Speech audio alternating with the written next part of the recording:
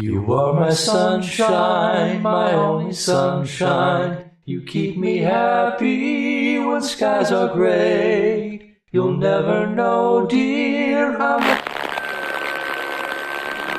Welcome to an evening of old-time radio.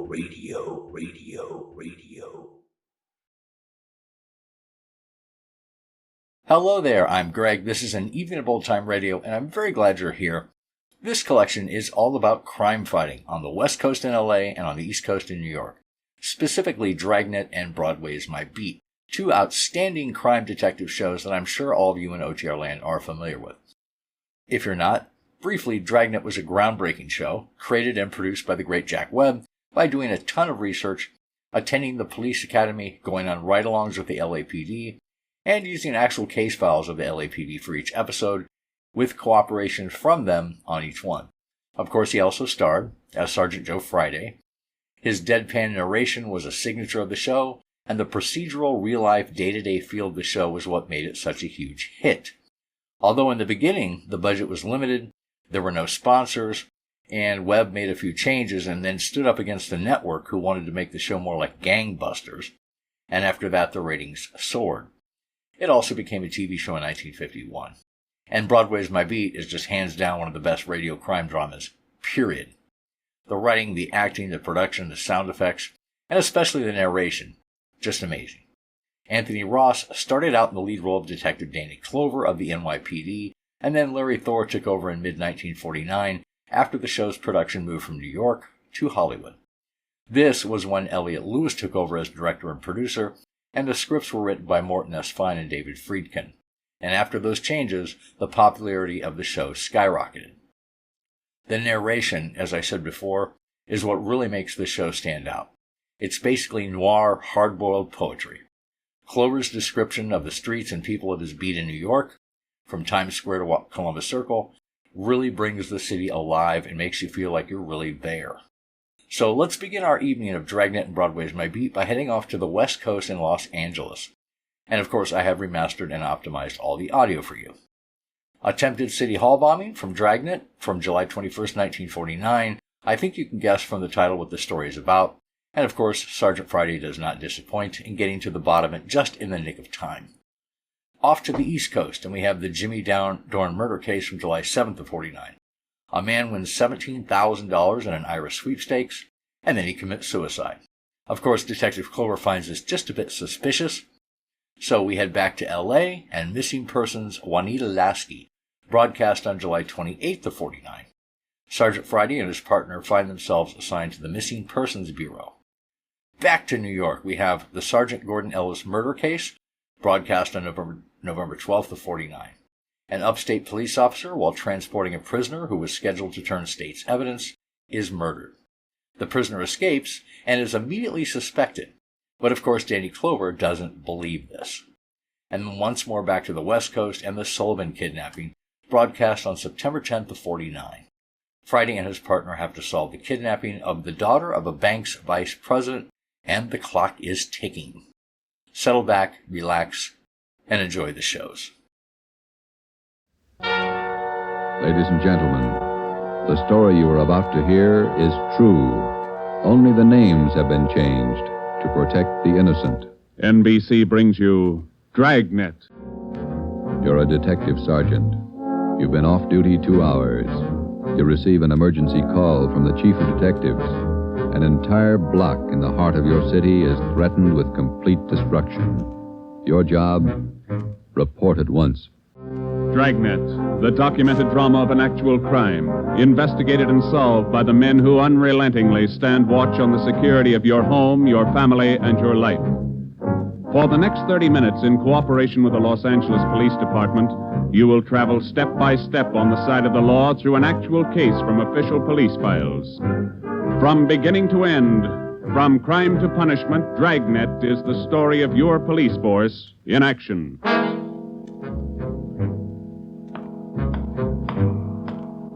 It was Tuesday, November 15th. It was raining in Los Angeles. We were off duty reporting in on an emergency call. My partner's Ben Romero. The boss is Ed Backstrand, chief of detectives. My name's Friday. It was 8:32 a.m. when I walked in the Spring Street entrance of the City Hall. You Sergeant Friday? Yeah, that's right. Take my elevator, Sergeant. It's the only one in service. All right.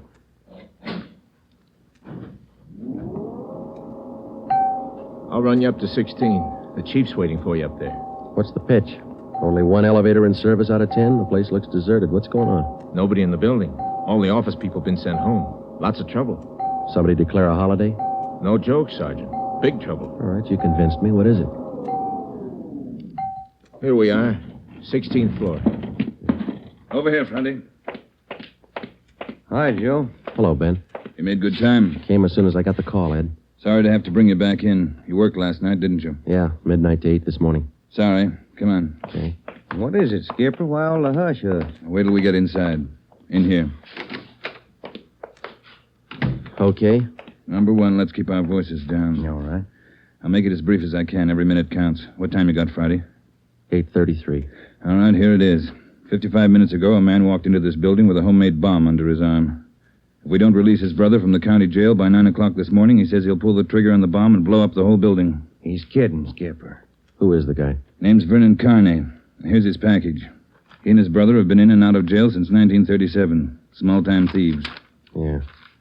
Where's the FBI kickback? We had him once before, both of them. Brother's name is Elwood, serving a year for car stripping. And this two-bit thief is sitting here in the city hall with a bomb on his lap? That's right. In the next room. What kind of a bomb is it, Ed? You think he's bluffing? Could be bluffing, but the crime lab says no. Lee Jones from the lab get a look at it? Been in there twice. One end of the box is glass. Says you can't see much without a closer look, but you can't get near the guy. What do you want us to do? It's a volunteer job. You can take it or leave it. I won't order you to do it. How you want to handle it? You sure you want a piece of this one, Romero? No, he doesn't, Ed. He's got a family. Get me another single man. We'll give it a try. Wait a minute, Joe. What makes this job so different? Anytime we kick a door in, we never know what's on the other side. That's what makes it different. This time we do. No, you're not going to cut me out. Not the only time I know what I'm getting into. All right. Chandler's tried. Hannon, Davis, Watson, they've all tried. This guy Carney knows what he's doing. He's no pushover. But somebody's got to get that bomb away from him. Friday, Romero, it's your baby now. I looked at my watch. It was 8:36. We left Backstrand and started down the hall. If Carney was going to make good his threat to blow up the building by 9 o'clock, we had exactly 24 minutes to talk him out of it. Ben and I figured we'd better look him over first and then work out some kind of a plan. Maybe just talking to him would do it. Vernon Carney was sitting in a straight-back chair against the far wall facing the door. He was seated between two windows that looked out over the city. Along the left wall was a row of 6 wooden chairs. In the center of the right wall was a connecting door leading to the office where Backstrand had briefed us. The door was locked on both sides. Just off-center and favoring the left of the room was a small filing table. The other furniture in the office was a desk just forward of the connecting door on the right. There was a dictaphone on the desk. In the near left corner, shielded by a white screen, was a small wash basin. The faucet leaked. Vernon Carney was middle-aged. He sat erect, holding a black box on his lap. He held his right hand inside one end of the box. Ben and I stood there for a minute and looked at him. Then we walked in the room. What do you say to a man with a bomb? That's close enough. Cigarette, Carney? I'm not smoking right now. What are you trying to prove? You know what I want? We're not going to let your brother out of jail. You got until 9 o'clock to change your mind. According to that clock on the wall, you got 24 minutes. If we go, you're going with us, Carney. Don't take much of a brain to figure that, copper. What made you think you could get away with this? Haven't yet. It ain't 9 o'clock. Unless that clock's slow. Haven't checked it against my pocket watch lately. That's the one that's running this show. Have you given any thought to all the innocent people that are going to go up with that thing of yours there? My brother's innocent. I want him out of jail. The court says he's guilty. He'll get out when he serves his time. That's where you're wrong, copper. He gets out at 9 o'clock this morning. All right, come on, Carney.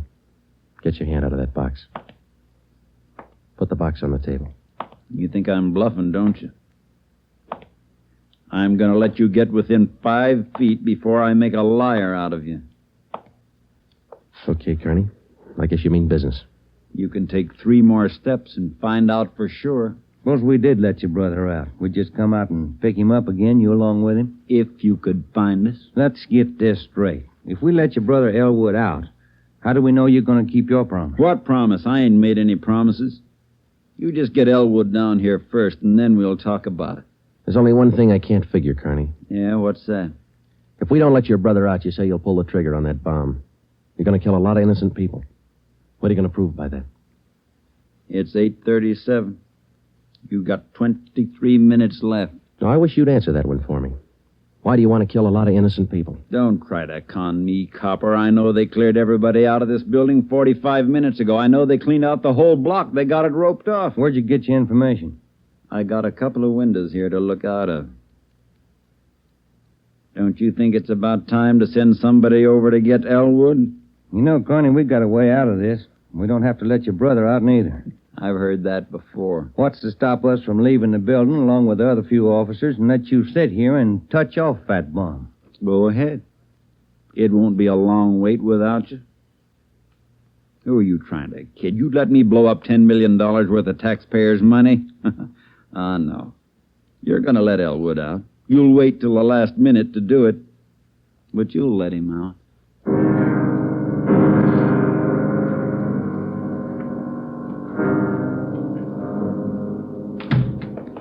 Ed, I'm still not convinced Carney can back up what he says. Then why didn't you take the box away from him? Yeah. We're in a spot, let's face it. How about an eye for an eye, Skipper? What do you mean? If he pulls the trigger on that machine, he kills us. How about us getting him first? All right, Romero.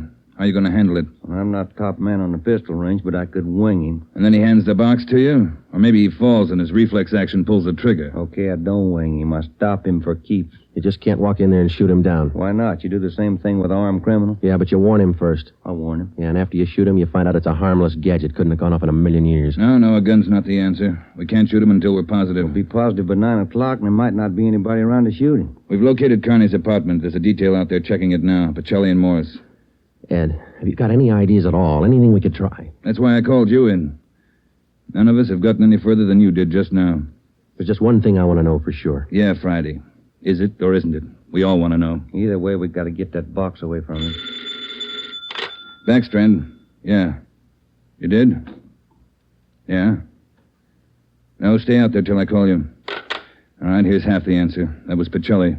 They found 28 sticks of dynamite in Carney's apartment. We knew Carney wasn't kidding now.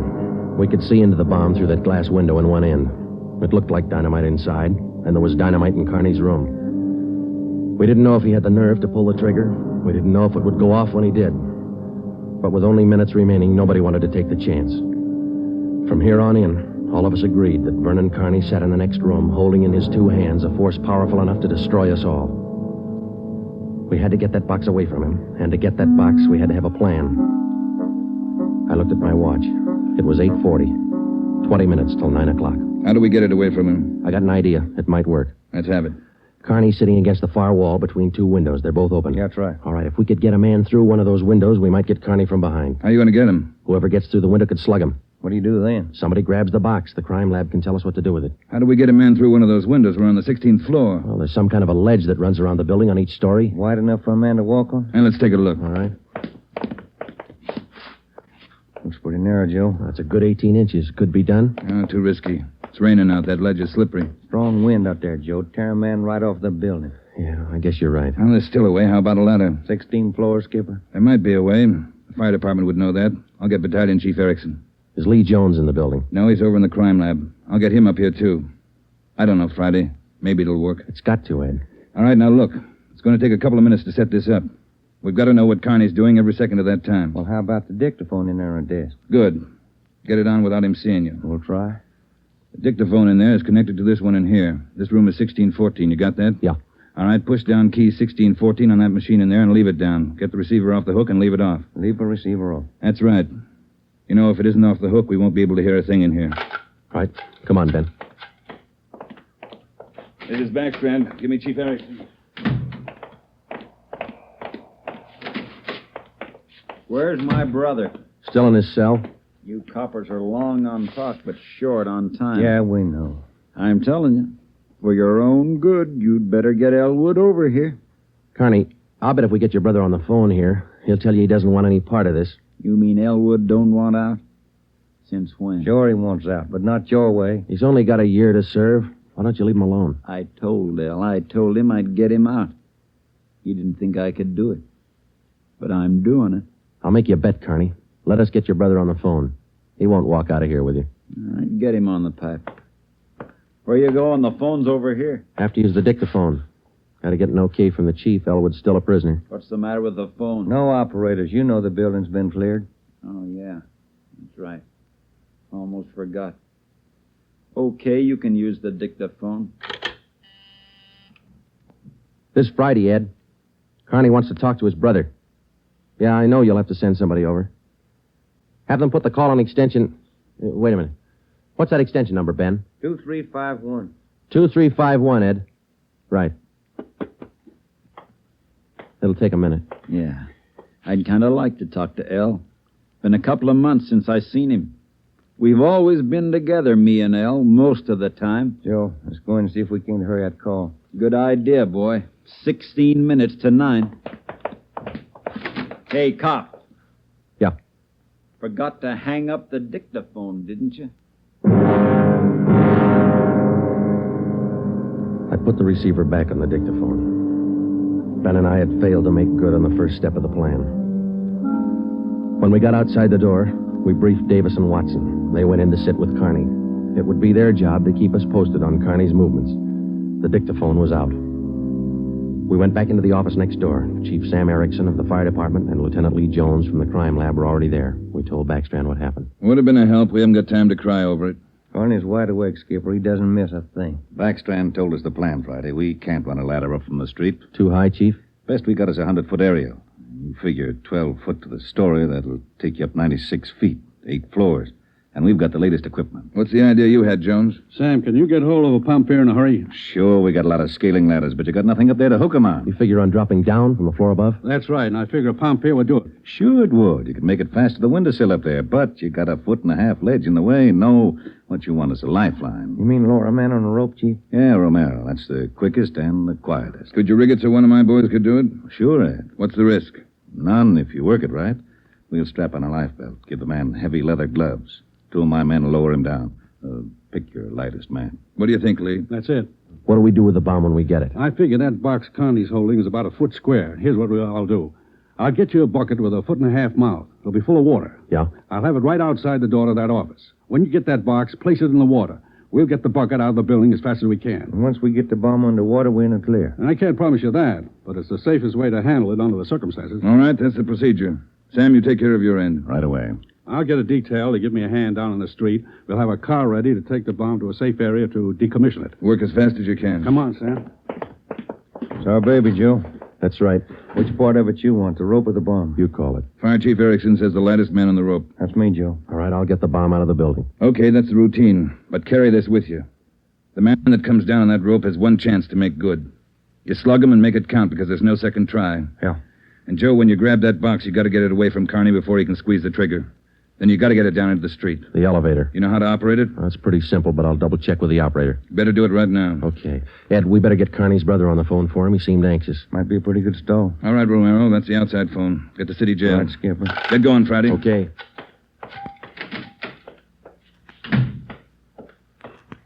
Hey, you. Elevator man. Yeah, Sergeant. Let me see if I know how to work that thing. You taking over the elevator? Well, in a couple of minutes. You want to check me out? Nothing to it, Sergeant. All right. Now, here's the control, see? You push this lever right to go up, left to go down. You see this little trigger on the underside of the handle? Yeah. That's the safety lock.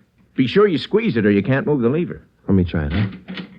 That's it. Right to go up, left to go down. Right to go up, left to go down. How do you operate the doors? Automatic. They work off the control lever. When the control lever is locked in the up or down position, the doors will close. I get it. Now, in case they jam, this red emergency button up here? Yeah. Push it. If that doesn't close them, we call the repairman. Okay, I think I got it. You sure now? I've had my orders to get out of the building. I'll just leave the elevator right here and take the stairs down. All right. Thanks a lot. Sergeant, just curious. You going to take the bomb down in this car? We're going to try. You won't have any trouble. We haven't had an elevator failure in 18 months. The elevator man turned and went down the stairs. Outside of a handful of volunteers and a man with a bomb, the city hall was now cleared. I started down the corridor and met Ben outside the office. He told me that Lee Jones and Chief Erickson were on their way up in the freight elevator at the rear of the building with the necessary equipment. The 2 fire department volunteers were with them. The phone call had been put through to the city jail, and in a moment, Elwood Kearney would be ready at the other end of the line. We went in to tell Kearney. I told him over at the jail to put the call through on extension 2351. Yeah. When's it coming through? Right now. You got Elwood with you? No. Look, Kearney, we told you we'd get him on the phone for you. The call will be through in a minute. Minute's a long time, cop. You only got 12 of them left. Elwood's going to talk you out of this. Oh, sure. Sure, everybody's going to talk me out of this. First it was them other 2 cops, the little Porky guy and that other monkey. Then you and this Dixie Doughhead here, and now it's Elwood. Come off it, will you, and get my brother over here. That's him. It's your brother, Connie. I'll get him. Stay put, you. Just gonna get the phone. You want to talk to your brother, don't you? I'll take care of the phone. We'll disconnect it for a while. Now get it straight, copper. I'm through with your stinking rotten lying. I want Elwood here. And I want him now. Bring him here before I blow you all to pieces. What's going on? Who threw that phone out in the hall? I did. You want me to go out and pick it up? Kearney, that's not going to get you anyplace. You the big boss around here? Maybe. Are you or aren't you? I answered you. All right, big boy. I've got a piece of advice for you. Take your rookie cops here and get it through their heads. I mean what I say. I want my brother over here in this room. And you've got just 11 minutes to get it done. Tell them that, will you, boy? All right, Kearney. It's your show.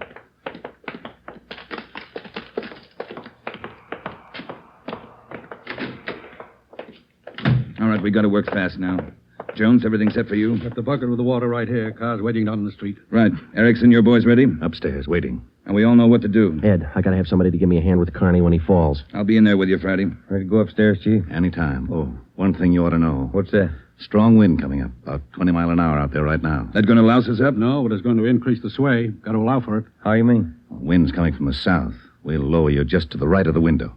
If I figure it correctly, the wind will do the rest. Bigger risk, but we don't control the weather. How you going to do it, Ben? As soon as I get in position, I'll reach in through the window on his right. I'll use the billy. Try to catch him on the right side of his head. One good hit should put him away. Let's make it 2 and be sure, huh? Right. You ready, Chief? Now, let's go. Ben. Yeah? Nothing. I'll be careful. You too, huh? What's the time, Friday? 8:50. Shouldn't take more than a couple of minutes for Romero to get down to that window, unless the wind gives him trouble. Jones, no use you sticking around. I'll give Friday a hand. That's my job. We've got to keep you alive to decommission the bomb. Bum joke. See you downstairs. You ready, Ed? Yeah. Scared, Friday? Yeah. That makes us even. Come on. Ed Backstrand and I went into the next room with Vernon Kearney. Our job was to keep him occupied until Ben was lowered to the windowsill from the floor above. Ben was going to make a try from the window on Kearney's right. Somehow, we had to keep Kearney's attention on us and away from that window. If anything went wrong and Kearney got out of position, the plan would fail. If Ben was spotted, the plan would fail. If Chief Erickson didn't estimate the force of the wind correctly, the plan would fail. After Ben slugged Kearney, my timing had to be perfect. If it wasn't, the plan would fail. I looked at my watch. It was 8 minutes to 9. Kearney, anything we can say that'll make you change your mind? I've asked you 100 times. Now I'm ordering you. You're going to get to a phone and have somebody send Elwood over here right now. I'm through waiting. Now move. You ripped out the phone, Kearney. Well, find another one. I told you I'm sick of your 2-bit stalling. We've got until 9 o'clock to make up our mind about this. You had until 9. But you wouldn't do what I told you. Now I'm cutting you short. You guys have got exactly 1 minute to get a phone in this room where I can hear you call the jail and have them send Elwood over here. You said 9, Kearney. All right, Joe. We'll give him what he wants. Davis, unlock the connecting door to this office. I'll get the phone, Ed. Will the cord reach? Yeah. Your brother's a prisoner. He's in our custody and he's under our protection. We can't place his life in jeopardy. Why not leave it up to Al? Here's the phone, Ed. Yeah. Kenworthy, this is Backstrand. We want Elwood Carney over here at City Hall. His brother wants to see him. Explain the situation. If he wants to come, get him over here. Leave it up to him. Room 1614. You'll have to use the freight elevator. And tell him to hurry. Yeah. Tell him to hurry. That's the only smart thing you've done today. Now, why don't you go next door and figure out another angle? We'll wait for Elwood, too. You don't think I'd let you get out now, do you? We're all going to wait right here for my brother. In case he don't show up, you're going to see me pull the plug. Just sit down. Not so close. Right where you are, sit down.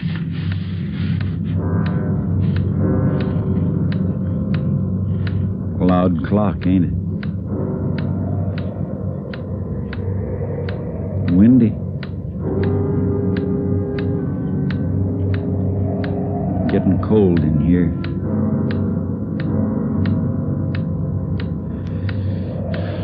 Sure a loud clock. Real windy. Maybe I ought to close the windows. Don't want to catch me a cold. I can turn on the heat. Stay put, cop. Hey, what's that? What's going on? Just the wind, Shut Sonny. up! There's somebody out there. I can see his feet. You stupid cops! Pull him up! Get back there, you! Pull him up! Friday, tell him to pull him up. Right. Pull him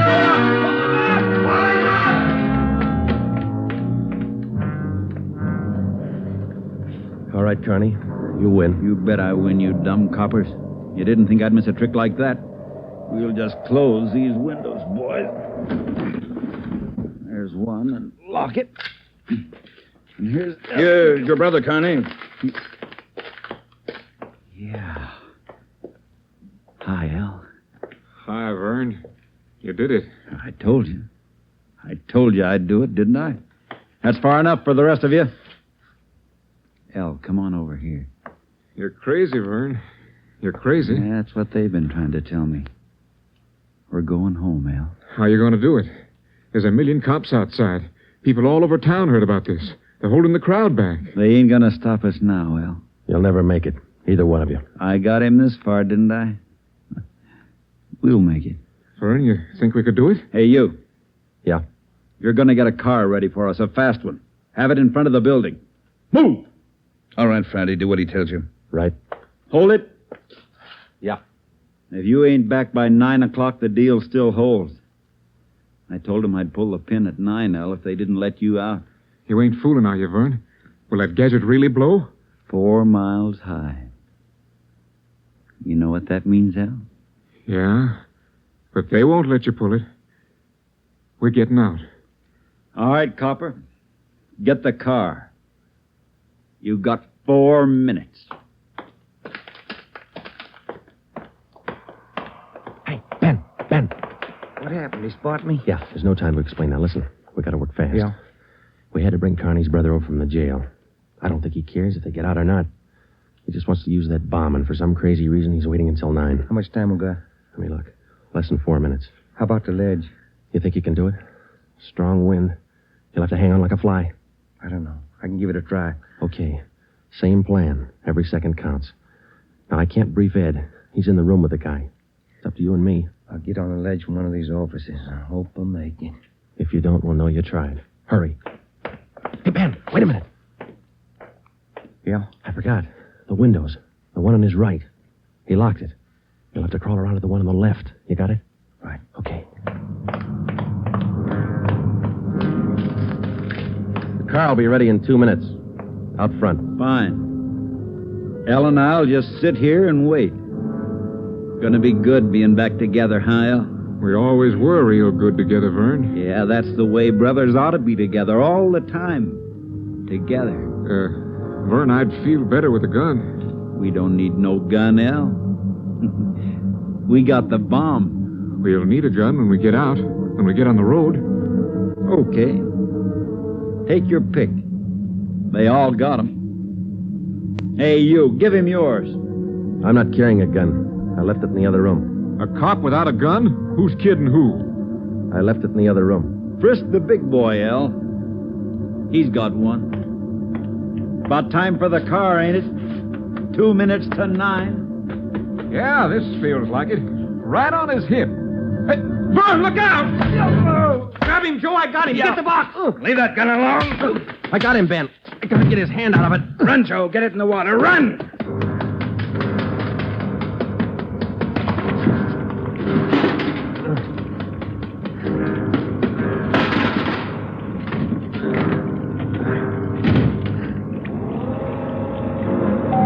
In a fast elevator, 16 floors isn't very much, but I've never shared an elevator with a live bomb. It seemed like minutes between floors. I kept watching the bucket. The bomb was completely underwater. A small stream of bubbles was hissing to the surface. I waited.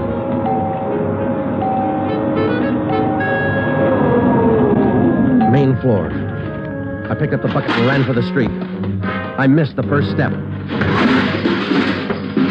I fell forward. The bucket spun out of my hand. I sprawled flat on the sidewalk. I waited for the explosion.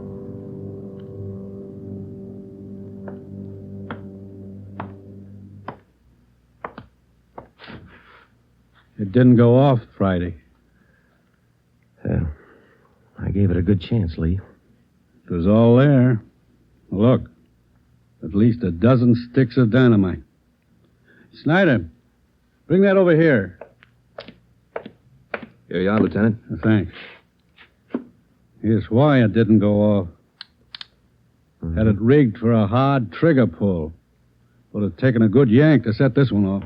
Yeah. Hi, Joe. Hi, Ben. Clumsy. The story you have just heard is true. Only the names were changed to protect the innocent. Vernon Carney was examined by 5 different psychiatrists appointed by the Superior Court and was found to be incompetent.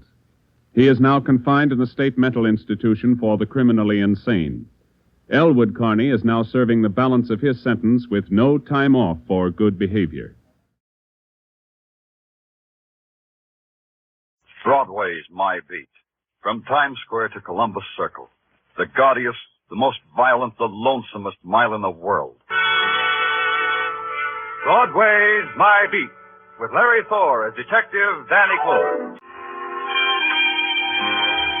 Broadway, where a pale and hungry girl walks like a queen because Broadway's a dream street. Where a fat man stands with begging eyes because he knows his dreams will never come true. It's a cry or a laugh, but nothing in between. Either way, it's my beat. On special detail, there are no special hours. Dawn was at the window of my office at police headquarters when I scribbled my last report. An out-of-town school teacher was trying to beat the heat by using Columbus Circle for a burlesque runway. I buried that one behind a convenient fan, bid the boys a fond bonjour, and started home out the side entrance. I didn't make it. All I saw of sunrise was in an alley, the alley reserved for police ambulances coming home to the morgue. A voice stopped me and invited me in. Danny, come here. The man who stood silhouetted in the slice of light was a man who called himself Capek, the freelance photographer who hung around headquarters. You never knew he was there, but he always was.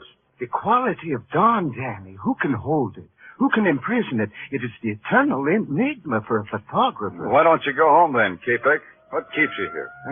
That ambulance, perhaps. Huh? You see, creative men like me have a devotion. It is always the same. Perfection. Everything neat and perfection. Oh, so that's what it is. Watch that stretcher, Joe. Yeah, okay. Hiya, Danny. Hi, what do you got, boys? Suicide. Guy jumped in front of an 8th Avenue subway. I didn't know anything about it. Well, not your department, Danny. See you later. See what I mean, Danny? Hmm? Neat and perfection. The man they're bringing in, for instance. What's neat about him? That was Jimmy Dorn, a Cinderella man who only the other day won $17,000 on the Irish sweepstakes. What? You must have read about him, how no newspaper, no newsreel could get a picture of him. Yeah, I remember. He was shy. I liked him for that. But I have a picture of him. Oh? Dead or alive? Alive, of course. Dead is for any hack with a brownie. Got it with you? Mind if I see it? No harm. I've already sold it to the news. Here, look at it, Danny. Note the delicate play of light and shadow, the exquisite... This guy looks happy. I never seen anybody look that happy. Because Capek took it at the moment of Jimmy Dorn's greatest joy, the supreme ecstasy of winning $17,000. Yeah, to each his own. How did you get it when no one else could? The famous Capek pact. It cost me $50 to arrange it. But the news paid me twice that. That much, huh? When Mr. Dorn committed suicide, it raised the price. You see, in the newspaper game, one must know. Excuse me, Capek.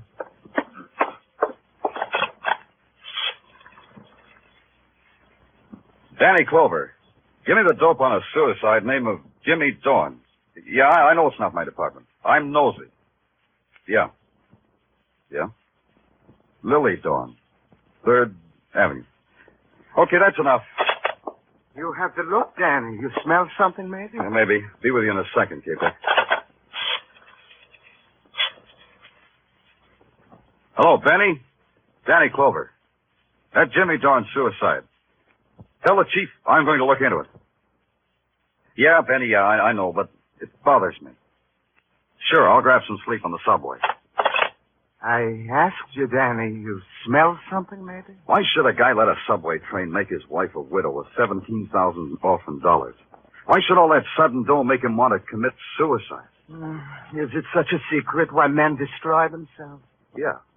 To me, it's not neat, Capek. It just ain't neat. 3rd Avenue is a tenement 5 stories high and miles long. At 9 o'clock in the morning, it was going full blast. The elevated, housewives hunched in open windows, kids flipping pennies against the wall, and every 7 minutes it screamed. Somewhere between Sam Chu's hand laundry, special attention paid to pleated dress shirts, and the Blue Star delicatessen, cream soda and hot pastrami 2 bits, somewhere between there was a doorbell. I pushed it.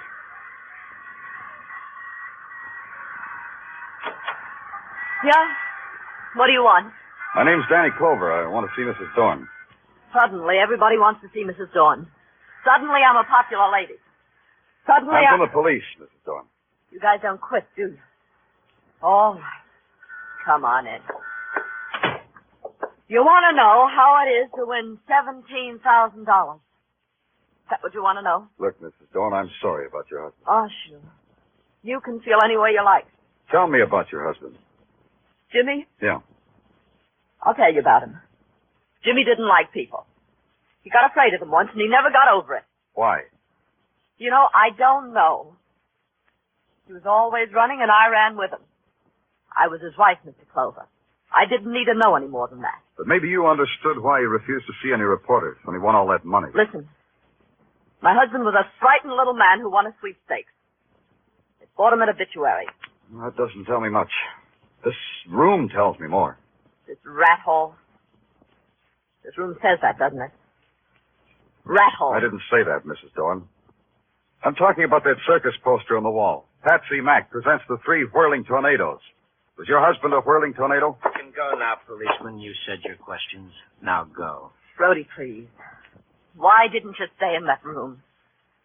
They can't do anything with us now. Come right on in, mister. Who are you? I'm a clever boy. I don't win sweepstakes, but I stay alive. Yeah, real clever. Now, what about this circus poster? It covers the cracks in the plaster. 3 whirling tornadoes. 3 men riding motorcycles in a barrel. Mrs. Dorn, for a frightened man, your husband made a dangerous dollar. Look, I told you all I know.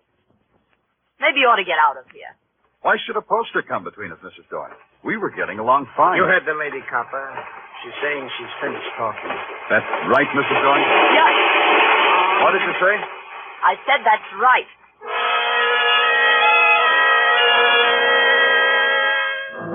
Maybe I should have let it alone, got some sleep. But it kept eating at me. When I found out Jimmy Dorn rode a motorcycle in a barrel, everybody got unhappy. I don't like it when it gets unhappy. So I took a walk and found myself on Broadway in front of a tire building that has a lot of names. You take your choice. You walk up 4 flights and you get 4 offers. You're perfect for a fairy tale ballet that's opening in Newark. You make a stunning cover on a muscle magazine. Can you play first trumpet with a Bot Hawaiian outfit? If you got a song that's trying to be public, call it a slight fee, of course. And on the 5th floor, you find what you were looking for. The office of Patsy Mack, promoter, entrepreneur, and a Dolliver guy. Well, it isn't Danny Clover. Hi, Patsy. You still pounding the stem, Danny? Aren't you ever going to be promoted? Promotion means a desk job away from Broadway. Who wants that? Yeah, I know what you mean. Can I give you something? Yeah, grape juice would be keen. I've got 3 fingers left of a bottle given me by a bearded lady who was enamored of my social standing. It'll bring a smile to your lips. You drink it, Patsy, and thank her from me, Patsy. Send her a dozen blue roses, or is it red roses for a bearded lady? Yeah, I'll do that. She'll appreciate it. She loves delicate things. Don't they all? Patsy, tell me a story. Okay. Now let me see. Oh, have you heard the one about... Tell me the one about the 3 whirling tornadoes. The 3 tornadoes? What fond corner of your memory clutched onto them? Tell me about them. Well, I don't remember much about them, Danny. They've been out of the business a long time. The 3 tornadoes, huh? Well, there were 3 of them. Thanks. There was no one else connected with them. Oh, no. The tornadoes ran their own carny. Toured the villages and the metropolises. Patsy, you got a reputation for remembering every act that ever played a circus or carnival. What were their names? Oh, you put me on my metal, boy. Now, let me see. There was Jimmy Dorn. Dorn. Yeah, I think. Oh, could he be the one who ended up under a subway this morning? I'll look into it. Who were the others, Patsy? Well, there was a fellow named, let's see now, a Russian kind of a name, Danilov. Yeah, that's it, Joe Danilov. Joe Danilov. And the third? Oh, now you're pressing me, boy. The third was a man named, let me see, Brady? No. Could it have been Brody? Brody, that's it. Well, how'd you know, Danny? Brody, it's a short jump. I'll try real hard. You're sure there was no one else connected with the act? Well, now come to think of it, there was another guy. Yeah? He backed the show, I think. His name doesn't register, Danny. This guy whose name doesn't register. Was it you? Oh, are you kidding? I had nothing to do with the tornado. Well, thanks a lot. You're a gentleman and a scholar, Patsy. And a liar. I left Patsy there waving his jaw at nothing, which was about what I had. Nothing. An ex-carnival performer wins $17,000 and dies under the wheels of a subway train. They say he jumped. Why should he do a fatal thing like that? Why should Patsy lie to me? A one-sheet poster said, Patsy Mack presents the 3 whirling tornadoes. Patsy had just told me he had nothing to do with the tornadoes. Well, there's another guy I know, in another place I know. His name's Pop, and he takes care of the file room of a magazine. Magazine that tells a lot about people, especially the people who show people. The file room was deserted except for Pop. What you doing down here, Danny? Wrangling, Pop. Oh, you don't have to hide that comic book from me. My wife packs it with my lunch, Dan. Now, you take this one. Yeah. Sandra, the Jungle Queen. Ain't she a honey? Makes a man with me. Yeah, she's keen. What are you holding on a guy named Joe Danilov, Pop? Take a second to find out. How was that name again? Danilov, Pop. D for doll, A for avenue, N for... Avenue N? Yeah, avenue N, Pop. Yeah, got it. Only, you didn't spell it right, Jenny. You didn't let me finish. Didn't need to. Here's the file on Joe Danilov, all right. Only it's D for dead. Let me see that. Joe Danilov, ex-carnival performer, a member of the 3 tornadoes, was found dead today at the bottom of an elevator shaft. Danilov left no survivors, his wife having died a year ago. Hey, how about this? How about what? Listen, a week before his death, Danilov came out of obscurity to win a cross-country motorcycle race with a purse of $1,000. So he made funeral expenses. That's hot news, huh? Last night, another man, a man named Jimmy Dorn, came out of obscurity to win a lot of money. He died, too. 2 whirling tornadoes all played out, one after another. You know something, Danny? What? I don't know what you're talking about. Oh, sorry, Pop. I was playing with a jigsaw puzzle. Well, you sit right down there and do just that. I'm going upstairs for some coffee. You want some? Coffee, Daddy. Want some? Yeah, your coffee. Be nice, Pop. I'll just be a few minutes. Don't let anybody kidnap Sandra, the Jungle. Yeah. 2 whirling tornadoes. The third one named Brody. Maybe you'll blow away, too. Brody and the bitter widow Dorn, and Patsy Mack, the sweet guy who told lies. That's you, Pop? Oh.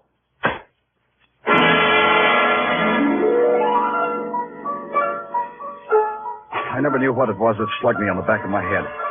It wasn't a comic book. And whoever did it wasn't Pop. Just before I hit the floor, I had a flash. It wasn't Sandra, the Jungle Queen, either.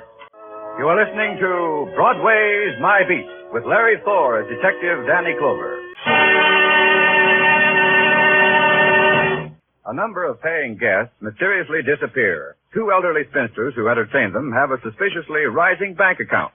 And it's a murder farm story for Casey, crime photographer, to explore on CBS Tonight. Also on CBS Tonight, you'll hear the network's famous series, Escape, in place of Suspense, while Suspense is on summer leave of absence.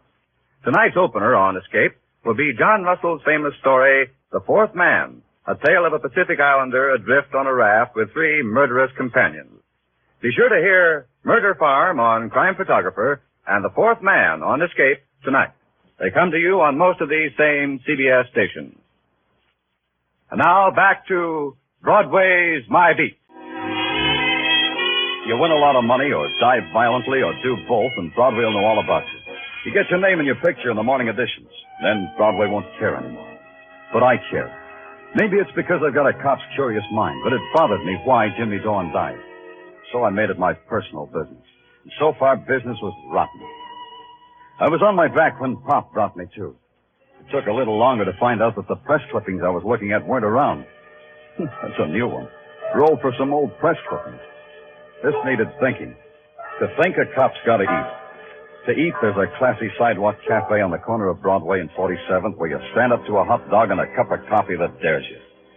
I threw a lump of sugar at it when someone tapped me on the shoulder. Hello, Danny. Mind if I join you? Oh, K-Peg, not at all. Grab a napkin. Danny, somehow you look unsymmetrical today. What happened to your head? I had it done over. Oh, you're detectives, always intruding yourselves into violence and danger.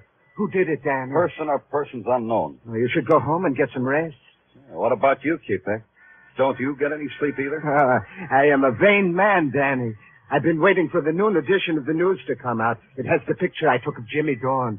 Look at it, Danny. Yeah. Is it not a magnificent reproduction? Yeah, it's quite a picture. How'd you catch the expression? For an artist like me, it is a matter of precise timing. But somehow, I feel the caption beneath this picture is not right. What do you mean? I feel the caption should not read suicide. It should read murder. Oh? Makes you say that? I have captured death in my pictures for a long time, Danny. This is the face of a man whom death was about to touch with murder, not with suicide. You talk prettier, but you think like a cop. The elements for murder are three, Danny. A widow with $17,000, perhaps a boyfriend, and... Wait a minute, Danny. Where are you going? You haven't touched your... I've got to make a call. So you can't eat first? Who calls on a rich widow with onions in his breath? Hey, you up there. You at the window. Who, me? Yeah, you. Hello. Mrs. Dorn, isn't she home? You want somebody, mister? Mrs. Dorn. I've been ringing your bell. Where is she? Oh. You know where Mrs. Dorn went? There's no light downstairs. Her? Yeah, her. Oh, sure, she had a date. For across the street. What? For across the street, mister. The Eagle Tavern. I saw her go in there with a guy. The Eagle Tavern took up 40 front feet of sidewalk, and its insides were designed to take up thousands of man-hours of loneliness. Right now, there were only three lonely people. The bartender, Mrs. Dorn, and Brody. Mrs. Dorn and Brody were standing at the end of the bar trying real hard. I hated to do it, but I decided to ruin their evening for them. You don't know when to quit, do you, Clover? Why do you keep coming around? Like I was saying, Mrs. Dorn. What are you drinking, Mac? Nothing at all. Yeah, you can nurse that a long time. Mr. Clover, look. Please, we don't want any trouble. We got all the It's this way, Mrs. Dorn. A long time ago, a man named Joe Danilow fell down an elevator shaft and was killed. Seems like he was nobody until he won a motorcycle race. Then he got his name in the papers. Then he died. What does that do to you? What should it do to her? I'll try a refresher. Joe Danilow was a whirling tornado. He belonged in your husband's act, Mrs. Dorn. Try to react on that. I don't know what you're talking about. You got your reaction, Clover. Now blow. Mrs. Dorn, you know your husband just might have been murdered. No. Try it, Mrs. Dorn. Consider it. You've got no manners at all. All you've got is a loose mouth. Wait a minute, Brody. The man said somebody might have killed Jimmy. Do you think so, Brody? This guy's trying to put poison in your brain, Lily. Don't listen to him. You think I shouldn't, huh? Why should you listen to you, Brody? Go read a book, copper. Go read a book and find out why I should hang around a woman who's married to my best friend, Jimmy Dorn. Maybe you're waiting for him to die. He did, didn't he? Yeah. I never thought of it before. Jimmy's dead, and that makes you number one boy to a lady who just inherited $17,000. That'll teach you, Lily. That'll teach you not to talk like that. Talking a woman's easy, Brody. This will be a little... Hey, what are you doing? Hey, you can't play in here. Stop it! I'm running a decent joint. Stop it! Stop it!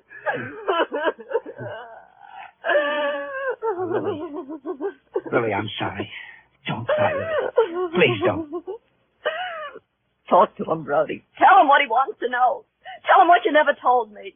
What happened back there 10 years ago? Why were you and Jimmy always hiding? Tell him, Brody. Take off, copper. You've done your bit. Take off and feel filthy about the whole thing. Sure, only you fascinate me, Brody. If you didn't shove Jimmy Dorn in front of a subway train, what keeps you alive? First Joe Danilov, then Jimmy. There's hardly a breeze left of the three whirling tornadoes. What's keeping you alive, Brody? Now there was a guy I just had to see. Capex. There was a chance he had taken more than one picture of Dorn. Maybe in the background I'd see a familiar face. Out in Sea Beach near Coney Island, I found the door with Capex's name on it.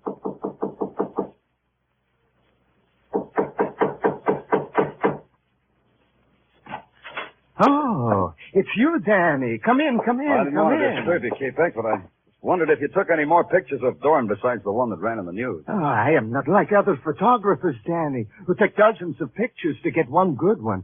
I take only one, and it is always perfection. So the one in the news is the only one? Yes.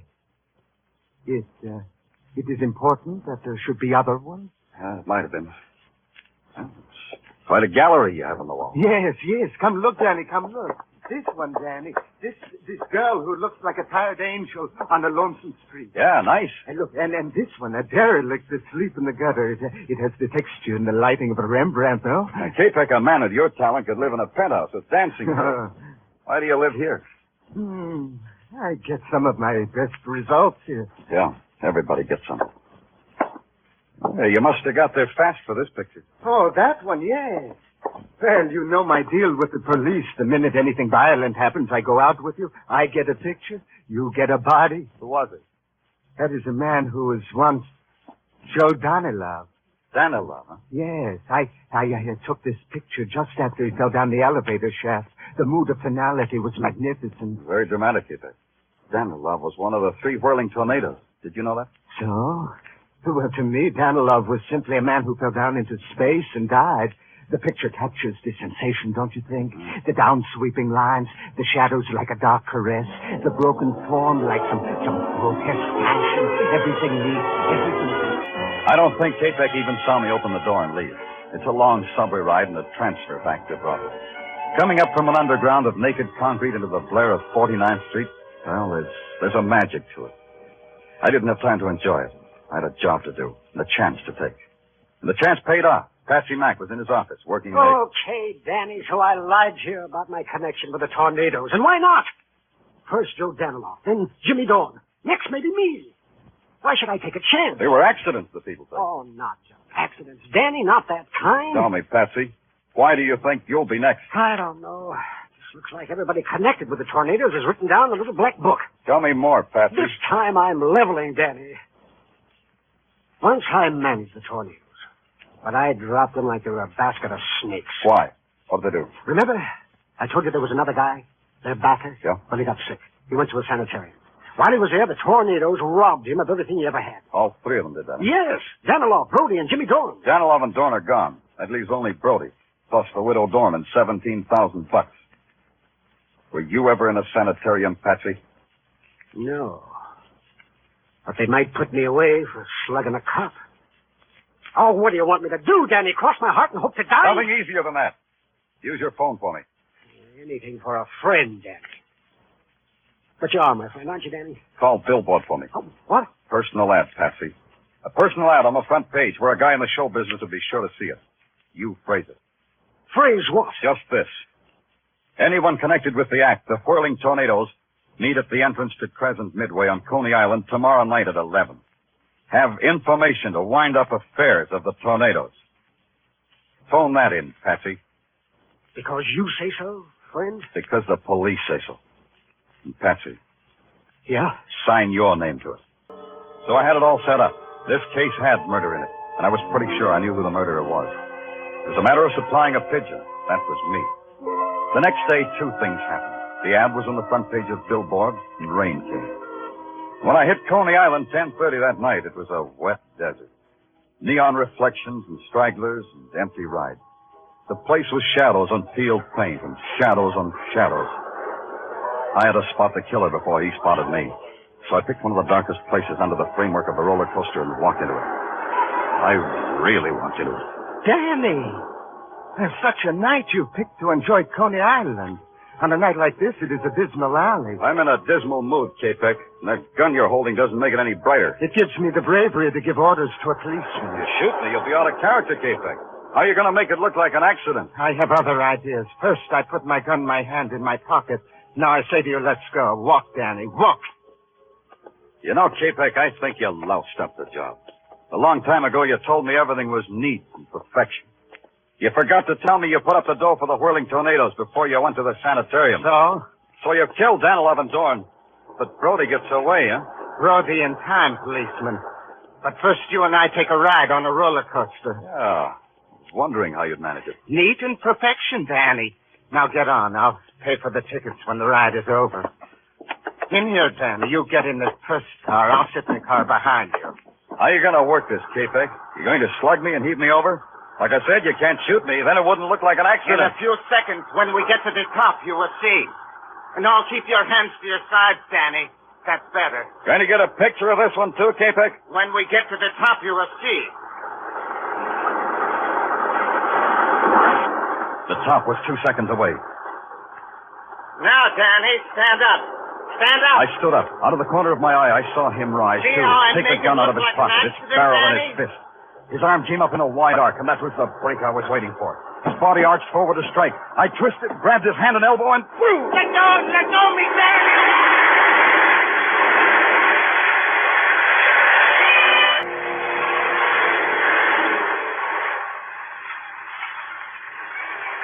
How long can a roller coaster ride last? Long enough. Long enough to piece together the jagged edges of some frightened lives. Danilov and Dorn murdered. Murdered because they crossed a twisted man named K-Peck. Brody and Patsy Mack hugging the shadows because they were afraid of K-Peck's revenge. And Lily Dorn with a handful of dust and dollars. You pay for the ride here, mister. Hey, you didn't take that ride all by yourself. Yeah.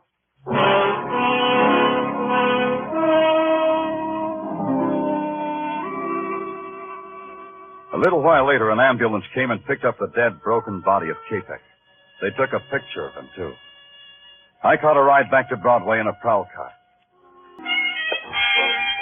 It stretches out in front of you, this street called Broadway, like a midway to some cruel and fantastic circus. And you're the performer.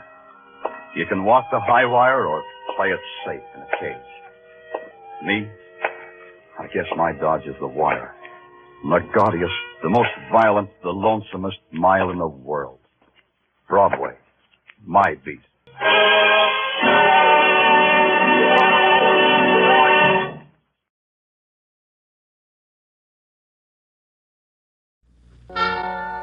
Ladies and gentlemen, the story you are about to hear is true. Only the names have been changed to protect the innocent. NBC brings you Dragnet. You're a detective sergeant. You're assigned to missing persons detail. You've never heard of Fountain Green, Utah. You've never heard of Juanita Lasky. Los Angeles is a big city. 452 square miles. 3,356,969 people. Your job, find her. Dragnet, the documented drama of an actual crime investigated and solved by the men who unrelentingly stand watch on the security of your home, your family, and your life. For the next 30 minutes, in cooperation with the Los Angeles Police Department, you will travel step by step on the side of the law through an actual case from official police files. From beginning to end, from crime to punishment, Dragnet is the story of your police force in action. It was Monday, December 12th. It was cold in Los Angeles. We were working the day watch out of missing persons detail. My partner's Ben Romero. The boss is Ed Backstrand, chief of detectives. My name's Friday. I was on my way back from lunch, and it was 12:47 p.m. when I got to room 67A. Missing persons detail.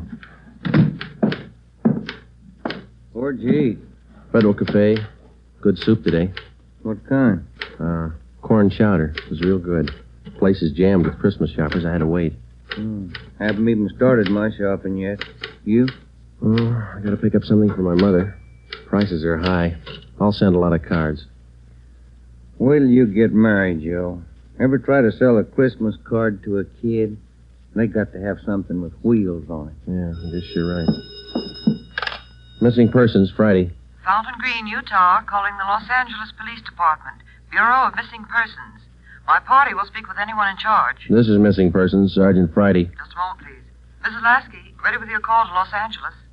Hello? Hello? Hello? Here's your party. Go ahead, please. Operator? Yes, madam. Could you please give me the charges for this call? I'm using my neighbor's phone. All right, madam. Please signal when your call is completed. Oh, yes, I'll do that. Go ahead, please. Hello? Hello? Are you missing persons? Yes, ma'am. Sergeant Friday.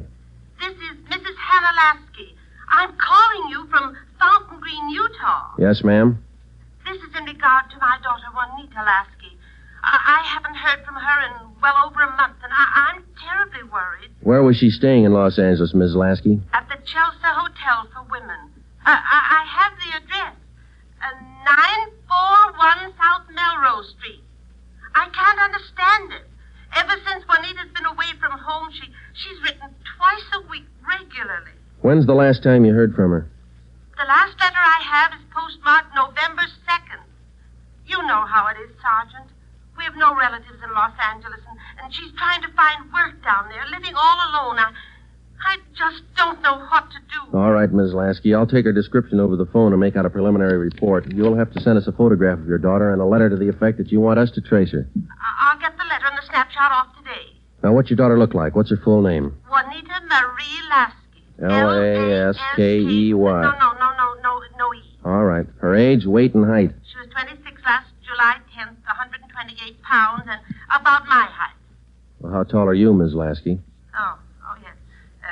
5 feet 7 inches. She has auburn hair. It's quite long, and her eyes are green. Okay, I got it. Any outstanding scars, birthmarks, anything that might help us identify her? But what's that? I say any outstanding scars, birthmarks, anything that might help us identify her. No.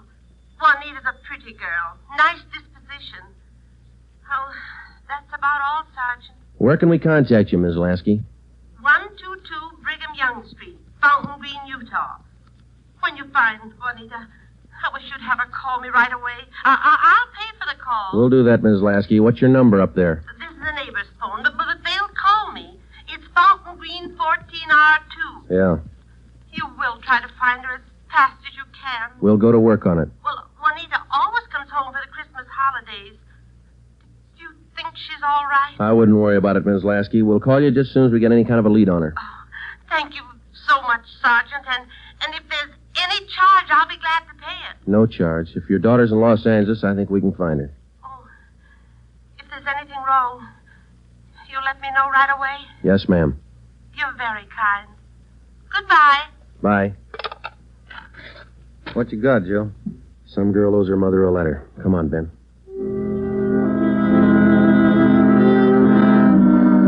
Just a routine call. We made the usual check, the morgue, all the hospitals, the county jail. And then we went through the repeater file. We found a Juanita Lasky in the files, but the age and description didn't match. We put that lead in the discard. After the usual paperwork, the next step was to check her last known residence, the Chelsea Hotel for Women. Here it is, Joe. Chelsea Hotel. Yeah. 55 rooms, all outside. You're home away from home. Now let's go in.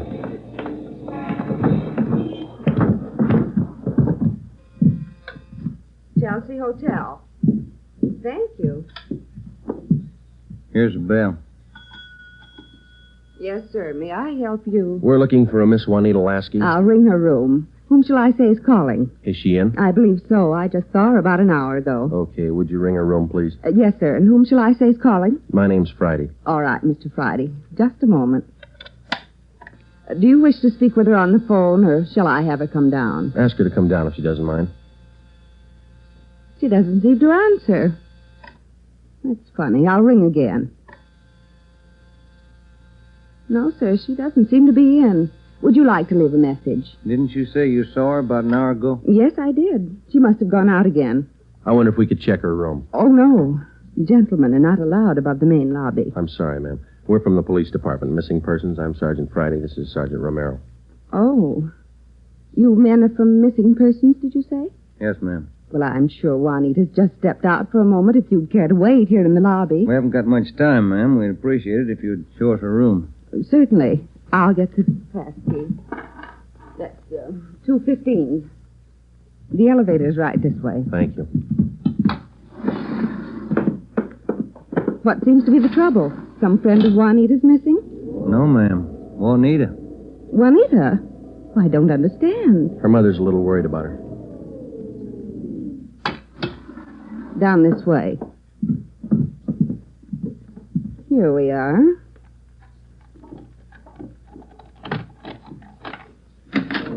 No wonder she didn't hear the phone. She's in the shower. Yes, ma'am. Would you rap on the bathroom door and tell her we'd like to talk to her as soon as she's through? We'll wait out here in the hall. Certainly. Juanita? Juanita, there are two gentlemen here to see you. Juanita? Juanita? I'm coming in. It's Miss Waters. Sergeant? Yeah? There's no one in the shower. Well, it's running, isn't it? Yes, and I see a robe and towel all laid out. We better take a look around. Turn off the shower, will you? Yeah. She must have left in a hurry. Say, here's a fresh change of clothing on the bed. Where's the closet, ma'am? This door? Yes, that's right. Closet full of clothes. There's a couple of pieces of luggage in there. This isn't like Juanita. Funny, isn't it? You say you saw her about an hour ago. Yes, I did. Coming in or going out? Oh, coming in, I thought. You have room service here? Yes, we have a coffee shop downstairs. Uh-huh. The tray of food here on the table hasn't been touched. Coffee's still warm. Shut that radio off, will you, Ben? Yeah. Could she have gotten out of the building without you seeing her? No, we don't have a rear entrance. You sure you didn't see her go out the front door just before we got here? No, I did not. How about her mail? She been picking it up lately? I think so. We can check that down at the desk. Yeah, here's some letters. Postmark Utah. Return address. Mrs. H. Lasky. Mother. Yeah, let me see that other one, Ben. This is one of your telephone message forms? Well, let me see. Yes, that's right. Says long distance call operator 2, Fountain Green, Utah. According to this slip, this call was received at 1:25 today. May I see that, Sergeant? Certainly. There you are. Yes, that's Edna's writing.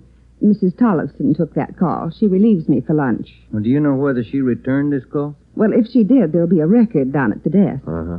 Now, you're positive that you saw Juanita Lasky an hour ago? Yes, I'm sure. Just about an hour ago. 5'7", 128 pounds, green eyes, red hair. Red hair? Oh, no. Juanita's a blonde. Her mother told us that Juanita Lasky had red hair. Now, we weren't too surprised. A lot of women change the color of their hair. It would make identification a little more difficult, but not impossible. We checked down at the desk. Juanita Lasky had picked up all her mail, but she had not answered that long-distance phone call to Fountain Green. The next step was to question some of the people in the Chelsea Hotel who knew Juanita. We tried room 217. Yeah, oh, Gloria, these men are police officers. They want to ask you some questions. Oh, yes. Is it all right for them to... Yes, of course. This is an exception. Won't you come in? Thank you. What's your name, miss? Gloria Edgerton. You know Juanita Lasky? Yes, I know her. She has the room right next door to me. Have you seen her today? No, I haven't. I've been out doing my Christmas shopping. Why? We were trying to locate her, Miss Edgerton. Wasn't she in her room? I thought I heard her shower going. Yes, you did, but she wasn't in there. When was the last time you saw her? Last night at dinner. We always eat dinner together. Did she say anything that might lead you to believe that she was going anywhere today? No. She said she might do some Christmas shopping today, so I suggested she go with me, and she agreed. She said she'd let me know this morning. Did she? No, she didn't. I just assumed that maybe she was sleeping in, so I went on alone. Are you sure she hasn't just stepped out? We don't know. If you're just going down to the corner, it's a little unusual to leave the shower running, the radio on, and let your lunch get cold. Did she do that? How long has Juanita had blonde hair? Well, ever since I've known her, about 6 months. We moved in here together. We work at the same place. Where's that, Miss Edgerton? At the Clagett building. We're elevator operators. I see. Who's your immediate superior down there? Darlene Camp. She's chief starter. Mm-hmm. You got that, Ben? Mm-hmm. She have many dates? No, not too many. Juanita likes to go steady. Who was her steady boyfriend? Paul Matthews. He works in the Clagett building, too. He's in the dental lab for Dr. Welty, 6th floor. Well, is there anything else that you'd like to add that might help us find her? Well, are you sure she's lost? The Clagett building is in the heart of downtown Los Angeles. It's a business and professional building. The cornerstone says erected in 1924, and it stands 12 stories high. The main entrance is on Hill Street. Going up. That's all in the car, please. All right, Marion. Going up. Get back in the car, please. Are you Darlene Camp? Yes. Just a moment, please. Going up. All right, Dora. Can I help you? I'm Sergeant Friday, Police Department. This is Sergeant Romero. Yes, sir. Juanita Lasky work for you? Yes, she does. She's one of my operators. When's the last time you saw her? Anything wrong? No, we're just trying to locate her. Well, you just missed her by 45 minutes. All right, Sylvia. She was in to pick up a check. Do you know where she cashes her check? Most of the girls cash them down at the bank on the corner. There's only one around here over on 8th. You say about 45 minutes ago? Yes, that's right. Thanks very much, Miss Camp. Come on, Ben. Going up. All right, Marion. Bank's not far from here. It is kind of funny, isn't it? What's that? Her room, the shower, the radio, that lunch. Sure pulled out in a hurry. What do you think? I don't know what to figure. It's a new one on me. She's alive, we know that. Well, she was, 45 minutes ago, anyway. Christmas is here. Santa Claus in his chimney. Yeah. No. I beg your pardon, sir. Yeah, that's all right. Merry Christmas. Same to you. Here we are, Joe. Guess we better check with the manager, huh? You the manager? I'm the assistant manager. Can I help you? Police department. Yes, sir. I'd like to find out if a check has been cashed here within the hour. Yes, sir. And what's the party's name? Lasky, Juanita, payroll check, Clagett building. Yes, sir. I know Miss Lasky. If you'll step behind the counter, I'll get the check. Thank you. If you'll just wait right here. Okay, thanks. Wonder why she stopped writing to her mother. It's a good question. When we find her, we'll ask her. Wonder if anything was wrong where she worked. No, it didn't seem to be. We'll check back there when we finish here. Yeah. That boyfriend, Paul Matthews, too. Yeah. Oh, here's our man. Yes, sir. Here's the canceled check. I okayed it. You sure it's the same girl? Blonde girl, elevator operator in the Clagett building. Was she alone? Oh, I think so.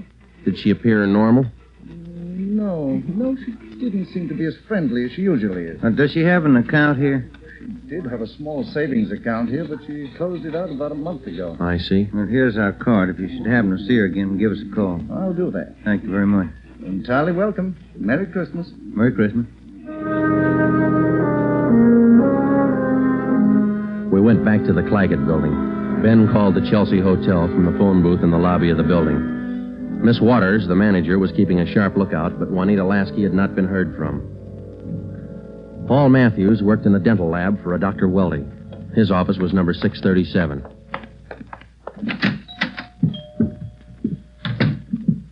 Yes, gentlemen, may I help you? We'd like to see Paul Matthews. I'm Paul Matthews. We're from Missing Persons Police Department. Sergeant Friday. I'm Sergeant Merrill. Yes, sir. Do you know a Juanita Lasky?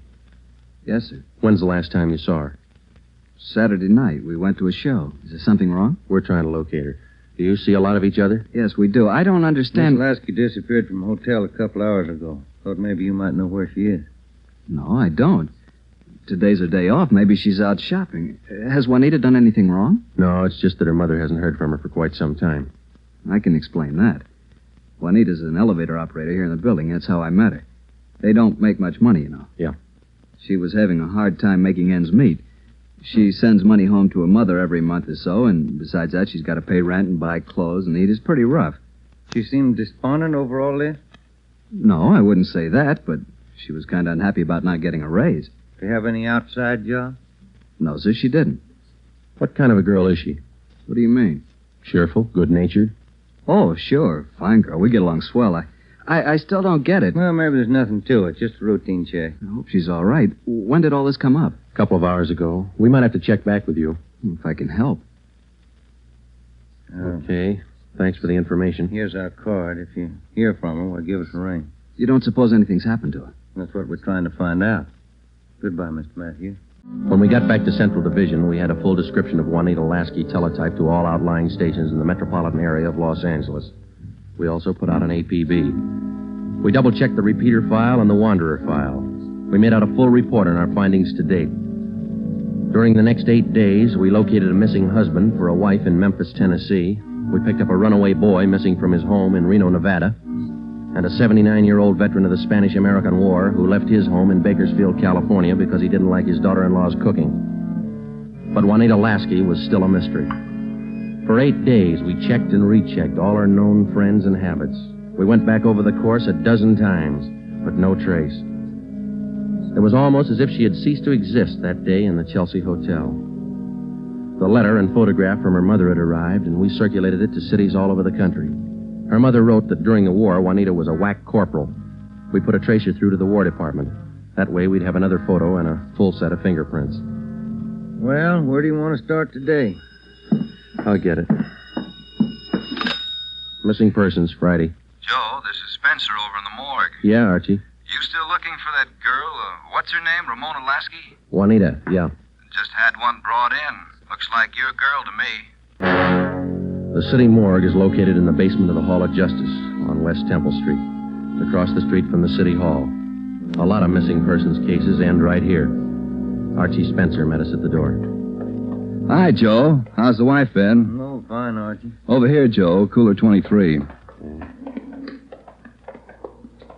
Give me a hand, huh? You bet.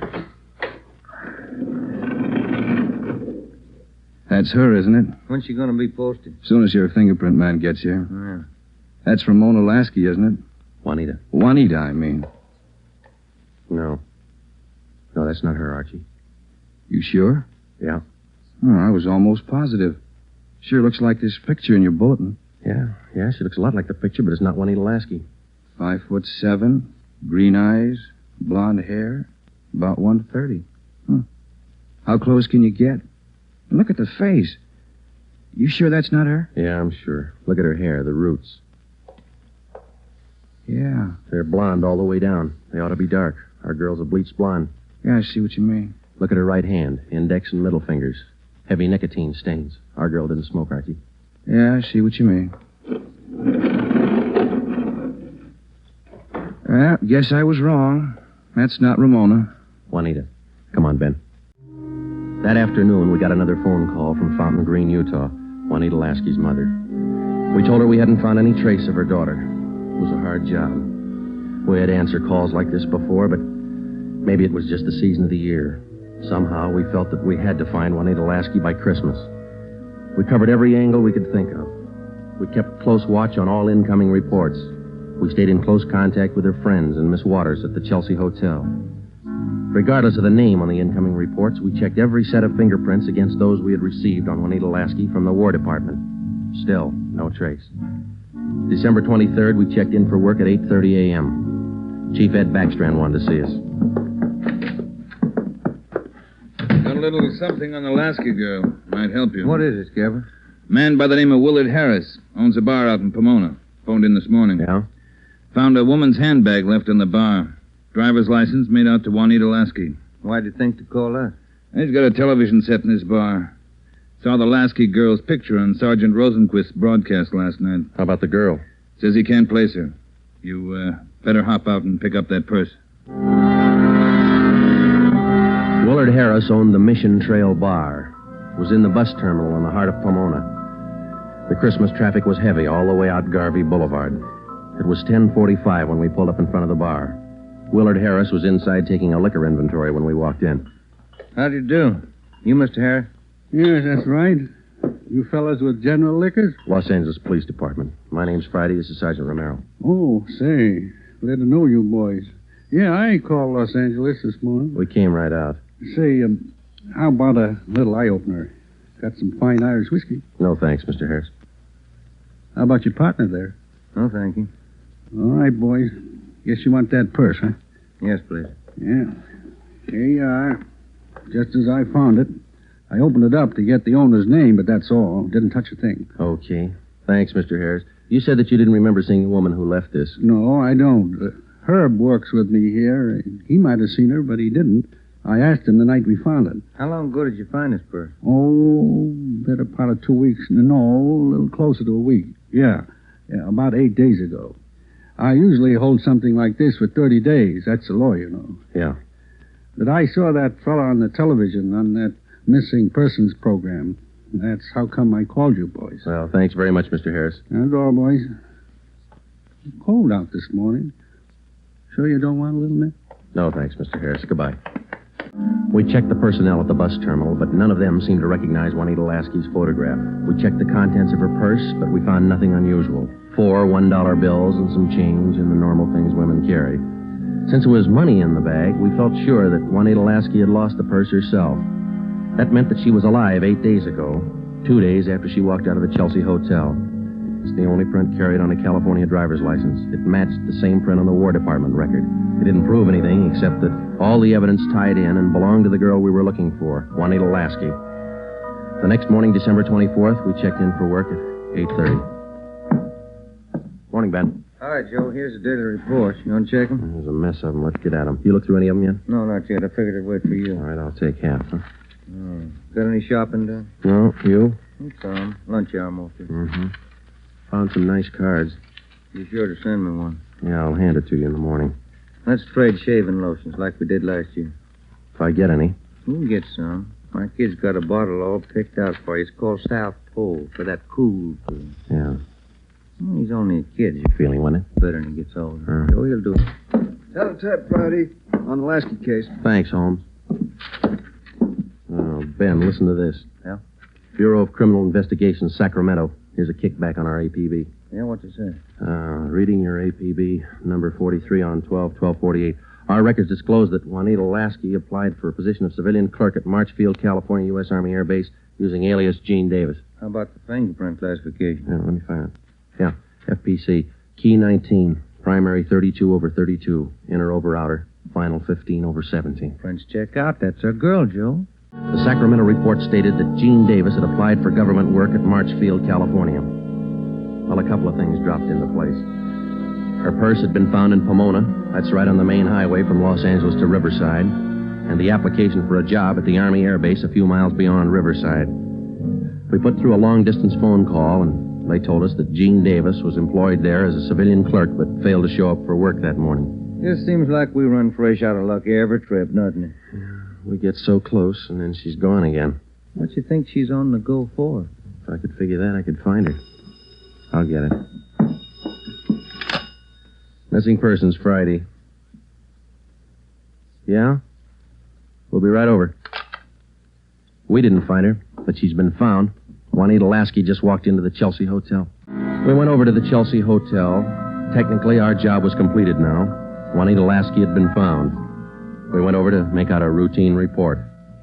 The streets were pretty jammed with last-minute Christmas shoppers, so we walked the last block to the hotel.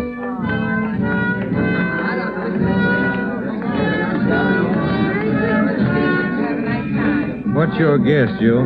Let's ask her. Come on, let's go in. That looks like her over by the desk there. Yeah, pretty well memorized that face. Sergeant, this is Juanita Lasky. Sergeant Friday and Sergeant Romero. Juanita. How do you do, Miss Lasky? How do you do? I'm sorry. I'm terribly sorry. Miss Waters told me. Do you mind telling us? Where have you been?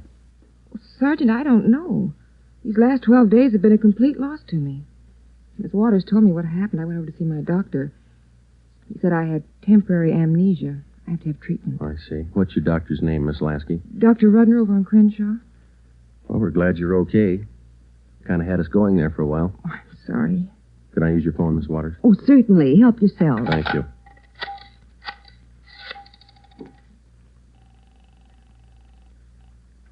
Long distance? I'd like to place a person-to-person call to Mrs. Hannah Lasky, Fountain Green, Utah. That number is 14R2. Fountain Green, Utah, 14R2. That's right. Your name and number, please. Joe Friday, and this is Hempstead 8594. Thank you. Rate operator. Fountain Green, Utah. Route and night person rate from Los Angeles. TC Mount Pleasant, Salt Lake, night person 140. Through Salt Lake. Salt Lake. Mount Pleasant. Mount Pleasant. Fountain Green. Fountain Green. Fountain Green, 14R2. Mrs. Hannah Lasky, Los Angeles, California, calling. Thank you. Ringing operator. Hello? Mrs. Hannah Lasky, please. Los Angeles, California, calling. Oh, yes. Hang on. I'll get her. Waiting on your party, sir. Thanks. Getting through all right, Joe? Yeah. Lucky.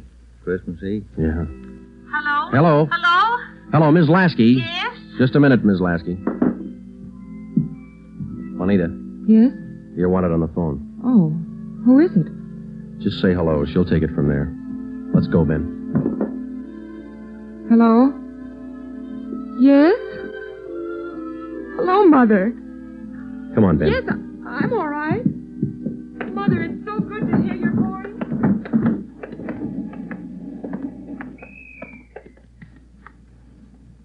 See you tomorrow, Joe. Merry Christmas. Yeah, it is, isn't it? The story you have just heard is true. Only the names were changed to protect the innocent. Upon further examination by competent medical authorities, Juanita Lasky was found to be suffering from periodic spells of amnesia. She was given treatment, and a complete cure was effected. You have just heard the 8th in a new series of authentic cases from official files. Technical advice for Dragnet is furnished by the Los Angeles Police Department. Tonight's program is dedicated to Corporal Grady A. Beecham of the 9th Precinct Metropolitan Police Force, Washington, D.C., who, on the night of December 2nd, 1948, gave his life so that yours might be more secure. Dragnet came to you from Los Angeles. This is NBC, the national broadcasting company. Broadway's My Beat. From Times Square to Columbus Circle, the gaudiest, the most violent, the lonesomest mile in the world. Broadway's My Beat, with Larry Thor as Detective Danny Clover. Broadway. It's a journey to the end of all the streets of the world. You turn a corner and you're there. You walk more slowly and lean your heart against it like you were in church until it explodes in your face. Then you move swiftly and you're one of the crowd window shopping for kicks and bargains and heartbreak. And you'll find it. Because it's Broadway, My Beat. The side streets are furious when they funnel off of Broadway. Then they trail down into limbo. Midway between the Fury and Limbo is a gray stone building. That's police headquarters. That's where I was standing, in front of it, watching the patches of night sky bleed into each other. That was my detail. I was waiting for someone.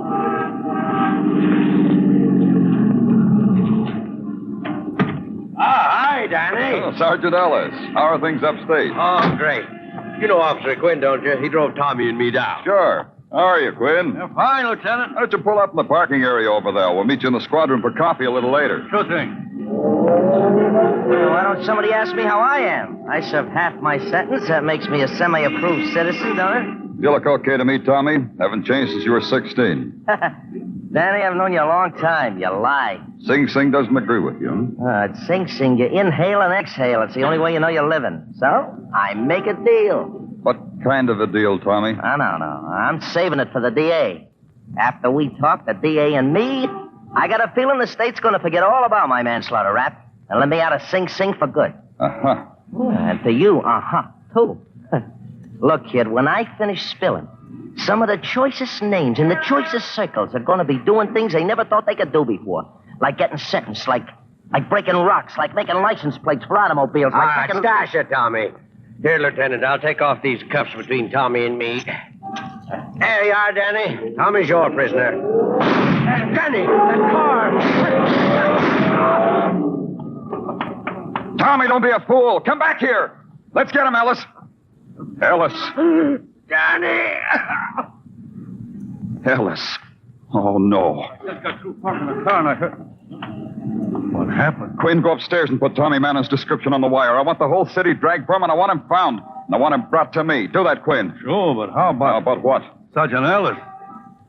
He's dead, isn't he? Dead. Death and violence are easy commodities in the city. Easy to buy and easy to sell. A decent man named Gordon Ellis got his free for nothing. The sudden mob that gathered round his shrunken body got theirs at bargain prices, too. Headlines on the house. Criminal escapes. Cop murdered. And the sick taste was in my mouth. I just stood while the headquarter boys did what needed to be done. Then I went back to my office and locked the door.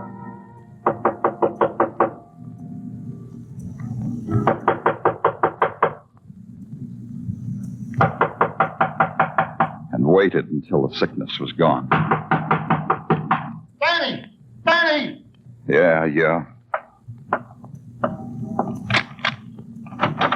What do you want? Oh, just to talk to you. Can't I talk to you, Danny? Yeah, come on in, son.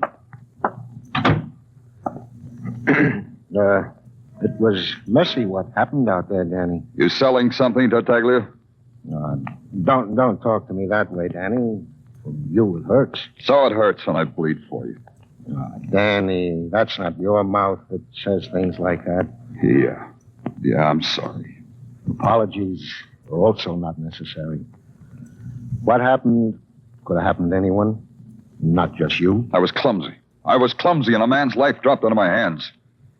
Tartaglia, get me the file on Tommy Mannon, everything, even the dust it's wrapped in. Okay, Danny, okay, in a minute. You know, the way I figure it, this deal that Tommy Mannon wanted to make with the DA, well, maybe it was kosher and maybe it was crummy. Maybe this whole thing... You're still here, Tartaglia. Danny, darling. I've brought you your posy. You can't face the world without a posy. Bend down so I can pin it on you. Janie, how many times I have to tell you it ain't dignified you should sell flowers in police headquarters? And without a license? You're only a Sergeant Tartaglia. You will address me as Madam. Stop squirming, Danny. All right, Janie. Tell me, doll, are you still running competition with the post office? Keep your nose to the smelling of flowers, Danny. It's healthier. The boys on the lam, do they still send messages to their loved ones through old Janie, the subway Lily? Like Tommy Mannon, maybe? Danny, darling, I'd rather be called Lily than be planted with one. So I'm not saying one way or the other. Yeah. Pay the lady for the posy, Tartaglia. Outside of headquarters and across the rooftops and down in the roaring avenues, the city had already grown restless for the nighttime. It was a time of big noise and prowling and secret laughter. And somewhere inside of it, and part of it, Tommy Mannon, hoodlum. Tommy Mannon, hoodlum. And I was living this piece of my life just for him. So I was prowling, too. And there was a place to go. A white marble house that overlooked the East River. It was on the other side of a world. A precise pattern of house lights strung like tinsel against the dark. The precise butler who opened the door and tilted his finger at the precise angle toward the waiting room. The decor of opulence that makes its own particular breed. And the precise amount of time that went by before the greeting from mine host. Danny Clover. How nice. Won't you join us? We're in the library.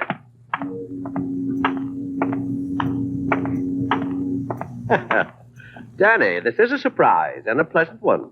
Oh, you know Mr. Arnold, don't you? James Arnold, the attorney. Hello, Danny. What brings you all the way out here, Danny? Thought you'd be expecting me. I didn't know you were having company, Faulkner. I'll leave. Stay a while, Arnold. Thank you, Danny. I was about to suggest the same thing.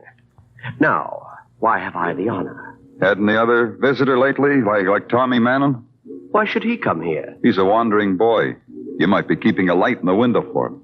Tommy left my employ when he confessed to manslaughter. Really, Faulkner, maybe I'd better leave. You're comfortable, Arnold? The drinks are all right? The hors d'oeuvres? Fine, but... Then stay a while.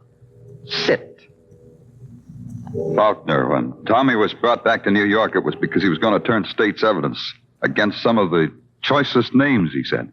So? You're a choice name. You and Arnold here, respectively an untouchable high-class hoodlum, the attorney for an untouchable high-class hoodlum. Real choice names.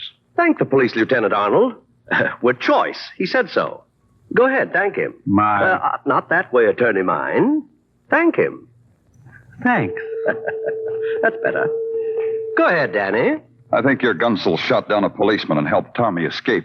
But such a tactic would constitute a felony, Danny. I think that Tommy's being brought to town was a dodge. Tommy had powerful friends on the outside who knew when he would be brought down. So you suggest we arrange this afternoon's fiasco? I'm suggesting it. Oh, throw it away. It ruins a good evening. It lends a bilious overtone to the fine conversation Arnold and I were having. Doesn't it, Arnold? Yes, it makes conversation bilious. Exactly. I was explaining to Arnold the 7-move mate that won Konstantinov, the chess championship in 32. Things like that devastate me. Don't they you, Danny? You leave men like Faulkner and his toady, and you have a feeling you've been playing mumble peg with scalpels. Then you take a long walk into a dismal and frayed edge of the city, and it's a walk back into memory. The street where you were born is the same. The kids' games are the same. The cruel words on their mouths are not changed. The fly-specked electric bulbs that hang in peeling hallways are still there. And the night sounds of a tenement still follow you as you climb the decaying stairs. Then you knock on a door that opens into a room where Tommy Mannon was born.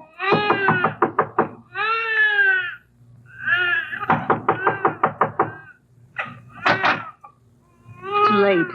What do you want? Mrs. Mannon? I might be.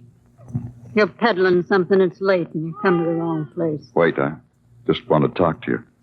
Don't you remember me, Mrs. Mannon? I stopped remembering a long time ago. I'm Danny Clover. So you are. Face is cleaner than when I saw you last. How old were you, Danny? 10? It won't take long. Could we step inside? We can talk here. Inside would be better, Mrs. Mannon. All right. Go on in. Who is it, Mrs. Mannon? Who's your gentleman caller, Mrs. Mannon? Hello, Mr. Mannon. Oh, I know you. You're Danny. Danny Clover. You're the cop who let my boy get away. Have a drink, Danny. You've been wonderful to my boy. Come on, Danny, have a drink. No, don't mind him, Danny. He means no harm. He's a drunken sot, but he don't mean no harm. Go back to your bottle, Mr. Mannon. I'll do that thing, dearie. I'll just do that. You want to know if Tommy's been here, don't you? Has he? When you were a kid, did you ever hear it said Mrs. Mannon was a liar? No. Then you'll believe me when I tell you this. If Tommy so much as put foot in this house, I'd throw him back into the gutter he wallows in. That's no way to talk about Tommy. Tommy's good. Tommy's smart. Smart.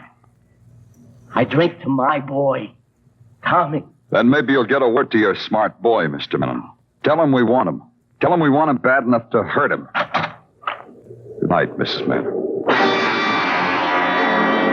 I went back to Broadway for only one reason. I was hungry. And eating alone is the loneliest time a man can have. On Broadway, there's always people. You can watch them and make up your own stories. Stories that didn't have murder in it.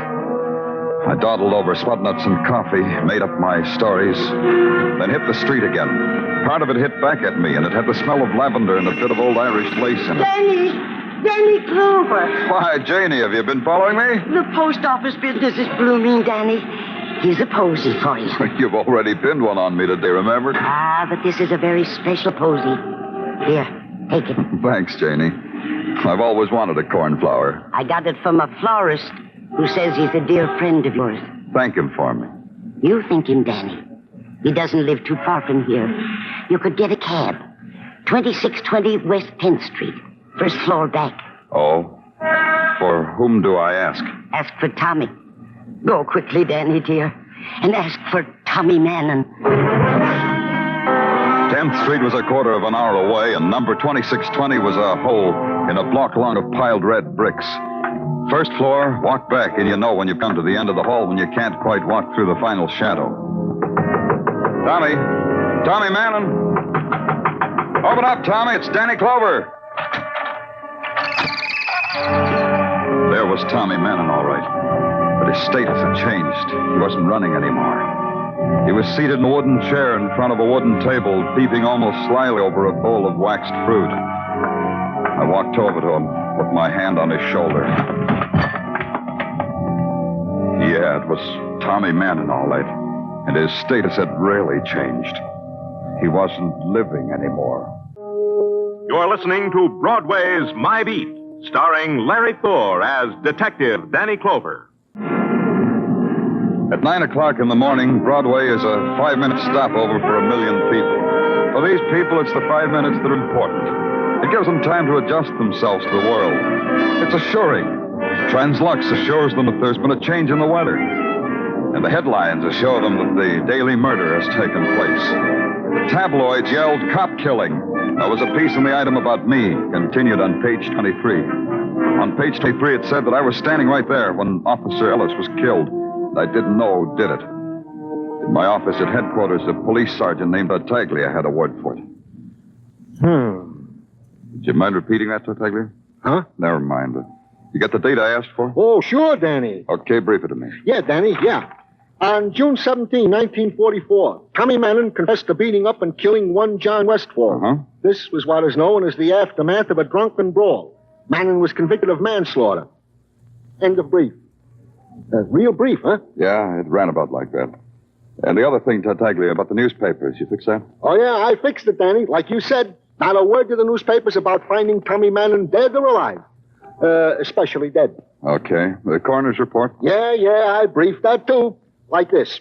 Tommy Mannon was dead on arrival. Not a mark on his body. He wasn't poisoned. No heart failure. Mysterious, huh? Tartaglia? Okay. Tommy Mannon was drowned. Drowned? So it says on the report. Mannon was, and I quote, forcibly held with his head underwater until he was drowned. And I unquote. Yeah, they figure it was in that fruit bowl on the table. Water was still clean to the wax fruit. Twist, huh? Yeah, funny killer. You got that list of character witnesses at Mannon's trial? Yeah. There was one. And the one was one Georgia Webb. Address, the Brighton Hotel for Women. Brighton Hotel for Women, huh? That's quite a showplace. Danny... This one I'll brief for myself. The Brighton Hotel for Women stands at the edge of the park. And from its blood granite threshold, you can watch the old men playing at bowls on the green. And through its plate glass doors, you look in on a pink plush world.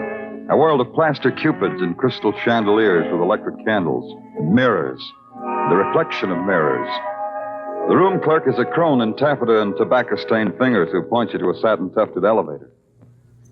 And the 5th floor is a hallway lighted with rails of fluorescent lamps. Some doors stood open. Georgia Webb's was closed. Come in, wherever you are. Georgia Webb? Whatever you are, it's nice from here. Today they're good. Who? God, whispers, whatever it is that brought you to me. Come in, sit down, pour yourself a drink. Or maybe you don't drink. I'm Danny Clover. You didn't have to tell me that. What's in a name, as they say? I'm Danny Clover, Broadway Special Detail. Oh? Off duty? No, Georgia. I take it all back. Everything I've said, I take it all back. I've been catching up on my reading. Only today I read where you were once Tommy Mannon's girl. Tommy Mannon? Yeah, a punk who ran away. I thought maybe you ran here, so he'd refresh your memory, so you'd remember his name. Tommy Mannon. If I knew him, it didn't make an impression. You know, there are men like that. You testified at his trial. You gave your name, your address, and your testimony in a loud, clear voice. Clear enough and loud enough for me to hear 5 years later. It's true. Your ears are cute. Maybe you left something out 5 years ago, Georgia. Something you'd like to tell me now. About Mannon? Was it Tommy Mannon? Tommy Mannon. Why didn't you ask him? When you find him? I found him. That's why I'm asking you. Because Tommy was dead. Oh? How'd he die? Natural causes, or did you shoot him because you're a policeman and you can kill people? Someone pushed his head in a bowl of water, and Tommy Mannon was drowned. That's how he died. Oh? We don't like the way he died, because it could happen to other people. Like you, maybe. Couldn't it? So maybe now you'll remember some things that Tommy didn't get to tell us. Drown. There are better ways of dying. You know, it's convincing how you talk. Tommy was a jerk who made deals. Everything was a deal. Even the manslaughter rap. Explain it to me. Tommy didn't kill that man. He was in Baltimore when it happened. But he confessed to it. For $20,000, he confessed to it. He gave 5 years of his life for $20,000. Tommy the deal maker. The poor crumb. Why doesn't somebody answer that phone? They will. Let's go over it again, Georgia. You're saying a man was killed, that it was all a frame. Who made the deal with Tommy? You, dearie. All right. I'll be a minute, Danny. Okay. This is Georgia. Yeah. Wait a minute. All right. All right, yeah. You can go now, policeman. Your time's up. What? Get out. Everything I told you was a lie. All the talk I made, it was no good. That phone call have anything to do with it? Yes. You ask me, and I tell you yes. They told you not to talk anymore. Who told you that? A man who likes it when people are dead. Now you understand why I've got nothing to say to you. You understand nothing you can do or think of can make me talk to you. Yeah. That's how it is, Danny boy.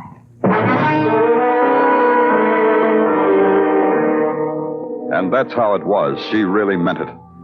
It was noon when I left the Brighton Hotel for women. I told myself I could think better if I walked. When the walk was over, I might as well have taken a cab. Nothing came, no answers to anything, no progress. Except that I was back at headquarters. In the first floor hallway, there's a bulletin board listing sheriff sales, police details, and used radios at a bargain. There was a man looking at it. He saw me and moved his lips over his teeth. This was supposed to mean he was smiling, which was supposed to mean he was glad to see me. Hello, Lieutenant. Remember me? James Arnold, isn't it? Faulkner's attorney. Yes, Faulkner's my client. You mean you work for him? You're his flunky. Mr. Clover, I work for many people. My association with Faulkner is neither more nor less intimate than my association with my other clients. Understand, I work for many people. You've been wondering what I'm doing at police headquarters? I'll be frank with you. I haven't given you a thought. I know. That's how I affect people. Can we talk? Aren't we? Of course. I mean in private. This is private. Of course. So talk. Of course. Good things could happen to you, Lieutenant. Every night, Mr. Arnold, every night I say, let good things happen to me. Now you know a secret. Fine things, Lieutenant. Like silks and satins, like me. People are interested in you and want the best for you. People want that. What people? People. Nice people who want to see you get along. Mind if I interrupt? Of course, interrupt. It's about Tommy Mannon, isn't it? Of course. Now, go on. It isn't much. The nice people don't know what happened to Tommy. They don't want to know. They want this case closed as if Tommy were... Dead? Dead. They want this case closed. You can arrange it. Then nice things will happen to you. I'll try, Mr. Arnold. I really will. Splendid, Lieutenant. The nice people will be happy. You too. Goodbye, Mr. Clover. Yeah.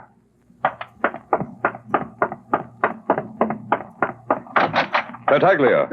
Yeah, Danny. Send out a pickup for Georgia Webb, Brighton Hotel for Women. Pick her up and bring her down. Item 2? Call the press room and give them the whole story on Tommy Mannon. Tell them we found him dead, drowned, everything, the works. Yeah, Danny. Tell them this. Tell them we've got a witness who confessed everything. Named Georgia Webb. She talked her head off. Got that? Yeah. Then do it. Okay, Danny. Where are you going? Home, Tartaglia. Home. I'm going to sleep.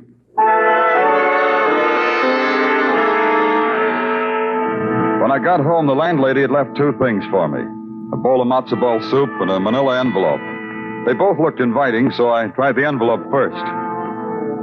$5,000. The nice thing that Arnold had promised would happen to me came so fast to such a nice round sum. What more could a man want out of life? $5,000 in a dish of matzo balls. I ate the soup, kissed the landlady, put the $5,000 in an envelope addressed to the DA, pulled a chair over to the window, and sat there, watching the city burst into fragments of electric flame. I must have sat there a long time, because when I awoke, the night had a new shadow. The shadow of a man named Faulkner. I brought you the morning paper, Danny. They got your name all over it, splashed in red ink. Oh, I knew I'd make it someday. Thanks, Faulkner. Here's a nickel for your trouble. Red ink could be blood in the later editions, Danny. Oh, rotten place to sleep. A chair. Like some coffee? You can think better if you have coffee. And light. They tell me you're a man of virtue, Clover. Gratitude's a virtue. So whoever told me lied. It hurts you whenever people lie to you? It hurts me when a man of virtue's ungrateful. You shouldn't have booked Georgia Webb. You shouldn't have made her talk. You shouldn't have taken my $5,000. I've been naughty, haven't I? I have one question for you, Detective Mine. One little question. Your gun gives me 3 chances. I'll guess in 1. You want to know what Georgia told me? Possibly. Possibly it doesn't matter. But tell me anyway. You're bluffing, Faulkner. Your act is precious. Is that the word? But you're bluffing. You're scared to death. So? Tell me why. Explicitly. Because your life depends on Georgia. Only I've got her tucked away where you can't touch her. Explicit, huh? Put away the artillery, Faulkner. It would be deemed ungracious for guests. Come in. Hello, Danny. Oh, you already have a visitor. It's your counselor, Faulkner. Happy day. Come in, Arnold. But now I don't have to come in. You already know what I came to tell you. Tell me anyway. Only that Faulkner is your man. The man who killed the policeman. The man who killed Tommy Mannon. Are you insane, Arnold? Watch him, Danny. He's dangerous. Are you double-crossing? I told you he was dangerous, Danny. He would have killed us all. Yeah, you shot him good the first time, Arnold. Why did you waste another bullet? Come on, let's take a walk to headquarters. Is it necessary? Yeah, it's necessary. I want to straighten out the records. Please, no joke. Okay, no jokes. I'll be real sincere. Tommy Mannon took your rap, Arnold. You were the one who committed the manslaughter. Faulkner supplied a pigeon for you. Pigeon, one of his hoodlums, Tommy Mannon. May I smoke? Sure. Faulkner had to supply a pigeon because you knew all about Faulkner's operations. He was supposed to pay Tommy $20,000 for taking the rap. Faulkner's lying on the floor over there. He's dead. You'll need proof of all this. That's proof enough. You shot Faulkner in cold blood so that he'd never talk. To go on. When Tommy was transferred to New York, Faulkner went gunning for him so Tommy wouldn't talk. Only he missed and shot the wrong man. He killed a cop instead of Tommy. How does all this theorizing concern me? When you boys finally caught up to Tommy, you drowned him in a fruit bowl. Let's go, Arnold. I'm going to book you for the murder of Tommy Mannon. You forgot something, Danny. I've still got my gun. I hadn't forgotten. It was the chance I took. Arnold had already used 2 shots on Faulkner. I had to get him to throw away the other 4. All the while I'd been talking to him, I'd been edging toward the light switch. Now I flipped it. 1. I'll kill you, Clover. I had one advantage. I knew the apartment. Arnold didn't. In the blackness, he could only fire at sound. I swept an ashtray off the table. 2. I picked up a book, heaved it at the window. 3. 1 more. I grabbed a chair and threw. 4.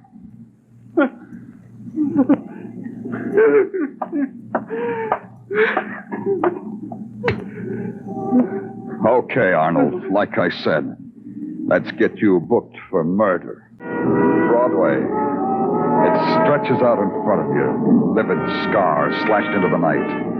It's a cruel and fantastic carousel, a palace of fun, a hall of mirrors. You pay your way, and you take your choice. Me, I get in on the pass. On the gaudiest, the most violent, the lonesomest mile in the world. Broadway. My beat.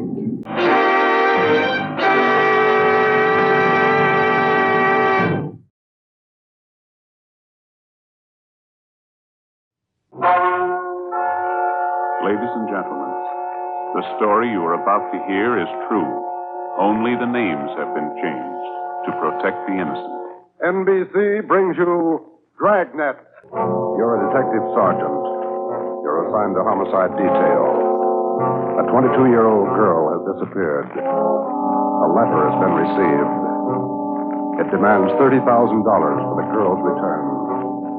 The letter is signed, The Wolf. Your job, get him. Dragnet, the documented drama of an actual crime, investigated and solved by the men who unrelentingly stand watch on the security of your home, your family, and your life. For the next 30 minutes, in cooperation with the Los Angeles Police Department, you will travel step by step on the side of the law through an actual case, transcribed from official police files.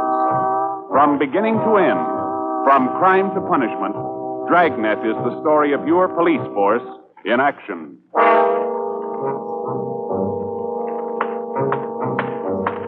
It was Tuesday, October 18th. It was cloudy in Los Angeles.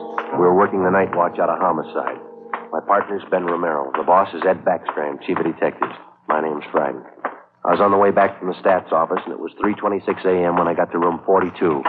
Homicide. Got those mud gas for you. Here they are. Thanks, Harris. Backstrand leave yet? In a minute. I'm going out with him. What's the address out there, the Sullivan place? 814 Castro Boulevard. You go straight out Santa Monica, take a left at Castro. I remember. You ready, Chief? Yeah. Friday, you call Romero yet? Right now. Get on it. This one we don't fool with. Yeah. Come on, Harris.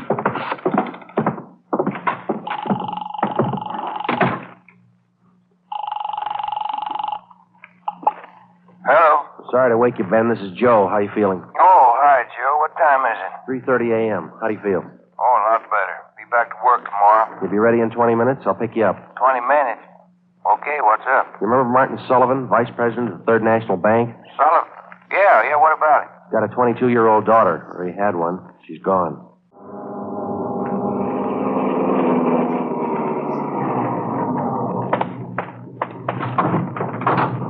Look, you made good time, Joe. Where are we headed? Sullivan home out on Castro Boulevard. Ed's out there now with Harris. Any leads to work on? No, nothing so far. The girl disappeared a little before 1 o'clock yesterday afternoon. At 11 last night, he got a letter. They want $30,000. Sullivan hasn't got that kind of money. Yeah, I know it. Poor guy's almost out of his mind. Fill me in. How did it happen? Well, the guy took the girl out of business school. He had her called out of class. Told her father was sick, said he was a friend of the family. Well, how about the teachers? What was their story? Said the girl didn't want to go with the man at first, but he finally talked her into it. Kept telling her father was dying. That's about as low as they come? Yeah. Did he use a car? Witnesses said it was a blue sedan. They didn't get the license number or the make. Did they remember what the guy looked like? About 5'9", 160, brown suit, dark hair. Nothing else? No. Here's a copy of the letter. Per usual. Read it. Yeah. I have your daughter, Judy. Get, what's that? $30,000. $30,000 quick if you want her back alive. Don't call police or I'll kill her. Contact you later. Signed, what was it? The Wolf. Oh, Wolf. I could think of a better name. Come on, here we are. Who's got the original note, Joe? Lee Jones down at the crime lab. He's checking it for prints and handwriting. Well, if he was... Oh, hi, David. Right on the house, boys. Chief's waiting for you. Thanks, Dave.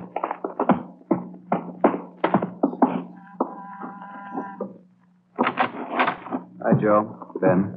In the living room. Thank you. That's the way I see it, Mr. Sullivan. Now, you understand exactly what you have to do? Yes, sir. I'll do as you say. All right. Here are the two men who will help you. Sergeant Friday and Sergeant Romero, homicide. Yes, how do you do? I do. Mr. Backstrand, are you sure about all this?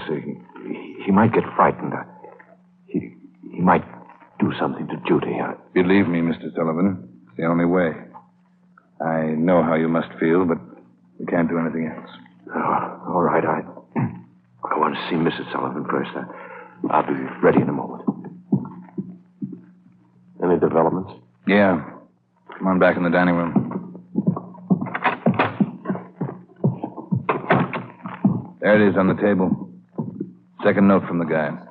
Telegram. When'd this come? About half an hour ago. Guy phoned it into Western Union from a public booth. Couldn't trace it. I see, Joe. Yeah.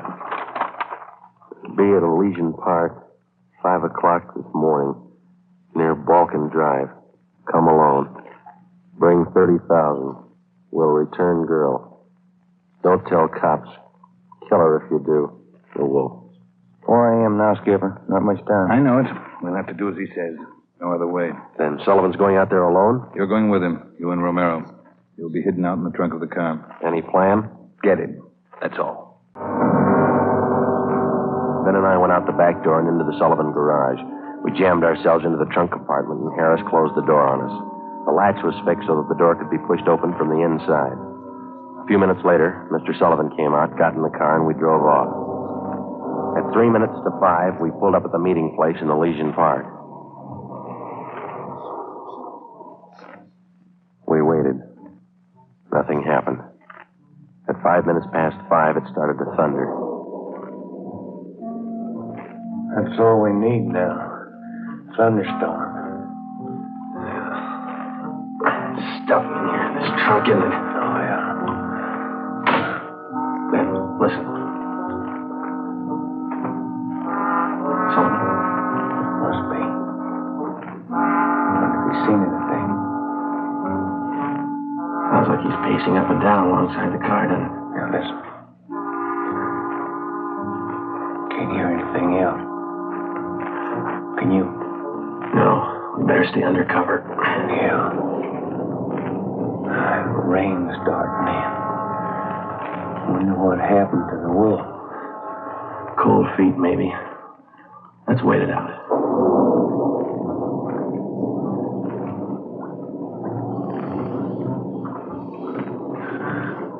Joe. Yeah? What time you got now? Move over a little. Let me get my watch up. Yeah. A little past 5:30. Sergeant. Mr. Sullivan? Yes. Do you think he's coming? It's late.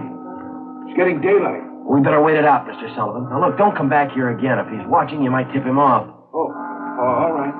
All right. Poor guy. Joe? Yeah, I hear it. Coming up the road toward us. It's stopping. Yeah. It's coming over to our car. You ready? Right. Talking with Sullivan. They're coming back here. Now watch it. Brandy, Romero. That you, Ed? Yeah, the meeting's off. Come on out. All right. Got a cramp in my leg. Well, I'm cramped all over. Mr. Sullivan, drive back home. We'll contact you there. All right, Chief. Ben, Joe, come on over to the car. What's the story, Ed? Guy had no intention of following through with this meeting tonight. Well, how come? He told us. Going at 5 o'clock. Tried to trace the call. He wouldn't stay on the line long enough. What do you have to say? He wanted more money. Bragged about how smart he was. How we'd never get him. But he knows Sullivan's called in the police. Sure. Said he didn't care. We'd never get him anyway. Yeah, pretty cocky. Pretty smart. Take my word for it. He's no dummy. Control 1 to 80K. Control 1 I'll get it. 80K. 80K to Control 1. 80K to Control 1. Go ahead. 80K, go to your office. Code 3. Go to your office. Code 3. GMA 367. All right, Romero. Let's roll.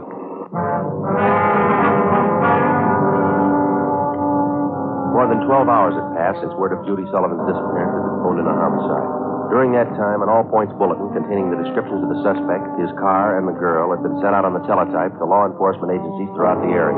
The same descriptions were broadcast over the police radio every hour. The Sullivan home had been placed under strict surveillance, and Mr. Sullivan instructed not to contact the suspect without knowledge of the police. He'd raised almost $10,000 in cash to buy him off. The serial number on each one of the bills had been copied by a police stenographer and then rechecked by a homicide officer. So far, the Wolf, as he called himself, had made 3 separate contacts, but he'd covered his tracks well. We knew that he was somewhere in the city, 500 square miles of it, and we knew we had to find him fast. It was 18 minutes past 6 when we got back to homicide. Hi, Chief. Ellis. You got something for us, Mac? Here, this letter. Special delivery. Came in about 25 minutes ago. Can I see that, Mike? Stay away from Sullivan. If the kid's found dead, it's your fault. Stay away, the Wolf. All right, Mike. Get it over to the crime lab and have Lee check it for prints. Right, Chief. Lee find any prints on the second note, Mike? 2. Running through R&I now. Friday, Romero, get down there and see if they got a make. Right, Ed. Let's go, Ben. Who's watching the Sullivan house beside Harry? Carpenter and Davis. Backstrand's afraid the girl's father will try to make a deal with the guy. Has he tried it yet? No, he hasn't yet. You couldn't blame him if he did. Worried sick. Oh, yeah. Here we are. Hi, fellas. Just coming down to see you. Got something, Larry? Those 2 prints Lee Jones listed off that letter got a make on them from the single print file. Good, Larry. Let's see, huh? There it is. Pull the whole package on him. Donald Alfred Kiefer. Looks like a real bad one, doesn't he? Donald Alfred Kiefer, male, Caucasian, age 29, 5 feet 8 inches, 170 pounds, brown eyes, dark brown hair. He had one previous arrest for forgery in Los Angeles 10 months before. Kiefer's occupation at the time of his arrest was listed as bank clerk at the Third National Bank. Ben went back into the files and pulled the crime report. Then we called Ed Backstrand. There's the answer, Skipper. At the time Kiefer pulled that forgery job at the bank, Mr. Sullivan was one of the vice presidents. Go on. Sullivan was the one who preferred charges against Kiefer, and so that he was prosecuted. Where's this Kiefer now? Let me see. He was placed on probation, and on May 16th this year, he returned to his home in Omaha, Nebraska. That's 1380 Mackinac Avenue. All right, Romero. Get Omaha on the phone and have them check out Kiefer. Right, Skipper. Friday, take Kiefer's package and this note down to Don Myers. Have him check the handwriting. And get over to the crime lab and see what Jones lifted off that last letter we got. All right, Ed. The faster we work, the faster we'll put this guy behind bars. Now move.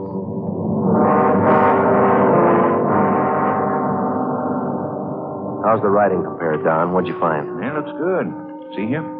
Slants as crosses, double oops as L's, open A's, pressure on the downstroke. Donald Kiefer, Wolf, same handwriting. Lifted 3 prints off this last note, Joe. Brought them out with the iodine fume gun. They match with the first. Thanks, Lee. Did you find anything else? I don't know if it'll help you much. We examined the paper for watermarks and texture. Both notes are written on the same kind of paper. Impressions show both pieces of paper from the same tablet. Checked the density of the carbon and the pencil he used. Both specimens match. Same pencil. By mid-afternoon, Donald Kiefer's description had been broadcast throughout the area. Bulletins were dispatched to all departments, and an APB was teletyped for the entire state. Men were stationed at every post office in the city to watch for notes that might come through the mail. The bus depots, railroad terminals, the airports, and all the main roads leading out of the city were under strict surveillance. The entire Los Angeles area was broken down into single square-mile districts, and a house-to-house canvass was started. A squad of men were assigned to cover each square mile. Outlying towns and cities were requested to do the same. By 5 o'clock that afternoon, the greatest Dragnet operation in the history of the city was underway. We were sure Donald Kiefer was somewhere inside. At 12 minutes past 5, Ben got the call back from the Omaha police. Yeah, I got it. 6 X-ray 419. Nebraska place, right. Well, thank you a lot. Yeah, bye. They had a make on the car. Lots more. The Omaha cops looking for Kiefer, too. Want him for a robbery there 2 months ago. Yeah? In that robbery, used a stolen 1939 blue sedan. Nebraska license plate, 6 X-ray 419. How about his family and his friends back there? They all been checked? Yeah. Well, get that car description to communications, huh? APB, teletype, and broadcast. I'll tell Ed. Yeah, right, Joe. Friday, Romero. Yeah, Ed. What are you tied up with?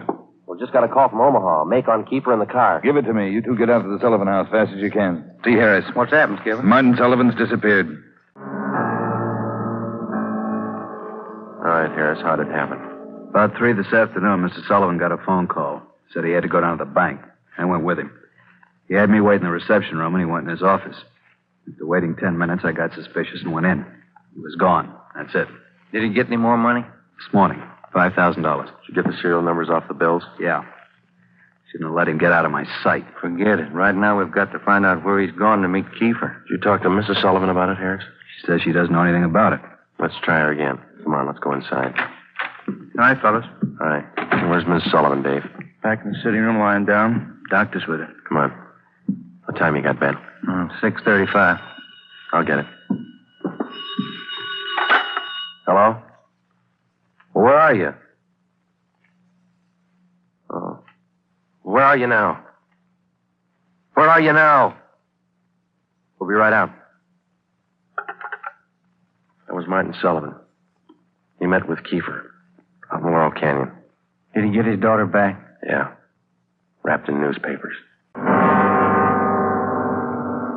All cars in the area were notified that a contact had been made with Kiefer. We got in the car and drove out to Laurel Canyon. The entire area had been blocked off. We found Martin Sullivan standing in the middle of the road at the end of East Winding Way. 500 feet down the hill was a private residence where Sullivan had telephoned us. It was the only building in the immediate vicinity. A few yards beyond the point where East Winding Way ended, back in a clump of tall grass, we found the body of Martin Sullivan's daughter. We notified the crime lab, Chief Backstrand in the coroner. Despite a severe state of emotional shock, Martin Sullivan tried to tell us the story. He said Judy was all right. I believed him. I wanted her back. Judy. I tricked the officer, the one watching me. He said, come along, no police. Did you see his car, Mr. Sullivan? I wanted her back. I wanted Judy back. I did as he said. I drove here at 6 o'clock and I waited. I put the money on the front seat like he said. Did he get the money, Mr. Sullivan? And I got out, left parking lights on. I stood up there by the end of the road, waiting. Mr. Sullivan. And he drove up. He took the money. Then he came up to me. He had a gun. I wanted Judy back. He had a gun. Did you see his car? He said she was up there, beyond the road, tied to a tree. I wanted her back. Mr. Sullivan, did you see his car? I went to look for Judy. He drove away. She wasn't there. By the tree. Couldn't find her.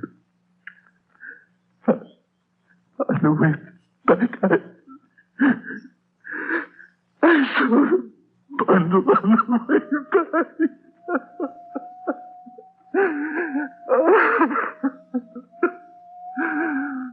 Let me find her.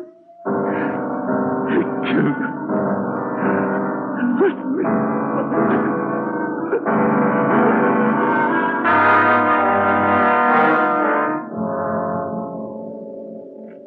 Before he went into a state of complete collapse, we showed Martin Sullivan a picture of Donald Alfred Kiefer. He definitely identified him. The information was immediately relayed back to Central Division, rebroadcast to the entire police radio system. A teletype was dispatched to sheriff's offices, and communications were sent to police stations throughout the country. The house-to-house search throughout the entire city intensifying. The dragnet in which we hoped to trap Donald Kiefer was drawing slowly inward. It was 12 midnight. Sullivan girl murder, next street. Read all about it. Citizens join search for killer. Friday, did the papers get a list of the numbers on that ransom money? Yeah, got them in the final net edition. 2.5 pages of serial numbers. Gave it a big spread. Look at these pictures of Kiefer here, all over the front page. The more the better, Romero. I hope this town never forgets that face. Good reminder. We don't make deals with killers. Hi, fellas. Come on over. Find anything yet, Lee? Just checking over these towels here. Found them wrapped around the girl's body, inside the papers. Funny thing about those papers. What's that, Lee? They're all yesterday's.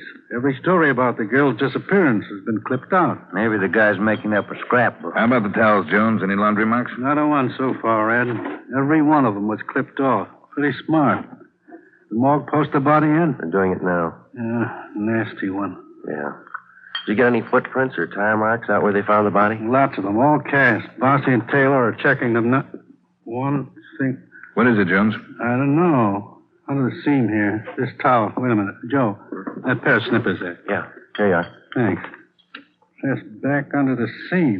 There. That's one tag he missed. Any markings, Lee? Yeah. Greenway Apartments, Los Angeles. One look at the apartment was enough. In an adjoining garage, we found the car which Kiefer had used, a blue sedan. Nebraska license plate 6X-ray 419. When we got back to the office, Chief Backstrand immediately issued a cancellation of the want order for the blue sedan. And then he ordered a detail of men to stake out the car in the event Kiefer decided to come back for it. Here's the coroner's report, Joe. Oh, let's see it. Cause of death, strangulation. Time of death, Monday, October 18th, approximately 2 p.m. 1 hour after he grabbed her? That can't be right. Skipper in his office? No, he's out for a minute. Hey, Joe, Ben, take the call off 2503, will you? Thanks, Mike. Right. Would you give me the call on 2503, please? Thanks. Hello? Yeah. Yeah, when? We'll be right over. Some of the ransom money, Ben, just showed up. Beverly and Highland. Come on. The man's name was Ralph Donahue. He operated a used car lot on the corner of Beverly and Highland. He told us that early that morning he sold a dark blue late model coupe to a man who gave his name as Fred Sims. The man paid for the car in cash. Donahue told us that he checked the serial numbers on the bills after the man had driven away. Serial numbers check out, Joe, every one of them. If I only thought to look, officer, and you know I generally do. I'm the suspicious kind anyway, but, this morning I must have been asleep. You got the full description on the car, Ben? Yeah, Joe. All right, let's get it on the air right away. I saw his mug in the paper while I was waiting for you. Too late. Sorry. Yeah, thanks.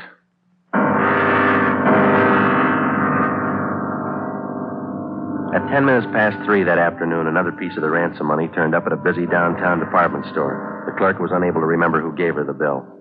The detail throughout the general downtown area was strengthened. The house-to-house search of the entire city for Judy Sullivan's murderer went on. The afternoon dragged into the early evening.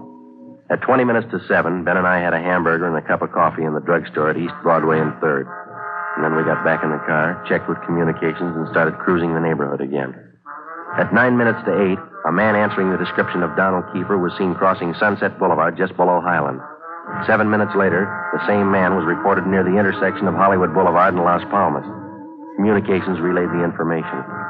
At 21 minutes past 8, our car, 80K, along with a dozen others, were concentrated in the Hollywood Boulevard area from Gower Street to La Brea, Franklin Avenue to Santa Monica Boulevard. At 24 minutes past 8, another piece of the ransom money was passed at a cigar store on the corner of Hollywood Boulevard and Hawthorne Street. The number of men and radio cars in the area was redoubled. Plainclothes officers were stationed at every intersection to keep an eye on pedestrian traffic. At 18 minutes to 9, the dark blue coupe which Kiefer had bought that morning was spotted parked in an alley just below Hollywood Boulevard and Coenga. We called Ed Backstrand. City Hall. 2503. 2503.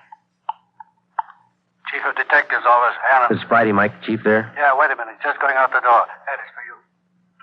Backstrand? Friday, Ed. Just spotted Kiefer's car, the one he bought this morning, parked in an alley off Coenga. Harris and I are on our way up there now. We'll take care of the car. You take care of this call. Just came in. What do you got? The theater on the corner of Hollywood Boulevard and Fairview. The girl in the box office just took in a $10 ransom bill. Yeah? She got a good look at the man who passed the bill. She says it's Kiefer. All right, Ben, come on. Yeah. You got the list of serial numbers? Right here. Let's check at the window. Yes, sir. How many, please? Police officers. Sergeant Romero, Sergeant Friday. Oh, yes, sir. Mr. Rayburn, the police are here. Would you step around to the side door, Sergeant? Yes, ma'am. Margie, relieve Francis for a minute. Francis, come here. Bring that $10 bill with you. Sharp girl, officer, that Francis. Sharp. Here it is, Mr. Rayburn. All right, Sergeant. There you are. $10 bill and the list of serial numbers. Check out all right, Ben? That's it, Joe. Good work, man. You reported the man came in about a half hour ago. You're sure it was Kiefer? Yes, sir. I have his picture in the box office just behind the change machine. I recognized him right away. And as far as you know, he hasn't left the theater? That's right, sir. All right, Mr. Rayburn, I'm sorry. I'm afraid we'll have to interrupt the show. Anything you say, Sergeant. Anything. Ben, you keep an eye on the front exit. I'll call communications. All right, Joe. 80K to Control 4. 80K to Control 4. 80K, go ahead. Control 4, clear all frequencies. The Sullivan murder suspect, Donald Kiefer, has been located in the theater on the southeast corner of Hollywood Boulevard and Fairview. Have all units surround the area. 80K, roger. Attention all units. Attention all units. Assist 80K at the theater on the southeast corner of Hollywood Boulevard and Fairview. The Sullivan murder suspect has been located in the theater. Go ahead, 80K. Control 4. Have all units converge in the general area, Hollywood Boulevard and Fairview. Unit 62R to block off the intersection at Hollywood Boulevard and North Cherokee. Stop all pedestrian and vehicular traffic. Unit 61A to block the intersection at Hollywood Boulevard and Hudson Street. Stop all pedestrian and vehicular traffic. Unit 71 and 72R to block the alley behind the theater. Unit 66 and 67R to assist at main entrance to the theater.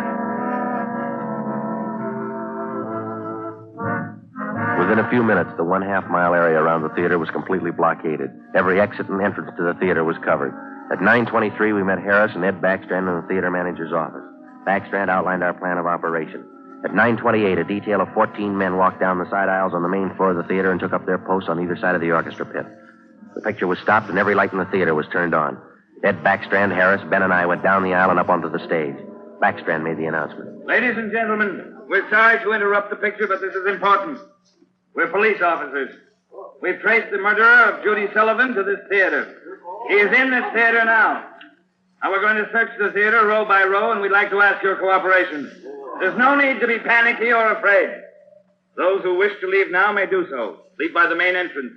Each one of you will be checked as you go out the door. And for the benefit of the man we're looking for, don't try to escape.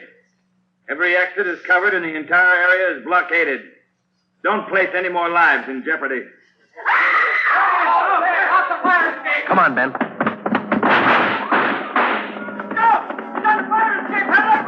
Backstage, Joe. We can make it from there. All right, let's go. Come on, hustle it, Ben. Yeah. The next building. You'll probably try to jump for it. All right, watch it. I think this door leads out to the roof. There he goes. All right, keeper, hold it. Don't shoot. I give up. Throw your gun down. Over here. Don't shoot. Don't. Let's get him. All right, coppers. I got it figured. They won't top me for this. Didn't know what I was doing. Put the cuffs on him, Ben. Get away from me, you crumb!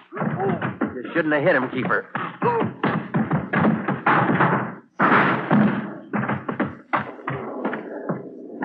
All right, Ben. Try the cuffs now. Yeah. Come on, let's get him in out of the rain. What's the hurry? Why spoil a good rain? The story you have just heard is true.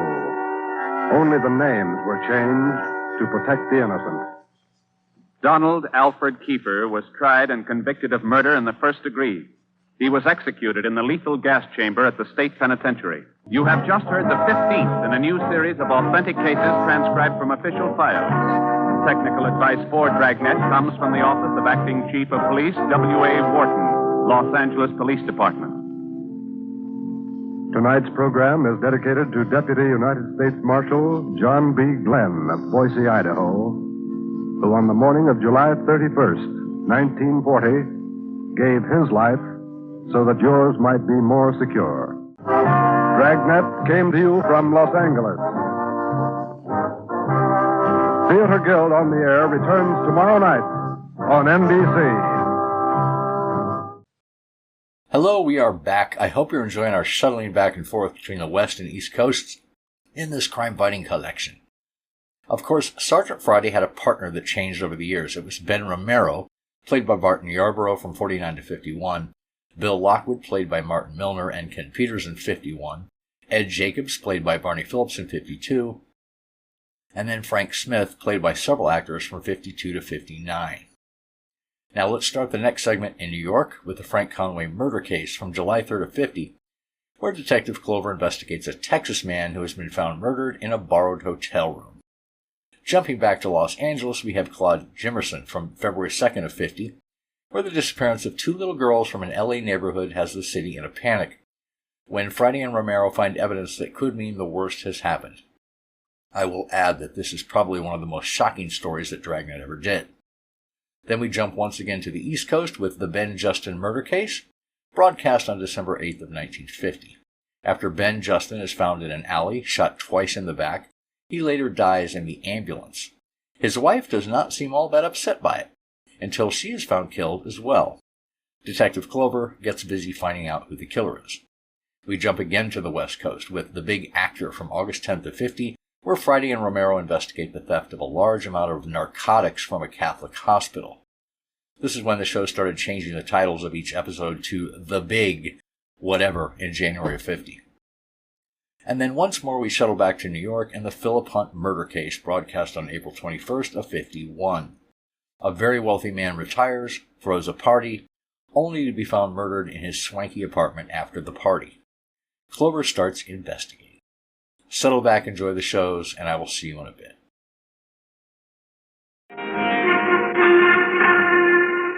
Broadway's my beat, from Times Square to Columbus Circle, the gaudiest, the most violent, the lonesomest mile in the world. Broadway's My Beat, the thrilling drama of murder and mystery and the people who walk the Great White Way, starring Larry Thor as Detective Danny Clover.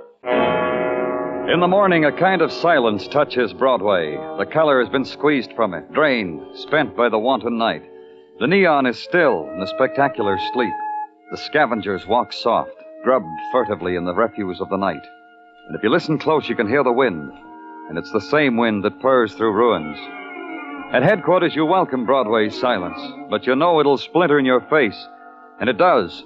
Its shape is a slip of paper tossed carelessly on your desk. On it are written the words, Homicide, Olympian Hotel, room 312. And Broadway is awake now. It's starting a new day.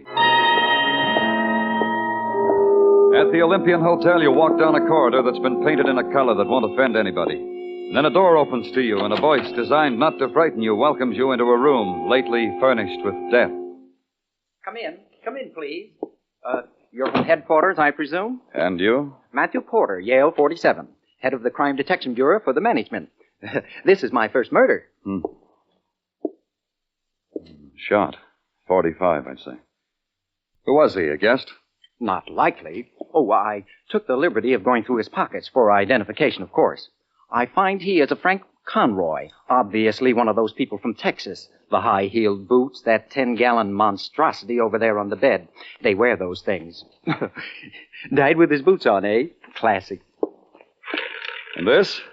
Courtesy of the management? The roulette wheel? Of course not. Gambling in the rooms is positively forbidden at the Olympian. But this is a roulette wheel, I'd swear it, Mr. Porter. Maybe the Texan brought it with him. You know Texas millionaires. Oil, steers, women, roulette, the black and the red. You say he wasn't a guest? Never saw him before. How he got in without my notice, I don't know. Whose room is this? Oh, Mr. Henry Sherwood, Stocks and Bonds. Inoffensive chap. A moment, please. Yes? Oh, thank you. Strange. A telegram addressed to an Eddie Donald, care of this room. Open it. But, Open it. Read it. Aloud. Dear Eddie, stop. Arrived flight 12 from Cleveland. Stop. 11:15 this morning. Stop. Hope you had good rest. Stop. Ha ha. Stop. Signed, Henry Sherwood. What time is it now?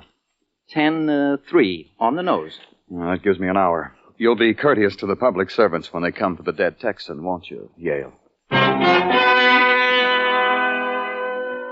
It took just about that hour to get to LaGuardia. 4-engine plane from Cleveland made a storybook landing, and the people who walked through its door made storybook exits. Pause at the door, smile, wave, and walk down the ramp. The stewardess stood there checking off each performance.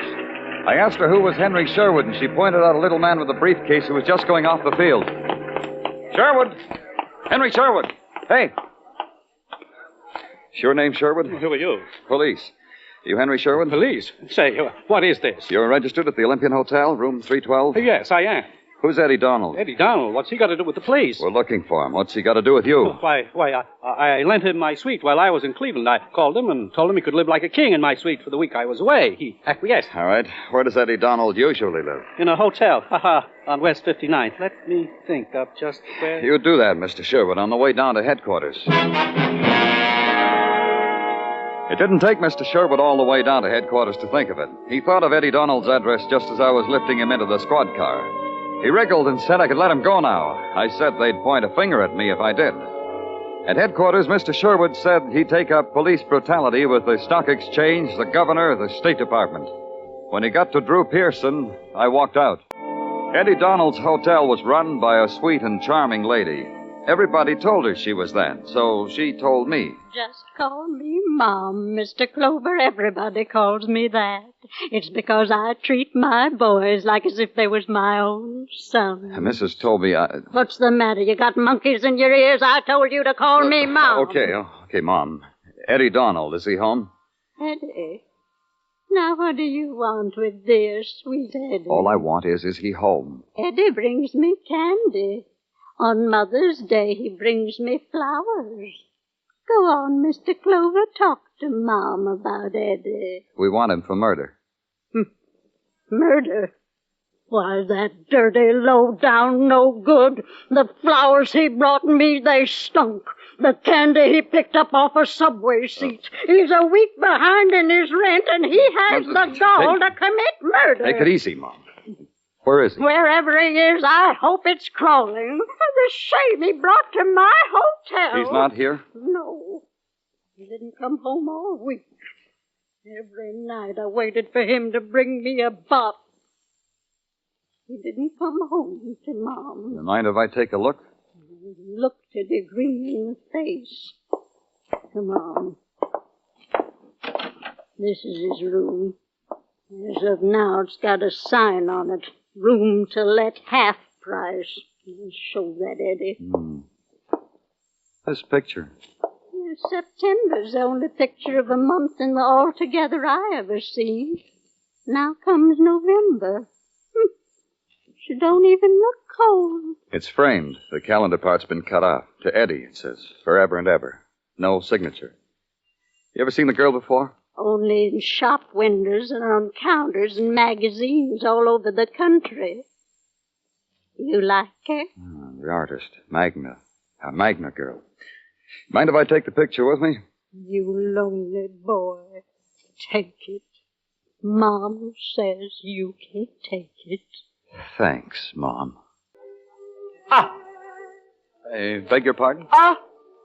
Whose name is Magna around here? But I am. My studio, my artistry, my cocktail party for my one-man show. But I am. A joke. A joke? No. I was just asking. You have taken the tour? Come, I will show you Magna.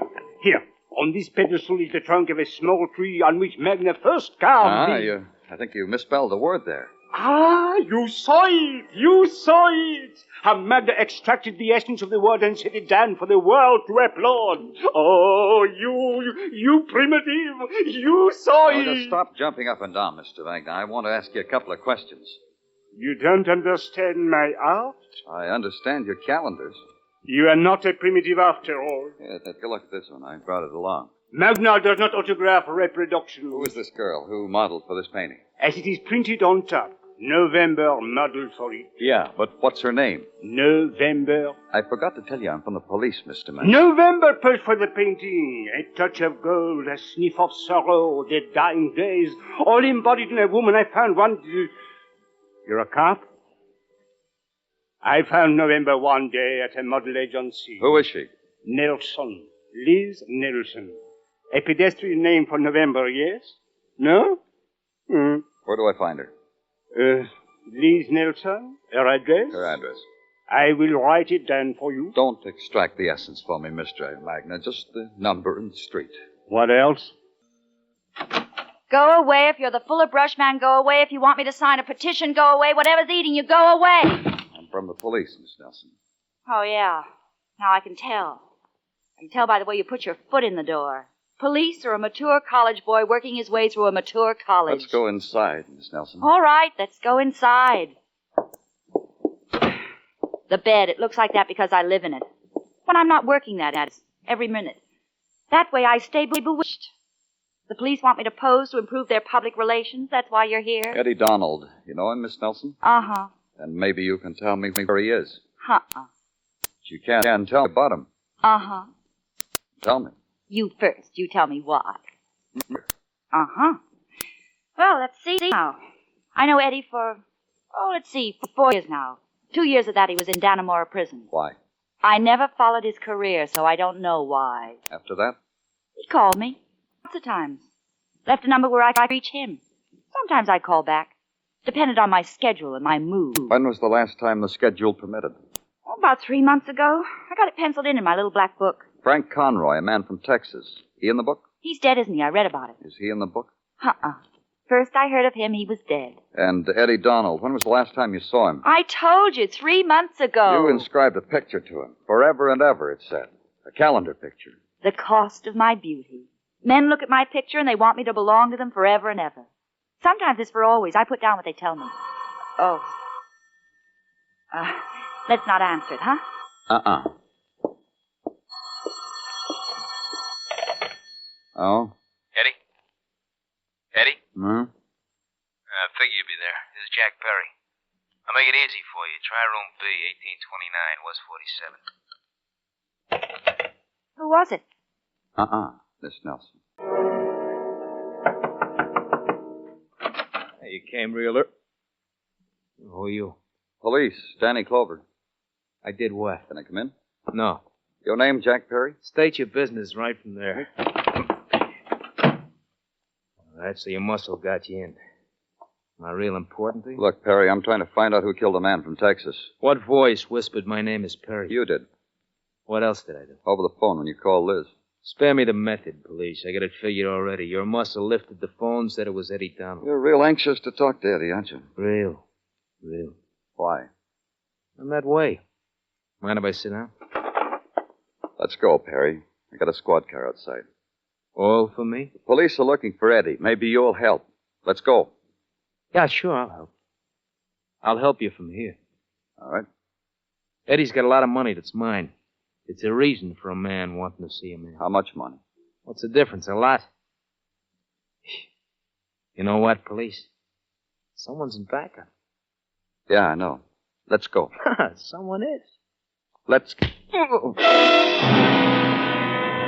His laughter mixed well with pain. It came in tides and swelled and rolled over me. The thing that pounded at my brain was the thing that exploded and showered down like a million nickels, bright, colored red and green and black. And then everything stopped. It came back again later. And I opened my eyes. The color, the pain, the room was the same. The pattern of frayed furniture and dust. And Jack Perry was still there. Only he was different. He wasn't laughing anymore. He couldn't. He'd been shot to death.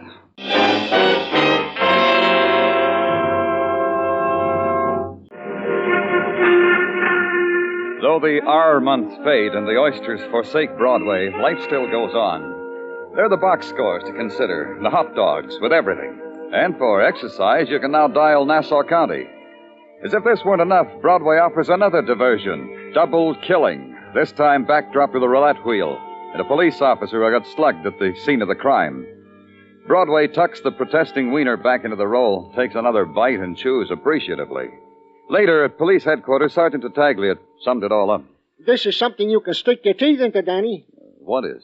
This sticky apple Mrs. Tartaglia packed with my lunch. It's tasty and good. I'm sure it is, Gino, but I got a headache. I've just come from the infirmary, and Dr. Sinsky said I'd feel a lot better if I didn't have any emotional disturbances for a while, so let's all pitch in and help Dr. Sinsky, huh? Roger, we'll go. Thank you. So, to work we go. To wit, in the matter of Frank Conroy from Texas, he is indeed from Texas. Police authorities in Texas sent a 500-word telegram to us to that effect. 500 words? Indeed. It states that Frank Conroy is an esteemed owner of oil wells and well-known in Galveston. The rest of the telegram is about Texas. Go on. In the matter of Jack Perry, the man who was killed under your very nose was a man known to all and sundry as a man who delighted in floating games of chance. That's what on him. All right. Tell me about the man we're looking for, Eddie Donald. An all-points bulletin is out on him at this very moment. What else? Eddie Donald was released from Dannemora nigh onto 6 months ago after serving a 2-year stretch for assault and battery. Before he went to jail, Tartaglia. Hearsay has it that this same Eddie Donald was a steerer for the gambling industry. Precisely speaking, for Mark Oslo. Yeah. And hearsay has it that Mark Oslo isn't operating anymore. You believe that, Danny? No. Well, we've never been able to get anything on him. Tartaglia. Yeah? Does Oslo still live at the same address? I checked that already, Danny, and yeah, he does. In that tumble-down shack on Park Avenue. Hey, Danny, I brought you one, too. I was hiding a sticky apple behind my back. The shack of Mark Oslo occupied 5 floors of a gilt-edge apartment house where dogs were walked by student psychiatrists. On the first floor of his hovel, something in silk, knee breeches, and epaulets held a candelabra to your badge, sighed profoundly, adjusted its wig, and ushered you into a private elevator. On the second floor, you caught a glimpse of a library with real books, thousands of them. On the third floor, a girl with ashen hair and leg slits in her mandarin robe waved joy to you as you floated up. On the fourth floor, a chef sniffing a chafing dish took time to consider you as a potential sauce, rejected you. Then you were on the 5th floor. The mate of the thing in silk knee breeches led you through a luster of elegant men and women in silent prayer at a roulette table. Faites vos jeux, mesdames et messieurs. Faites vos jeux. Then Mark Oslo extended a glittering hand to you. You didn't take it. No, Danny? You don't shake my hand, and it sets up a melody of sorrow in my heart. Cry a tear, Mark. I'd like to see it. You'd be the first. You want a tear, Danny? I could arrange it. You could. Having a party, Mark? You mean my friends at the table? They're playing for matchsticks, Danny. Literally, matchsticks. Come along, Danny. I'll show you. Don't bother. No? Your pleasure, Danny? I should get back to my guests. State your pleasure. Eddie Donald. Eddie Donald. Mark Oslo knows such a man? Yeah, Mark Oslo does. Shall I freshen it up for you, Mark? No need, Danny, thank you. It'll come back. Eddie Donald. Oh, yes. You want him for murder, and you come to me for help. For Eddie Donald, not for what you said, Mark. He was a good boy. Came to work on time, conscientious. Stuffed the suggestion box with suggestions. I read a few, not bad. I sent word down for him to keep trying. Where is he, Mark? My chef baked some delicacies for him. I had them sent to Eddie at Dannemora. After that, we lost touch. Not even a thank you note from Eddie. It goes. A man named Frank Conroy. What does that do to you, Mark? The dead Texan, nothing at all. Someone pointed it out to me while I was having a rub, and it didn't do anything at all. Jack Perry, try him. Some of my friends sent a wreath. I paid for it. Should I have done more? Oh, of course. You were hurt in that one, weren't you, Danny? Name your favorite charity. Eddie Donald, Mark. That's all I want. Send the word around. Get him to me. You're ordering me, Danny? Yeah. Surprise you? No, I find it rather delightful. I'll tell you what, Danny.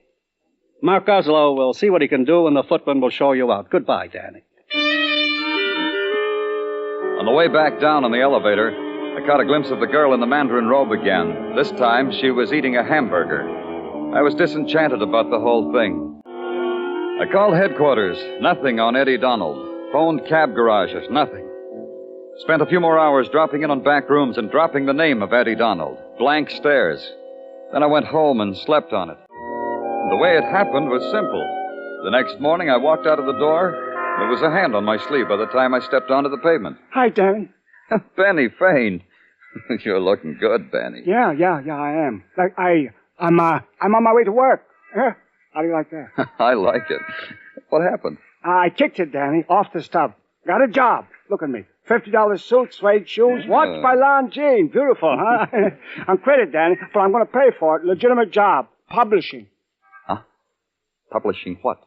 Well, anyhow, Danny, the reason I've been waiting for you on my way to work is because I never let my old friends down, so you never let them down. Still working for you. Now, don't call it stooling, Danny. I can't stand that word. Nobody called it anything, Benny. Okay. Now, look.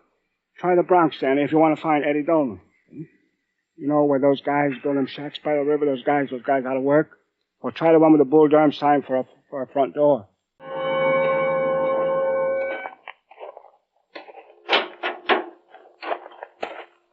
Come on in, pal. Oh, it's not a pal. No, Eddie. I'd appreciate it if you tell me your name. It slips the memory. Danny Clover, police. That's right, Danny Clover. You are the slough who wants me for the murder of, let me think now, Frank Conroy from Texas and Jack Perry from Stinkville, right? Uh-huh. Let's go, Eddie. Gladly. Huh? I said I will go with you gladly. However, if you should care to listen to my side for a minute, I think this courtesy will not go unrewarded. You haven't got much time, Eddie. Not even enough to give you the for-real murder of those two? The real murderer, Eddie? For real. Interested? Maybe. A story goes with it, Mr. Clover. That Texan. He shouldn't have died. It wasn't planned that way. No? No, Mr. Mind if I call you Danny? Go ahead. It was like this, Danny. I took a rap in Dannemora. I know. Yeah. Then Perry put salt in the wound. While I am in the crib, he purloins my girl. Go on. Well, look at me, Danny, how little I am. Can't knock over a mosquito. But one night in a bar, I meet a Texan. He wants to fight. I figure who better he should beat up than Jack Perry from Stinkville. This can be so easy arranged. By that roulette game in the Olympian. Exactly. This is a game rigged by Perry. The same night he tells me go get a sucker for old time's sake. No hard feelings. I got a hotel room courtesy of a friend, so get a sucker. The sucker I bring him is the Texan. And I play Perry for the sucker. While the Texan loses, I bet against him and keep winning. Then when I got it all, I tell the Texan he's been taken by a rigged wheel. I figure this will make him mad at Perry. It didn't? No, the Texan turns yellow just because Perry pulls a gun on him. I quick turn out the lights, there's a shot, and I flee with the dough, $50,000. So for the murder of the Texan, you should have talked to Perry. I was talking to Perry, and somebody killed him. You. That's what I've been trying to tell you, not me. Look, all you got to do is let me go for a little bit, and I'll lead you to the for-real murderer. Sorry. Let's go. You got it, Danny. You got it. I'll get the murderer for you. Let me go. I'll make you let me go. The little man took a swing at me, flicked my chin, and I pretended he'd knocked me cold. How I kept from laughing out loud at his surprised, bewildered, then proud face, I'll never know, but I did. And I let Eddie go, because I believed him. To follow him, to get a for-real murderer. Or maybe to make an idiot out of Danny Clover. It was the chance I took. I watched him while he made a phone call. I watched him while he had some coffee. Then I watched him while he hailed a cab, and I hailed one, too. He stopped at an address I'd been to once before. I let him go in, and I waited 5 minutes. Then I went to the apartment where I knew he'd be. I'm telling you to get out of here, Eddie. You don't get the money. You don't get anything. You know, I figure it different, Liz. How do you figure it, Eddie? The policeman. Look, Eddie, they caught up with you. Oh, Danny, you recovered. There's your murderer, Danny. I told you, give me a chance. Miss Nelson here murdered Perry. Is that how you figured? Take him out of here. I'm repeating myself, Eddie. Let's go. No, listen to me. You gotta listen. She wants me to get electrocuted. That's why she did the whole thing. And you know something? I love her. My kicks for just now. Take him away. Don't laugh at me, Liz. You could have had the money. Don't you understand? You could have had it. Now. You two play patty cake down on the pavement. I'm busy. What about now, Eddie? Don't you see, Danny? Don't you see what she's done? She kills Perry so I can sit in the electric chair for it. Why would she want to do a thing like that? Because she's greedy. She wanted all the dough for herself. Shut up, Eddie. Make him shut up. I gave her the money I won, and she said she loved me all over again. And I believed her. But when she heard the cops were looking for me for that rhubarb in the Olympian Hotel, she got cagey as all get out. Kills Perry and books me solid with the executioner. You're an accomplished girl, Miss Nelson. You model, you pistol whip me in Perry's room, you kill Perry. Accomplished. Try again. Don't be like that, Liz. Show him the money. All that money, give it to him. Eddie, you fool. Go ahead, Liz. The man's waiting. Give it to him. Shut up. Now, Liz. I told you to shut up. I told you. Watch it. Oh. Drop that gun. Drop it. Oh. It's a lot better. Oh, that money. That money, he ruined it. Eddie. Bad, Eddie? I got a bad shoulder now, Danny. You're a fool, Eddie. She could have killed you. Yeah, I know. I didn't know whether she did it or not, what I said. But I had to find out. I loved her. I really did.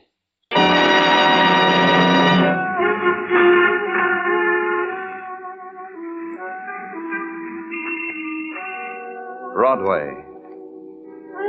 It's an 8-beat revival meeting, and the lost souls wail to a hot trumpet and sax. It's a hunger, complete with syncopation and spinning neon. Grab your dream and dance a while. Then try to look it in the face. You can't. It's a mask of terror. It's Broadway. The gaudiest, the most violent, the lonesomest mile in the world. Broadway. My beat.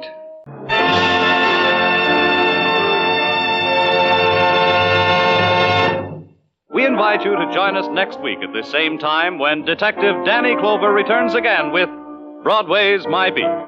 Broadway's My Beat is produced and directed by Elliott Lewis, with music composed and conducted by Alexander Courage. The program is written by Morton Fine and David Friedkin and stars Larry Thor as Detective Danny Clover with Charles Calvert as Tartaglia. Included in tonight's cast were Peggy Weber, Francis Robinson, Eddie Quillen, Herb Butterfield, Jay Novello, and Anthony Barrett. Bob Stevenson speaking. This is CBS, the Columbia Broadcasting System. Ladies and gentlemen, this program is for you, not your children. The subject is of vital importance to you as parents. This is the story of a vicious man. The story you are about to hear is true. Only the names have been changed to protect the innocent. Fatima Cigarettes, best of all long cigarettes, brings you Dragnet. You're a detective sergeant. You're assigned to homicide detail. 2 small girls are reported missing. Somewhere between their homes and a neighborhood grocery store, they dropped from sight. Your job, find them. Dragnet, the documented drama of an actual crime. For the next 30 minutes, in cooperation with the Los Angeles Police Department, you will travel step by step on the side of the law through an actual case from official police files. From beginning to end, from crime to punishment, Dragnet is the story of your police force in action. It was Monday, October 27th. It was cloudy in Los Angeles. We were working the night watch out of homicide detail. My partner's Ben Romero. The boss is Thad Brown, chief of detectives. My name's Friday. We were on the way out from Central Division. It was 16 minutes past 8 p.m. when we got to South Peoria Street. Number 267. Sure gloomy out. Yeah, it's sultry. Looks like we're in for some rain. Yes, sir? Police officers. Is Lieutenant Barker here? Yes, you want to come in? Thank you. This is Sergeant Romero. I'm Sergeant Friday, Central Homicide. How are you? My name's Claude Jimmerson. Lieutenant Barker's in here, on the phone now. Hi, Captain. Yeah. I'll let you know. Yeah, Romero, Friday. How's it going, Lieutenant? Not good. You met Mr. Jimmerson? Oh, sure. Sit down, gentlemen. Would you like some coffee? I can have the wife make some. No, thank you. We didn't want to bother the girl's parents any more than we had to. Jimmerson here is one of the neighbors. He's been nice enough to let us use his phone. The kids disappeared about 4 this afternoon, is that right? At 3:45. Got out a local broadcast on him. Here's a missing report. Thank you, Jim. Thelma Griswold, age 11. Barbara Sperry, 7-year-old. You talked to both families? Yeah. About 3:30 this afternoon, Mrs. Griswold sent her daughter to the grocery store down on Sycamore Avenue. It's about 10 blocks from their home. The Sperry girl, a friend of hers, she went with her. Anybody at the store remember seeing them? According to the grocery clerk, they were there about 3:45. Mother gave the kids a note. They bought a loaf of white bread, a half pound of bacon, a dozen oranges. Yeah. That's right, Sergeant. I hope nothing's happened to the kids. We've been neighbors to the Griswolds for years. Sperry's, too. Did you notice if the little girls were going in the direction of their home? Yes, they were. The last time I saw them, they were about a block away, heading straight for home. Little Sperry girl had her dog with her. Champ, I think they call him. He's a collie. And he's missing, too. That's right, Joe. Not a trace of the kids or the dog. Juvenile officers from 77th Street have been checking the neighborhood for the past 3 hours. And are the girls in the habit of wandering off like this? Parents say no. It's the first time. Mm-hmm. Well, thanks very much, Mr. Jimmerson. Well, not at all, Sergeant. Sure you won't have a cup of coffee? No, thanks. We don't like to bother you, but we may have to check back with you later tonight. Routine questions. If I can help out in any way to find those girls, let me know. Yeah, we'll let you know, Jim. Thanks again. Nice fellow. Yeah, most of the neighbors we've talked to have been the same, anxious to help. Some of them are out with our juvenile officers now trying to dig up a lead on the kids. You checked the movie theater and the playgrounds in the neighborhood? Everything, Joe. Those some of your men from juvenile, Lieutenant? Yeah, looks like it. Yeah, Schwartz and Preston. Lieutenant? Yeah, Preston, what you got? Found the kid's dog, Cully. Where? Just above Sanchez Drive, up in the hills. Hope it's no indication. How do you mean? Dog's dead. The collie dog was taken to a veterinarian on Jefferson Boulevard to be examined for cause of death. We put in a call to the office, and a special detail of men was assigned to aid in searching the area where the dog was discovered. We got out an all-points bulletin. The fathers of the missing girls and a dozen neighbors joined in the search. With the aid of flashlights, we started from the end of Sanchez Drive, and as best we could, we covered the ground for almost a full mile back into the Sunset Hills. 10:55 p.m. It started to thunder. The search went on. The hilly terrain and thick patches of scrub oak didn't make the job any easier. 11:15 p.m. It started to rain. Watch your step, Joe. The rocks are slippery. Yeah. I can't figure it. Not a sign. What do you think? I don't know. Wait a minute. Flash your light over here. No, here. See something? I thought I did. Yeah. Scrap of brown paper. Who's this coming? Sergeant, is that you? Oh, Jimmerson? Yeah, what's that you got? I found it right down there, just off the path. Paper sack. Look. Loaf of bread, a few oranges, package of bacon. Where'd you find it? Right down there. Mr. Holmquist and me, we were heading back for the cars when I saw this bag lying to one side of the bush. We'll take it, Jimmerson. Thanks. Let's go, man.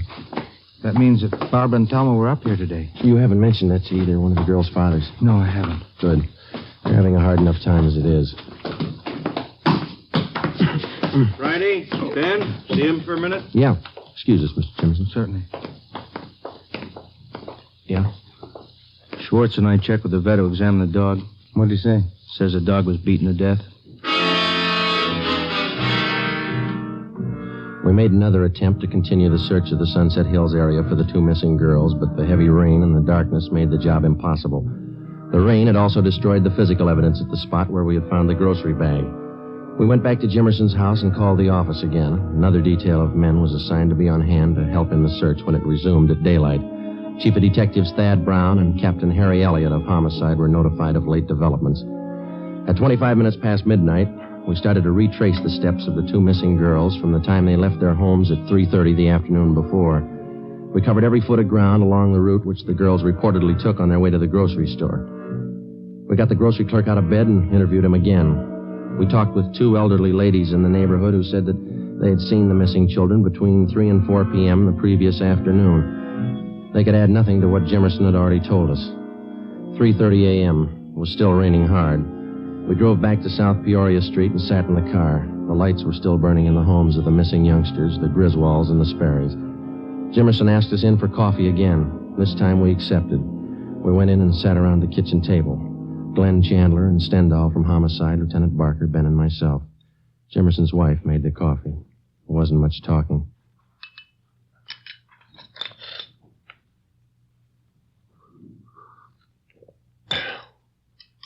You want more coffee?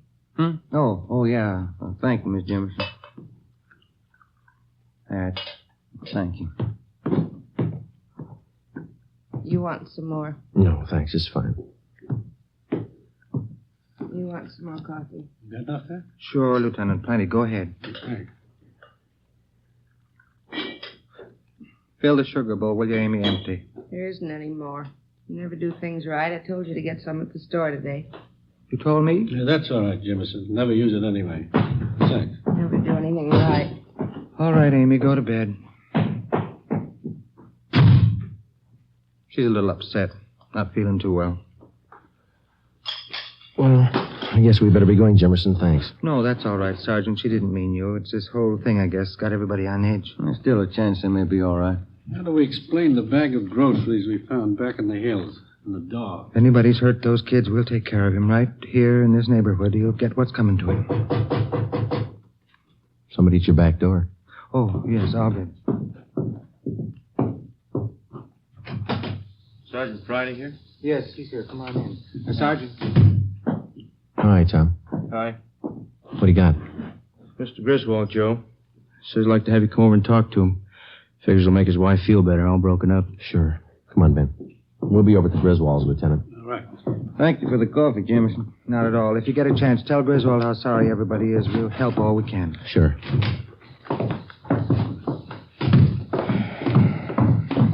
Bad night. Yeah. Did you check by the Sperry's house, Tom? Mm-hmm. Mother's trying to get a little sleep. Father's still sitting up. There he is, by the window. Yeah. This is the Griswold home. Go ahead, Tom. Yeah. They're going to ask questions. What are we going to tell them? I don't know. I could be all right. Kids do funny things sometimes. Maybe, but they don't murder their pet dog. Like a doctor, a lawyer, or an engineer, the police officer comes to realize that there's only so much that can be learned from his books. Time and experience make up the rest. The police manual contains no stock answers for the grieving wife who has just lost a husband in an auto accident. No firm but polite reply to the belligerent motorist handed a traffic tag. No words of reassurance for distraught parents of missing girls, ages 11 and 7. Whether it's trapping criminals or comforting parents, you find the right answer the hard way. There isn't any other way. We sat and talked with the Griswolds for a full hour. We didn't tell them about the dog or the bag of groceries. Until the fate of the two little girls was definitely decided, we figured giving them the information would serve no purpose except to add to their worries. 5 minutes past 5 a.m., almost a full hour until daylight. It was still raining. George, maybe the officers would like some breakfast before they leave. No, thank you kindly, Miss Griswold. We had some sandwiches about an hour ago. Sure I can't fix you something? It's no trouble. No, sir. Thanks anyway. Thanks. Terrible night. Rain. Now, Helen, just Just a little while longer. We'll find the girls. It'll be daylight soon. Mrs. Griswold, some of your neighbors tell us that there were 2 strangers here in the neighborhood this afternoon. Yes, but that was earlier. Mrs. Nelson next door and I were talking about it. One was a gardener looking for work. The other one was selling books. What time were they around, ma'am? This book salesman was here about noon. The gardener about 2 o'clock. Mm-hmm. How is your daughter about strangers? Does she make friends easily? No, not at all. Thelma's very careful about that. But she'd never go with a stranger, I'm sure of it. Why do you ask that question, Sergeant? Have you found out something? No, sir. No, we haven't. It's just a routine check, that's all. Can't understand it. And girls. Out in all this rain, something must have happened. I know. Now, Helen, you've been doing fine. Don't let down now. Joe, Chief Brown's car just pulled up outside. Thanks, Tom. Ben? Yeah. Thank you very much, Mr. Griswold, Miss Griswold. Well, thank you, gentlemen. Here, let me show you the door. We'll meet at the end of Sanchez Drive, Mr. Griswold, about 6 a.m. It should be light enough by then. Oh, all right. Oh, Sergeant, there is a chance, isn't there? The girls are all right. There's a good chance. You try not to worry. Come on, Ben. Preston.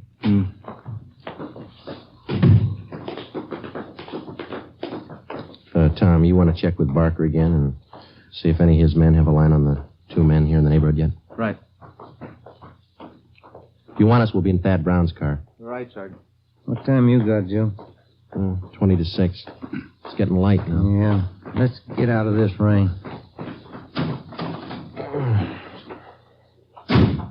Gentlemen, you look a little wet. I could stand a dry pair of shoes. Still no trace of the kids? You heard about the dog and the bag of groceries? Yeah. Nothing else since then? No. It'll be light in a couple of minutes, and we can start searching the hills again. I ordered up another detail of men to help. They're parked up on Sanchez Drive. Captain Elliott's with them. Good.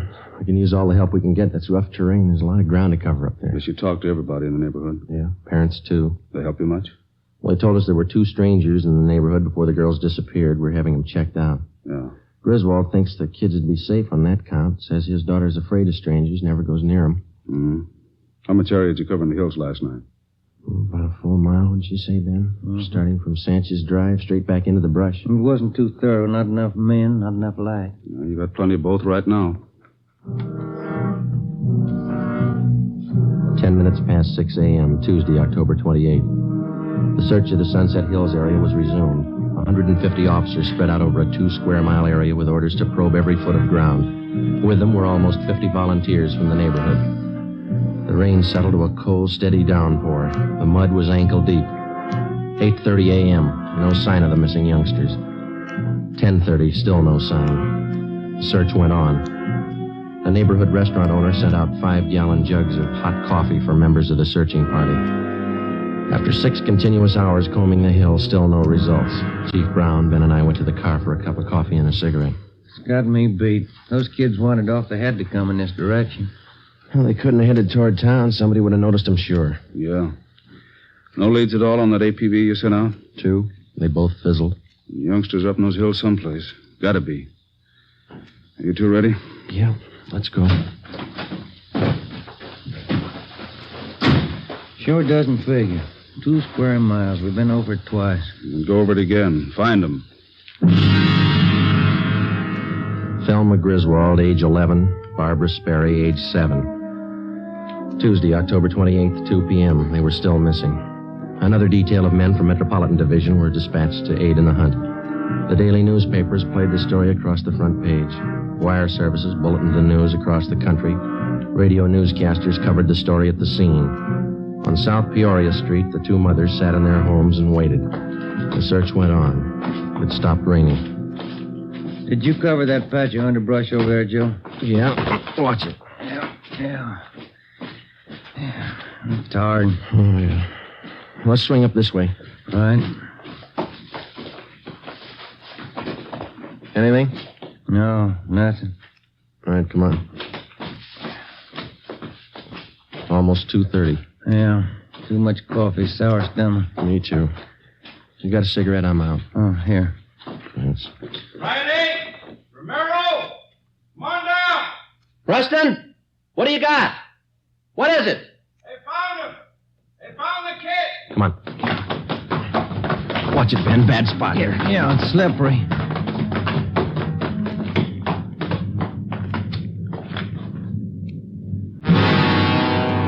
Thelma Griswold had brown hair and brown eyes, about 4 feet 6 inches tall. She had a bunch of wildflowers in her hands.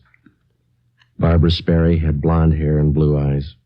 She held a bunch of wildflowers, too. Friday? Chief? Who found them? Jimmerson, some of the neighbors. Oh. Dear God. Preston. Yes, sir? Get something and cover him up. Yes, sir. Come on. Yeah. Been a cop 32 years and never seen anything like that. I hope I never do again. Must have been a maniac. Had to be. The lowest kind, depraved. Anybody call the crime lab? Yeah, the area's been cleared.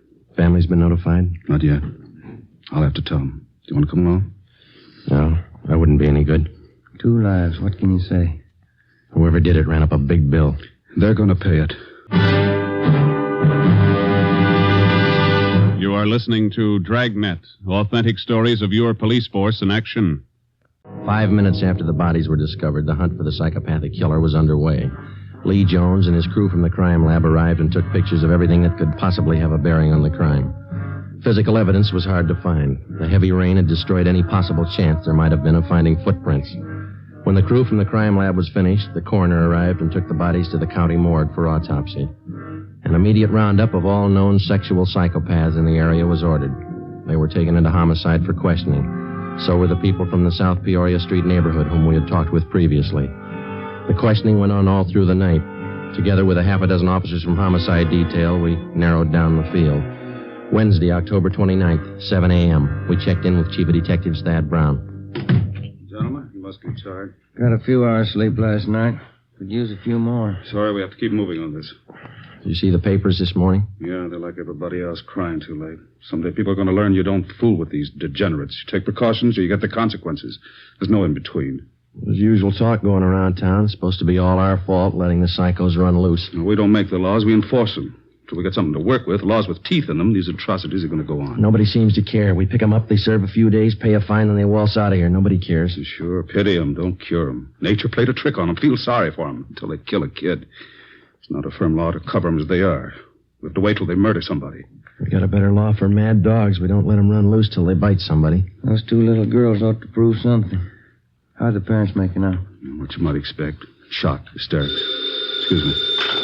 Brown speaking. Who? Send him in. Chandler, they finished questioning that bunch we brought in yesterday. Oh, Chief. Ben, Joe? How many possibles, Glenn? None. 4 we had left established airtight alibis. We checked their registrations, gave them their releases. Where does that leave us? We start from scratch. I don't think so, Chief. You got a hunch? A little better than that, Joe. I'm sold. What do you mean? You said the parents told you the little girls were afraid of strangers, wouldn't go near them. Yeah, try. They got the same reactions from some of the neighbors we talked to the day before yesterday. Yeah? Now we find out that all the known psychos in the area are clear, perfect alibis. When you figure the killer couldn't have been a stranger to the little girls. That's right. There were only 2 strangers in the whole neighborhood the day the girls disappeared, the gardener and the salesman, and both of them have been checked and cleared. Mm-hmm. As far as we know, the little girls wouldn't have gone that far up in the hills alone of their own accord, and they wouldn't have gone with a stranger. They had to be lured there and by someone they knew. Any ideas? Could have been one of the neighbors. No, we checked every possible out there, Glenn. We questioned them a half a dozen times. So have I. There's one that might fit. Who's that? Claude Jimmerson. Glenn Chandler had been a veteran homicide officer before Ben or I joined the department. He was tall, quiet, and reserved. He had a good reason for everything he did, for everything he thought. The 3 of us sat down and tried to put the pieces together. Number 1, Chandler uncovered a point that Ben and I had missed completely. Jimmerson and his wife were not close friends of either the Sperry family or the Griswolds. For a near stranger, he showed an extraordinary interest in the welfare of the children after they disappeared. Number 2, Ben and I discovered that Jimmerson's wife had an 8-year-old boy by a previous marriage. The child did not live with them. Mrs. Jimmerson told Chandler that her husband had been cruel to the boy. She refused to elaborate. Number 3, Jimmerson was the last person to see the children alive.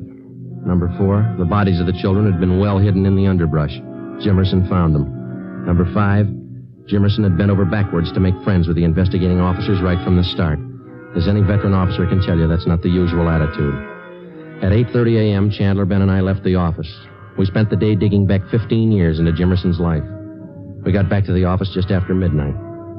Thursday, October 30th, 10 a.m. We checked in. Okay, Joe, all ready. Thanks. Come on, Ben. Yeah.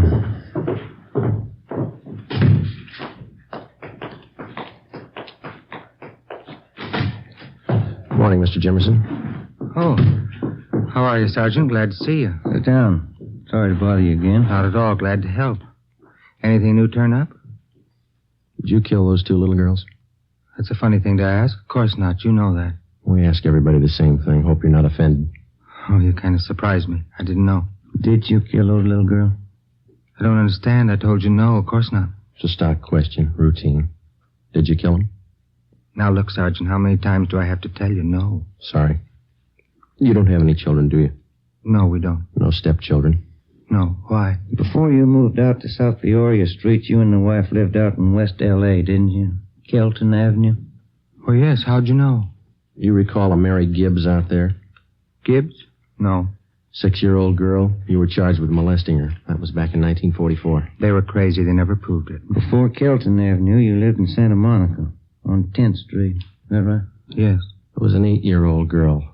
Donna Honrath? That kid lied, too. She asked me to fix her doll buggy. I never went near her. What about your stepson? Why isn't he living with you?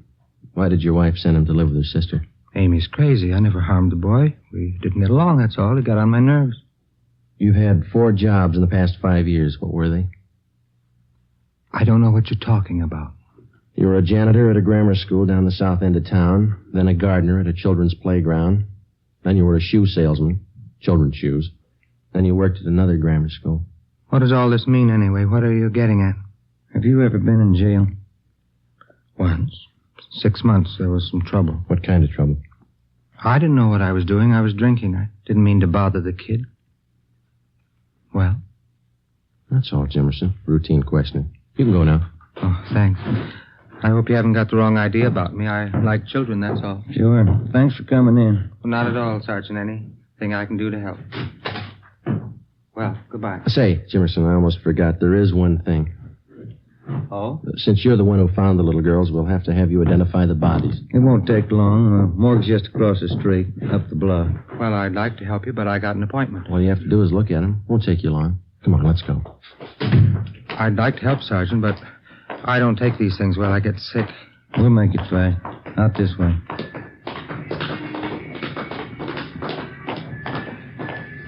Raining again. I'm sorry, Sergeant. I don't think I better go. Just identify him, that's all. Won't take a minute. Maybe if we had a drink before we went in. You can have one after. And watch it. There's heavy traffic. Yeah, lights change. We'll have to wait. I need a drink. I can't go in that place without a drink. You'll be all right. Okay, let's go. Morgue's up this way. I can't look at him. I get sick. Don't make me. Nothing to it. You'll see. Here we are. We went down the driveway. It's a shortcut.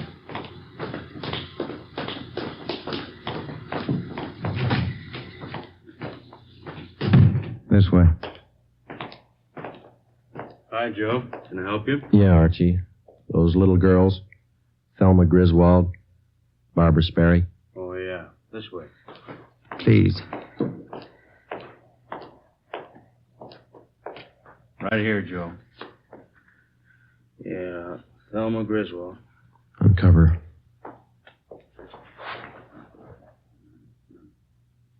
Jimmerson? Yeah. Thelma.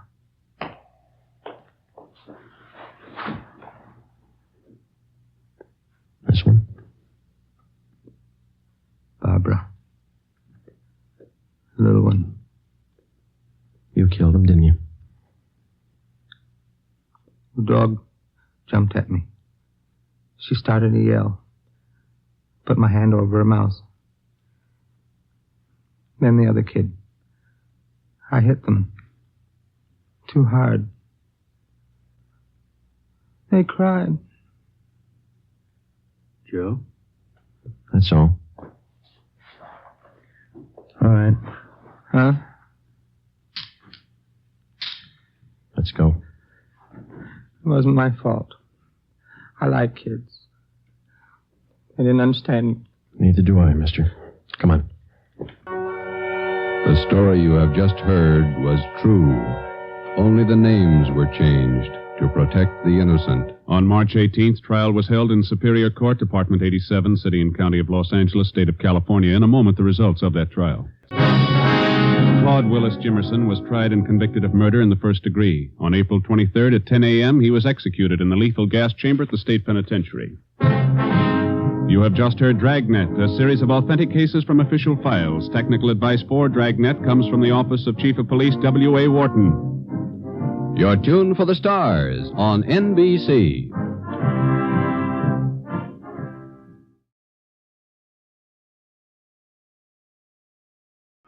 Broadway's My Beat, from Times Square to Columbus Circle, the gaudiest, the most violent, the lonesomest mile in the world.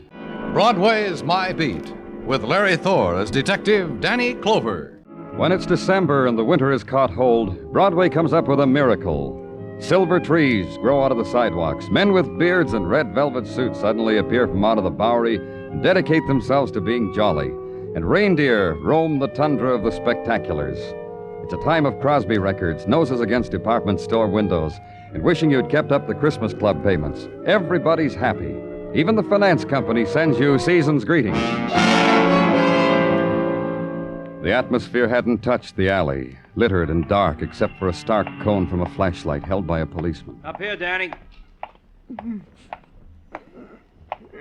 Shot twice in the back. Still breathing. Come on, Doc. Take a look, Doc. Let's put him on the stretcher. I don't think this one's got much time. Give me a hand here. Easy. We'll have you in the hospital in 5 minutes. Know who he is, Muggavan? Yeah, his wallet says Ben Justin. Yeah, here it is. The ideas of what happened? I think he knows who shot him, Danny. He was saying he'll get even. Any names? No. Easy with him now. Just slide the stretcher in here.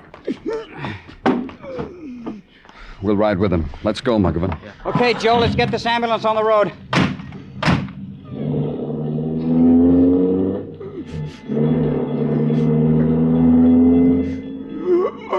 Kill him. Kill him with my bare hands. Who are you going to kill, Ben? Kill him. Watch it, Danny. Quiet him. Here, hold the bottle up like this. Yeah. Is it all right if I talk to him? You better hurry. Who shot you, Ben? Can you hear me, Ben? Ben? Wait a second. Hey, Joe, you can take it easy. Take your time. He's dead, Danny.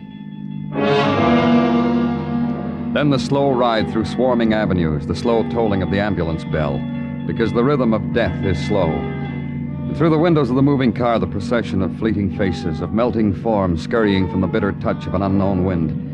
Then suddenly, at a stop, because death in the city must wait its turn, the face peering in, avid for a furtive glimpse at pain, seeing only the shroud-covered man, turning away in regret. The ambulance moves again, and within it, silence, because there are no more questions that can be asked of the dead. At headquarters, the setting up of a file on Ben Justin. The word murdered, neatly typed in triplicate. Then the fragments of his life drifting in to be pieced together, to be entered under the correct heading, on the correct line. Ben Justin lived in an apartment on West 86th. He was married to a woman named Evelyn. Go there. Ask her the question the dying man wouldn't answer. Ben didn't tell you? He was bleeding to death and he wouldn't tell you who killed him? No, Miss Justin. I like him for that. There are a lot of other reasons, but this one's the best. Then you will want to help us find his murderer. No, that's your job. That's what you get paid for. They shot him down in an alley. Sorry, but that's how I feel about things. You get what you work for in this world. No one can do it for you. You want Ben's killer? Find him. That way he'll belong to you, just you. If you know something, Mrs. Justin, we can hold you. Now, wherever did you get an idea like that? How would I know who killed Ben? It's his secret. He's taking it to his grave with him. Maybe I didn't tell you. Ben's last words were that he would kill him with his bare hands. Ben can't do that now, can he? But you can do something, Mrs. Justin. You can tell me about Ben. You can tell me who wanted him dead. Tell you about Ben? That could take my lifetime. But I'll brief it down for you. Ben did good by me. Dressed me in fancy clothes, showy. Showed me off to his friends. Didn't mind if one made a play for me. Grinned it off. Grinned about it when we got home. Cuffed me a little, and we go to sleep laughing. That's about Ben. Doesn't help as much. Then try this. Ben used to work for the Imperial Insurance Company, an investigator. Go ask them about Ben. I bet those insurance people knew more about him than even his wife knew. It's their business. Imperial Insurance? On Lower Broadway. You can excuse yourself now, Mr. Clover. I want to go over my wardrobe, pick out a black dress for Ben's funeral. Silk. Yeah, silk. He liked me in it. Yeah, it's very intriguing what you tell me, Mr. Clover. Look, why don't we go downstairs and chat about it over a cup of coffee? Now, Mr. Cogan. Oh, you don't understand, kid. I haven't had my breakfast. How can I do my best for Imperial Insurance without something hot in my stomach? We're trying to find out who killed the man. For this, I have to miss my breakfast? I tell you don't understand. My wife sleeps in the morning. She doesn't Ben make Justin me used to work for you. I want you to give me what you know about him. Now. Because it won't wait. On an empty stomach? All right. All right. Yeah, he worked for us. One of our hottest cases. A year ago, he kissed us goodbye. You don't know anything about him after that. You're just... Look, kid, did I say that? I know a lot about Ben. Let me open my mouth a little, huh? It's open. A year ago, we put Ben on the Colton murder case. Remember it? Who doesn't? Mrs. Colton found murdered, shot to death in her house on Long Island. That one cost us, the company, $100,000. The police were handling it. Why'd you put a private investigator on it? Oh, don't let it bother you. Justin flopped, too. He said he couldn't find a thing to prove that Mrs. Colton's nephew and his wife committed the mayhem. Remember Johnny and Dottie Reed? The lovable kids that all of us thought were the murderers? The state, us, till they were acquitted? No evidence, not even from our own boy, Ben. And after that, Ben quit. How did you know? Oh, I told you, yeah. He turned in a memo that we should pay the kids the $100,000 insurance the aunt left the boy. Shook hands all around, resigned. Then right away we find out he was making merry with the Reed kids, all over town, in their home. How do you know that? It was a password in our office, how Ben and his wife were always in the company of the kids. Why? The kids were acquitted? They have the right to make their own friends? For $100,000, we keep trying. Do I get coffee now? Yeah, here's a dime. Let it be on me.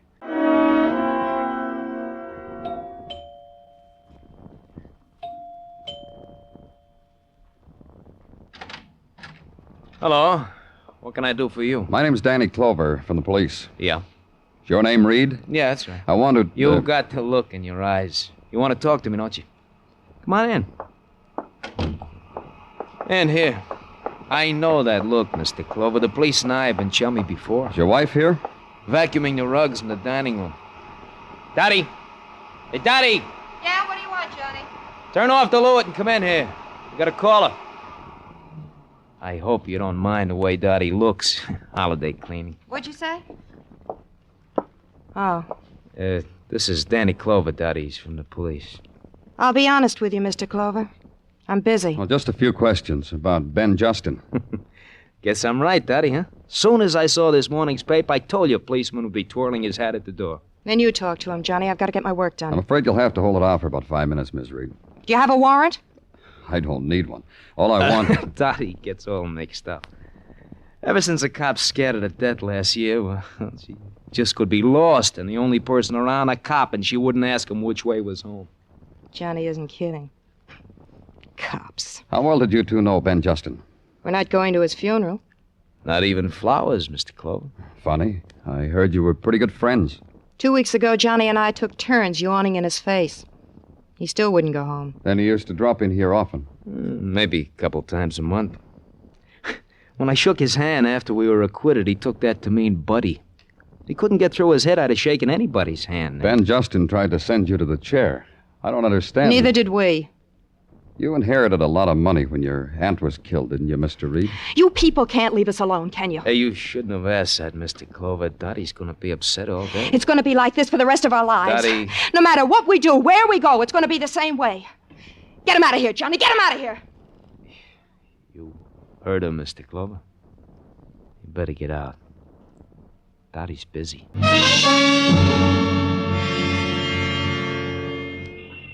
Mind if I turn on the radiator, Danny? It's cold in here. Huh? How can you stand it? There. Danny, you've been over and over the transcript of a year-old trial maybe 100 times. You want something juicy to read? Try this pulp. That's good, huh? Tells me the thrilling things detectives have happened to them. For 2 bits, it thrills even me. The things that go on. Mrs. Colton was killed with Johnny Reed's gun. Our ballistics man proved it. Brought it in evidence. Exhibit A. But no fingerprints. No fingerprints. And if you read the transcript another 100 times, there still won't be any. What are you trying to build, It Danny? bothers me. You mind, Muggavan? Danny, listen to me. The kid had a right to the gun.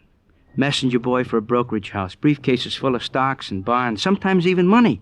A boy needs a gun in a career like that. They present him with it, courtesy of the house. And it killed his aunt. Endowed 2 kids with $100,000. The gun could have been stolen from him, just like he said. His wife put her arms around him. He felt different somehow to her without the gun. That was the first they knew it was missing, just like they said in court. Yeah. I don't understand what you're after, Danny. The kids were acquitted. I know. They said they spent the day picnicking on the Jersey Palisades. Nobody could prove different. Nobody could prove they were at the murder house that day. They were acquitted. I told you I know Muggavan. Then what's with you? You think you found a free and easy way to solve Ben Justin's murder? I take it back, Danny. I didn't mean to say that. Why so chummy with the Reed kids? You mean Justin and his wife? You care about anyone else? Justin was a top insurance investigator. He couldn't find a thing to prove that the kids were anywhere else but eating ham and cheese sandwiches on the Palisades. That cinched it. When an insurance company... Danny, you gotta go. You just gotta. Here, I brought your overcoat. I'll help you into it. There's not too much to Taglia. Where am I going? To the residence of one Mrs. Evelyn Justin. She just phoned in, Danny. She was crying, then screaming. In between said cries and screams was sandwiched that someone was trying to kill her. I made her go slow so I could take her down in shorthand. Here, Danny, her very words. Yeah, get your coat, Muggavan. It's a cold ride.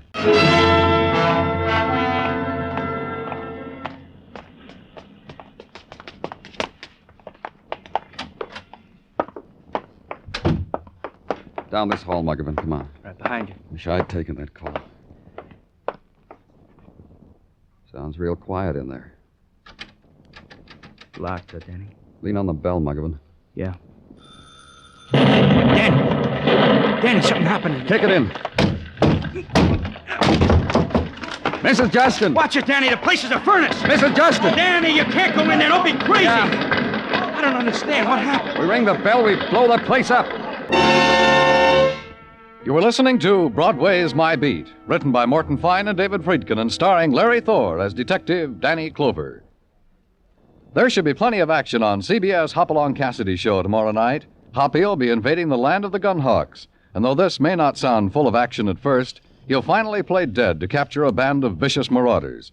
Hopalong Cassidy, starring Bill Boyd, comes your way every Saturday evening on most of these same CBS stations. Join him in the land of Gunhawks tomorrow night. On the eve of the holiday, Broadway opens wide its loudspeakers, takes last year's tinsel off a back shelf, considers its tarnish, shrugs, and hangs it in a doorway, in a shop window, just above the summer resort sports shirt sprinkled with artificial snow and decked with dust-covered holly. It makes glints in the winter's sun, sways gently in the winter's wind, and it makes you all warm inside, doesn't it, kid? The warm-eyed women walking by, hugging the warm fur close to them. Makes you merry. And the music floating out of the metallic throats. Good, huh, kid? But turn it up.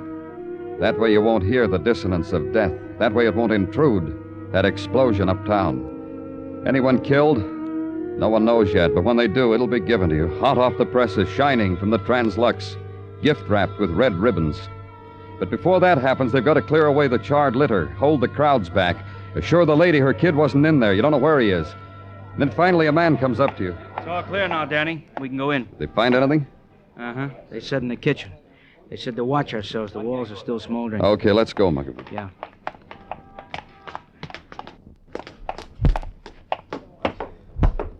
He said in the kitchen. Uh-huh. Watch it, Danny. Doorway don't look any Come on. Not much left, is there, Danny? You were here before. Not much left, huh? Broken. Up in smoke. Hey. Yeah. Mrs. Justin? Yep. Explosion must have done it, huh, Danny? The way she... She was beaten up first. Slugged. See? Here. Here. Yeah. They made sure, huh, Danny? If we hadn't rung the doorbell, maybe the... Call it in, Muggavan. To homicide. Hello, Danny. I come bearing gifts from the boys in technical. To you. You thank them for me, Gino. Goes without saying. Christmas is coming, Danny. Courtesy is the motto of the season. A fella has Goes to... without saying. What have you got? Gift number 1. You are confirmed in your deduction that Mrs. Justin was slugged, left unconscious well, you were there, Danny. I don't have to spell it out for you. No, Gino. For this pearl, my thanks. This, a poet once said... Tartaglia. Yeah, Danny. Gift number 2. The doorbell was rigged to a booby trap of a type commonly used in the last... Last. What am I saying? Ring the doorbell and boom! Blast! Poof. It was that professional. To the contrary wise is Mr. Gordon from Technical. He says it was a clumsy imitation. Gordon didn't like it, huh? He sniffed his nose at it. However, in the matter of an inferno machine, what matters clumsy, huh, Danny? Anything else? Nothing else. Except an itching in my brain. Huh? Yeah. I am making out my Christmas list, and it itches me. Want to give Mike Schreck, the bald-headed miracle detective from Philadelphia, for Christmas. The joy he has brought me. I should return it with a likewise. You got a suggestion, Danny? Only a question, Gino. How did you know it was Mrs. Justin you talked to on the phone? Well, she told me, Danny. Several times she told me. Well, what reason would I have to disbelieve what a lady tells me? You're trying to make out I'm a Gulliver, Danny? You know... Pardon me, Gino. Likewise, I'm sure. When they tell you their name, see if you... Danny Clover speaking. This is Swifty Crenshaw of the 34th Street Post Office, Mr. Clover. They referred me to you. Why? Oh, because I'm holding some undelivered mail from Mrs. Evelyn Justin. Bet you'd love to get your hands on it. Yeah, I would. Fine. Just ask for Swifty Crenshaw. Everybody knows me. Bye now. Who was it, Danny? A Swifty Crenshaw from the post office. See? See how you two can be a Gulliver, Danny? You Mr. Crenshaw? You bet. My name's Clover. I spoke to you on the phone a little while ago. You bet. Just wait here.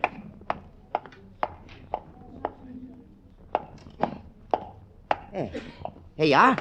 The mail addressed to Mrs. Ben Justin. Uh-huh. There's not much there. Circulars, a few Christmas cards from people who heed our message to mail early. One there that's sealed, and the sender tried to mail it third class. Postage due on that one, but I guess we can forget it, huh? I can save you trouble turning over that postcard. It's for a free grease job with 15 gallons of gas. That other is for a book overdue at the library. You've been having yourself a time, haven't you, Mr. Crenshaw? Hey, you bet. What's in this envelope? How do I know? It's no use holding an envelope like that up to the light. It's manila. It's postmarked yesterday. Addressed to Mrs. Ben Justin. P.O. Box 626, 34th Street Station, New York, New York. Return address? The same. She addressed it to herself? What's in it? You bet, Mr. Crenshaw. Hold on, please. Mr. Jasper is looking up the records now. Okay. Tell him to hurry. Mr. Jasper will speak to you. Good. Mr. Jasper on the phone. What about it, Jasper? You say you have a carbon copy of a subscription form for today's Lady magazine? Where did you get it? In an envelope. Come on, your girl said you were looking it up, Jasper. The form is used by your company, signed with the initials DF. Who is DF? Donald Fraser. He would have gotten 400 points if he'd handed the subscription in. But why didn't he? Where does Donald Fraser live? 19 West 16th. He's a pretty good... Yeah. Thanks.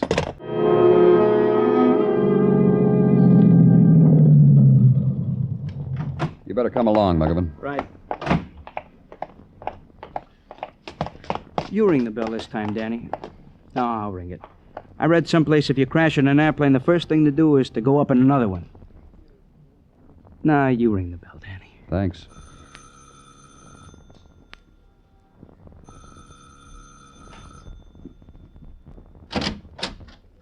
What do you want? You Donald Fraser? So, what do you want? We're from the police. Didn't you hear, Donald? We're from the police. Let's go inside. Sit down, Donald. You want a cigarette, Donald? I don't smoke. You drink? No, I can't stand the taste. He's got refined taste, Danny. You signed this magazine subscription form, didn't you? Well, didn't you? I don't know. You know. You know, don't you? I signed it. All right. You took a magazine subscription on November 2nd, 1949. That's the date on this form. It's also the date Mrs. Colton was shot to death. So, What's that got to do with anything? It's got this to do with it. It's a magazine subscription for Mrs. Colton. You took the subscription. Who signed it? I'll tell you. You're not kidding. Let him alone, Michael. I came by Mrs. Colton's that morning selling subscriptions. Mrs. Colton said to come back later. She wanted time to make up her mind. When you came back, Johnny Reed was there with his wife. I said leave him alone. Yeah, that's right. They were there that day. The girl yelled up to her aunt that I'd come back. Mrs. Colton said to take the subscription. The girl signed for her. That does it, Danny. Not quite. Donald, then Ben Justin got to you, didn't he? He was investigating the murder and tracked down a lead that a magazine salesman was on the Colton block that day. That right? Yeah, the very next day. Before I had a chance to turn in the form in to Mr. Jasper. I shouldn't have done it. I know I shouldn't have done it. For $1,000, the trouble I'm in. I didn't mean to do anything. He talked me into it.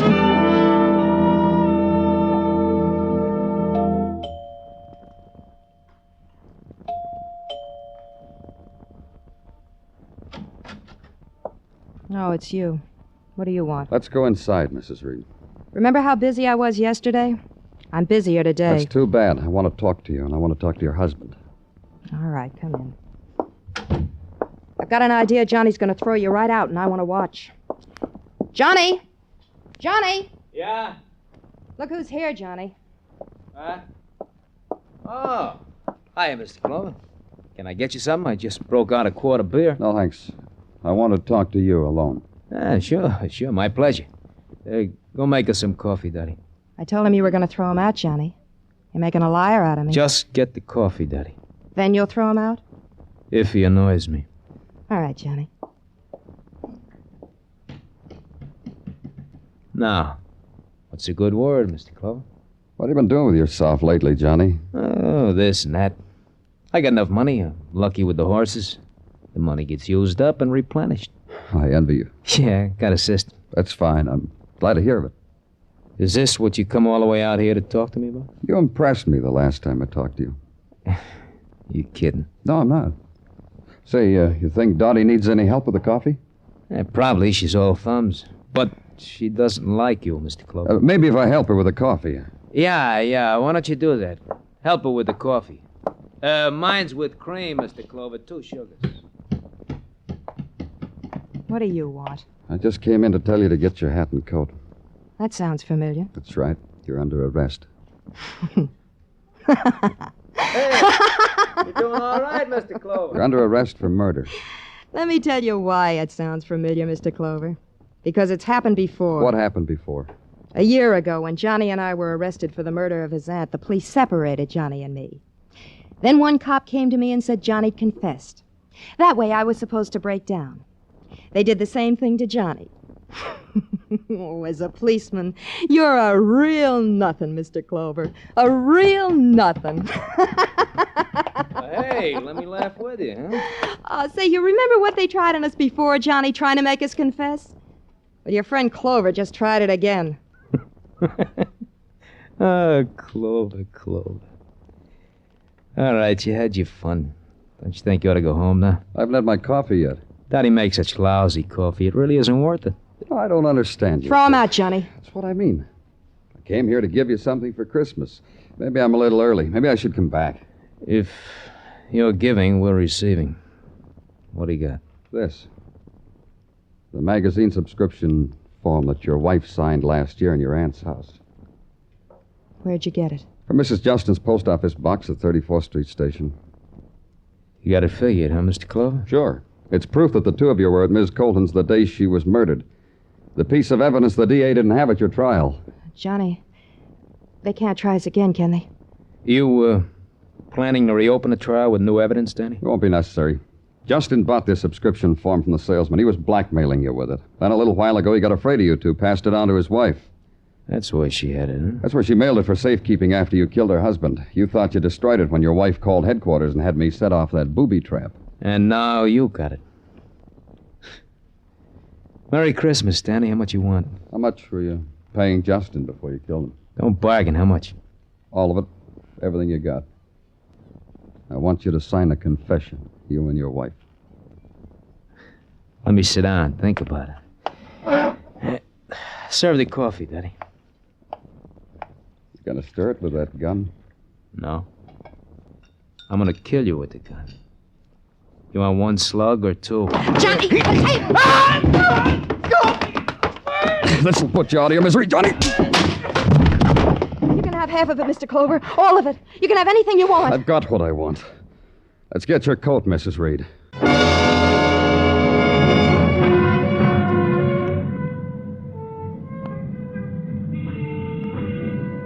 In the midnight cold, Broadway echoes with sounds you hear only in darkness.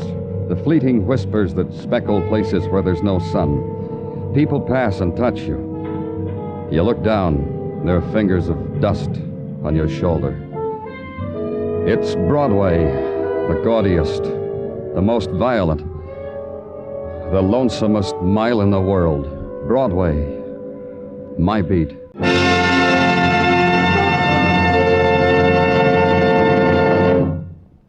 Broadway's My Beat stars Larry Thor as Detective Danny Clover with Charles Calvert as Tartaglia. The program is produced and directed by Elliott Lewis, with musical score composed and conducted by Alexander Courage. Included in tonight's cast were Anthony Barrett, Sam Edwards, Virginia Gregg, Michael Ann Barrett, Sidney Miller, and Jack Crucian. Now, here's Larry Thor. Ladies and gentlemen, tonight's program concludes the present series of Broadway's My Beat. We thank you for listening and hope to return to the air in the near future when Danny Clover will bring you more adventures along the Great White Way. Next week at this time, most of these same CBS stations will bring you a new program featuring Edward R. Murrow, Columbia's famed news reporter. This new program will be called Report to the Nation, and during its 60 minutes, Mr. Murrow will bring you not only important war and political news, but also summaries of all that's bright and new in the world of music, the theater, sports, and the other colorful, varied fields of American life. You'll hear recordings of great speeches and great events in the week preceding each Friday night broadcast. Report to the Nation will report the news for CBS listeners in this unprecedented series of broadcasts. Be listening for Report to the Nation next Friday evening on CBS. The story you are about to hear is true. Only the names have been changed to protect the innocent. Fatima Cigarettes, best of all long cigarettes, brings you Dragnet. You're a detective sergeant. You're assigned to narcotics detail. A large hospital in your city is held up. $10,000 in high-grade narcotics is stolen. The bandits escape. Your job, get them. Dragnet, the documented drama of an actual crime. For the next 30 minutes, in cooperation with the Los Angeles Police Department, you will travel step by step on the side of the law through an actual case from official police files. From beginning to end, from crime to punishment, Dragnet is the story of your police force in action. It was Monday, October 23rd. It was foggy in Los Angeles. We were working the day watch out of narcotics detail. My partner's Ben Romero. The boss is Captain Kearney. My name's Friday. It was 7:16 a.m. when we got to St. Christopher's Hospital, the pharmacy. How you do? Yes? Police officer, sister. We'd like to see Sister Mary Benedict. I'm she. Mother Superior sent us down to see you, sister. We're investigating the narcotics robbery. Oh, yes, there have been quite a few policemen here in the past hour. I believe it was the fingerprint men who just left. Just a minute, I have their card. Yes, they were from Leighton Fingerprint Division. Stahl and the boys from Leighton Prince. Yes, that's right. Sergeant Harlan Stahl. Sister, we're the investigating officers assigned to the case. This is Sergeant Romero. My name's Friday. Are you a lieutenant? No, I'm a sergeant. I wonder if you could start right from the beginning for us. Just tell us what you know about the robbery. Well, after Mass, I went to breakfast, and then I came downstairs here to the pharmacy to open up. You keep the pharmacy locked overnight? Oh, yes, always. We always assign an intern on night duty. He has the key in case any medicines are needed during the night. He's authorized to issue what may be needed upon the doctor's request. Who else has a key to the pharmacy, sister? Well, there are just 3 keys. Mother Superior keeps one at her desk, and we have one for the intern on duty, and I have one. All right. You want to go on? When I got down here this morning, I started to unlock the door and found it ajar. There were no lights on. I snapped on the wall switch. That one. Mm-hmm. That's when I saw young Jimmy Lyons. That's the intern? Yes, he was unconscious on the floor. I could see his head had been cut. He was bleeding profusely. What'd you do then? I called Mother Superior, and she came right down. Dr. Spencer was summoned. He came in and started administering aid to intern Lyons there on the floor. Is that when you found out the narcotics were missing? No, not just at that moment. Both Mother Superior and myself were quite worried about young Lyons' condition. It was really Mother Superior who first noticed the narcotics safe had been tampered with. Your stories don't exactly jibe there, sister. How do you mean? Mother Superior gives you credit for first noticing the theft. Oh, my, no. She's very charitable, but she's the first one who pointed to the safe. She's very observant. I understand. Go ahead, please. Upon checking the safe, we found that someone had taken our entire store of narcotics. Everything. Is that the safe over there? Yes, that's the narcotic safe. Don't touch that, Mr. Faraday. No? No, never. Nothing is to be touched until the police have completed their investigation. Clues. Well, we're the police, sister. Then, do you have all the clues you need? Well, I wouldn't know, but the men from Latent Fingerprints have dusted everything here, so it's all right to touch things now. That was Mr. Harlan's stall and his men? Yes, that's right. Oh, I didn't know. We understand you have the inventory list. Yes, I have it on my desk.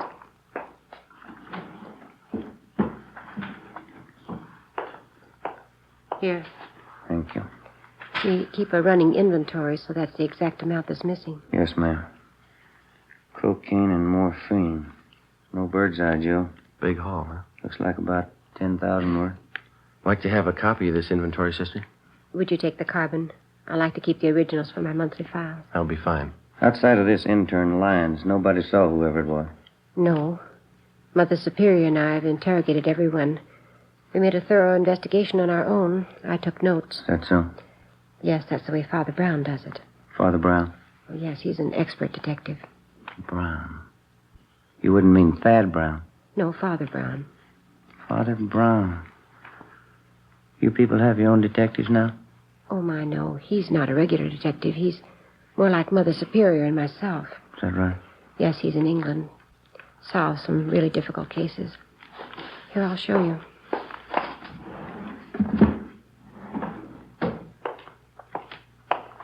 See right here? The Triple Cross, another exciting Father Brown mystery by G.K. Chesterton. Oh. Yes, I've all but one of the Father Brown books. Mother Superior has it. I get it after she finishes. Mm-hmm. What's the condition of the intern? He's resting comfortably. Dr. Spencer says he'll be all right. Had to take 9 stitches in his scalp. We'd like to talk to him. I'm sure that'll be all right. I don't have to tell you, we all think this is a terrible thing. Yes, sister, it is. All those narcotics. Whoever took them will distribute them, won't they? Well, that's our guess, sister. The stuff will be sold to addicts. What makes a dope addict? How do they get started? Why do they do it? I don't know, sister. I give you a lot of reasons. None of them good. None of them good. And for a few moments of what? Tonight they have it, and tomorrow they have nothing. That's about the size of it, sister. The stars are setting, and the caravan starts for the dawn of nothing. The Bible? No, Omar Khayyam. Before we left St. Christopher's Hospital, we talked with intern James Lyons. Since he was slugged from behind, he failed to see his assailant. He could tell us nothing. The entire hospital staff was screened thoroughly. They could add nothing to what we already knew. Between 6 and 7 o'clock that morning, $10,000 worth of high-grade prescription narcotics had been stolen. Somewhere in the city of Los Angeles was the answer. As in all narcotics cases, speed is the prime factor. Whoever held those narcotics wouldn't waste any time diluting or cutting it and making it ready for quick sale. Our job was to stop them. 5 minutes past 8 a.m., we checked in with Sergeant Harlan's stall at Latent Fingerprints Detail. Not much help, is it? That's all you got, huh? The safe was clean, not a print on it. No prints anywhere in the room. Slugged the intern from behind, took his keys, tore a belt loop off his trousers, opened the safe and waltzed out. Couldn't have been cleaner. Yeah. You didn't get anything on your end, huh? Nothing. Gentlemen? Cap? I picked one up. Who is he? Junker by the name of Babe Kellogg. He's really seeing Steve, but he's coming out of it. Let's go talk to him. Check you later, Stall. Yeah. What's the story on him? Wallace and Hunt picked him up. Downtown L.A. He was sitting in a parked car at 4th and Broadway. Thought at first he was a 390, but they couldn't raise him. He's down this way. What else? Well, Wallace figured he must be geed up, so they rolled up his sleeve to look for the spike marks. They found him. Find anything on him? Yeah, there were 2 vials of M on the seat beside him. Prescription stuff. You got that list of serial numbers from the hospital? Yeah, right here. All right, let's go in. Walters? Yeah, Captain?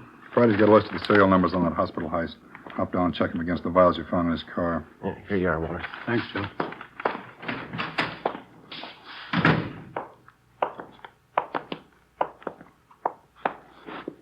How you feeling, babe? All right. Kellogg, this is Friday and Romero, Central Division.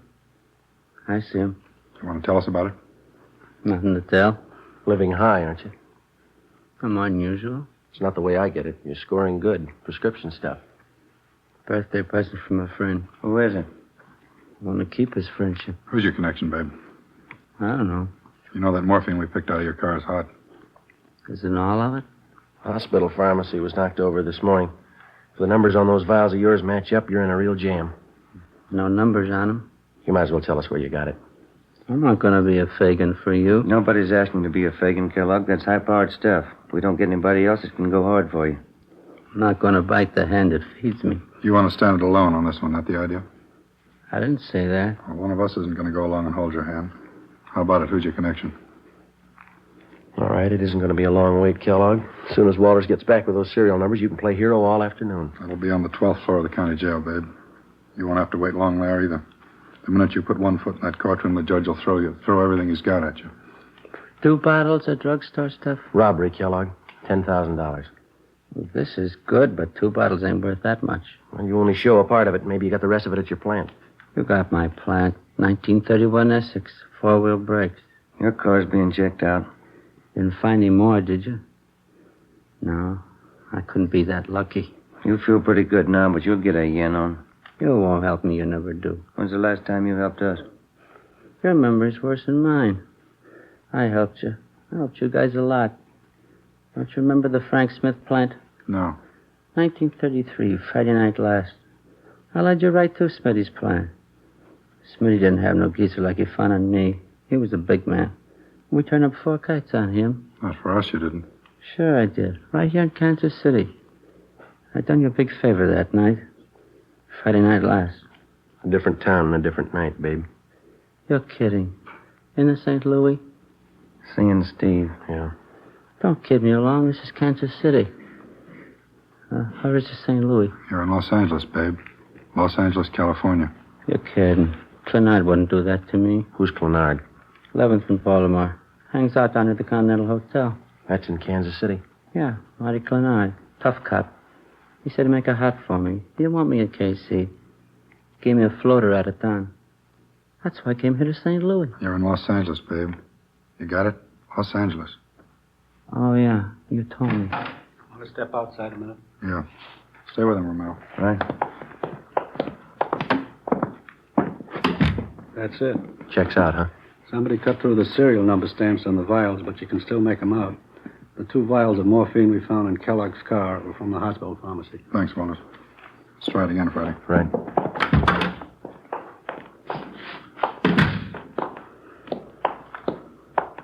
All right, babe, now let's cut out the jokes. Those 2 vials you had came from the hospital. The numbers check out. No numbers on those vials. How do you know? You probably didn't even look at them. Oh, yeah, I looked. No numbers on them. We found them, all right. I don't see how you could read them. I couldn't. Why not? Somebody scratched them off. Who, babe? You wouldn't know. Try us. How much heat do I have to stand if I take it along? Plenty. There was an intern slugged on that job. Hurt pretty bad. They're going to tag you for assault, too. I never hit anybody in my life. How do we know? I just told you. We don't know you didn't pull this job. We haven't got any proof.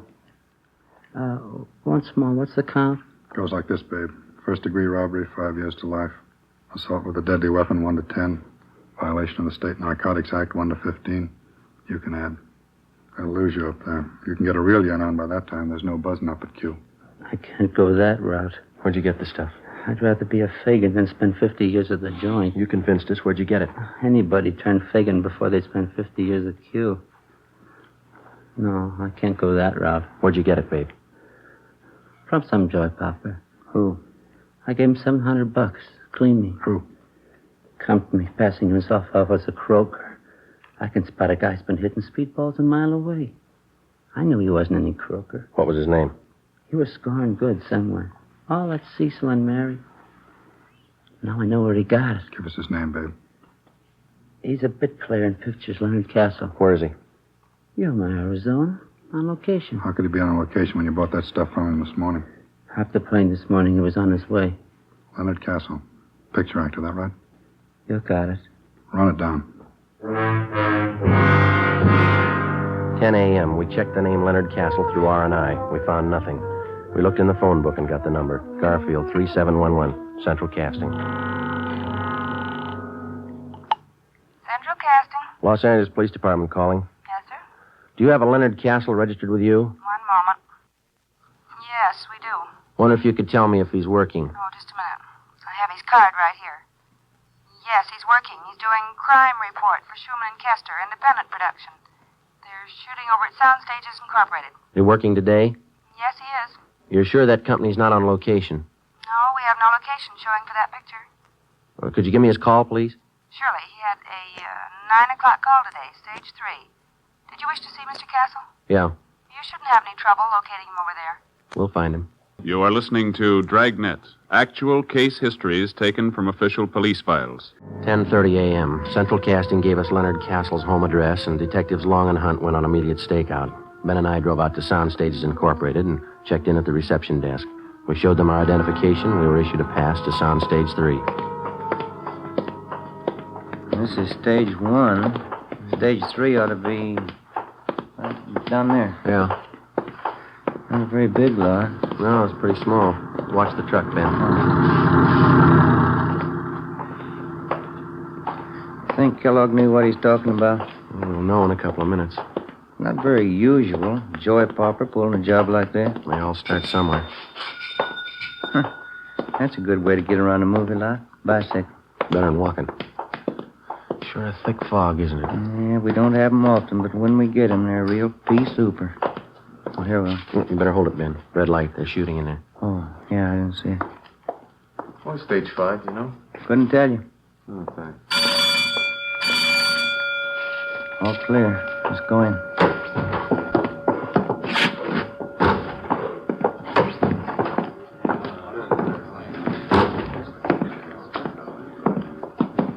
Hey, fella.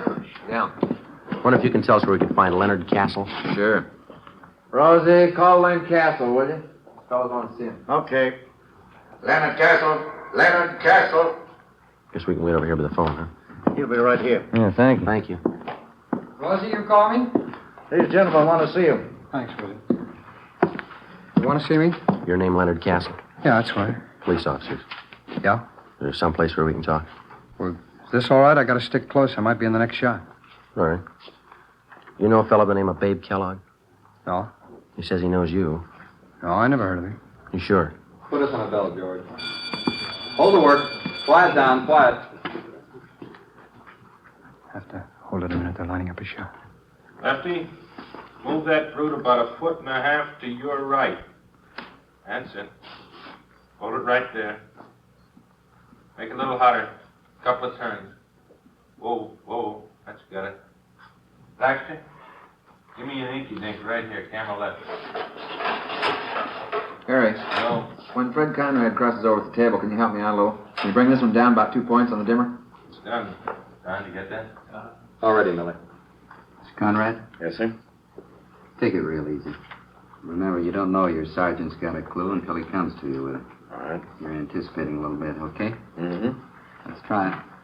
Bob, watch that mic shadow. We're getting it on that wall. Am I out now? Not too much. You come in a little. That's fine. You're clear. All ready? All right, we can try one. Turn him over. Rolling.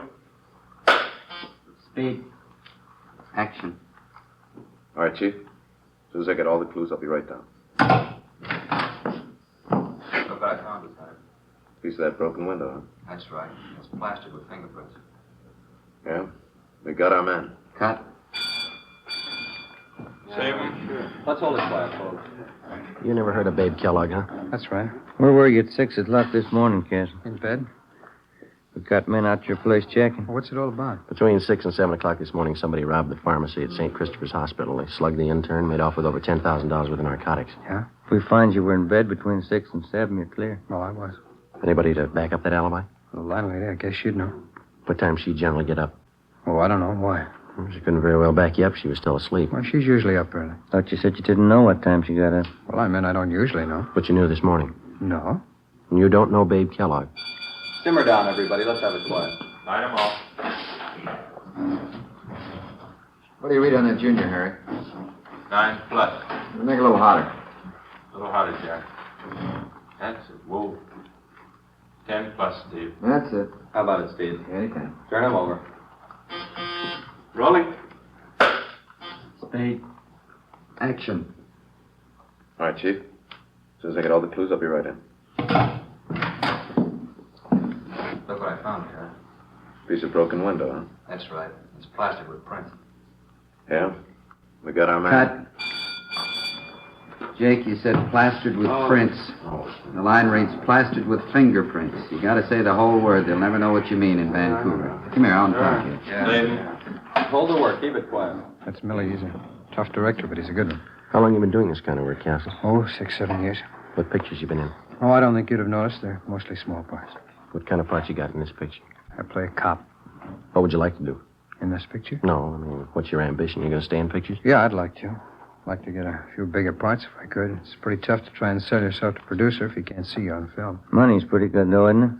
Oh, it all depends. It's a different deal on each picture you do. Mm-hmm. You have an agent? No, I did have. Wasn't doing anything for me, so I let him go. I'm not represented now. Pretty hard to build any kind of a name without an agent, isn't it? It all depends. If you can keep up a good front, nice car, that's all that counts in this town. You really believe that, do you? Don't you? Well, I don't know much about it. I'm not an actor. You said you didn't know Babe Kellogg at all, didn't you? No, I don't know. You said you saw your landlady at 6 o'clock this morning. No, I didn't say that. Well, there's Theodore Milton, the director. Would you like to meet him? What time did you see your landlady this Oh, morning? Mr. Milton. Yeah, Castle? When are you going to get to me, Millie? You need me in the shop? No, still on the same thing. We'll get to you till after lunch. You can stay with your friends. Okay. What time do they break for lunch, Castle? Oh, this company usually breaks around 12:30. It's only 11:15. Maybe we can go outside and talk. The director said he didn't need you. Why, you never want to believe the director. It's always the first assistant. We could check with him, couldn't we? Oh, I don't like to do that. I hate to ask any favors. Said he wasn't going to use you till after lunch. Well, it isn't a good policy to bother the first assistant. Well, it's probably better in here anyway. I didn't see any place to sit down outside. Unless you have a car in the lot. Do you have a car? No, I don't. Thought you told us you had a car. No, I didn't tell you that, did I? Well, you said something about keeping up a good front, nice car. Isn't that what you said? Oh, sure, I have a car. I don't know what I was thinking about. Yeah, I have a car. Mm-hmm. I thought you said you had a car. Well, I tell you, this picture act will drive you crazy. I don't know what I'm saying half the time. Maybe you made a mistake about Babe Kellogg. Do you know him? No, I'm sure about that. I don't know any Babe Carson. Kellogg. You're Kellogg, you know. I don't know him. Would you mind showing us your wallet? Well, what for? You want to see my identification? Can we see the wallet, please? All right. Here you go. No, you hold it. Would you open it up? Okay. Quiet, please. All right, Steve. Okay. Turn him. Rolling. Spade. All right. Nice and easy now. Fingerprints, Jake. Right. Action. All right, Chief. As soon as I get all the clues, I'll be right in. Look what I found, okay? Piece of broken window, huh? That's right. It's plastered with fingerprints. Yeah? We got our man. Cut. Same. No talking. Let's see how much money you got in your wallet, Castle. No, you hold it. Just count it for us. Oh, there it is. What about the rest of it in there? All right, I didn't see it. All right, count it. Just a few hundred here. Count it. All right. Let's see. Well, I can see 450s right there on top. That's 200, isn't it? Yeah. It's 300, 400, 450. Yeah, go on. I didn't know I had this much. That's 250 more. That makes 700, doesn't it? It's more than I thought I had. There's 2 more 10s and a 5 there. That's $725, Castle. Yeah. Doing pretty well on this picture, aren't It's you? not all picture money. All right, you can put your wallet away. Thanks. You didn't make this money on the picture. Where'd you get it? Played little cards last night? Play pretty late? Yeah, pretty late. Weren't you tired this morning? No. Not even when you got up at 6? Did I say I got up at 6? Now, listen, Castle. You don't know what you said, but one thing's sure, you're lying to us. You know Babe Kellogg, and you know him well enough to sell him 2 vials of high-grade morphine. Oh, you're wrong about that. All right, then you set us straight. Kellogg says he paid you $700 for this stuff. You got over $700 in your wallet. That's more than you need for lunch money. Now, this could be a coincidence. You set us straight. Well, you're wrong. Where'd you get the money? Turn him. Rolling. Spade. Action. All right, Chief. As soon as I get all the clues, I'll be right in. Look what I found, Tom. Piece of broken window, huh? That's right. It's plastic with fingerprints. Yeah. We got our man. Cut. All right, once more. Where'd you get the money, Castle? I told you I played cards. It won't do. Got the keys to your car? I can't leave. We'll get you excused. We want to look at your car. No, don't do that. All right, then. Do you know Babe Kellogg? I don't know. Turn him. Rolling. Stay. Action. All right, Chief. As soon as I get all the clues, I'll be right in. Look what I found. Piece of broken window, huh? That's right. It's plastic with fingerprints. Yeah. We got our man. Cut. Print it. Hold it for Lily. Do you know Babe Kellogg? Yes. Yes, I know him. I know it. You robbed that hospital this morning. I needed it. I needed the money. I had to have it. I owed money. They were going to take my car. I was broke. What else could I do? I was sick once. I stayed at St. Christopher's. I knew where they kept the drugs. I knew if I could get them, I could make some fast money. I didn't mean to hit the kid. I couldn't let him see me. He didn't have to be there, did he? He didn't have to be there. I sold old Babe the stuff, and the rest is in the car under the seat. I needed the money. I was broke. I was broke. Better get him out of here, Ben. Mm-hmm. Come on, Castle. That was a great reading. My name's Milton. I'm directing this picture. You the boy's agent? No, sir. Never heard him read better. Funny thing, no? Yeah? In front of the camera, he goes to the dogs.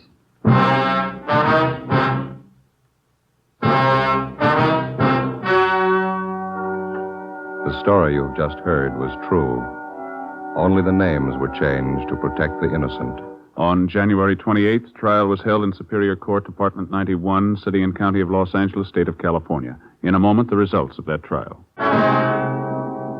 Leonard Francis Castle was tried and convicted of first-degree robbery and violating the State Narcotics Act. He received sentences as prescribed by law. Alfred Babe Kellogg was convicted of violating the State Narcotics Act. Both men are now serving their terms in the state penitentiary. You have just heard Dragnet, a series of authentic cases from official files. Technical advice comes from the Office of Chief of Police W.H. Parker, Los Angeles Police Department. Fatima Cigarettes, the best of all long cigarettes, has brought you Dragnet from Los Angeles. Sarah Berner is delightful in Sarah's Private Caper. Next on NBC.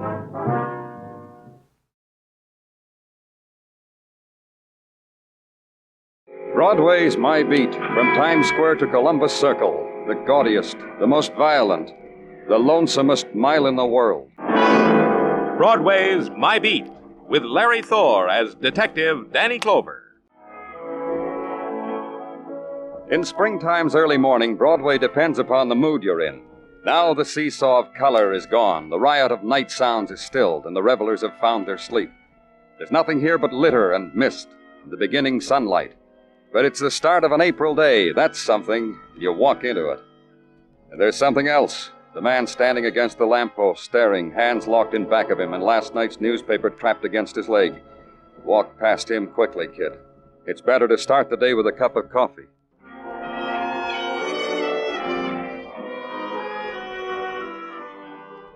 I didn't have time for coffee. The call came while I was pouring the cream. The call with a code number that said homicide, that said an address on Fifth Avenue, that said get there. And get there and get ushered into a room and into the presence of a man who uses words instead of numbers in describing death. Here's a gun that did it, Danny. Revolver. 2 shots missing from the chamber. One killed him over there on the bed. We're still looking for the other slug. Who is he, Muggavan? Phillip Hunt. Securities, investments. Retired about 2 years ago to try to enjoy himself, the maid said. The maid called it in. Oh. But what else? Plenty. Let's go. I'll show you. It's down the hall. Big party here last night, Danny. Glasses, scotch, bourbon, gin, cigarette butts, gold tip, cork tip, lipstick tip. Oh, this too. Oh, pocket lighter. Fancy one. Give me a light one. Thanks. Yeah, real fancy. And Evans. Catchy engraving on it. From Barbara to Willard. It'll have to be traced. Mm-hmm. Found it in the bathroom in the shower stall. Doorbell. Maid will get it. In here, Danny, the library. Who are they? Well, the girl stretched out on the couch is a niece of the dead man. Name's Lois Hunt, the maid said. Lives here. Him, the soldier over there on the chair. The maid didn't know him. Never saw him before. Well, how about the rest of the people at the party? Nothing there yet. Maybe the girl and the corporal will know when they come to. Dr. Sinsky gave him a needle. A needle to a couple of drunks? What are you talking about? They're not drunk. Their drinks were doped. Here, girl's glass. Smell. The corporal's the same. Dr. Sinsky said it's fortunate he got here in time. Then the gathering together of the police reporters and the press photographers. The statement for the noon editions, the jolly farewells over the dead, and the promise of the mention of your name. The bribe for more detail, more, you know what, Danny, gotta compete with the comics, kid. And the walking away from it.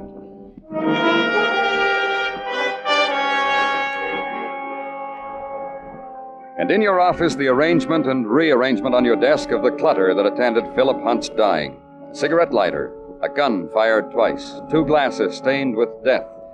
And a few hours later, the quiet opening of the door, and 2 kids stand waiting, bewildered, their eyes not touched by the morning light. Dr. Sinsky said it was all right for you to interrogate us now. He said... Oh, come in, Miss Hunt. Corporal. Sit down. You sure you feel all right, Miss Hunt? No, I'm fine. Just a little dazed. I've had other mornings like this. Maybe not quite so sad. Uncle Phil did. You, Corporal? I'm fine, sir. Just fine. Oh, he'll be all right. Dr. Sinsky's a good man. You two known each other long? Been going together a long time? Yes, sir, a long time. Maybe 5 or 6 months. I saw Lois at a USO dance. You're lying, Tommy. Don't tell a man a lie. I know what I'm doing, kid. Just well, let me... maybe you don't, Corporal. You tell me, Lois. I only met Tommy last night. He was sitting at a bar, lonely, kind of lost. Made him so attractive. I'm rich. I bought his drinks. Then you took him to the party at your home. There wasn't a party. We made it up as we went along. You know, bar hop. Picked up people who said funny things. I took them home because I wanted to celebrate Tommy, the nice corporal. It wasn't a pickup, sir. Lois is a fine girl. She's Sure not... I am, Tommy. You're sweet. Was your uncle at the party, Lois? We crashed in on him just as he was getting ready for bed. We all kissed him good night. That's how gay we were. We all kissed my uncle good night. That's how you left him, going to bed? Yes, sir. Then you rejoined the party? Yes, sir. Well, this gun... Is that the one that killed my Uncle Phil? You know the gun? It's given to my Uncle Phil by his employees. They know how he loved guns. You know the gun, Corporal? Yes, sir. Lois took it out of the case so I could show the party how a soldier uses a gun. Who'd you show your tricks to, Tommy? Who else was at the party? I don't know, sir. Honest, I don't know. How could he know them if I didn't? They were strangers, funny party strangers. We had fun. Yes, sir, just fun. Then I passed out. And Lois was sitting there already passed out, with a book in her lap. She'd been reading poetry to me, and she passed out. And I laughed, I remember, and... Danny, Pardon me. Danny, they have traced the cigarette lighter from descriptions distributed hither and yon by calm, efficient men on the beat. You'll tell me, huh, Sergeant Tartaglia? Sold by Tiffany's to one Willard Jordan, 2346 East 80. Steady customer by Tiffany's. Me, I only gaze in their windows on Sundays. All right, I'll check it. Do that, Danny. And also bid adieu to Miss Hunt. Her wealthy lawyer has put up bail for her. And the corporal? No, arrangements have been made with the military. Him we can keep. Bail is only for the likes of Miss Hunt. Yeah, take care of things. Be calm and efficient while I'm out, Tartaglia.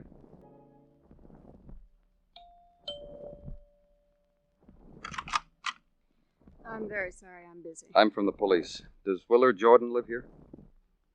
Yes, he does. I'm his wife. What is it? May I come in? I suppose so. We'll talk here if you don't mind. I'm getting ready to go out. What is it you want? Is your husband home? No. You'd better stop in another time, Mr. Clover. Where is your husband? I don't know. I didn't invite you to go in there. Where do you think you're going? Is he your husband? Pepe, I told you if you stared in that mirror once more, I'll scream. Sit down. Sit down and drink your drink.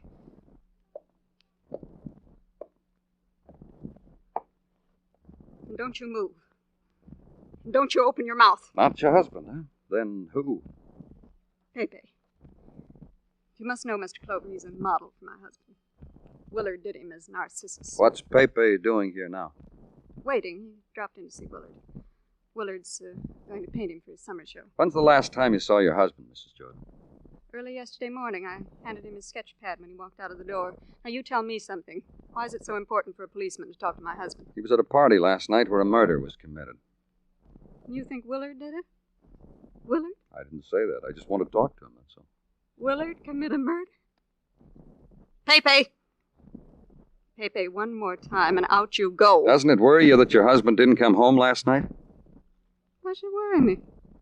What do you mean? Willard has not come home like this before? Oh, I see what you mean. Yes, Willard stays way off and he's a roamer. He goes places, talks to strange people for material to paint. Let's see. Yes, he said he was going to take a model around last night. What model? A Pepe? Barbara, I think. Yes, Barbara Sullivan. Nice girl. You've seen her in the beer ads, Mr. Clover. She lives close by. I'll tell you where. If she knows where Willard is, phone me, let me know. Will you? Of course you will.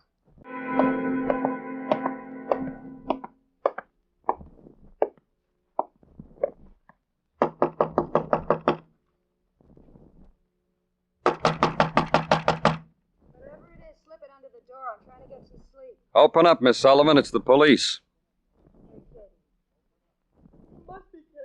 Open up.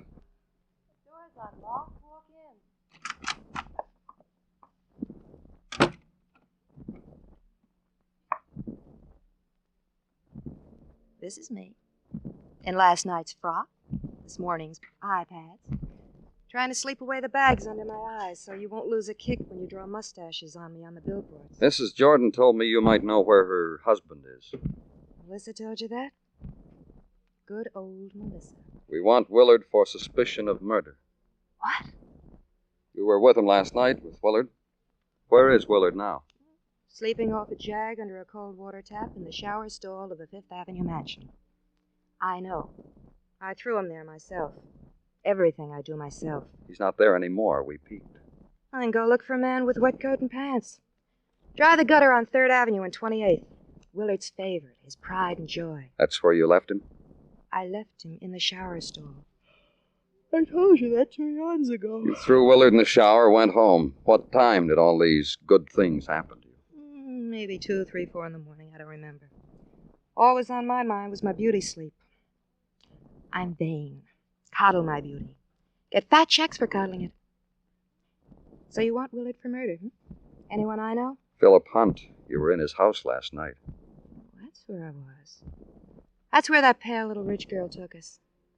I wish I'd known. Maybe I could have wheedled the old man into using me in his advertising. That's all it means to you, a man's murder? Our wanting Willard for it, maybe? Come to me with a Hollywood contract, mister, and I'll show you what things can mean to me. I'll change overnight for you. I'll live for it. Keep posing for beer, Miss Sullivan, just so I'll know you're around. I'll do it good. Because I'll keep it in mind you'll be staring at me through shop windows. Oh, bye now. It's iPad time again. So a half day had gone by and I had nothing. The technical division had something, though, and they gave it to me. There'd been about 17 people at the party last night at the home of Phillip Hunt. 17 people, according to the kind of drinks, dregs in the bottom of liquor glasses, and fingerprints. Maybe 9 men and 8 women. So far, I had talked to 3 of the 17. Result, shrugs and bleary answers. Result, nothing. Back now to the home of Phillip Hunt and talk to his niece again. Outside this time in the small garden. Sit in a wrought iron chair and watch Lois Hunt take her 3 o'clock scotch and soda. Sure you won't have one, Mr. Clover? No, thanks. Listen to me, Lois. All I want you to do is try to remember who else was here last night. Somebody who had a motive for killing your uncle. I had a motive. Money. I inherit most of the estate. How's Soldier Boy Tommy? Nice kid. I'm going to visit him tomorrow. You mean you just picked these people up and brought them home? Oh, sure. Grab bag. You never know. Miss Lars! In the guest house. What's the matter, Francis? I was cleaning. Please look. The guest house was just across the garden and up a few steps. The place was neat as a pin. Starched linen curtains, maple chairs, and 3 shag throw rugs placed at interesting angles. On the one that stretched diagonally across the floor was a man. I knelt beside him, away from the bloodstain that had spilled from the bullet wound in his chest. His coat was still moist, and it was spread open. There was a label on the inside pocket. Tailored, it said, by Jensen's Mills. expressly for Mr. Willard Jordan. And Mr. Willard Jordan was dead. You are listening to Broadway's My Beat, written by Morton Fine and David Friedkin, and starring Larry Thor as Detective Danny Clover. With the kids of the Beverly Hills Beavers to the right of him and those two curious revenue agents to the left of him, Jack Benny meets plenty of trouble this Sunday night on CBS. Be listening, be laughing with the Jack Benny Show tomorrow night. And be with us, too, for the fun with Eve Arden as our Miss Brooks on most of these same CBS stations. The long winter is dead on Broadway, and the street mourns its dying without a tear. What's to weep, kid? The dawn banging on the radiators, tearing sleep into pieces on a cold morning? The standing on the street corner in the night wind, trying to thumb through the racing foam with 100% wool mittens? And the girls so bundled up you can see their face? That's to weep? Give me the springtime, kid. In the springtime, things bud and blossom. The girls, the neon flowers, the field of golden daisies on the Trans-Lux. Look at it now, kid. Artist dead in Fifth Avenue guest house. Police sift murder clues. Search linked with death of Phillip Hunt, millionaire. Ever smell posies like that, kid? Spring's come to Broadway. Give up to it. And at police headquarters, that's just what Sergeant Tartaglia did. He gave up to it. Danny, the missus has been slipping the sulfur with the molasses into my pizzas lately. It's that time of the year again. Goody. Tastes good that way? The way Mrs. Tartaglia makes a pizza, Danny, no harm could come to it, no matter what felony she commits to it. Which reminds me, when you coming to partake of a springtime pizza? Oh, soon, Gino, as soon as I can. A promise? Goody. I have also by mail so invited Lady Jane Pugh, the ne'er-do-well lady detective from London town. She's coming? No, she has not as yet replied with her RSVP. On an English caper, no doubt. What else? I will notify you, Danny, when she accepts. You do that, Gino. Now, firstly, and to the forefront. The boys in technical have deduced that the bullet that killed Willard Jordan, artist, sprang from the same gun that did likewise to Phillip Hunt. Thanks for telling me. I thought you would relish it. Secondly, and in the background, Major Robert E. Woodcock, retired. Hey, try me again, Gino. I haven't had my sulfur and molasses. Major Robert E. Woodcock, retired. Partook of breakfast every morning of his retirement with the late deceased Phillip Hunt. A fact established by Sergeant Muggavan while questioning the housemaid. Every morning, huh? Mm-hmm. That's interesting, Gino. Only a stab in the dark, but if a fellow wanted to talk to this Major Woodcock... He would go to the Union Club where the retired major resides. Naturally. Naturally.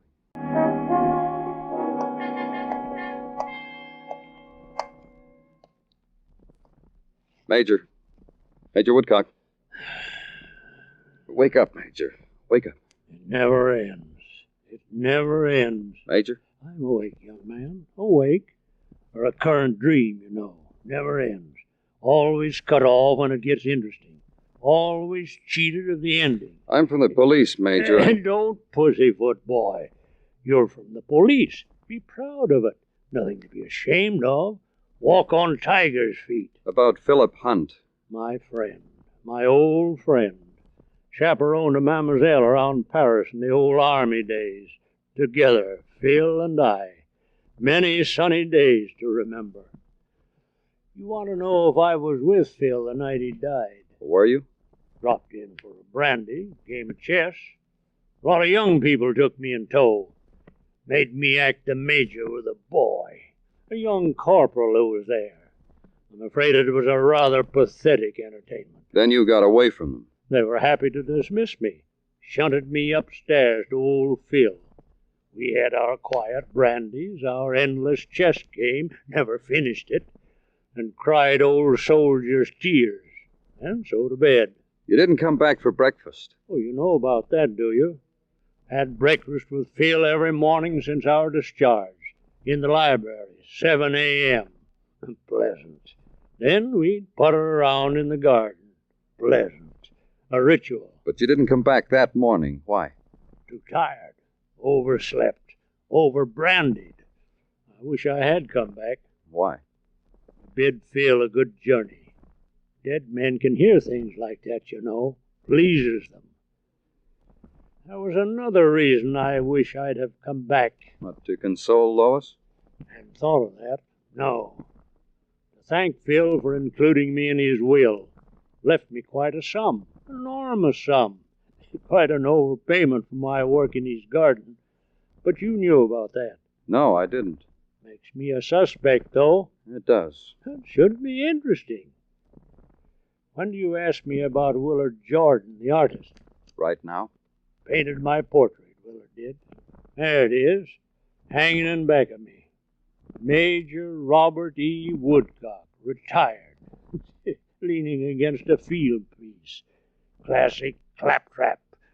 But I've grown rather fond of it. That's all there is of me now, me and it. I can always reach you here, Major. Phil's gone. Where else would I go? Doesn't matter to you that I'm a widow now, does it? You have to ask me questions. That's right, Mrs. Jordan. I won't answer them. I don't have to answer them. Please get out and let me alone. You told me you weren't at Lois Hunt's house last night. What? You heard what I said. All right. I was at Lois Hunt's house last night. I know. It was a terrible party. Pepe take you to the party? Pepe never goes to parties.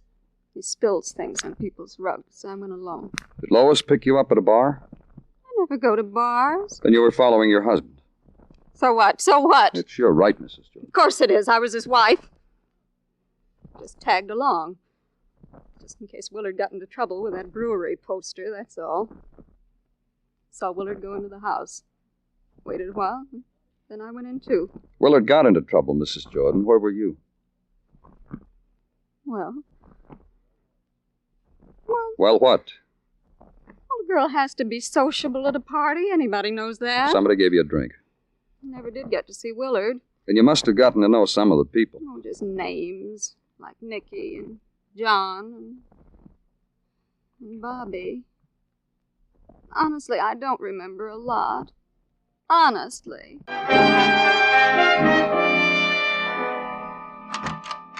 I see you, Danny? Oh, sure, Muggavan. Come on in. What have you got? Got a report here from the fingerprint department. You know what's strange, Danny? The gun's got the prints of 17 people on it. Well, maybe it did have once, not anymore. Wiped clean. What's the drama for, Muggavan? Why don't you just say it didn't have any prints on it? Because it has prints on it. The most beautiful set of prints as possible. The entire hand of Lois Hunt. Here's a photostat. Without a blemish or a smear. Killer Lois Hunt, huh? You think so? I'm asking you, Danny. No, I don't think so. Somebody doped her drink and pressed her hand against the gun. If Lois had handled the gun to kill both men, she'd have handled it twice. Then there would have been 2 sets of prints, not 1. Yeah. Killer tried to plant a frame, huh? I don't know, maybe. Oh, what else? Nothing. Just these. Photographs of the Hunt mansion. Interiors, exteriors. 6 of the people who were at the party last night are outside. You want me to bring them in? Yeah, one at a time. Okay. Wait a minute. Back here, Muggavan. Have you talked to that corporal lately? A couple of times. Sticks to his story. Passed out right after the girl did. She'd been reading to him. Isn't that what he said? Yeah, poetry. Even told me the name of the book. Sonnets from... Look at this picture, Muggavan. Yeah? Library where the kids were found up. Boy sitting here, girl there. Yeah. See any book near them? Now, look at this one. Picture of Hunt, dead in his bedroom. Squint, Muggavan. What's the name of the book? Sonnets from the Portuguese. You don't have to talk to those people now, do you, Danny? Miss Lois is upstairs in her room. I'll tell her you're here. Take me to her, please. This way. What time did you find Miss Lois and that soldier in the library, Francis? It's about 6:15. I told that other policeman that. 6:15. Isn't that pretty early? Sure, it's early. I do it every morning. Clean up in the library so Mr. Hunt and that major could have their breakfast. Saw Miss Lois, and the soldier passed out and went to tell Mr. Hunt. You saw Mr. Hunt dead and called the police. I told that other policeman that, too. Miss Lois? What is it? Policeman. Hello, Mr. Clover. Come on in. That'll be all, Francis.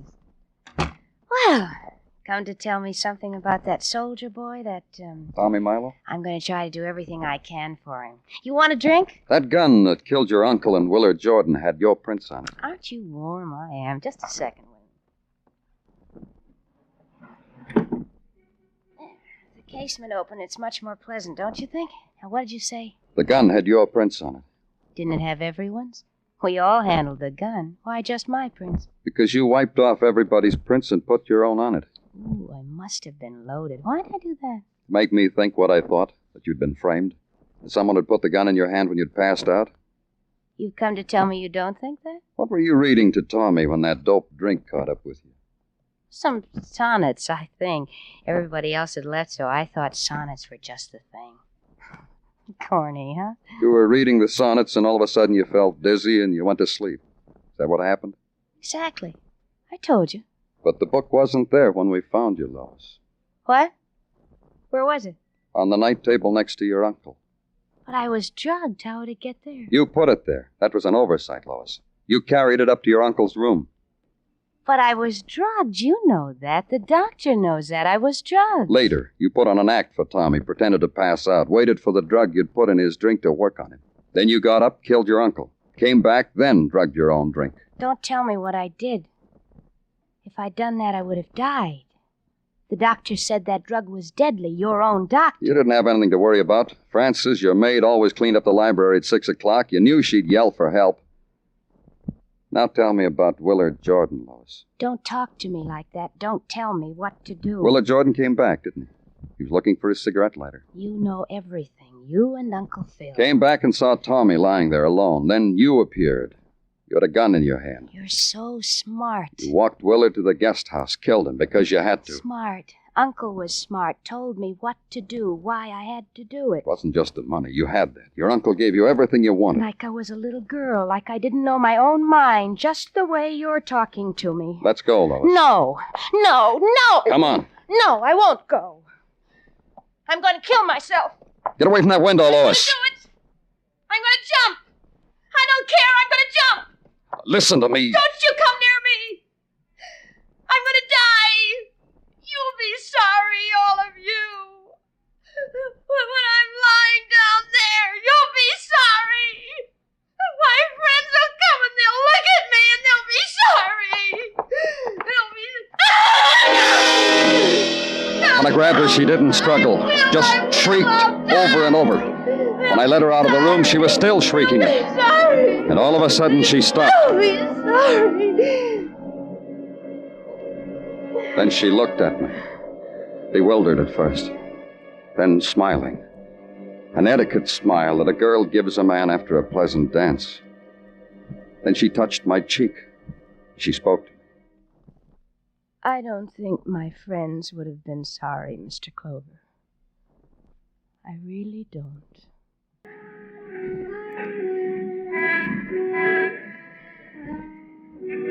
On Broadway, the fury of the night races against the time of dawn. It needs those hours to prove itself. The mob, the grinning faces, the voice that whispers. But hurry, time's at your heels, and the night lasts only so long. It's Broadway, the gaudiest, the most violent, the lonesomest mile in the world. Broadway, my beat.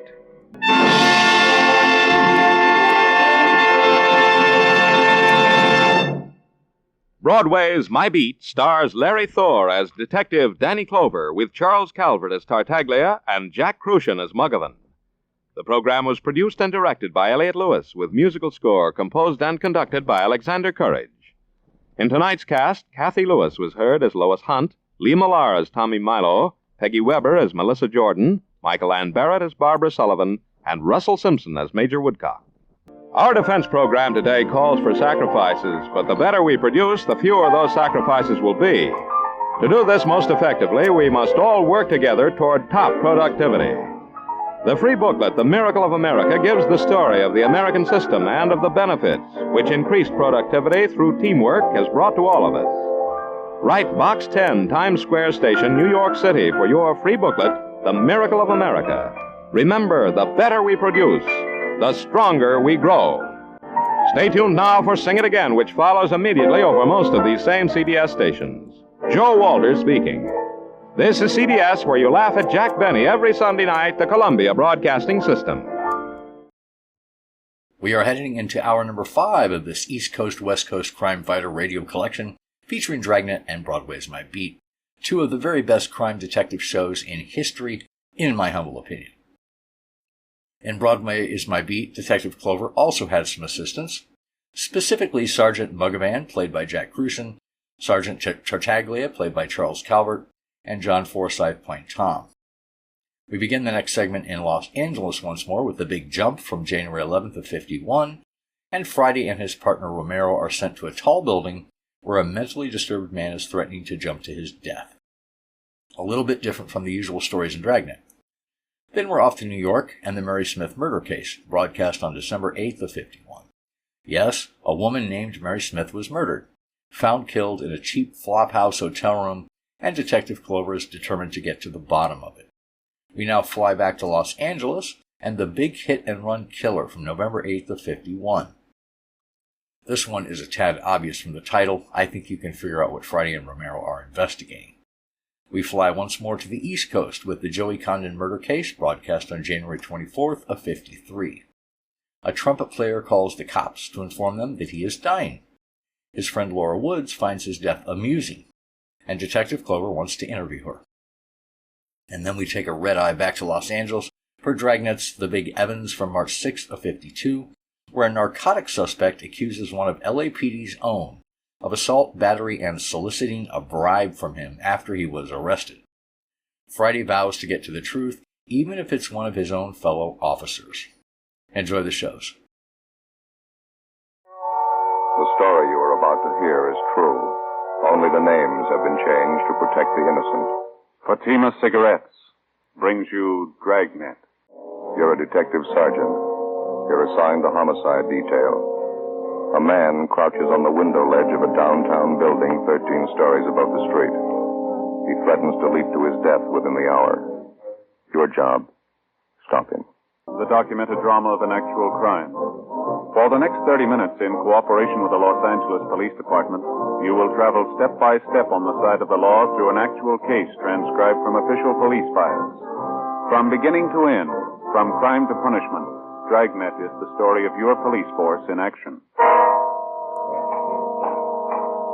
It was Thursday, September 6th. It was warm in Los Angeles. We were working the day watch out of homicide detail. My partner's Ben Romero. The boss is Captain Steed. My name's Friday. I was on the way back from communications, and it was 1:28 p.m. when I got to room 42. Homicide. You ready, Skipper? Yeah, coming. Ben, what's up? Just got the call, 3rd and Temple. Yeah? Fitzroy building, 13th floor. They got a jumper. Friday, Ben? Let's hustle it. Right. What's the story? Skipper took the call. Not much to tell. Guy's perched out on a window ledge, 13 floors up, threatening to jump. Yeah? What time you got, Romero? 1:33. Not much time. What? The guy on the ledge, he served notice. Well, how do you mean? Says he's going to jump at 2 o'clock. 1:36 p.m. Ben pulled the car to a stop at 3rd and Temple. We double parked near the intersection and started across the street to the building on the northeast corner. It was a steel-framed structure with a block granite facing. The stone lettering over the main entrance read, R.H. Fitzroy Building, 1927. The immediate area had been blocked off in all directions. The sidewalks directly adjacent to the building on 3rd Street and on Temple Street had also been cleared of all pedestrian traffic. Hundreds of curious onlookers jammed against police lines at the far side of the intersection.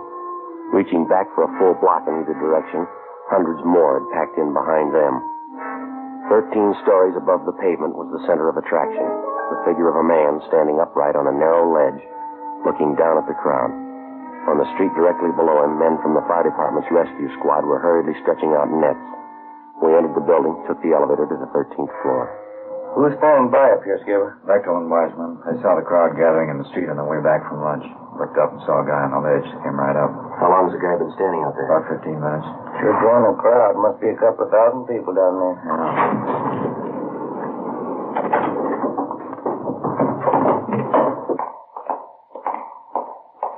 What was that room number, Friday?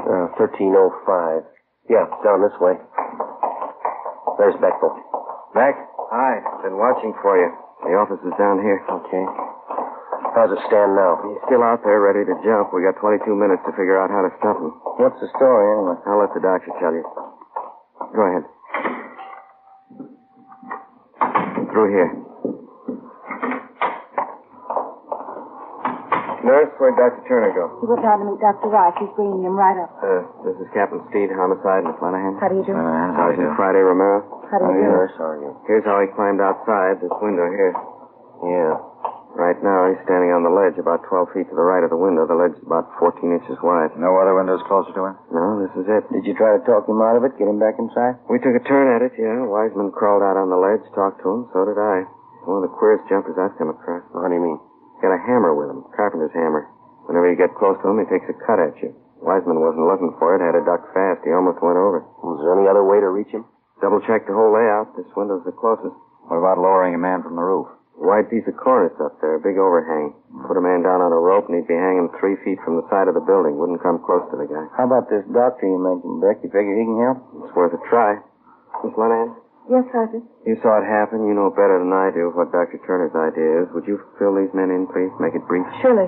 Now, this man on the ledge, who is he, do you know? Walter Harrison's his name. He's one of the doctor's patients. His sister brought him in for a routine checkup. That was about 1 o'clock. How old's the man? 41. His sister told us he's been complaining of a backache lately. While the doctor was examining him, and Mr. Harrison flew up all of a sudden. He yelled out we were trying to cripple him, that we wanted to kill him. Oh, excuse me, please. Sure. Dr. Turner's office.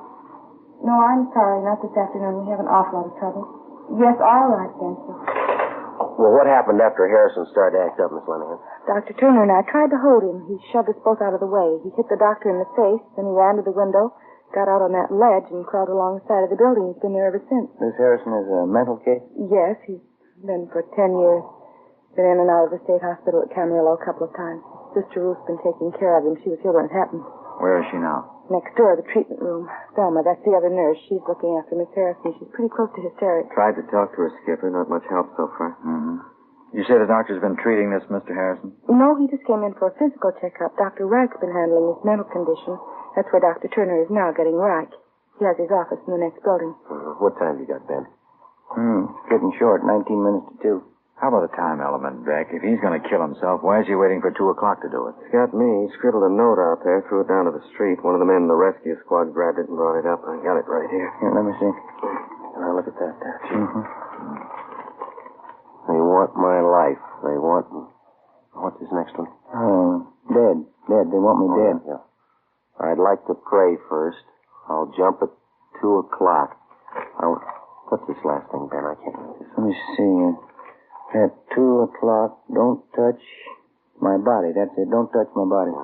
You saw the guy at close range, Beck. What do you think? He's serious? I don't know. I'm not even going to guess. How about me going out and talking to him, Skipper? It might work. It won't do any harm. That ledge is 14 inches wide, Romero. If you slip, I don't want to explain it to your wife and kid. Well, how about me giving it a try? That jumper case last October, I was on that one. It's volunteer duty, Joe. I'm not going to order you. You know the risk. Yeah, I'll watch you. You want to stand by here at the window, Ben? Yeah, okay. Let's get that window up, huh? Blinds. Yeah. Those blinds up. Okay. Give you a hand with the window. All right. Come on. Up she goes. I'm stuck. Yeah, it is. All the way up, huh? There it goes. Okay. Be careful now, huh? Yeah, I will. Joe? Yeah, Beck. Don't forget about that hammer the guy's got. It's just my guess. Yeah, what's that? The guy might want to die. I don't think he wants to do it alone. 1:43 p.m. If we could take Walter Harrison's word for it, we had exactly 17 minutes to talk him into a change of mind before he plunged to his death on the pavement 13 stories below. I crawled out of the window and started inching my way along the narrow ledge. It went slow. I kept my eyes on Harrison. He stood about 10 feet away from me, looking down at the crowds jamming the streets below. I edged along to within 8 feet of him. He didn't seem to notice me. He was a fairly tall man, about 5'10", medium build, dark hair. He was wearing gray pinstripe trousers, a white shirt, no coat, no necktie. I got to within 6 feet of him. He raised one arm and made a motion with his fist at the crowd below. Animals! You dirty bag of animals! You won't touch me! I'll stomp right through you! You won't even touch me! I kept edging toward him.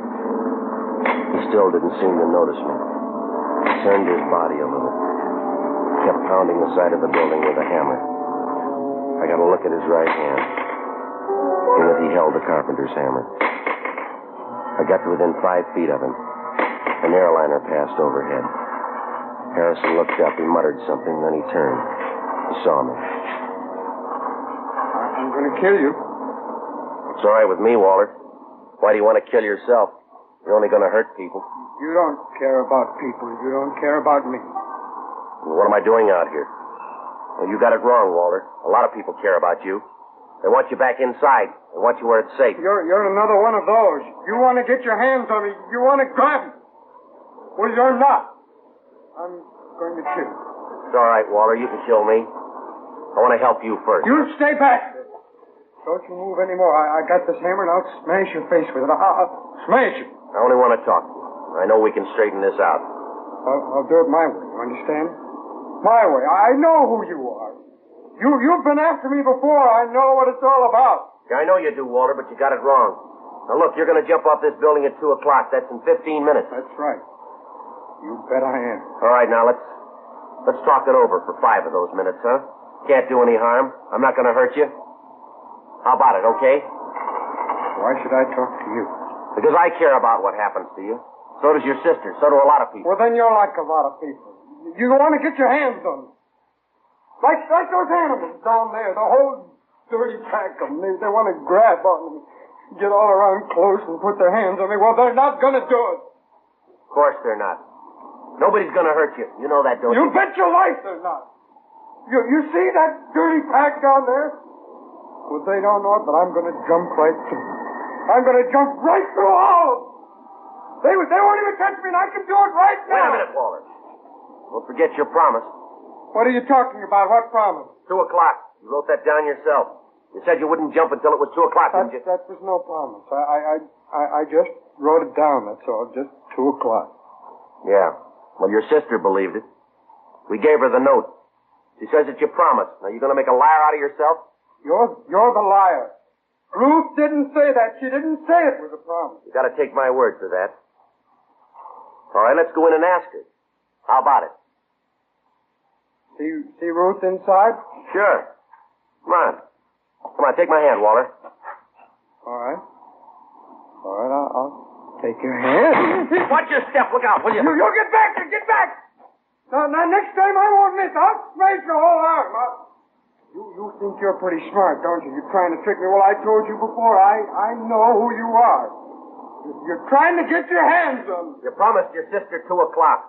You're still going to break that promise? I'm not like you and that pack down there. I don't break promise. Everybody knows that, Walter. They trust you. Now, come on.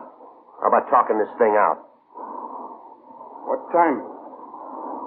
1:46. 14 minutes to go. You're lying. How do I know that's the time? Well, you can look at my watch. Here, right here. No, you stand back. I told you before. You stay away from me. I just wanted to show you the time, that's all. All right, you can look at that big clock up the street, see? The one on the side of the Hobart building up there? 14 minutes. How do I know that's right? How do I know they're not in with you, too? You already said it. Big company. They don't care about you or me. They got a business to run. Their clock. They don't care what happens. No, of course not. They don't care. All right, well, I'll just keep an eye on this clock. All right. You don't mind if I talk while you wait, do you? What's that plane? What's it doing up there? Well, it's just an airliner. Probably on its way into Burbank. You're not fooling me. That plane's been by before. It's flying low, too. Yeah, I guess I didn't notice it. Well, what difference does it make? Probably watching. Flying back and forth. Maybe they're the police. They're trying to do something. They're trying to get their hands on me. Oh, let's see. Yeah. Might be their plane. It's a big one. Sure, they're trying to do something. Coming right by here, flying low. It's the same one. I can see. Look. You see there on the wing? Yeah, what's that? The number right there on the wing. It's the same one that passed over a few minutes ago. Hey, you get away from me! All right, Walter, give me that. I'm going to kill you. Give it to me. That's it, Walter. You thought you tricked me. You didn't know I had my pocket knife. Well, I can kill you with it now. I can kill you right now. Yeah. I told you before, it's all right with me. Look out there. Watch your step on the ledge, will you? I should have cut your hand off. I should have cut your whole arm off and thrown it to those animals down there. Look at that blood all over your hand. Well, I'm sorry, Walter. It's not your fault. I just wanted to talk the whole thing over to tell you how your sister feels. You're a liar. I knew it when I looked at you. Now you get away.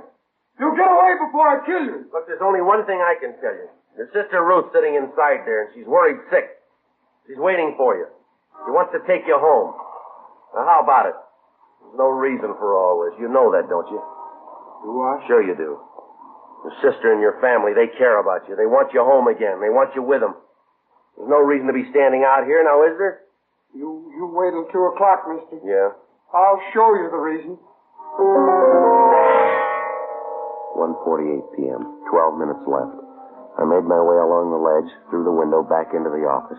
Dr. Wright, a man who'd been treating Walter Harrison for his mental sickness, was already there with Dr. Turner. While the nurse bandaged up my hand, Captain Steed, Ben, and I talked with him. I've treated Harrison for 10 years, on and off, I guess. He showed some improvement, not much. Definite paranoid tendencies. Did he ever try this before, Dr. Wright? Not to my knowledge. His sister might tell you more. I really don't know what to advise you to do. He's never been this violent before, using a hammer and knife. There you are, Sergeant. That feel all right? Yeah, that's fine. Thank you. There's only one thing I've got to know, Doctor. Is it worth letting another one of my men go out there on that ledge? I'm afraid that's your decision, Captain. It may help, it may not. I know the patient, but I can't read his mind. I was just thinking. We might bring Harrison's sister to the window and have her talk to him. Think that might help, Doctor? Very possible it might. In a spot like this, I'm the same boat you are. It's all guesswork. You think Harrison's really going to be ready to jump at 2 o'clock, Doctor? From what Sergeant Friday tells me, yes, I think he'll jump. We got to come up with something. We can't just stand around and watch a guy take a dive down 13 stories. I wish I knew the answer. There's got to be one someplace. There's got to be an answer. Well, let's check your watch. We got 10 minutes to find it. You are listening to Dragnet, authentic stories of your police force in action. It's the sworn duty of the peace officer to protect the lives of the citizens of the community in which he serves. That isn't always limited to protecting the citizens from criminals and lawbreakers. Oftentimes, the citizen has to be protected from himself. The drunken driver can do as much harm to his own person as he can to others. The same for the narcotic addict. The same for mental incompetence, such as Walter Harrison. If he was being assaulted, robbed, or shot at by a gunman, it would have been no more serious. Harrison's life was in jeopardy. Trying to save him had to be the first consideration. 1:50 p.m. Sergeant Jack Wiseman inched his way out on the ledge of the 13th story and kept Walter Harrison busy talking. Anything to keep his mind off the jump. Captain Steed got on the phone and talked to the manager of the Hobart building, a 12-story structure 3 blocks away with a large clock set into either side of it. The same clock Harrison was keeping time by. Yeah, that's right, just so you don't make it look too obvious. Okay, Mr. Walsh, thank you. They're going to do all they can. Let's hope it works. Yeah, what'd he say? They're going to start slowing down the clock in the building right away. If Harrison goes by that time, it's going to be a long 10 minutes. Well, how much they figure they can stretch it? About 5 or 6 minutes without making it look too obvious. We can sure use it. Let's hope Harrison doesn't catch on. Manager said they'll stop the clock when there's a minute to go. It'll never reach 2 o'clock. Skipper. Yeah, Romero. I just checked with the rescue squad down the street. They're stringing out more nets. Yeah? They're not guaranteeing anything. How do you mean? They're worried about those ledges jutting up from the building every other floor. They say if Harrison jumps close enough, he's bound to hit one of them. Yeah. If he does, he'll be dead before he reaches street level. Nets down there won't do him any good. Well, nothing we can do about it. Something else we'll have to hand over to luck. Have they come up with any ideas, Ben? Just one. Sounds like it could work. What's that? They figured like we did. The overhang on the roof is too wide to lower a man directly down on top of Harrison to grab him. Yeah? They think it might work if they try this. Put a man in a rope sling just over the edge of the roof. Lower him down toward Harrison as close as possible without tipping him. Give him a good line. Let him try to rope Harrison. I don't know. They got any candidates to try it? Yeah, one. The guy's been on the rescue squad for years. Supposed to be an expert with a lasso. Captain? No, might do it. I don't know. Yeah. What happens if he misses Harrison? Who knows? What happens if Harrison jumps? Captain? I just got off that ledge in a hurry. He came at me with that knife. Is he any closer to the window? He backed off again. Something else, that clock in the Hobart building. Yeah? Pretty sure he's wise to that gimmick. He's given it up. What do you mean? The 2 o'clock deadline. He's not going to wait for it. 1:55 p.m. A specially equipped police car with loudspeakers mounted on the roof was rushed to the intersection of 3rd and Temple Streets opposite the Fitzroy building. Sergeant Jack Wiseman took Walter Harrison's sister, Ruth, down in the elevator to the street. She got on the police car microphone and started talking to her brother over the loudspeakers. Word was passed to the special detail of men from the fire department's rescue squad standing by on the roof of the building. They went to work. Captain Steed went up to the roof to see if he could assist them. Ben and I waited in the office on the 13th floor. The nurse, Miss Lenahan, and Jean Bechtel were with us. 1:57 p.m. The men on the roof started to lower the man from the rescue squad in a rope sling. He held a double-strength lasso in his hand. The end of it was wrapped around his body and tied securely. Ben and I watched from the window. We looked along the narrow ledge. Walter Harrison stood erect and motionless, an open pocket knife in one hand, his feet poised on the brink of a 13-story jump. The voice of Harrison's sister drifted up from the loudspeakers down on the street. Walter? This is Ruth, Walter. Can you hear me? This is Ruth. I want you to come home with me, Walter. Please. You've got to understand. Sister's doing all right. Finish it for sure if he looks up. Yeah, sure will. There's nothing wrong. No one's going to hurt you. We want to help you, Walter. Please. I can't see, Joe. They're letting the man down? Yeah, coming slow. There's Wait a minute. nothing to be afraid of. You know that, don't you? Come home with me, please. I'll take care of you. I'll see that you're safe. That you're all right. Joe, how's Harrison doing? Can you see? Yeah, he's looking down. Not moving at all. Nobody's gonna hurt you, believe me. These people are your friends. They want to help you. Can you hear me, Walter?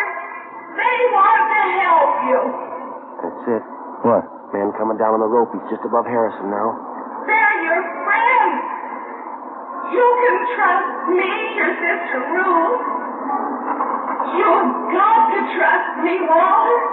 I want to take care of you. I want to take you home. Yeah, I see the man now. He's right above me.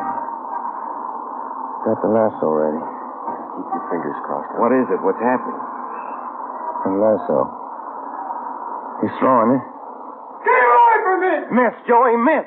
Walter, wait a minute. Harrison! No, I'm alive. Just get him away from me. Get him away! Pull that man up. Pull him out of the way. That doesn't. Oh, he's still on the ledge. I'm going out. Joe, wait a minute. Yeah? It's only a chance. Yeah? Why don't you get him mad at you? Say anything, insult him. Well, I'll try. Anything to make him go for you. If you can get him down to this window, I can grab him. If I get him by the window, I'll hold on to him, huh? Yeah. When you grab him, try to lean as close to the building as you can. There's not much to lean on the other way. 1:59 p.m. I got through the window and out onto the ledge. The crowds jamming the streets below had swollen to almost twice their size. A few blocks away, the big clock on the side of the Hobart building read 5 minutes to 2, but Harrison wasn't looking at it. He still had his eyes fixed on the pavement 13 stories beneath us. He'd torn off his collar and his shirt was ripped open at the neck. He waved his arms and shouted at the crowd below as he tottered along the ledge toward the corner of the building, away from the window that I was supposed to lure him into. In his right hand, he still held onto the open pocket knife. You're not going to get your hands on me. You're not even going to get close. Wait a minute, Harrison. Watch it. You watch me, mister. I'm going to jump right through them down there. Those dirty animals. You just watch. All right, wait a minute. I got a message for you from your sister Ruth. Now, do you want to hear it? You won't get your hands on me. None of you. I'll see you later. You're a phony, Harrison. You're a phony liar. I'm a liar. You heard me. You're not kidding anybody. You don't think I can jump, huh? Well, you just what? Anybody can jump. Any phony can do that. What? It doesn't take anything. Those animals down there in the street, any one of them could do that. You're just like one of them. I've still got this knife. I've used it before. I can kill you. You couldn't kill anything. You haven't got the guts. You're a phony. You're a liar. You're a rotten liar. I can cut you to pieces. Oh, you talk big, Harrison, but you're all talk. I can cut you to pieces. You haven't got me fooled, mister. Not for a minute. I'll cut you to pieces. You haven't got half the nerve. You're a phony and you know it. You're a rotten liar. You stand still. Go on. You stand still and I'll show you. Oh, you talk a real good game, but that's about all. You're all talk. I'll show you. I still have my knife and I'll kill you right now. Yeah, sure you will. You're backing away. You're afraid. You're a phony, Harrison. Nobody's afraid of a phony. Cut you up good. I'm waiting for you. Come on. What's the matter, Harrison? You're not waiting. stay still and stop backing away. Now stop! I'll tell you, you come and get me, huh? Haven't you got enough nerve? Or you're just talking again? All talk, huh? That window. You gotta stop by the window and then I'll cut you to pieces. All right, Harrison. Here, now you go ahead. Prove you're a phony. I'll show you. You rotten liar! All right, Warren, now drop it, drop it! I gotta kill you! You rotten liar! I'll cut you to pieces! Drop it, drop it! Joe, look out! Grab them, they're gonna fall!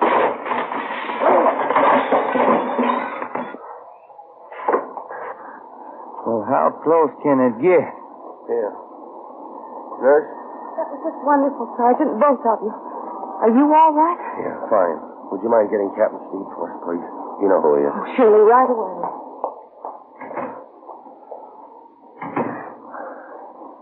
Well. Yeah, it was a rough one.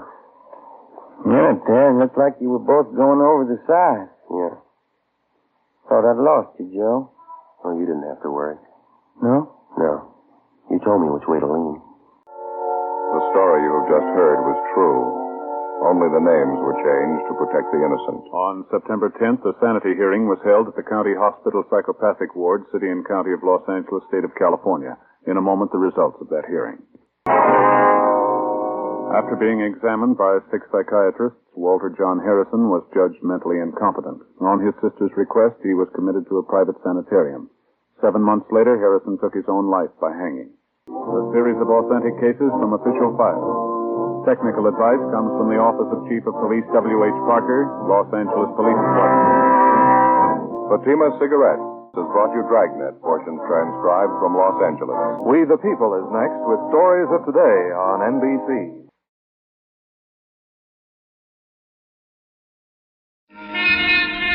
Broadway's My Beat, from Times Square to Columbus Circle, the gaudiest, the most violent, the lonesomest mile in the world.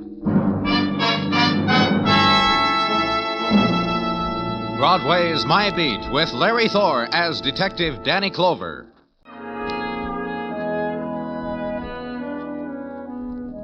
When the winter moon dips low over Broadway and hides again behind the scudding mists, Broadway is numbed. The year's ending is too swift.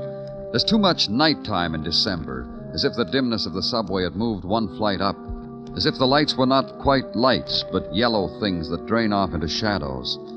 It's a time of the muffler, the hurry up, the time of the wind. The dreams are dying, and it's a long while before April comes again.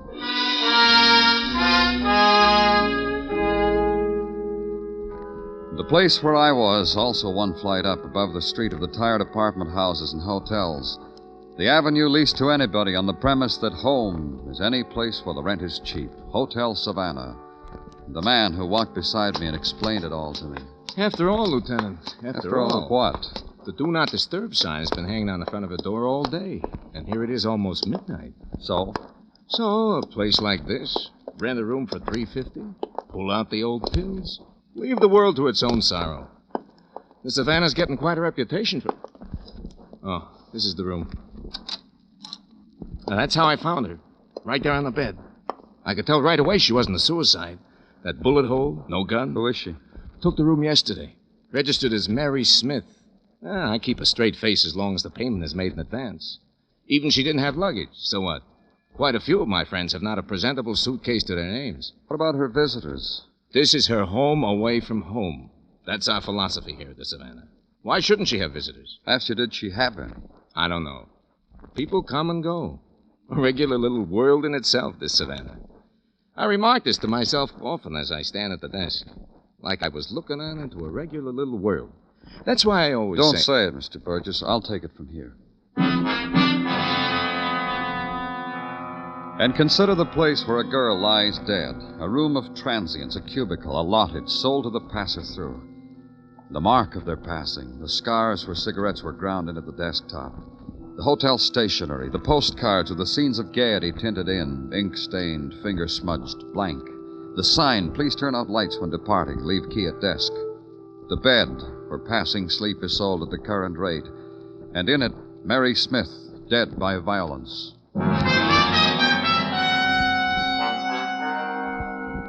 Phone it in. Check other hotel personnel. Be told for the day she'd been there, the girl was quiet, discreet, no trouble at all. Visitors? Maybe, maybe not. Policy not to notice things like that.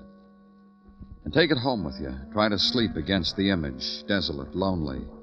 Not quite make it. And welcome the coming of day. Somewhere to go, someone to talk to. You have a bad night, Danny. You have the look of someone who has slept with rocks in his bed, head to foot. That's your morning's greeting to me, Sergeant Tartaglia? You see? Other mornings you refer to me as Gino. But this morning... Danny, why is this morning different from all other mornings? You got something for me, Gino? Goes without saying. Sure I got something. We coded that girl's fingerprints, that Mary Smith. Put them on the wire to the chums of the FBI during the night. Had an answer? Those chums of the FBI are veritable Johnnies on the spot, Danny. You had an answer? On the spot. According to the info lately come to hand and now contained in my breast pocket, Danny, this Mary Smith was not a Mary Smith. Oh, no, not at all. All right, Gino. Who was she? A Peg Ramsey, formerly of the Women's Army Corps, which makes her a former wife, which makes it easy for our Washington co-workers to check such things as fingerprints flying through the night. Such things as... As what? As the occupation of the deceased prior to sale. This Peg Ramsey, heretofore known as Mary Smith, was a member of the publishing firm, Taggart and Ramsey on Lower Madison. It brightens the morning for you, Danny, this info? You tried, Gino. You really did. Thanks. I can't believe it. I just can't believe it. Get around to believing it, Mr. Taggart. Miss Ramsey was murdered in a cheap hotel named the Savannah. We want you to help us. What was she doing there? Was she registered? Look, Mr. Taggart... I can't believe it. I just can't believe it. Let's try it this way. What did Miss Ramsey do here at your publishing house? At our publishing house, Mr. Clover, Peg is as much responsible for the success of Taggart and Ramsey as I am. Of course, I'm directly responsible for a book club's choosing 4 of our novels. Peg only had 3, but then... Just tell me what she did. Had final say on what we would publish and what we wouldn't. Along with me, of course. Also the discovery of talent and so forth and so forth. Mm-hmm. Friends? Every unpublished author in the world. You must understand, Taggart and Ramsey enjoys an enviable reputation. We publish stuff that others wouldn't even touch. Of course, sometimes we take a loss publishing literature, but we make up for it. Put out a crossword puzzle book and Yeah, but what about special friends, Mr. Taggart? Oh, working on the premise that special friends can be special enemies, huh? That happens in our latest mystery, Killed the Murderer Dead. It'll be released for publication in May. Mr. Taggart... Peg had a very special friend. Who? William Walter. Who is William Walter? A writer. Where do I find him? Well, I don't know. I have no idea. Peg handled him. What made him so special? Well, according to Peg, he was special because he was talent. The once-in-a-lifetime talent. Personally, I've heard that phrase too many times. Last year, after such a talent, we had to publish jumbo crossword puzzle books 5, 6, and 7 in a hurry. And that was the relationship between Miss Ramsey and this William Walter, publisher and writer. Oh, I think more. I think Peg had her times to be a publisher and times to be a woman. It's my belief from observing Peg that she mixed the two up for this boy. What else about this William Walter? He was brought here from North Carolina. Brought here? You mean your firm subsidized him? A writer's dream, but no. He was brought here by a Mrs. Janice Kirk, a self-styled discoverer of talent. Knew Peg slightly, brought him to her with a couple chapters of a novel. Peg believed in this boy and gave him an advance. Where do I find this Mrs. Kirk? Oh, I can tell you that easily. At the Ruxton Hotel. I've had cocktails with her there. An attractive woman, the way those women from North Carolina can be. Now, will you pardon me, Mr. Clover? And at the hotel, ask for Janice Kirk. Be told she's been seen entering the cocktail lounge. Go there.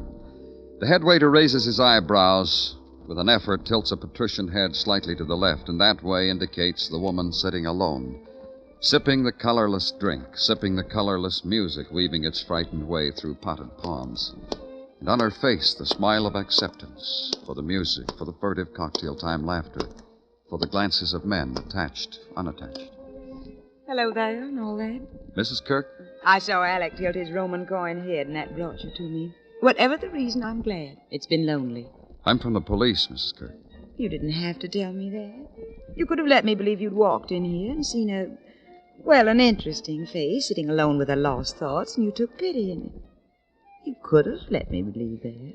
I've just come from Alfred Taggart of Taggart and Ramsey. Alfred, you tell him I'm very disappointed in him. He hasn't asked me to cocktails in, well, it must be hours now. You tell him that. He said you knew Peg Ramsey. Miss Ramsey, I've taken notice of her. Talked to her, I remember. I wouldn't call that knowing a girl. Now, why did he go and tell you I knew her? She's dead, murdered. She gave her name as Mary Smith and was killed in a hotel room. Why? Didn't she have a home of her own? I didn't mean to say that. Truly, I didn't mean to be flippant over death. Not a death like that. Not an empty way to die. Taggart told me something else. I'm sure he did. It was about the boy, wasn't it? He told me about a boy, a young writer, William Walter. William, sweet William, sweet, sweet William. Maybe you can tell me more about him than Taggart did, Mrs. Kirk. Well, I know I can. I know more about him than I know about myself. Wasn't it I that discovered the burning tree of talent in him? Wasn't it I that beat him, tortured him, soothed him till he put it all on paper? Figuratively, that is. I did that to him, figuratively. Wasn't it I that brought him here, so his poetry could cry out across your metropolitan skies? Where is he now? I don't know. You said that... I said I don't know. First, William stayed here, right here in this hotel close to me. And he took to living in all kinds of places, dismal places, dirty little furnished rooms, tenements, sordid hotels. Left me just high and dry for months, so's he could taste your city. Then you haven't seen him There in is a something... phone call for you, Mr. Clover. You can take it here. Thank you. Danny Clover speaking. You want it, Danny, right away. Savannah Hotel. Why, Gino? A boy, shot to death in one of the rooms. Savannah Hotel, Danny. The same one... I hate your telephones. They interrupt just when... Something bad's happened, hasn't it? I know it from your face. Something real bad. And I'll tell you another thing, Mr. Clover. I should have kept my big mouth shut about the reputation of the Savannah. Right down here. Same floor, same hallway as the last time I was here. Not only that. Same room. There he is, Mr. Clover. You know who? Yeah. Registered about noon. Gave his name as William Walter. Said he was a writer. First time we ever had a writer. And in the room of transience, yet another one, sprawled there across the bed, a boy, like a tired puppet, discarded.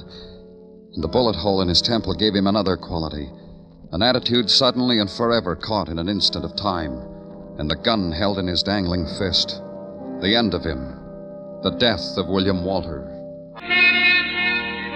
On the eve of the merry holidays, Broadway treats itself to a 10-cent sprig of mistletoe, stands under it, watches the women walk by. They hug the warm fur close. Let the December wind riffle it against their mouths, their cheeks. Let the wind breathe them away from you.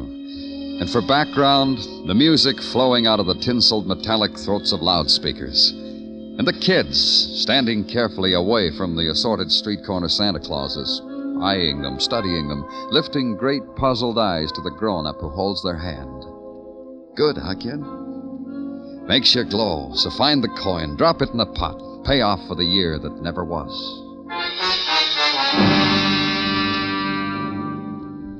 And in a room, again, the place of the dead. Be alone with it for a little while. Be alone with the boy with a bullet wound in his temple.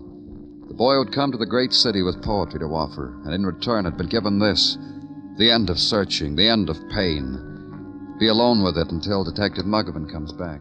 I had a little talk with Burgess, the manager, Danny, like you told me. Yeah? Says the boy made a big to-do when he registered. Burgess tell you why? Uh-huh. Seems this kid, William Walter, insisted on having exactly the same room where the girl was killed. Manager tried to talk him out of it, offered him other rooms. Kid wouldn't have it any other way. I think I know why. Sure. Boy was a writer. That gives him a right to emotions the rest of us aren't privileged with. That's why he has to die in a room You where... through, Muggavan? Yeah. I guess I've been in it too long, Danny. Here's why he wanted this room. Found it in his pocket. Marriage license. I look at it, Danny? Thanks. Issued to William Walter and Margaret Ramsey. That'd be Peg Ramsey, the murdered girl, huh, Danny? Yeah. A place like this probably going to keep the marriage a secret. Uh-huh. Hey, come over here, Muggavan. Found something else. Here, on the desk. Oh, it's written so fine. Wait, I gotta put on my glasses. Sure, go ahead. Peg, beloved Peg, all of it is done. finished. For you, now for me. For someone you breathed life into, then dying, took it from him.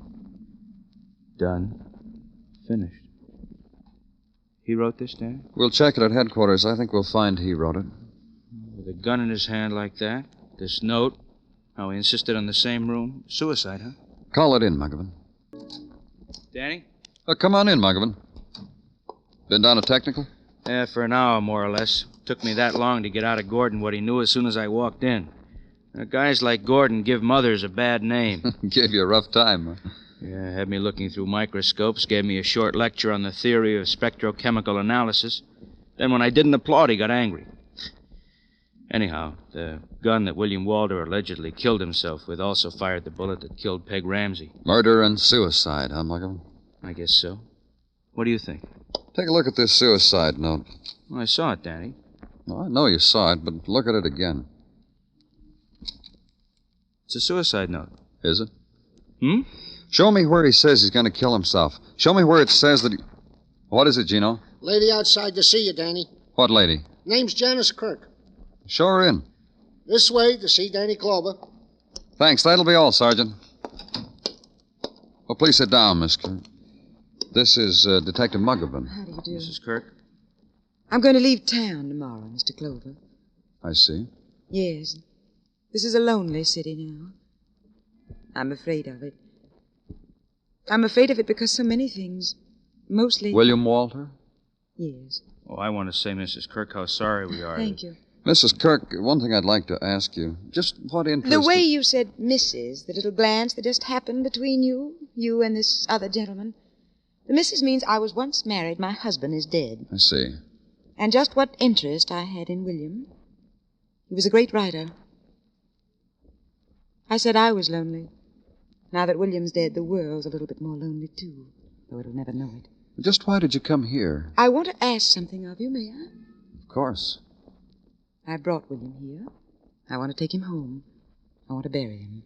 We've already sent notification to North Carolina to his next of kin. But in this case, don't you see, it should be me who should take, well, call it responsibility.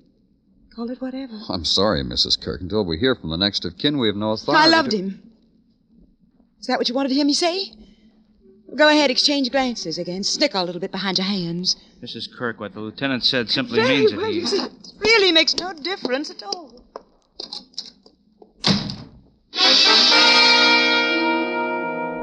For a moment, consider her fury at being deprived of the dead boy. And understand it. Understand it because of the sudden statement of love for him. Blurt it out, bitter, explosive, no longer to be contained. But let it also open a door onto new questions. The finding out of why a boy's life must be taken. A boy of talent. A boy who was about to be married. A boy who had apparently scrawled a note against the insistent calling of death. Murder, suicide, make sure which. Let it take you to a place you'd been before, to a man you'd talked to before. Can't tell you how glad I am you came back to me, Mr. Clover. I just can't tell you how glad. Why, Mr. Taggart? Well, this is perhaps an uncalled-for thought after those dismal doings at the Savannah Hotel. Even tragic, you might say. Peg and that boy. Just tell me, Mr. Taggart. Well, I was wondering, just a fleeting thought, mind you, did you happen to find the manuscript of the boy's novel? Did he perchance die with it there in the hotel room? No, we didn't find it. Why? Well, you must forgive me for this rather scavenger-like idea I've had, but not that we won't take care of the boy's estate, mind you, but it seems a provocative publishing stunt. You want to publish the work posthumously. A boy kills himself, leaves a novel. That would make a splash in the literary world, huh? Yes. I would have tried to put it more tastefully, but that's it exactly. Sorry, I can't help you. Well, then I can't for the life of me imagine what else we have to talk about. The reason why I came. I'm not sure the boy killed himself. He was going to marry Peg Ramsey. Did you know that? Marry? No, I didn't. Imagine. You said you met the boy when he first came here, that you... Quickly, a quick introduction from Peg. As I said, his work impressed her, so I okayed an advance for him. That's why if you find the manuscript, I feel it rightfully belongs to me. And that's all you knew of him? The advance, Peg Ramsey's interest in him, sponsoring of him? That and the money I've already expended on him. For advance publicity on Peg's newfound genius, I even hired Tonto Jones. Who? Tonto Jones. Ace blurbist. The Guy de Maupassant of book jackets. Told him to stick with Walter, get to his marrow, find out everything about him, and write it in 100 words to fit the back of a book jacket. I'd like to talk to a man who knew all about William Walter. You have his address? Greenwich Village, somewhere. The girl will give it to you on your way out, Mr. Clover. You were going, weren't you?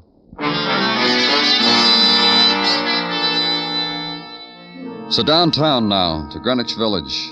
Turn off 11th Street onto Bank, past the bargain basement bars where the floor shows chuckle at the customers, and the local color is prefabricated. And find an address, another basement, where the door is a painted mural of pink and satyrs with a motto in French over the brass knocker. When the door opens, the man puts a finger to his lips. Shh. It's the last side. Huh? Schoenberg bought the records today. Come on. Come on, everybody's inside. All right. Grab yourself a hunk of floor and sit. If you don't mind, I'll stand. What did you bring? What? I told Barbette to tell everybody to bring a record. Didn't she? I brought a badge. Hey, who are you? Aren't you one of Barbette's... Police. I'm looking for Tonto Jones. Why? Where is he? Me? What do you want me for? A few questions, Tonto. By the way, where'd you get that name? Well, I spent a summer in Mexico trying to write. The natives gave me the name affectionately. It stuck. All right. Now tell me what you can about William Walter. I was going to do his dust jacket for him. You mean that stuff on the cover of a book that tells how good it is? What do you mean, stuff? Just tell me about William Walter. I could have done it, too. Have somebody to support me. I could have written a novel. Did William Walter finish his? About a week ago. Pretty good, too. Oh, not that I would have approached his subject matter that way. Then you read it? Parts of it. Other parts he read to us. To us? Mm-hmm. People who drop in from time to time. We had varied opinions as to the novel's significance. Of course, if you're the type who's satisfied with sheer entertainment value... well, where is the novel? Manuscript? Uh-huh. Oh, he left it here for me to look over. A couple of days ago, Janice picked it up. Janice Kirk? She said Willie sent her for it. I gave it to her. Hey, Tonto. We're disturbing your guest, Tonto. Go back to him. I'm just leaving.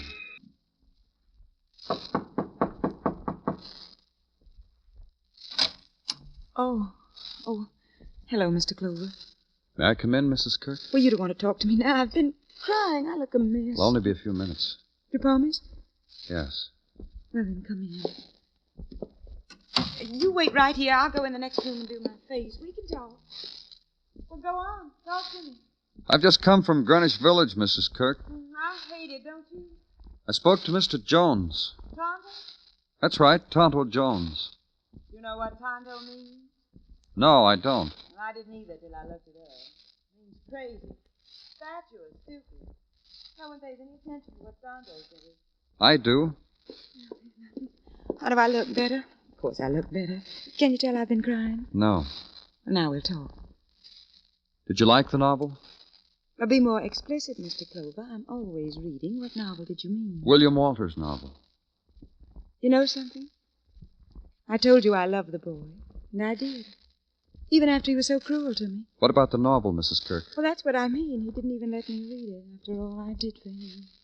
Maybe you didn't understand me, Mrs. Kirk. I said I saw Mr. Jones down in Greenwich Village. Well, he's a liar. About what? About anything, he told you. He said you picked up Walter's novel a couple of days ago. I don't think he lied. Nobody else has that manuscript. And I suppose nobody will ever read it. I suppose not. Mrs. Kirk. Yes? You told me how hard you worked to foster the boy's talent, how you brought him here to New York, how everything was wrapped up in that boy and his novel. Doesn't it bother you that the manuscript is missing? Well, Do you have it? No, I don't. Did you destroy it? Well, did you? Well, what difference does it make? I'm just curious to know what the novel is about, that's all. I burned it before I read it. As soon as I got it here, I tore it up and burned it. That was the first part of it, wasn't it? Huh? What? To destroy everything about the boy. Destroy somebody you loved? How can you say that? You loved him, all right. Only he was going to marry Peg Ramsey. Did he show you the marriage license? Oh, he was never going to marry that girl. He just wanted his novel published, that's all. I don't know. Marriage license usually means marriage. They were going to keep it secret, but they told you because you deserved to know. Deserved to know. Do you know why they told me? To be cruel to me. to laugh at me, to slap me in the face with it. So you killed her. Do you know what she said to me? Do you know what that girl said to me? I'll pay you for the train fare you spent to bring him to New York. Even if I had killed her, could you blame me? But the boy you said you loved him. Him, sitting there when I came into the room. I was ready to forgive him everything. I walked over to him, put my hands around his back. He shrugged them off. Kept writing. Writing a note to a girl who was dead. Did you ever hear anything as crazy as that? Note to a dead girl. We thought it was a suicide note. Then he went over to the bed and he sprawled out and put his hands behind his head, and then he stared at me. He stared hate at me. Because you'd killed Peg Ramsey? He knew it and he didn't go to the police. That made me think he still loved me. Why didn't he go to the police? Because he knew I'd crawl back to him. He wanted me there so he could tell me how much hate he had for me. How much he despised me. You didn't give him a chance. You destroyed him. Everything that he touched, you destroyed. The final thing to ride on a train. And he'd be back there with the baggage, the litter, and the animals. Let's go, Mrs. Kirk. No one's going to do that to me. What he did, not to me. Who did he think he was? Let's go.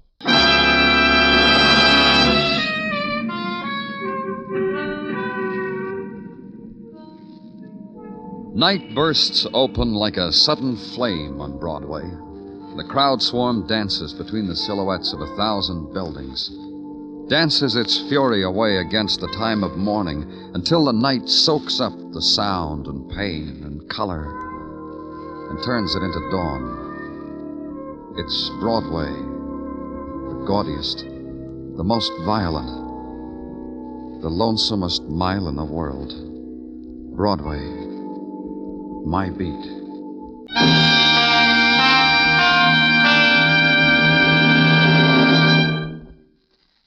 Broadway's My Beat stars Larry Thor as Detective Danny Clover, with Charles Calvert as Tartaglia and Jack Crucian as Muggavan.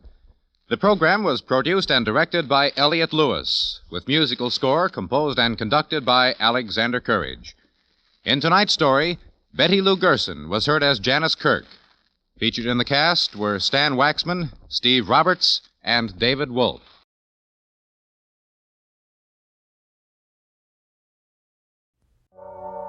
The story you are about to hear is true. The names have been changed to protect the innocent. Fatima Cigarettes brings you Dragnet. You're a detective sergeant. You're assigned to homicide detail. An unidentified woman is found murdered in a hotel room. Cause of death, strangulation. There's no lead to the identity of the killer. Your job, find him. Dragnet, the documented drama of an actual crime. For the next 30 minutes, in cooperation with the Los Angeles Police Department, you will travel step by step on the side of the law through an actual case transcribed from official police files. From beginning to end, from crime to punishment, Dragnet is the story of your police force in action.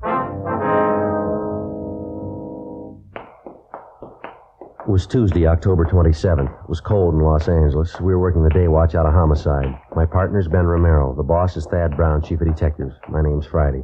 It was 1:35 p.m. when we got to the old Central Jail building, 3rd floor, the crime lab. How you doing, Lee? Hi, Ben. Joe? How's it going? Did you check the stuff yet? Yeah, most of it. Come on back here. Okay. Well, this is all of it. Did you find anything we can get a lead out of? Nothing too good, no. I don't think you could identify it from what we've got here. The morgue post the body yet? Yeah, just this morning. How about fingerprints, Lee? They find any in that hotel? No foreign prints, no. Dead end there. What about the woman's purse? Did it show anything? No chance. You can see the fabric here. Won't take a print. Yeah. Contents of the purse here, usual stuff. Mm-hmm. Comb, lipstick, keychain, 1 key on it, half pack of chewing gum, coin purse, a dime, 2 nickels in it. That's all of it. Yeah. According to the room clerk at the hotel, she had a wallet with her when she checked in. There's no sign of that, was there? Nope. No sign of it in the hotel room either. Checked everything. Is that the only piece of jewelry found on the body, that wedding ring there? Yeah, it's a cheap ring. No markings on it. No way of tracing it. About the only thing I can tell you, she was pretty well dressed. That's an expensive bag there. Yeah. Sure not a cheap dress either. Same for a coat and shoes. They cost some money, too. How about labels on any of that stuff? One on the coat. Yeah? You can see right here. Benworth Department Store, Los Angeles. Coat's fairly new. They might be able to give you something on it. Maybe. The people at the hotel, get anything there? Well, it could have been better, Lee. The woman checked in last night around 8 o'clock. She registered as John Ross and wife, L.A. Anyone see the man with it? No, nobody. Room clerk says the woman came in alone. She said her husband was out parking the car, so she registered for both of them. Mm-hmm. Clerk said he left the desk a few minutes after that. Figures the man must have come in sometime while he was gone. Nobody on duty at the desk after midnight. He could have left the hotel any time after that without being seen. She registered at 8 p.m. The coroner says she died about 10:30. You're not even sure there was a man with her, right? Yeah, the woman who was registered next door to the murder room, she told us she heard a man and a woman arguing. It was about 10 o'clock. Said it got pretty loud. No idea who the woman really was, huh? I suppose that John Ross and wife business doesn't mean anything. That's pretty doubtful. About all we got to go on is the physical description from the coroner. She was a small woman, 5'1", 99 1/4 pounds, wasn't that it, Ben? Yeah. Brown hair, blue eyes, about 31, 32 years old. We got her prints off to Washington. Got any ideas? We figured maybe it could be a psycho killer. How'd you figure? The coroner's report listed strangulation as the cause of death. Yeah? Whoever did it made sure her neck was broken. At approximately 6 o'clock that morning in a second-floor room of a downtown hotel, the body of an unidentified woman was found murdered.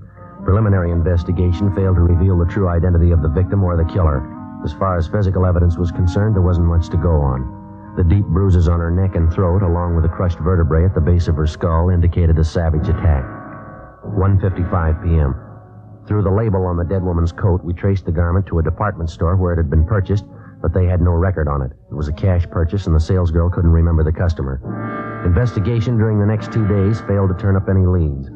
We showed a morgue picture of the victim to bartenders, waitresses, parking lot attendants in the vicinity of the hotel. They couldn't identify her. We rechecked tenants and employees at the hotel. That got us nothing. Thursday, 5:48 p.m. One answer I'd sure like to find. Yeah? The victim was a nice-looking woman, well-dressed, nice clothes. How come she'd stay in a cheap hotel down the neighborhood like that? It doesn't jibe for my money. Well, that's hard to say. Sure got me stopped. 2 days leg work and we're no play. Well, we might be in better shape when we get that kickback from Washington. I sure hope so. Go ahead.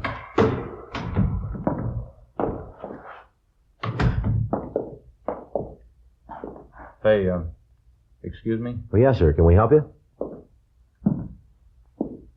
Well, no, I don't know. Guess that all depends. I'm waiting for a couple of detectives here. Well, who is it you wanted to see? A couple of detectives. Well, who are they?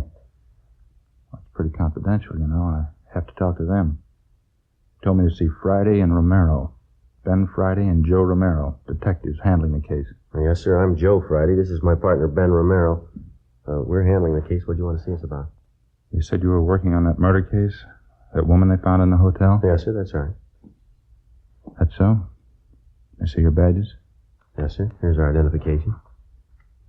Mm-hmm. Read about that murder in the paper, you know. You better come over here. Yeah. You're going to thank me for this. I got all you want to know about that murder. You mind telling us your name, sir? I don't mind. Al P. Morgan. I was a good friend of hers, you know. Used to work with her. You mean the dead woman? It's the same one. I never forget her face, Maud McLeod. Saw that picture in the paper and I said to myself, there's old Maud. You're pretty sure of that, are you, Mr. Morgan? Sure, I'm sure. Maud McLeod. Used to work together in the circus. Maud was a bareback girl, you know, best in the country, real trooper. What makes you so sure it's the same woman, Mr. Morgan? When was the last time you saw this friend of yours, this Maud McLeod? Well, I used to see her all the time. Worked the old Sells Floater together. Got a photo of her. You mind if we take a look at it, sir? That's why I came down here. I want to help out. She's got to be identified. Well, let's see. Got it here somewhere. It's old Maud in her circus costume. Yeah, here it is. Take a look at that.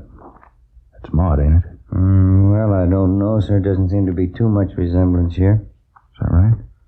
Afraid you've made a mistake, Mr. Morgan. Thanks for your cooperation anyhow. Appreciate you coming in. Well, sure it was Maud. I get it. Homicide Friday. Oh, yeah, Frank. Uh-huh.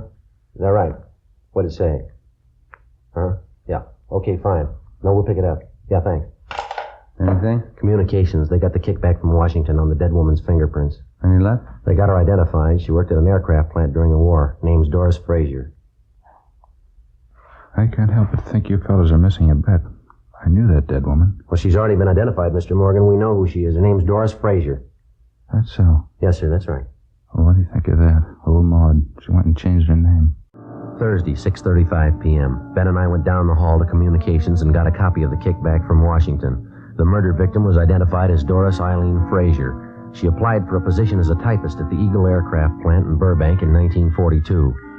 Next morning, we checked the personnel office at the plant, and we found that Doris Frazier had been employed as a typist from 1942 to 1944. In going over her application, we found her last known address listed as 7346 Oakdale Avenue. Her application stated she was single, with no previous employment, with no known relatives. We could uncover no further information on the girl. We drove across town to the Oakdale Avenue address, a large apartment building in a better-than-average neighborhood. The manager told us that Doris Frazier had lived there up to 8 months before. He said that a few weeks before she moved, she was married to a tall, dark-haired man, but he was unable to remember his name. The manager also told us that the newly married couple apparently began having trouble from the day that they were married. We checked the next forwarding address, a boarding house for women in the south end of the city. Ben and I interviewed the woman in charge, of Mrs. Frances Watson. We talked to her back in the kitchen of the boarding house while she polished a set of silverware. I saw that picture in the paper. I didn't connect it with Doris, though. She was a much prettier girl when she lived here. You say she left here about 18 months ago, Miss Watson? Yes, maybe a little more. Might be closer to 2 years. I'd have to check my rent receipts to be sure. Did you happen to know anything about the Frazier girl, Miss Watson? I mean, did you know much about her personal life at all? Well, of course, I always insist on references. Any good boarding house does, you know. Doris was a nice girl in many ways. Of course, she had her shortcomings. I suppose we all do. When she first came here, she seemed like such a nice girl, and then she started to go downhill. I just don't know what got into her. Well, how do you mean, ma'am? Was she in some kind of trouble? Well, of course, when she first came here, we didn't know it, but she was married. This is a home for single girls, and we have our rules and regulations just like any other respectable place. Yes, ma'am, we understand. Well, as we came to find out later, Doris wasn't only married, but she was fighting with her husband. I understand he wasn't much at all. She was thinking of getting a divorce, as a matter of fact. Well, did you ever meet her husband, Miss Watson? No, I never did. I suppose it's just as well I didn't.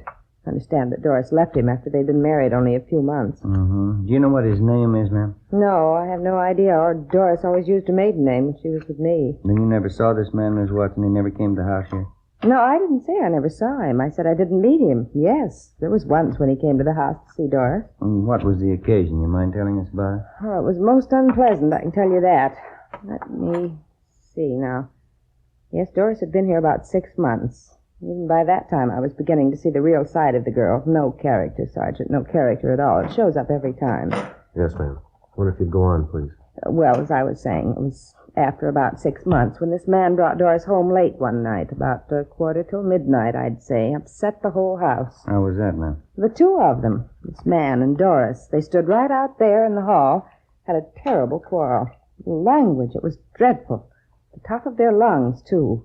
My husband went out to quiet them down, but the man left before he had a chance to calm him down. He upset the whole house. Uh-huh. Now, this man that the Frazier woman was arguing with, you're sure that was her husband? Well, as sure as I can be. That's what Doris told me, anyway, the day after. I called her in and told her I just couldn't tolerate behavior like that. It upset her quite a bit, I remember. She cried, said it wouldn't happen again. That's when she told me she was trying to get a divorce. Is that what the big argument was about? Would you know that? Yes, she said she wanted a divorce, and her husband didn't. He wanted her back with him. Certainly is sad, the way some people mix up their lives. Yes, ma'am. By any chance, did you get a good look at this man, husband, I mean? Well, he was tall and had dark hair. That's about all I remember.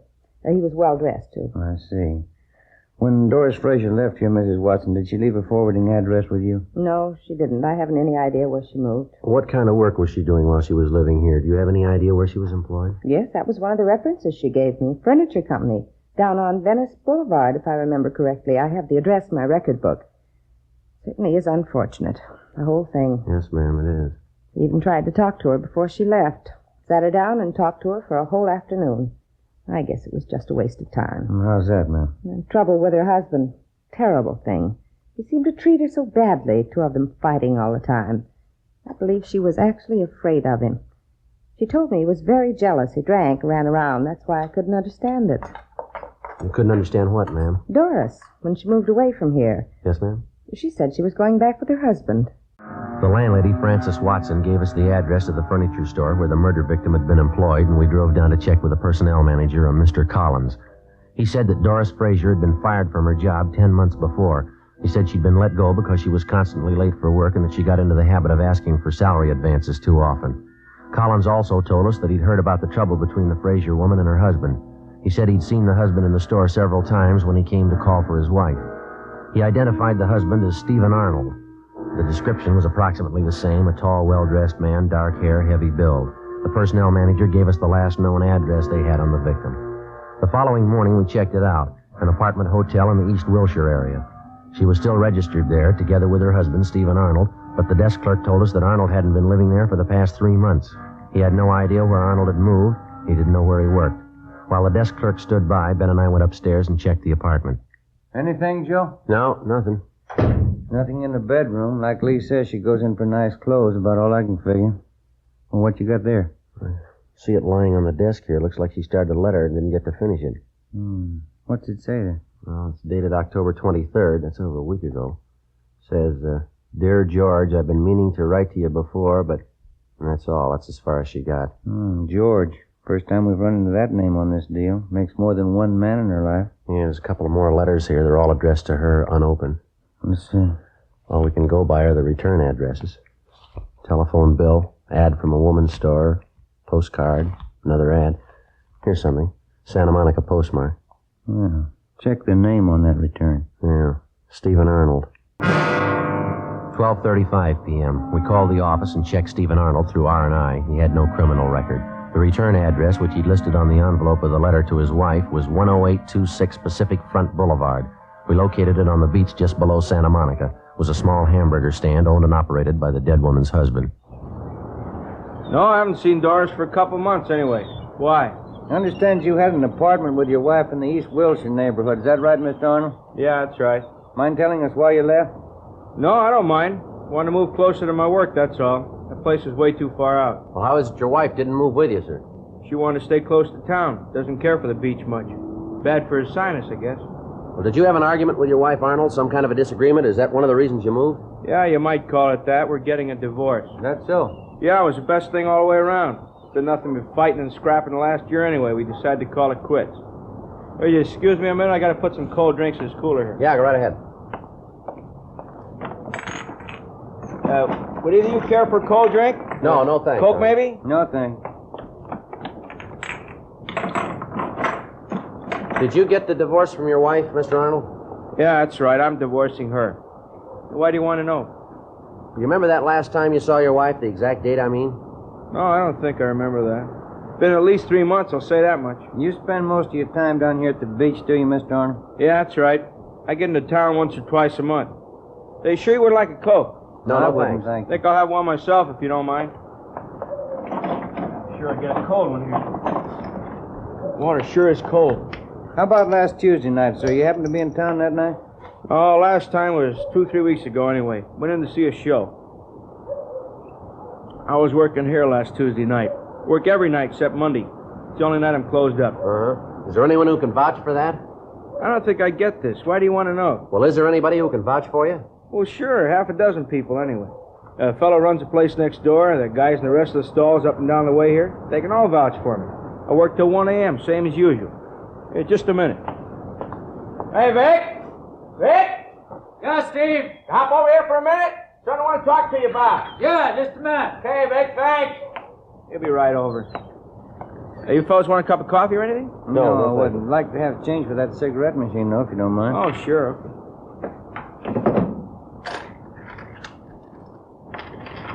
There you are. Yeah, thanks. Yes, Steve? Hey, these fellas are detectives, Vic.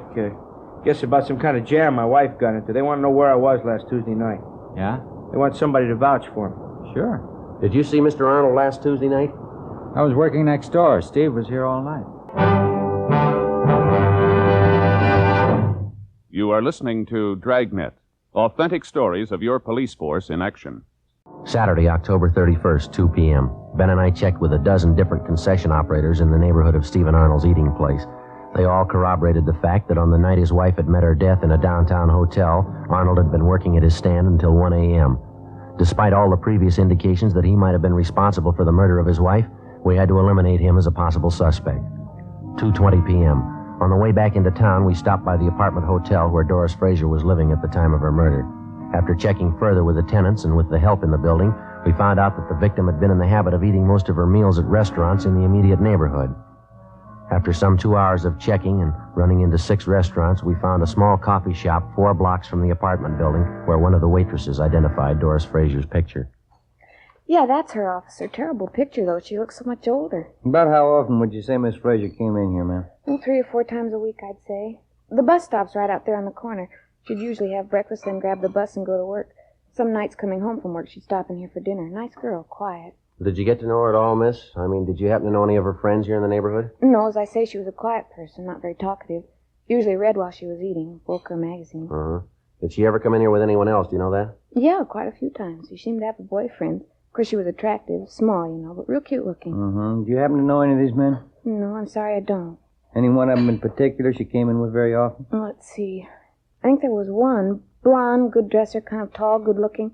They usually came in together for breakfast. How long ago was this, miss? Do you recall? Oh, say up until a couple of weeks ago. I usually waited on him in the morning. That's how I happen to remember. I see. Did you ever happen to hear this man's name? Let me see. George, I think that was it, yeah. Uh-huh. Would you happen to know if he lives in the neighborhood? No, I'm sorry, I don't. Has this man been in here during the past week, do you know? Yes, he has. He came in for breakfast. What day was that? This morning. Before we left the coffee shop, we questioned the cashier who came up with the information that the man known as George usually left his car parked at the service station across the street. We left our card and asked the cashier to call us in case the suspect returned. At the service station, they also remembered the man known as George, but they told us he hadn't been in for the past month. They'd done some work on his car for him in the past, so they had a record of his license number. We called our DMV and found that the car was registered to a Carl Lucy in East Hollywood. 4:45 p.m. We drove out and interviewed Lucy at his home, but he came nowhere near the description of the suspect. He told us that he had purchased the car 6 weeks before from a man known as George Crane. He described Crane as tall, blond, and well-dressed. From the bill of sale, we got Crane's address, a motel on East Manchester. The manager there told us that George Crane had moved a week before. He said that Crane had left no forwarding address, but he did remember where he worked. He was a driller in one of the oil fields down in Long Beach. We checked the oil company's personnel office downtown, but they were closed for the day. 6:18 p.m. We went back to the office and pulled the package on George Crane from R&I. Get anything on him? Yeah, he's got a record. Here's the package here. Yeah. Nothing very heavy. Drunk charge 2 years ago. Another one last year. Disorderly conduct. Resisting arrest. That's about all. Let's see.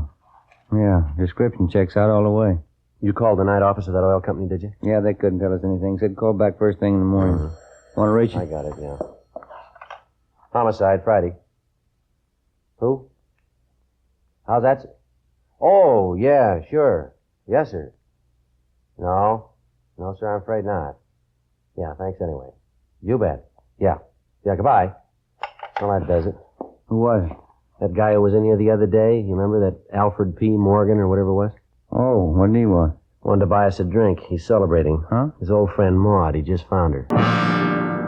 8 a.m. the next morning, we checked with the personnel department of the oil company's downtown offices. They told us that George Crane was employed as a driller, that he'd been working for the company for the past 5 years, and that he had a good employment record. They told us he was on the day shift and that he was scheduled to report for work on Rig 619 at the Long Beach field at 8 o'clock that morning. Ben and I got in the car, drove down to Long Beach, where we located the murder suspect, George Crane, at work in the field. Doris Fraser? No, I'm sorry, Sergeant. I don't think I know anybody by that name. How about Doris Arnold, Mr. Crane? Would you know anybody by that name? Arnold? No, I'm afraid not. What's it all about? You own a car, do you, sir? Yeah, that's it right over there, that dark sedan. Yeah. Have you had it long? Oh, I've had it a couple of weeks. Last one I had was giving me a lot of trouble. Did you trade it in? No, I sold it to a private party. Fell out in Hollywood. You mind taking a look at this picture, Mr. Crane? Yeah. Doesn't look like anybody I know. Why, am I supposed to? We think you should, yes, sir. I don't think I follow you.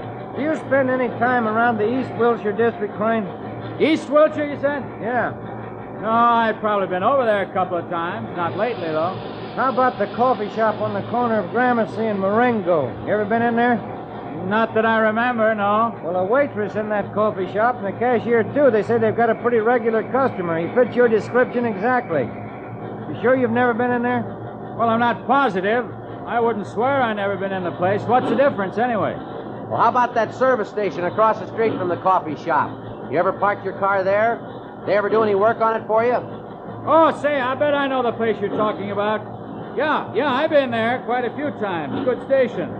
They done some good jobs on the car for me. I remember it now. Well, then I guess you remember the coffee shop. Crane? Yeah, I think I do now. Right across the street from the station, that it? Yeah, that's right. Well, what do you want to know about it? When's the last time you were in there, Crane? Well, tell you the truth, I couldn't be sure. Well, we talked to a waitress in there yesterday. She said you were in that morning for breakfast. Do you remember that? She's way off the track on that one, I can tell you that. I wasn't near the place yesterday morning. Well, the cashier remembers you, too. She says you were in. How about it, Crane? Look, what difference does it make? What's this thing all about, anyway? You want to take another look at this picture? Well, I told you once, I don't know the woman. I never saw her before in my life. Why don't you give it some thought? Huh? I said, why don't you give it some thought? You remembered East Wilshire. You remembered the service station. You finally remembered the coffee shop. Maybe you can remember her if you try. I tell you, I don't know her. I never saw her in my... Look, let's go in the shed where we can hear each other, huh? All right.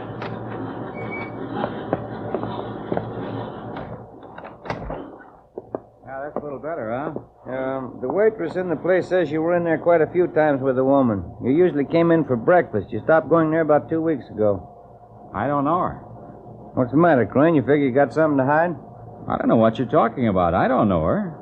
What do you figure she's got to do with me, anyway? We checked her apartment, mister. We found a letter she was writing to you. You about ready to tell us? What's a letter? That doesn't mean anything. Can't prove anything by a letter. What are you thinking, anyway? We think you're lying, Crane. We think you got a reason for it. What do you say? Doesn't prove anything.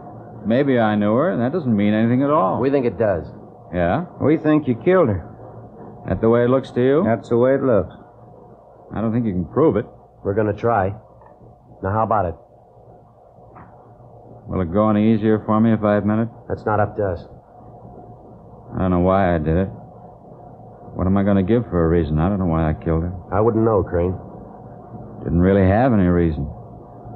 That sounds funny, doesn't it? No reason at all. I just killed her. What am I going to tell him? If I don't have a reason, how can I ask him to let me off easy? How can I ask him? I don't know, but they'll have an answer. The story you have just heard was true. The names were changed to protect the innocent. On February 8th, trial was held in Superior Court, Department 92, City and County of Los Angeles, State of California. In a moment, the results of that trial. George Martin Crane was tried and convicted in Superior Court of murder in the first degree. He is now serving a life term in the state penitentiary. You have just heard Dragnet, a series of authentic cases from official files. Technical advice comes from the Office of Chief of Police W.H. Parker, Los Angeles Police Department. Fatima Cigarettes, best of all king-size cigarettes, has brought you Dragnet, transcribed from Los Angeles. Next, Counter Spy fights international intrigue. Stay tuned to NBC.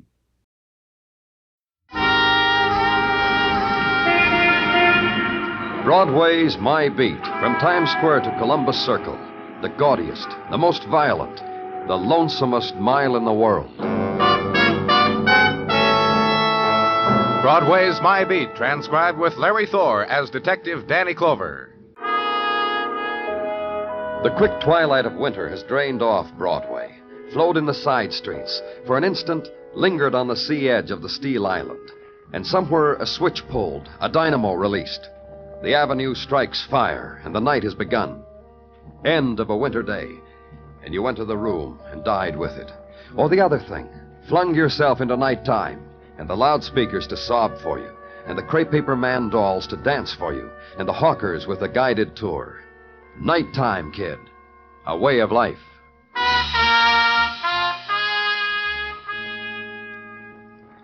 And at headquarters, the file on the day's violence. Close it. The desk, clear it of empty coffee container, tray of cigarette butts. The unfinished report dealing with alley assault. Staple it, put it in tomorrow's drawer. The man who waits for you is a man of infinite patience. Take all the time you want, Danny. Thank you, Gino. Take the whole evening to close shop if you want. Well, I'll be ready in just Do not take into consideration for a minute that even now, Mrs. Tartaglia is biting her knuckles, tapping her left foot like this because the lasagna is sagging. Gino, I just want to... It goes without saying, Danny, how pleased we are to have you to a dinner at our house. After so many invitations extended, so many rejected for this and I'm that. ready, Gino. Get the lights, huh? And then we'll go, huh, Danny? And I will stop on the way for a bottle of wine. Danny, consider you worked hard today. Consider the lights are out. Consider... Danny Clover speaking. I'm dying, man. You want to come watch? Who is this? It's running away from me, man. You come watch how Joey Condon Me, Joey. Where? West 49, 2312. Hurry, man, or you'll never make it. A man, Gino, hurt, dying. I'm sorry, Gino. Danny.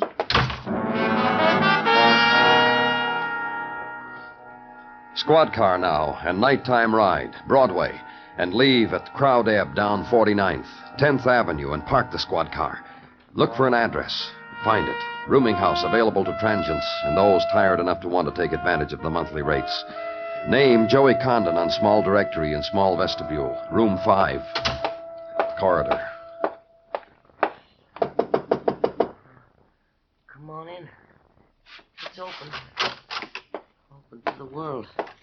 To everybody who wants a sight to see. Ain't I a sight? Who did this to you? Ain't I a sight? I'll get some help. Oh, wait. I ain't gonna be alone when it happens. Don't go nowhere. Cut like this. Just tell me who. Things that happen. Cut like this. The way it flows out of you. Huh? And dreamy. You get sleepy for the whole world. You don't hate nobody. You don't feel anything.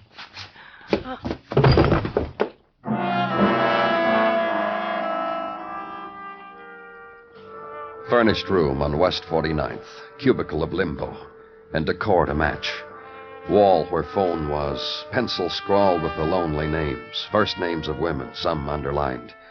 And end table, cigarette charred where solitude had been ground and blistered into veneer. Other things. And this, the man who had lived it. A man named Joey Condon, dead of a knife wound. And do now the things of death. The call to headquarters to report it. To say, come for it. And search of a dead man. Wallet and loose cigarettes. And separate card and cellophane. Joey Condon, member of the Musicians' Union.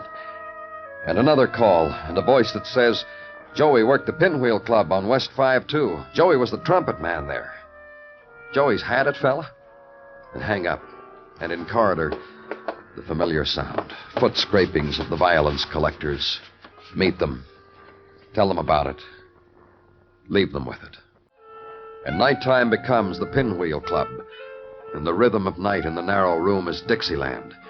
The man who owns it all just can't stand still. It reaches him, he says. Every night, you'd think I'd get crass and jaded. But every night reaches out to me. What I told you, Mr. Robert. Avery. Say Avery to me. All right, Avery. What I told you, that hasn't reached you yet, huh? About Joey? Yeah, about Joey. I'll level. You're nothing. You know why? Tell me, Avery. You're nothing because you came running to tell me Joey isn't going to be here tonight. He's dead. I don't need that. What? One of the boys in the band don't show up. Nobody cries.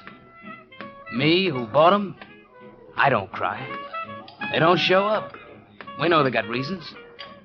Last night was Joey's turn. To be honest with you, I didn't expect Joey for a week. What are you talking about? Last night, some people took Joey right out of the band because they couldn't stand it anymore in a public place. Had to let Joey happen to them in their own place. Who did? The Woods. Charlie Wood, Laura Wood. Went mad for the horn. Took it out of here to a party last night. You know where they live, Avery? Ask the hat check girl on the way away from me, huh? She's very kindly to all. On the way away from me, huh? Nothing, man?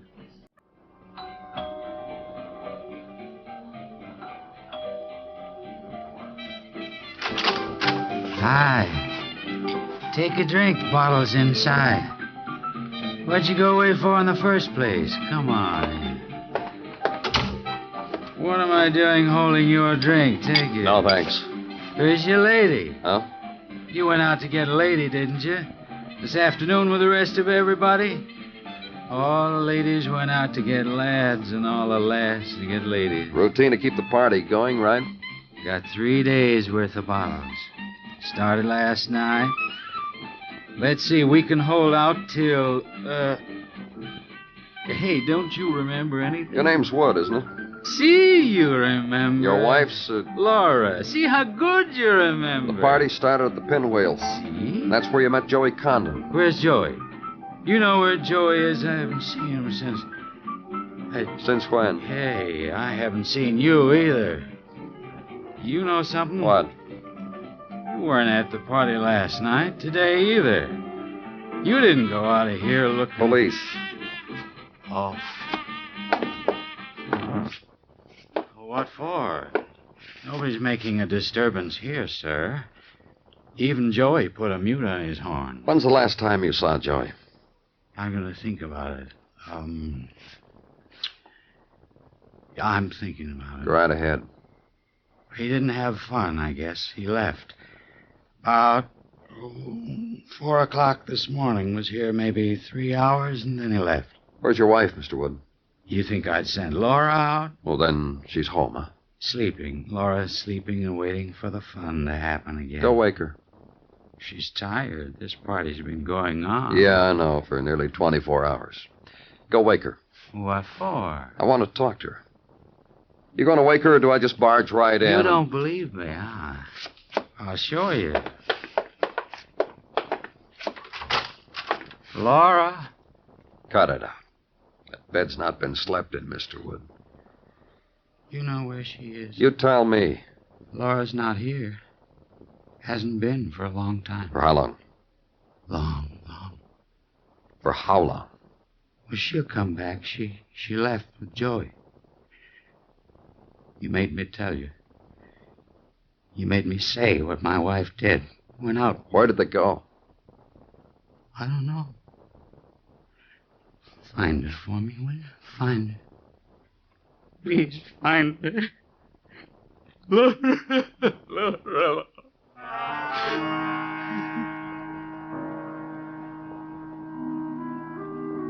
And wait for him some more. Till the time when the concern wasn't distilled from booze. Till he began to finger the old scar on his cheek. Till he could tell me this. About 5'3", blonde, 25. Wearing a mink coat and a dress, white, and a beauty mark. I'll get you a picture. And leave there. And back to headquarters and put out an all-points bulletin for Laura. And from one lead, legwork. Woman fitting description seen walking Lenox Avenue this afternoon. Cab driver reports fare answering description to Bank Street in Greenwich Village. Bartender in Greenwich Village reports selling a fifth of scotch to such person about 8 o'clock tonight. Desk clerk in Greenwich says he wasn't committing himself, but try room 312. 3 flights up and you gotta walk it, mister. Straight back to the end of the hall to your right. And would you mind taking this bottle of scotch up to her she just ordered?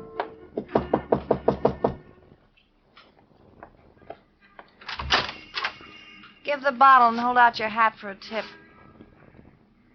All right, don't take off your hat. Here's $1 for you, anyhow, to show you how You're much. Laura Wood, aren't you? Yeah, here's some more money. Buy yourself a trumpet. Come back and play Like tonight. Joey? Nobody can play like Joey. He's dead. You sure? Sure. I wanted you to be sure before I gave you an impression. Now I'll give it to you. Joey's dead.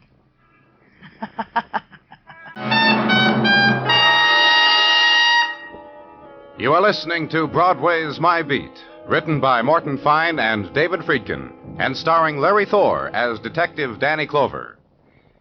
Now that the inauguration is history, CBS Radio is looking ahead and planning for another great event of 1953, England's coronation.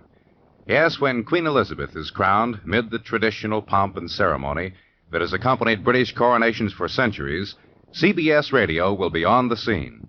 A great squadron of reporters and observers will bring you every important highlight of the historic occasion. In politics, in world affairs, in great moments of history like the coronation, CBS Radio is first, because CBS Radio News plans far ahead of the headlines. The chill wind puffs down from the river, and Broadway is a place of regret. The new dreams made for the new year show their first fray, and the golden girls are wrapped in fur coats someone else could afford. It's the time of the galoche, the noisy radiator, and the cold linoleum on the bare feet. And the mornings are filled with the numbing hours and dead cigarettes in bottoms of coffee cups. It's January's end. Snow time, muffler time. The time to get an invitation, from your sister-in-law Bernice in sunny California, instead of just snapshots. The winter room where I was, my part of police headquarters, new morning, new details. Detective Muggavan lighting his new pipe, and then a shiny Sergeant Gino Tartaglia. Good morning, Danny. How are you this morning? Hi, Gino. Did you give my apologies to your wife? She understood, Danny. I told her what happened. She went over to her rocker, rocked, and when she was finished rocking, she said she understood. She told me to convey to you the message that her good Italian food awaits your pleasure at any time. Oh, thank her from me. I did. Detective Muggavan? Yeah, Gino. You're invited, too. Just as long as there will be no repetition of what happened the last time. I promise. It was only wine, Muggavan. How could I'm telling you for the 100th time, Gino, I wasn't drunk. Then how did you do what you did? Gino. All right. I won't tell. Danny. What did he do at your house, Gino?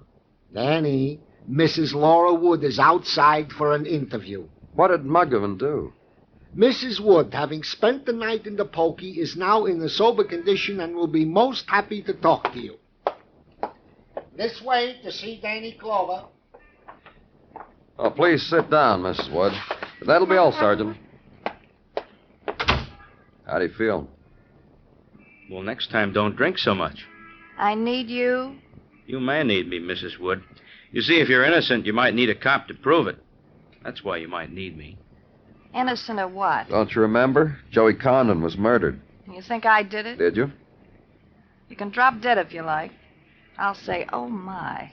Well, what can you expect, Danny? Your husband's a rum pot, too. Poor cops. I'll send you both National Geographic magazines and a fifth of seltzer. What were you doing in that hotel, Mrs. Wood? Drinking. Just wander around town and booze it up, huh? Yeah. Night before last, met a trumpet player. You know who, Joey Condon. Took him home with some people, then we left, did pieces of the town. We two and another fella. We got off for a while at Joey's place. Joey was through. But I kept going, me and the fella. Oh, I'm a girl with stamina. But then you'll never know. What fella? Can you imagine a jazz hound watchmaker? What fella? Name's Georgie Prince. Winds watches all day. Unwinds all night. Took me to listen to records. Georgie's place over's his clock shop on West 28th. That fella's a walking mainspring. Mrs. Wood's lawyer, Danny. Show him in.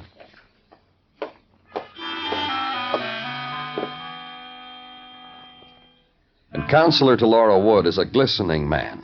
Curve of sun on gold rim of glasses. A newly shaven and powdered cheek. On freshly pink fingernails flying open the zipper of the briefcase. The yellowed smile, the brief legal type curtsy, the ritual of the writ and sign on the dotted line for girl. Receiver, offer an arm, and when girl murder suspect like Laura pats tenderly a counselor's cheek. Duh, baby. No gleam and glisten like it, anywhere in the world. And they leave. When the tenderness and light has trailed away, check a name against city directory, confirm an address, go there.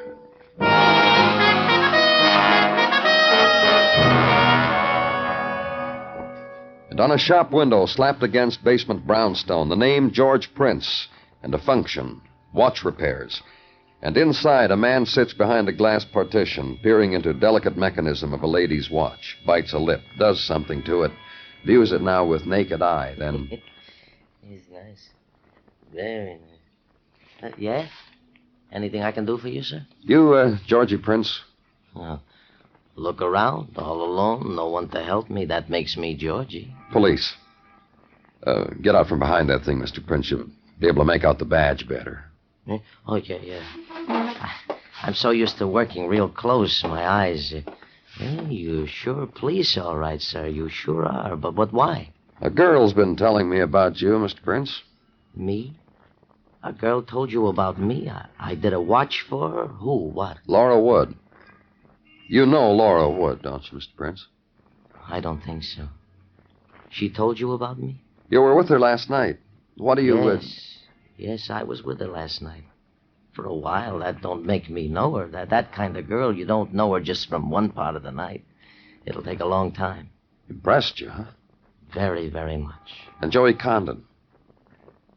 Joey Condon, Mr. Prince. He was a part of last night, too. You, Laura, Joey. A very fine jazz musician. I read in the paper he was killed last night. I want to go to his funeral. It should be very big. You kill him? No, I'm a watch repairer. Nights I go places where I can go crazy, forget what I am, be somebody else. I don't kill. I've thought about it, but I couldn't kill. Last night you went to a place like that, Mr. Prince? Oh, lots of them. Lots. With Joey and with Laura. She was his. I was along because Joey said I'd give Laura laughs. Then what? In Joey's room, the three of us for a while, drinking, screaming. Then all of a sudden, it wasn't me she was laughing at, but him, Joey. And she says, "You're nice, Mr. Prince. You and me, huh?" It's what she said. And you left Joey's place with her? Lots of after-hour places Laura knew about, just me and her. Places I never dreamed. And then I took her back here to listen to some of my records. Around morning, she started laughing at me again. Scratches my face, hard. Runs out, leaves me standing there. Hey. What? You see Laura again, tell her I didn't mind. I didn't mind one little bit.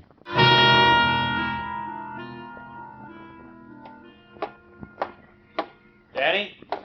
Hey, wait up, Danny. Just on my way to your office. What do you got? Some rundown on that sweet character, Mrs. Wood. Oh. Very sweet character. I said, oh, Muggerman. That's not the secret word, huh? Okay, rundown on Mrs. Wood, nee Laura Brennan. Married Charles Wood 3 years ago. That's fine. You stop me again when... Sometimes I get you in a bad humor, don't I? Is that all you got? Well, she has a record. Record, narcotics, took a cure. Oh, and something else. A man once signed a complaint against her for cutting him all up. Cutting him? Yeah, with a bottle. Man signed the complaint.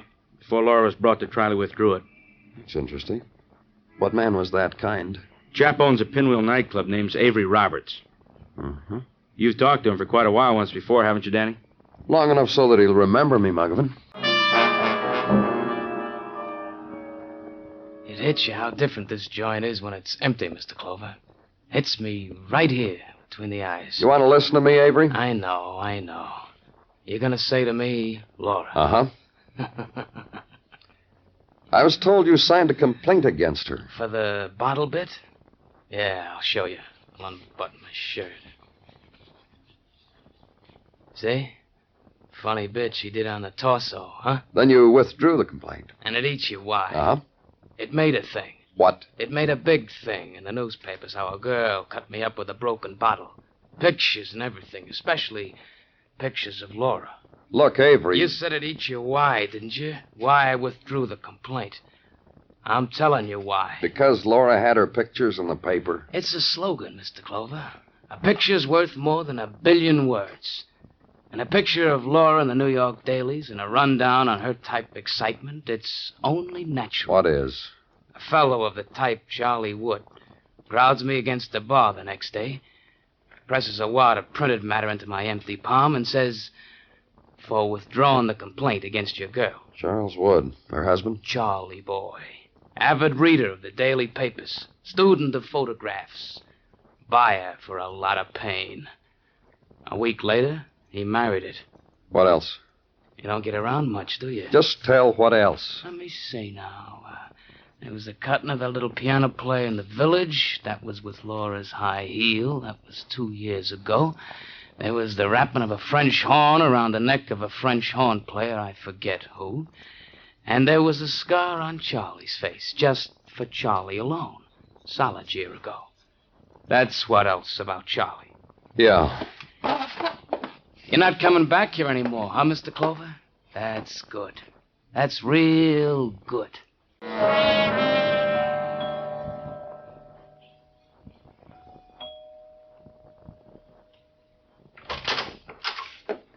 Well, hi.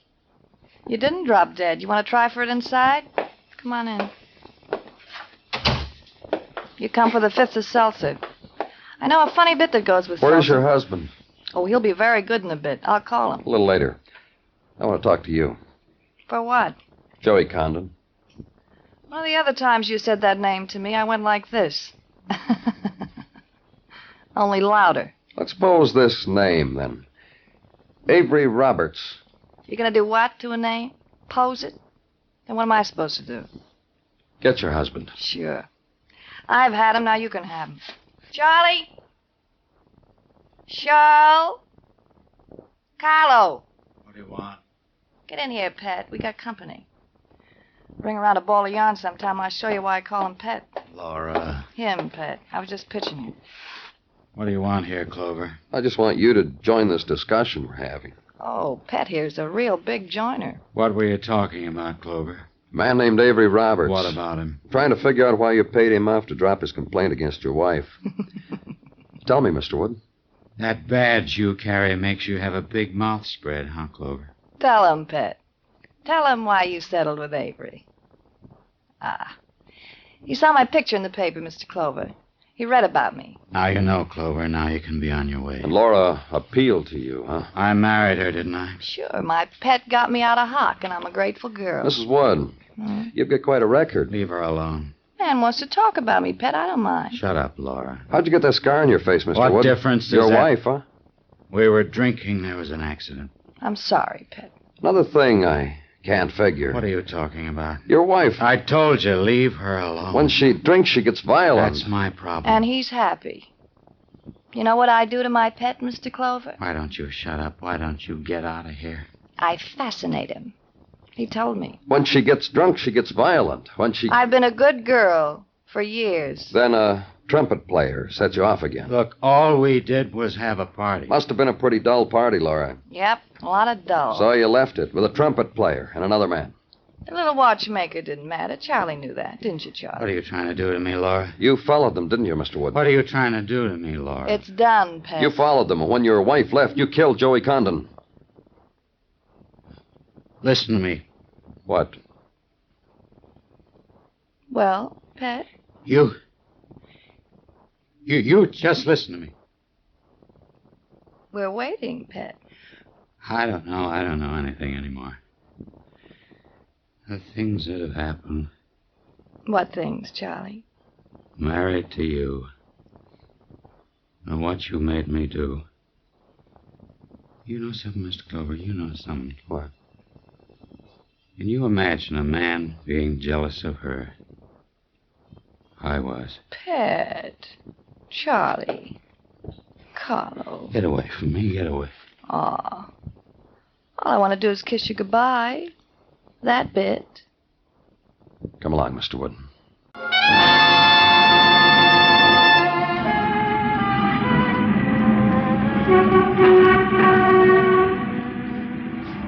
The other streets never paid off, so you walked Broadway. And Broadway is different.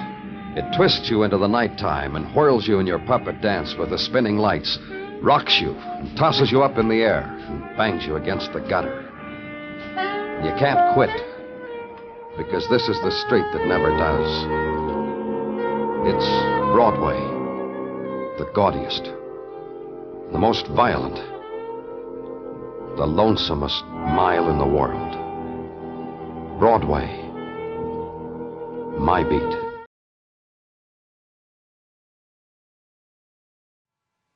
The story you are about to hear is true. The names have been changed to protect the innocent. Fatima Cigarettes, best of all king-size cigarettes, brings you Dragnet on both radio and television. You're a detective sergeant. You're assigned to Personnel Division.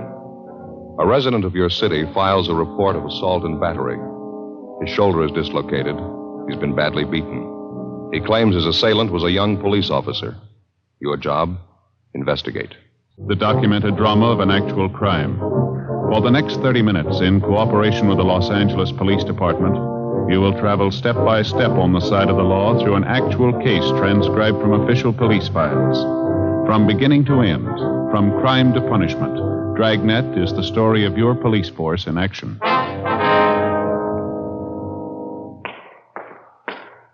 It was Tuesday, June 11th. It was mild in Los Angeles. We were working the day watch out of BIA. My partner's Ed Jacobs. The boss is Lieutenant Jesse. My name's Friday. It was 10:23 a.m. when I got to room 83, the squad room. Joe, you catch up with the lieutenant? Yeah, in a meeting. He said he'd be out about 11:30. He wants us to handle it for the time being. Oh. Well, Joe, this is Officer Blanchard. This is my partner, Joe Friday. I'm glad to know you, Friday. I think I've seen you around Central a couple of times. Yeah, sure. How are you?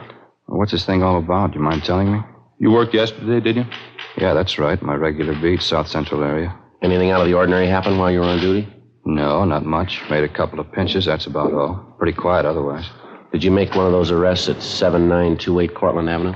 Yeah, that's right. A woman, 2 men, users. All 3 of them were booked in violation of State Narcotics Act. Any of the 3 familiar to you at all, Blanchard? I mean, had you ever seen them before the time you arrested them? No, none of them. I knew the place, though. I've been keeping an eye on it lately. One of those old-fashioned homes converted into a rooming house. Uh-huh. I've been noticing some of the people going in and out of the place. They didn't look too good to me. That's why I say I've been keeping an eye on the house. Now, what's the story on this, anyway? You get a kickback on the arrest I made? Well, we'd like to have your version of it first, Blanchard. Exactly what happened. How'd you come to make the pinch? Well, I was walking my regular beat. I think it was about 3:30 yesterday afternoon. I was going along Cortlandt, the 7900 block. A woman came out of the front door and hailed me. She complained about a 507 party in the house a couple doors down the street. And that was at number 7928, the boarding house? Yeah. I checked it out. The party was going on up the 3rd floor. I went up, found the girl and the 2 men in the room facing on the street. The girl was fixing a pop for herself when I came in. 2 caps of heroin on the table in front of her. Mm-hmm. What'd you do then? I made a grab for the 2 caps. One of the guys beat me to it. He got him, ran to the next room, and tried to flush him down the drain. He didn't quite make it, though. I got one of the caps before he could get rid of it. What'd you do then, Blanchard?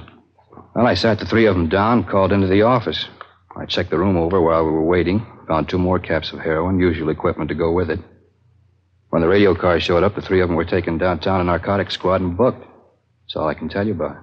Well, during the time you were waiting there in the room, Blanchard, did you have any trouble with the suspects at all? Well, I got a lot of talk from one of the men, a fellow by the name of Evans. He's supposed to run the boarding house.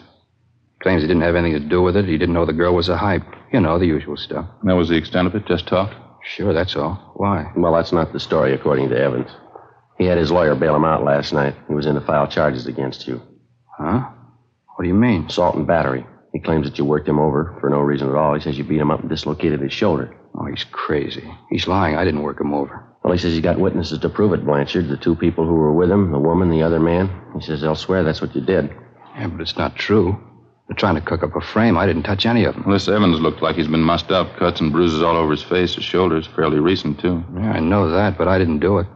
He was in the same shape when I found him up in that room yesterday. Matter of fact, I asked him about it. He wouldn't tell me. It's the truth, Sergeant, so help me. All 3 of them are lying. I didn't beat him up. Well, it's your word against theirs, Blanchard. The facts seem to favor Evans. I don't get this at all. 2 of those people are known hypes. They'd swear anything for a free cap. You know that. What good is their word? Maybe no good at all. It's not up to us to decide. Evans filed a complaint. It's our job to follow through. Now, you're sure about the shape Evans was in when you found him up in that room yesterday, Blanchard? He was already marked up, is that right? I'm sure he was. I told you. I asked him about it. He wouldn't answer me. But you had no way of proving that you couldn't possibly have been responsible for it. Well, it's up to him, isn't it, Evans? If he says I worked him over, let him prove it. I'm afraid he's got the jump there. 2 witnesses. Yeah, but they're lying. You must know that. They're lying. Well, now, look, you can see the position it puts us in. If you're innocent, we're going to do all we can. If you're guilty, we'll see that you get everything that's coming to you. Well, you know it as well as I do, Sergeant. I had no reason to beat him up. I didn't do it. Well, it's not up to us, Blanchard. The court will have to decide. Doesn't make sense. None of it does. There's no other way to handle it. We got 4,500 men in the department. We don't claim they're all saints. Once in a while, one of them turns bad, and all of us get a black eye. You're in a jam, Blanchard. Like anyone else, you'll get a fair trial. Yeah. Well, what happens now? Do I draw suspension? Yeah, that's right. If you're cleared of the charges in court, there'll be a hearing before the Board of Rights. Am I through right now? We'll have to book you in at the main jail. Case will be presented to the DA's office tomorrow. Doesn't make sense. I had no reason to beat up Evans. No reason at all. You sure of that, are you? What do you mean? Of course I'm sure. Well, Evans claims you did have a reason, a good one. What? Well, he says you handed him a proposition. He wouldn't go for it, so you worked him over. What do you mean? What kind of a proposition? The bad kind. Huh? He says you wanted a payoff. Investigating charges against a police officer involves exactly the same procedure as cases where private citizens are concerned. Prove the suspect innocent or guilty. If Blanchard was innocent, it wasn't going to be an easy job proving it. If he hadn't beat up the complainant, George Evans, and dislocated his shoulder, it seemed the only way out would be to find the man who did. Either that or prove that the 2 witnesses Evans had come up with were lying. If Blanchard was guilty, if he actually had slugged and beaten Evans, we had to find sufficient evidence and we had to find a motive. 11:10 a.m., Ed and I took Officer Harry Blanchard over to the main jail where he was booked in and lodged in one of the cell blocks. Then we went upstairs to the women's jail where we interviewed one of the witnesses to the alleged beating, an Eleanor Rowland. She'd had previous arrests for vagrancy, grand theft auto, and petty theft, as well as an established reputation as a user of narcotics. She was 23 years old. Yeah, it was terrible. That cop really roughed him up, poor old Evans. Cop didn't have to treat him like that. How long have you known George Evans, Miss Rowland? You old friends? No, I wouldn't say that. I met him a couple weeks ago when I came down from north. San Francisco? Portland. I was visiting up there. I'm a Portland girl originally. Well, how about this other man you were with at the time Officer Blanchard picked you up, this Ray Sherman? He an old friend? Buster? Yeah, I've known him a few years. Do you know Evans very well? Yeah, I guess you could say that. Ray's had a room at the boarding house a couple of years. I guess he's good friends with Evans. Say, can I ask you something? Yes, ma'am. You ever work narcotics up in Portland? No, ma'am, never have.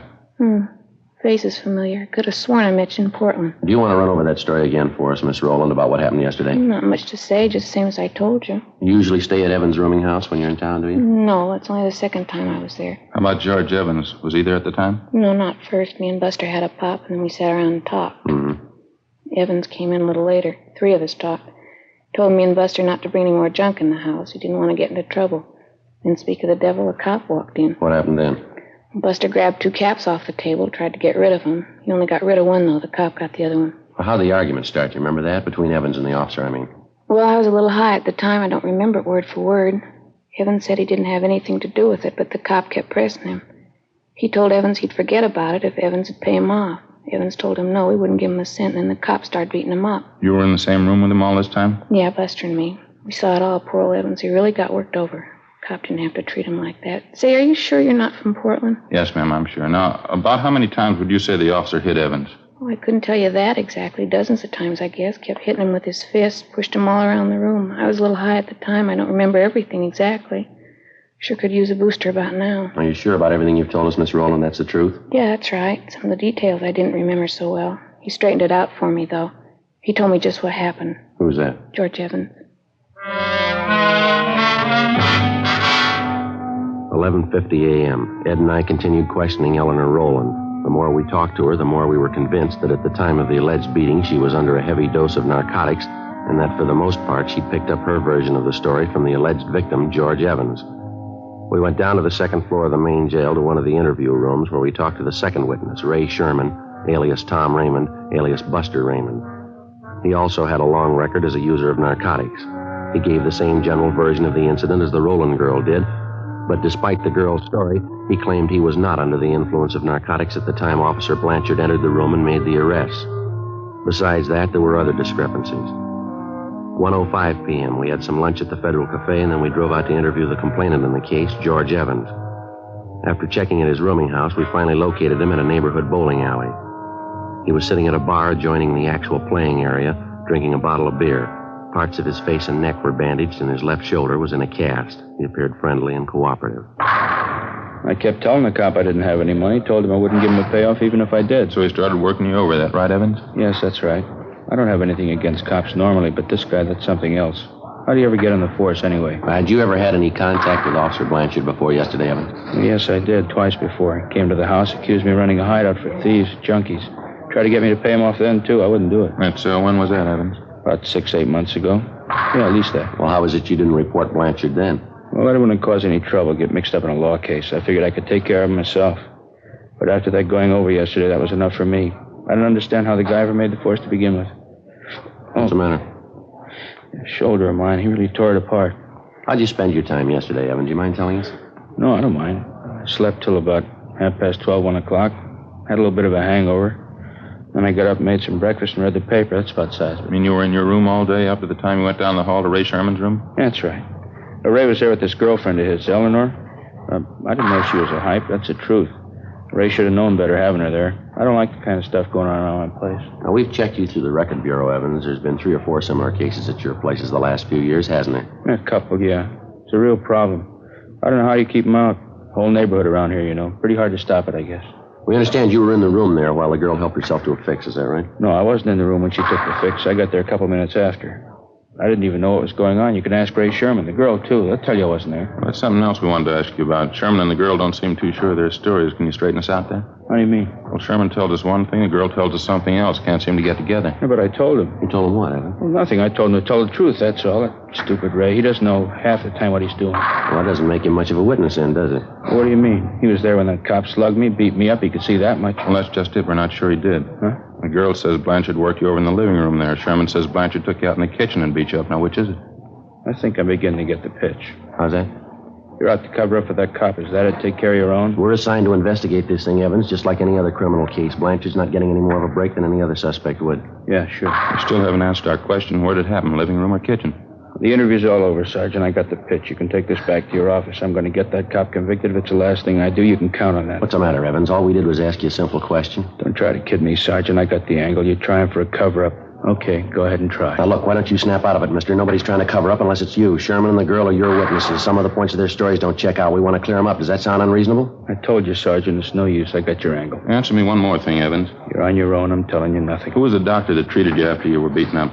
Down at Georgia Street, the emergency. You ought to know that. No, I mean for your shoulder. We checked over your car down at Georgia Street. No mention there of a dislocated shoulder. No, of course not. I didn't even know I had one until I was bailed out. I had my own doctor fix it. You mind giving us his name? Why should I? I was willing to go along, cooperate, then you started playing the cage. You're trying to cover up for that cop. Now you work it out on your own. All right, mister. Any way you want it. You bet that's the way I want it. You had this whole thing framed from the beginning. Now you're off the track, Evans. You're not kidding me. You're trying to prove that cop's innocent, trying to make me out a liar. What am I supposed to do, help you prove I'm a liar? No, you've helped enough already. Ed and I double-checked through Officer Blanchard's departmental record. It showed that Blanchard had been working his present beat for a little more than 4 months. Evans had told us that Blanchard allegedly had solicited payoffs from him at least 6 to 8 months before. The following day, Ed and I made further inquiries in the neighborhood of Evans' rooming house and also among his friends and associates. For one thing, we found out that Evans had not spent the entire morning and early afternoon in the house. He'd been seen leaving his place by several neighbors at about 10 a.m. Through one of his contacts, we got the address of an ex-wife, since remarried, a Marie Evans Zarconi. We located her in a small apartment in the East Wilshire district, a small brunette woman about 35. Now, you tell us you used to be married to Evans. Yeah, that's right. Well, what kind of business was Evans in when you were married to him, ma'am? Well, he had that rooming house over on Cortland Yes, Avenue. ma'am, we know about that. Was there anything else? What's the matter, anyway? Just a routine investigation. We'd like to have as much background on him as you can remember. Are you on fairly good terms with Evans now? No, I haven't seen him since we split up. About a year and a half ago, I think. That's why I couldn't stand him. What was the trouble, ma'am? You mind telling us? He just isn't much good, that's all. You find a lot of names to fit him. He was in everything. How do you mean? That's why I got away from him. Every cheap, lousy racket you can think of, he was in it. Peddling dope, blackmail, making book, some of the two-bit rackets. He's been in all of them, one after the other. I had to get away. A rooming house on Cortland Avenue, that's where he's been operating all this time? As long as I've known him, yeah. About 3 years, I'd say. Mm-hmm. Is narcotics just a sideline with him, or does he go in for it pretty heavy? He was in it pretty heavy when I left him. I don't know what he's been doing since. I don't care. Just soon forget all about it. Yes, ma'am, I can understand. What's the matter now, anyway? Got a case against him? Well, not exactly. Evans is filed against a police officer, assault and battery, soliciting a bribe. We're investigating the charges. Sounds like him. Some cop really rough him up? Well, we don't know, ma'am. That's what we're trying to find out. Oh. Well, I'd like to help you out. Don't think I can, though. Well, just one more question, ma'am. While you were married to Evans, did you have a family doctor? I mean, one that you called regularly when you were sick? Yeah, we did. Why? Well, what was his name? Can you remember? Yeah, Dr. Chase. Would you like his address? 2:47 p.m. We got to Dr. Chase's office, and luckily we found him in. Take a look at this magazine, Joe. What? National Geographic. Looks like a real old one, wouldn't you say? It sure does. Cover's torn off there. Yeah. What do you know about that? It's older than I thought. Look at this here. What do you got? These pictures, eh? Look. 4 pages of them. Pretty grand affair, huh? Yeah. Teddy Roosevelt breaks ground for Panama Canal. How about that? Yeah. Sorry to keep you waiting, gentlemen. That's perfectly all right, Doctor. Let's see now. You want to know about... Mr. Evans, Doctor. George Evans? Oh, yes, Evans. What was it exactly, Sergeant? What did you have in mind? Well, the first thing we'd like to know is if you've treated Evans recently, the last week or so. Yes, as a matter of fact, I have. He was in here, well, let me see now. Let's see, yes, I thought so. He was in here 3 days ago. I had some bad cuts and bruises. Mm-hmm. They'd already been treated, though. There wasn't much I could do. Was there anything else wrong with him, Doctor? No, not actually. I examined his shoulder. He insisted it hurt him. He wanted me to put it in a cast. Mm-hmm. You put the cast on, did you? Well, there really wasn't any need for it, but I put it on anyway. A little bit of psychiatry. Thought it'd make him feel better. Well, how do you mean, Doctor? Wasn't any need for it? Just one of those peculiar things. I've been treating Evans for some time, you know. Yes, sir. That's what we understand. It's fairly unusual. Hardly a rare case, though. Suppose you might call it a trick shoulder. Looks as though it might be dislocated, but it actually isn't. I think it's voluntary. You mean he could do this thing himself? Oh, yes, he can make it appear dislocated anytime he wants. You are listening to Dragnet, authentic stories of your police force in action. Saturday, June 15th, 10 a.m. The investigation continued. Meantime, the newspapers were still making front-page material out of the story. One of the morning banner lines read, "Cop slugs cripples citizen to get payoff," and another one, "Police brutality rouses entire city." Our investigation went on. Early Saturday afternoon, Ed and I succeeded in locating a former friend of Evans who told us that he'd seen him downtown the morning of the day on which the alleged beating had taken place. The same time Evans had told us he was in bed nursing a hangover. The former friend, a Fred Werner, said Evans was in the company of two known gamblers, Carl Sweetser and Stanley Parrish. He told us that he'd spotted the three of them together at about 11:45 a.m. We questioned Sweetser and Parrish, but they refused to tell us anything. They admitted that they were acquainted with Evans, but they knew nothing about the beating he'd received. We continued making the rounds. 5:30 p.m. We dropped to the main jail and questioned Evans' two witnesses again, Ray Sherman and Eleanor Rowland. We got the same stories as before. 6:18 p.m. We got back to the city hall. Long stretch, huh? Sure be glad to get home. Yeah, not a bad day, though. We had fair luck, didn't we? I suppose so. Could always be better. Sure like to get the straight story one way or the other. You want to check the book, Ed, see if we got anything? Yeah, okay. No, not much, Joe. Call from a Tom Donnelly, you know him? Donnelly? No, that doesn't sound too familiar to me. I got it. Personnel Jacobs. How's that? I'm afraid he's gone for the night. Yeah, huh? No, I'm sorry. I wouldn't know. All right, thank you. There's another message here for us, Joe, in the book. Yeah? From Blanchard's wife again. I'm getting to feel pretty silly about it, telling her the same thing night after night. Why don't you call her tonight? Well, you've been doing all right. Why give up now? Personnel, Friday. Yeah. What was that? Mm-hmm. Your name?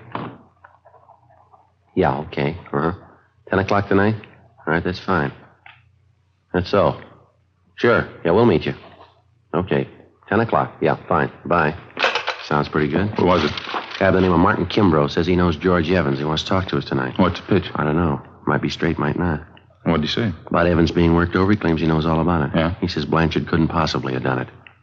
7:05 p.m. We went over to Frank Tang's place, had some dinner, and then we drove out to interview the man who'd identified himself on the phone as Martin Kimbrough. We located him at the designated meeting place, a small bar just off Beverly Boulevard and Normandy Avenue. Kimbrough was a small man, slight build, middle-aged. He seemed less sure of himself than he did on the phone. He said that he knew George Evans fairly well and that up until 6 months before he'd been on good terms with him. He didn't go into details, but he gave us the general idea that Evans had cheated him on some business deal the two of them had been engaged in. We asked Kimbrough about the beating Evans had taken. He said it was common knowledge among the people he traveled with that gamblers Carl Sweetser and Stanley Parrish were responsible for beating up Evans. He'd welched on a gambling debt, and the two of them had been after him for months to pay off. He also said he knew a close friend of the two gamblers who told him that in private, Carl Sweetser openly boasted of beating up Evans. According to Kimbrough, the beating had taken place about 1 p.m. the Monday before, the same day Officer Blanchard allegedly had given him the beating. We located Sweetser in the coffee shop of a small hotel on South Rampart Street. I'm afraid I don't know what you're talking about, Sergeant. I don't know any George Evans. I've never heard of him. We understand you do, Sweetser. Heard you used to play cards with him. Got it from a couple of people. That's all. I guess they made a mistake. I don't remember the name at all. Maybe he's going under a different one, huh? Well, how about his description? You ought to remember that.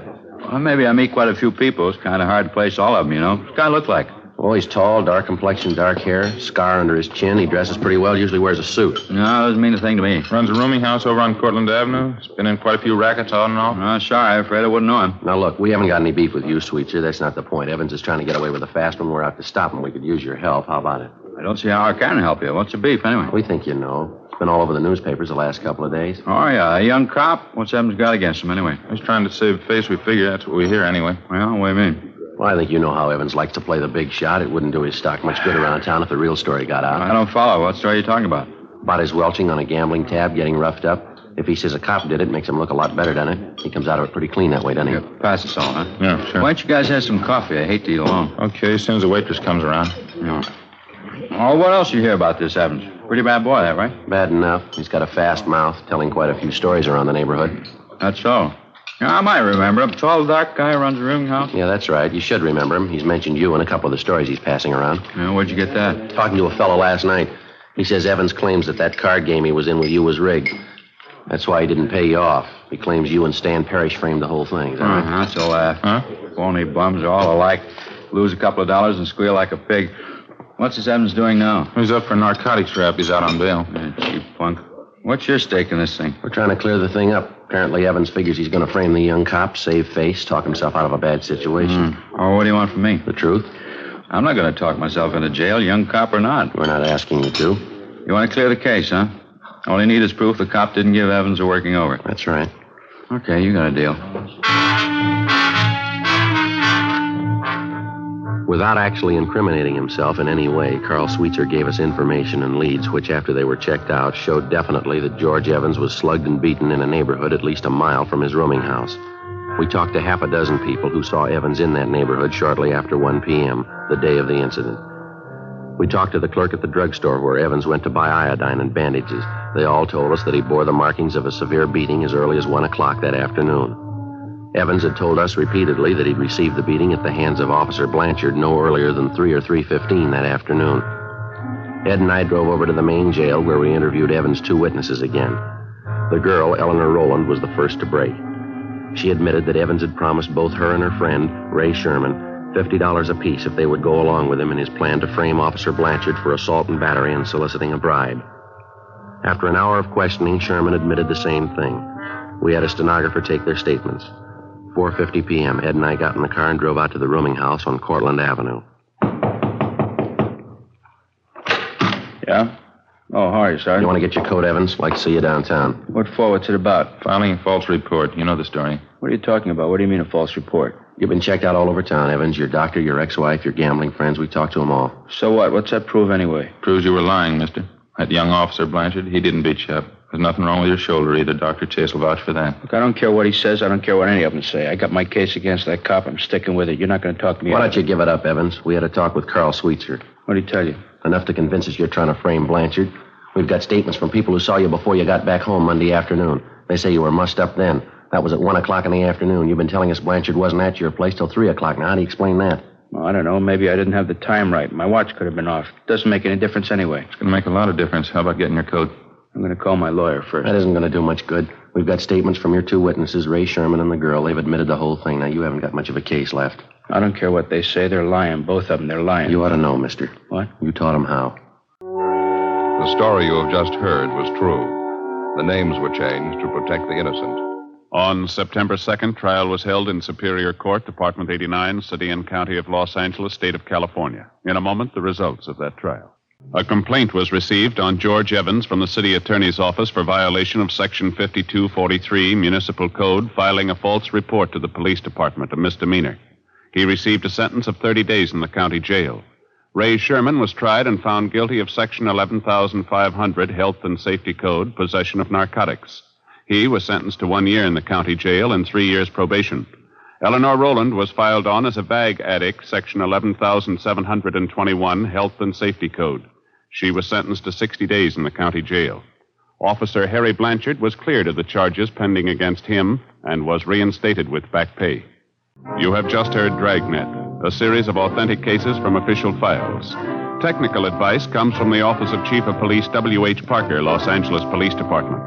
Technical advisors Captain Jack Donahoe, Sergeant Marty Wynn, and Sergeant Vance Brasher.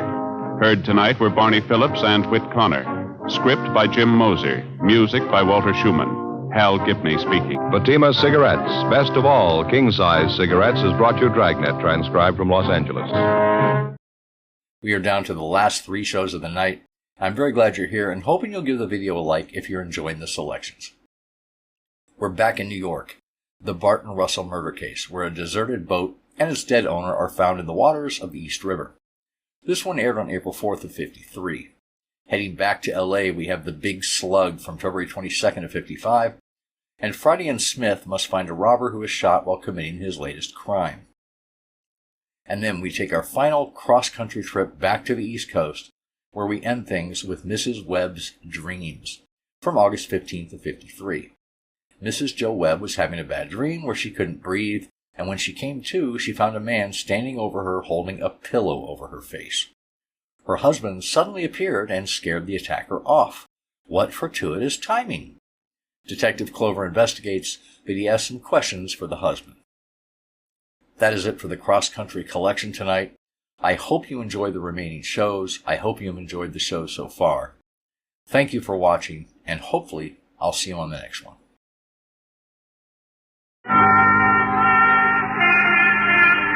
Broadway's my beat, from Times Square to Columbus Circle, the gaudiest, the most violent, the lonesomest mile in the world.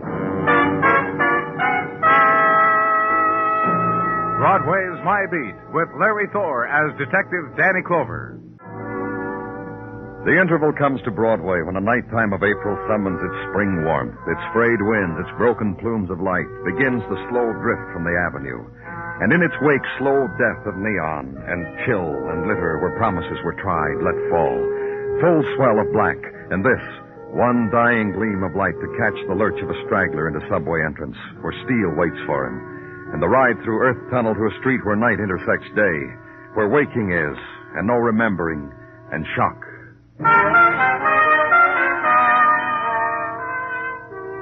And it becomes this, 5 o'clock time, the time when river pours its sullen grays into the night sea, the place where I was, summoned by harbor police to a cabin cruiser drifting the East River, ebb of April night, the slow windings of mist, and walk the deck of a derelict boat.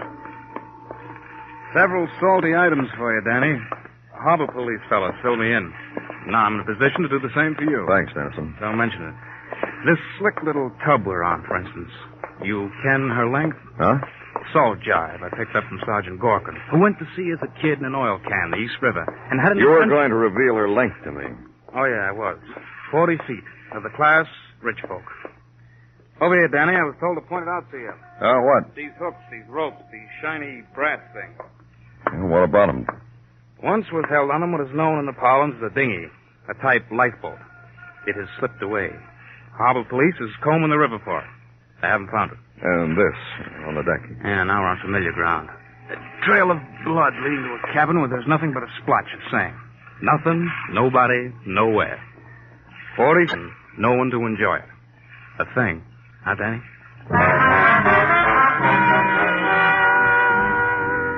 About the time a strip of gray peeled off the sky and let the light in, and pale, rosy flecks appeared suddenly on the water and rocked there. A tight thread of warmth glowed briefly like a filament, exploded quietly on the cheek, caused a smile, and spread. And seaward another phenomenon, greeting to the sun. Another day at Anchorage in the port of New York. Then work to do. Call on Port Registry. Check the name of the cabin cruiser Pitcairn. Learn this. Pitcairn, owned by a Mr. Barton Russell of New York. Address, 2056 Park Avenue. So squad car ride through early morning streets. City at yawn time. Sweep off the pavement time. Stretch and scratch the back of the head time. And to the sunny street known as Park Avenue. Find the address you're looking for. A maid in a starched uniform and a smile that wilted long ago bid you identify yourself, bid you enter, bid you wait. And later, the descent down the curving staircase of a woman who bid you good morning. And please be seated, Mr. Clover. Oh, thank you. Now, is my husband in jail? No. What makes Oh, you... it's happened when Bart goes out without me. Jail prone. That's my boy Bart. By himself, he's a walking misdemeanor. Now, tell me, where is he? What's he done? We don't know where he is, Mrs. Russell. You mean you men have graphs down at headquarters which show statistically when Bart will turn up? And he hasn't shown up and you're in a dither? The harbor patrol picked up the Pitcairn drifting. No one was aboard. There was blood. And Bart was aboard and got loaded. Or whoever he was with got loaded. And gave himself or herself a nasty crack. So Will you listen? No, you listen. I'm not going to be awake at 7 o'clock in the morning to be told about a new antic. Bart has a case book of antics. It's usual that I don't have to face him until 10 o'clock. And it doesn't worry you, does it? What doesn't worry me, Mr. Clover? The fact of the boats being adrift, the blood, the possibility that something's happened to your husband. All right, Mrs. Russell. Tell me something. Where were you last night? Entertaining Who? Uncle Stanley. Isn't that ridiculous? Police, where were you last night? The fenceless lady, entertaining Uncle Stanley. Stanley Taggart, Mr. Clover, my uncle. He's in town, and he came to call last night, and we chatted. Uncle to adoring niece. For verification, he's at the Rossmore Plaza. Sorry, you can't stay for coffee, Mr. Clover.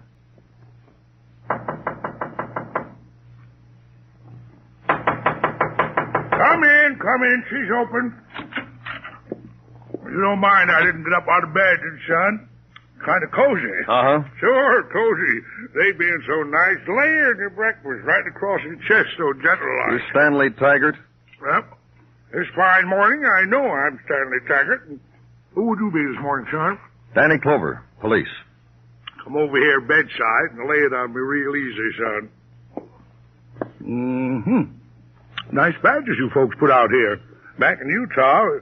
Oh, forgive me, son. You want to buy the breakfast or just dig in anywhere? No, thanks. This ham melts. Just melts. That's all. Tell you how it is, son. I haven't been in your town long enough to do anything bad. I didn't say you had, Mr. Taggart. But you're police, and you're thinking it.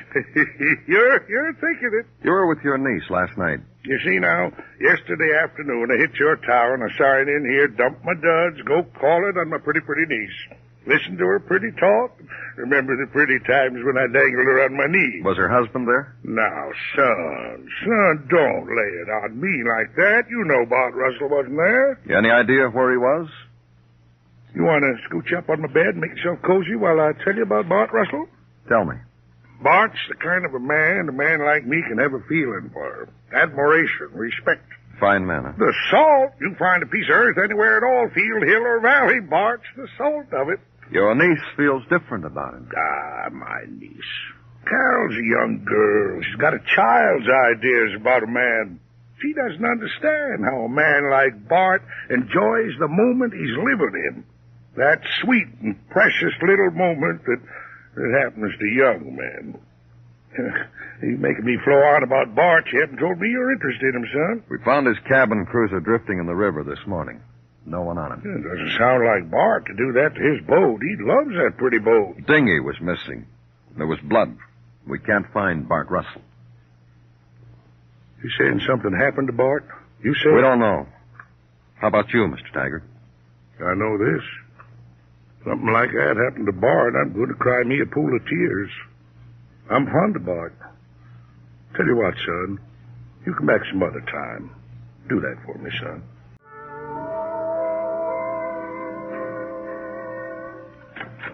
Danny? Come on in, Gino.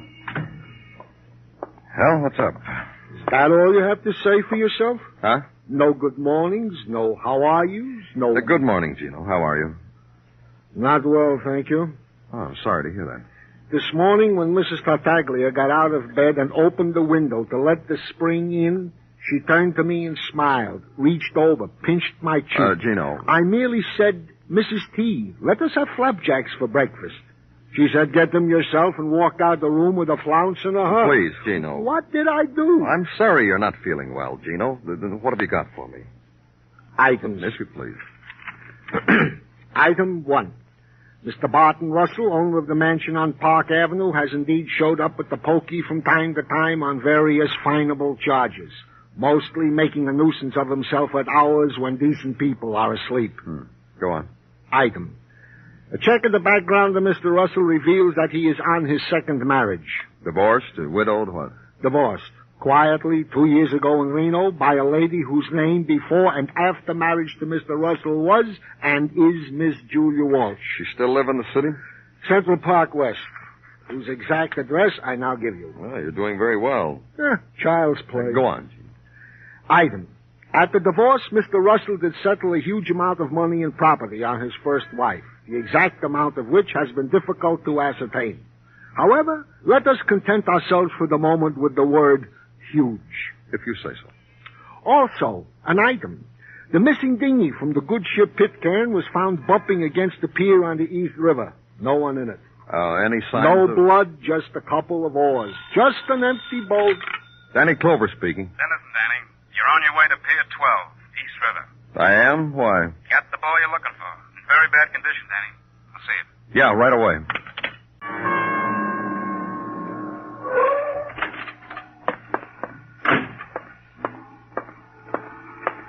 Over here, Danny. Well, like I said... Yeah, okay, Dennison. Harbor Patrol again, Danny. Fished him out about 25 minutes ago. Sure he's Barton Russell? Lots of identification on him, wallet and all. Lots of, these, too. Explains that blood. Stabbed on his boat, dumped, and the killer got away in the dinghy, right? Maybe. With you, everything is maybe. Listen, Dennison. Bart Russell was stabbed. He was murdered, Danny. You know what my comment is? Positively. You are listening to Broadway's My Beat, written by Morton Fine and David Friedkin, and starring Larry Thor as Detective Danny Clover.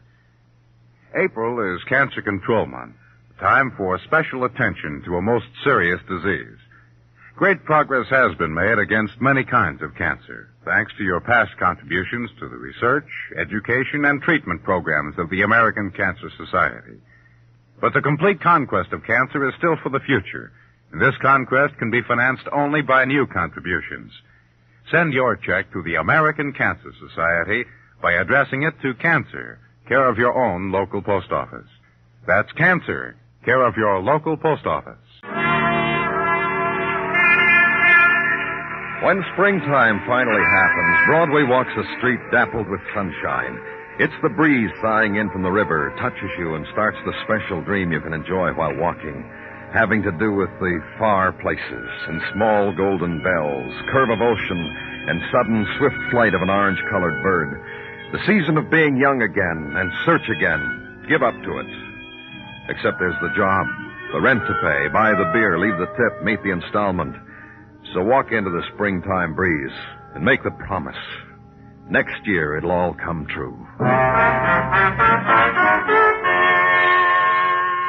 And the new day in the place where I was compounded of this: velvet drapes and statuary, crystal goblets in glass cases, grand piano, gold pendulum clock, carved furniture, and sunlight which revealed no dust.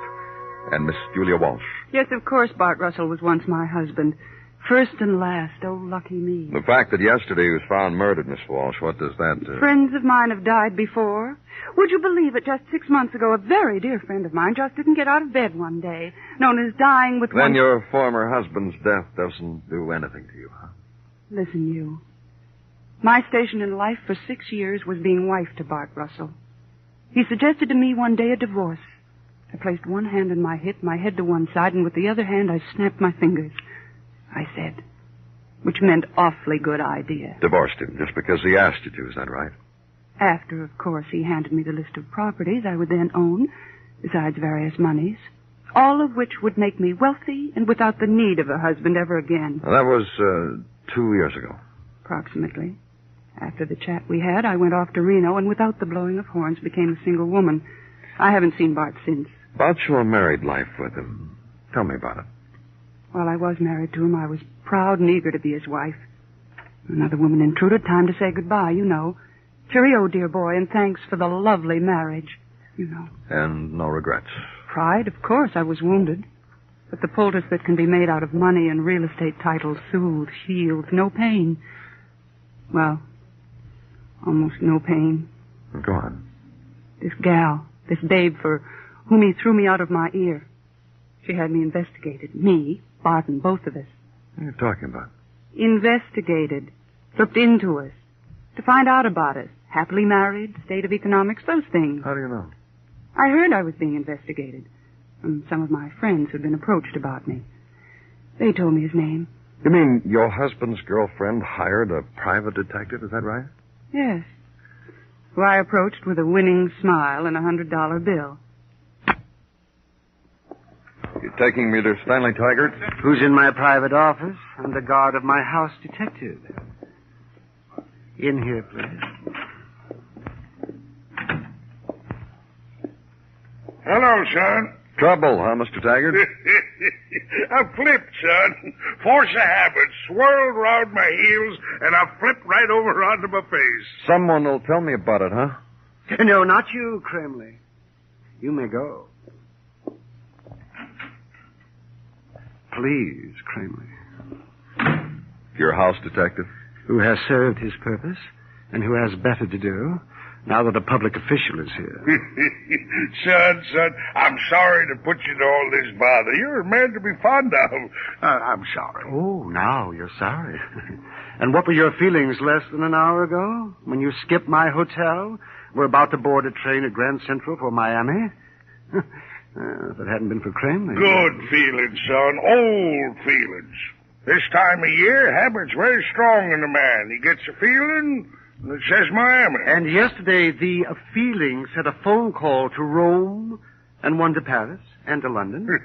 And Topeka, son. That's where I got the warmest hello. Yes, and not pay for them, nor for the room service at all hours, nor for the valet, nor for Havana cigars, nor I tried to explain it to you, son. I got the money to pay for those nice things. I'm sugared with money. Then why didn't you pay your hotel bill? Well, it's just the season hit me, and the old habit welled up in... he just welled up. I'll tell you what he's talking about. Yeah, you do that, son. Yes, I will. This hotel bulletin of the Hotel's Owners Association. And this, Bulletin of Hotel Detectives, dated June 1951. Pamphlets dedicated to the apprehension of deadbeats. Like Mr. Taggart, yeah? Now, these pictures of him when he registered as Stan Lowry at the Mule Bark in Kansas City and beat them for the bridal suite. And as a Lowell Stanley at the Bella River, Indianapolis, I believe, where he beat them for the silver anniversary penthouse and a catered banquet. Let me see that. A picture of a girl here, Mr. Taggart. Says you worked it together. 100 hotels, 100 aliases. How is a man to Be quiet a minute, Mr. Shields. The girl, Taggart. Wouldn't have had the sparkle to it without her. She in the penthouse and me in the presidential suite. Made quite a team. Let's go. I sure got crummy habits. Yeah. Come on, son.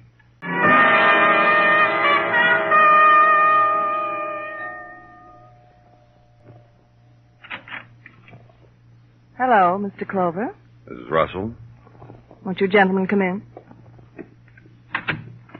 Shall I bother to tell you, Mr. Clover, that I've canned the maid, so you can't have coffee today either? That's okay. How do you feel about it, Dennison? Mrs. Russell will be the fifth person today who didn't offer me coffee. What's the matter? Aren't you liked? No. Poor you.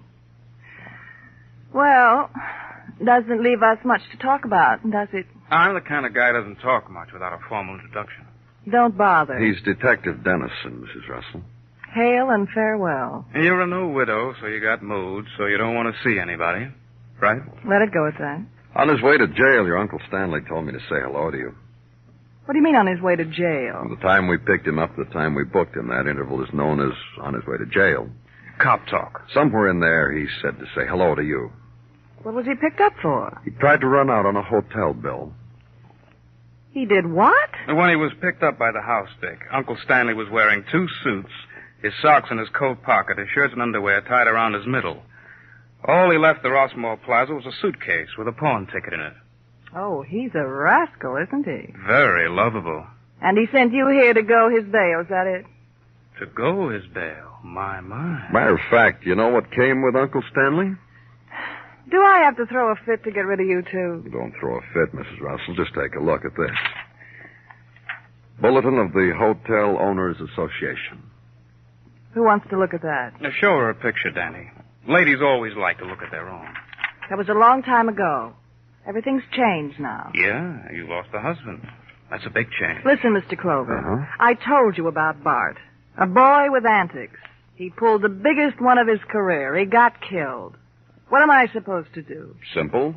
Tell us whether his murder was meditated or premeditated. You kidding? Look, Carol, you're a con girl from way back. Working the hotels is only a side thing with you, so don't get coy with us. You're a slob, you know that? Okay. Only don't get coy. I had a talk a little while ago with a man named Tom Hudson, Mrs. Russell. Tom Hudson, the most studious private investigator of them all. Fellas. What? You know how it is. How is it? A girl goes to marry, she's got to do a little research. Find out about her fella. Oh, sure, all the time. Girl meets boy, girl hires private cop, girl finds out marriage status and bank account. The girl marries fella. So you married Barton Russell. Then after you were married, found out he'd given most of his estate to his first wife as a settlement. Oh, you need a hanky, honey? Get away from me, you slob. My. You want to do something for me? You want to do something real nice? Lie down on that couch over there and fold your hands. Then die. Just a little bit die. Will you do that? That's my Carol. Okay, yeah. He gave her all the money. What he had left, he blew it in the last 2 years. The other night, he took me for a boat ride, told me everything was for sale. Boat, house, the works. That did it. So you stabbed him just like that, huh? Well, Well, what? I got mad. And Uncle Stanley was your alibi, huh? Can you imagine a knucklehead like that? With a pocket full of loose C-notes, he couldn't resist beating a hotel bill? Come on, Mrs. Russell. Here's your coat, Carol. Yeah. Wrap me around in mink, fellas. Either of you fellas got a girlfriend like a mink coat? No? Guess I'm just wasting my time. Shall we go?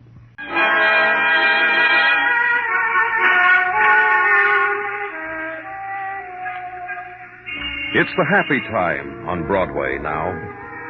There's easy laughter, and a hot trumpet skirls its song out into the grinning mob, and a man dips his hand in a trash can. It's the journey you made because you had no choice, the excursion to end of all the streets in the world. It's Broadway, the gaudiest, the most violent, the lonesomest mile in the world. Broadway, my beat.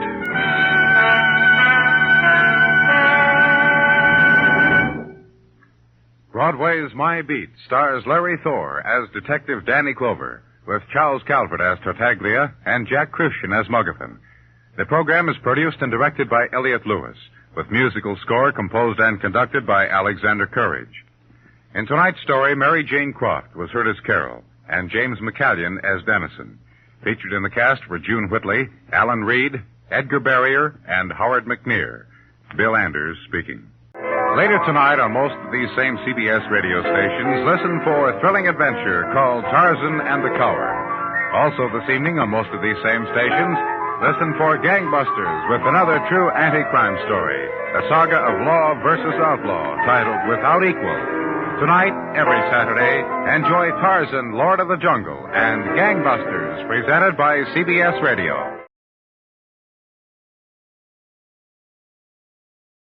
Dragnet. Ladies and gentlemen, the story you are about to hear is true. The names have been changed to protect the innocent. You're a detective sergeant.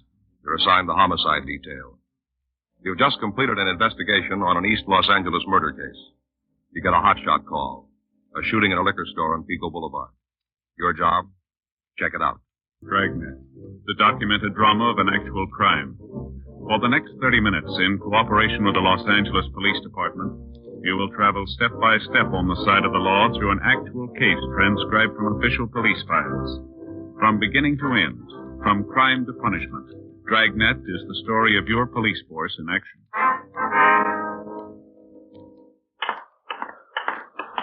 It was Wednesday, February 16th. It was cool in Los Angeles. We were working the day watch out of Homicide Division. My partner's Frank Smith. The boss is Captain Warman.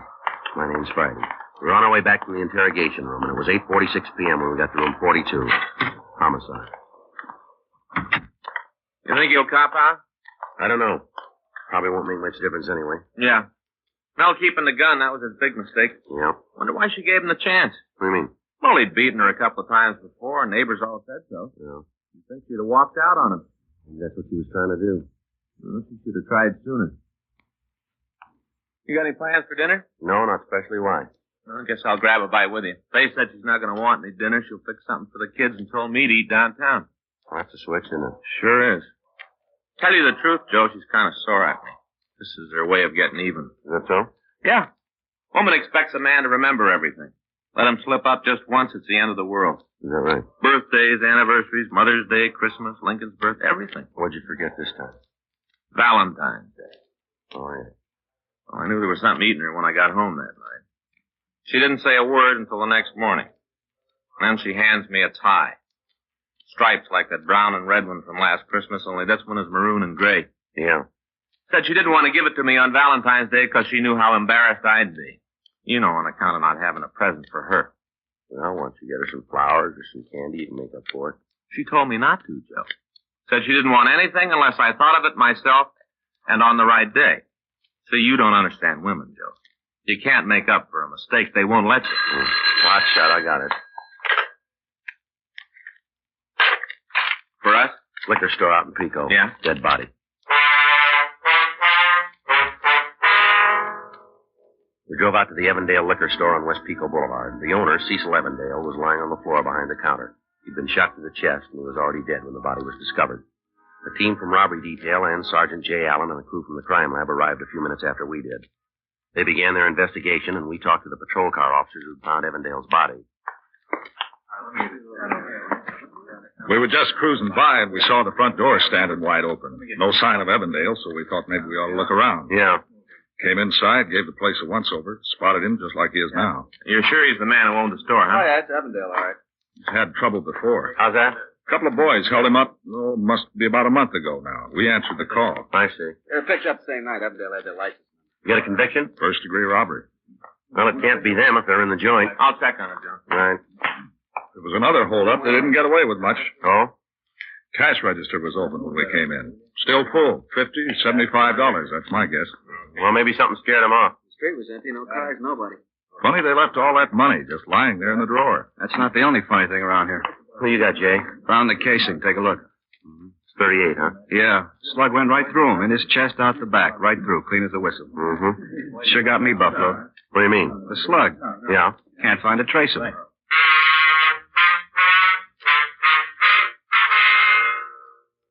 Frank came back from the telephone with the information that the two men who had previously robbed the Evandale liquor store were now serving their sentences in San Quentin. While Sergeant J. Allen and the crew from the crime lab continued to search for the missing slug and any other physical evidence, we canvassed the area for somebody who might have heard the shooting. 9:53 p.m. We found a drugstore in the next block that was still open for business. Fountain's closed. That's what you're after. No, sir, we'd like to talk to you for a minute. Talk? What about? We're police officers. It's Frank Smith. My name's Friday. Police, huh? That's right. Thought I heard sirens a while back. What's been going on around here? Well, there was some trouble at the liquor store down the street. Cease Evandale's place? Yeah. You shouldn't have let it happen. Beg your pardon? You're police officers, ain't you? Yes, sir, we are. He was robbed just a few weeks ago. You should have figured somebody'd try it again. You should have been watching him, making sure he was all right. Pretty big town, sir. There's a lot to watch. Too big, if you ask me. Why don't they go home? What's that?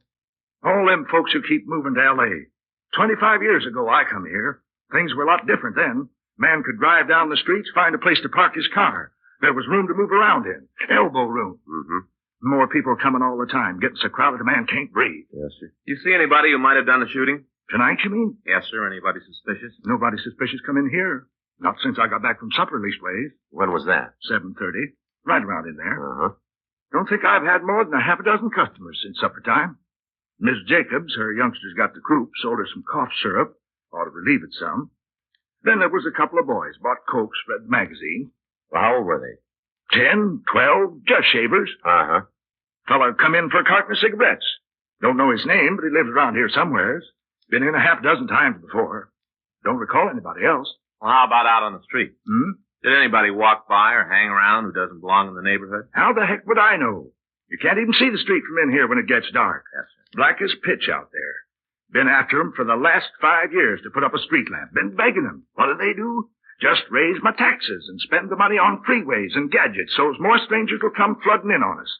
Whole darn shooting could have took place right there on my sidewalk. I wouldn't have been able to see it. Yes, sir. Well, thanks anyway. I say, wait a minute. Come to think of it, I did spot a couple of fellas. Acted kind of funny, too, like they didn't want me to see 'em. You know what I mean? I think so. It was then when I was walking home to supper. No, it was when I was on my way back. That'd be about 7:30? Give or take a couple of minutes. Well, they were just standing there in the doorway, kind of. Turned their backs toward me as I walked past them. Could you describe them for us? I said they turned their backs. Yes, sir. Not that it made no never mind. So darn dark out there, I couldn't describe them if they'd been coming at me head on. Uh-huh. You got any idea how tall they were? Medium height, I guess. How were they dressed? Didn't notice. Except for one of them. Yes, sir. Jacket he was wearing. Notice that. Remember thinking it was so loud you could see it in the dark. Kind of plaid. You know big crisscrosses? Mm-hmm. What color was it? Must have been light. Some kind of light color. Tan, maybe with green in it. Not sure. Now, is there anything else you can tell us about these two men? I think I've done pretty good to give you that much. Yes, sir, you have. Thank you. I'm not saying they had anything to do with shooting Cease Evansdale. You understand? Yeah, we understand. It's up to you to find out who did it and bring him to justice. Yes, sir. Don't know what's getting into this town. Man ain't safe in his own store. More crime all the time. More criminals. Wasn't like this 25 years ago. Maybe not. Why should there be more now? Well, you gave us the reason. Hmm? More people. 11:36 p.m. We went back to the liquor store. The body had been moved to the county morgue. J. Allen told us that he and his crew had searched the walls, the floor, the furniture. There was no physical evidence and still no trace of the slug that had killed Cecil Evandale. The next morning, February 17th, we again returned to the neighborhood and questioned shopkeepers in the vicinity. None of them had any leads. 12:05 p.m., we went back to the office. Well, guess you were right, Joe. What about? Faye, when I got home last night, she was expecting candy or flowers or something. Why, she told you not to buy her anything. Yeah, but that didn't keep her from being disappointed when she didn't get anything. Oh, what'd she say? She didn't say. She just looked. I got it. Homicide, Friday. Is it right? Well, we're on there. When? Let's see. Might tie in, yeah. Give me the address. Okay, all right. Thank you. Office just got a report from a clinic out on Wilshire. A man came in to see him this morning. Yeah. Had a .38 slug in his chest. We drove out to a small medical center a few blocks west of Vermont Avenue, and we went into the offices of Dr. J.Y. Springer. Good afternoon, gentlemen. Afternoon. Dr. Springer in? Do you have an appointment? The police officers. Oh. The doctor busy? Well, he does have a patient with him right now. I see. We'll wait. I'll tell him you're here. I'm sure it won't be long. Thank you. Sit down. Yeah. You think we're on the right track, Joe? I don't know. The slug isn't in the liquor store, that's for sure. Jay says there isn't a mark on the walls. Yeah. Sure had to hit something. Or somebody. Yeah. You want a magazine? No.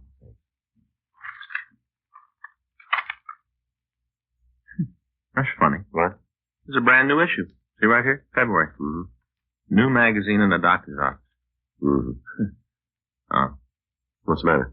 It's a medical journal. The doctor will see you now. Thank you. In here. Thank you.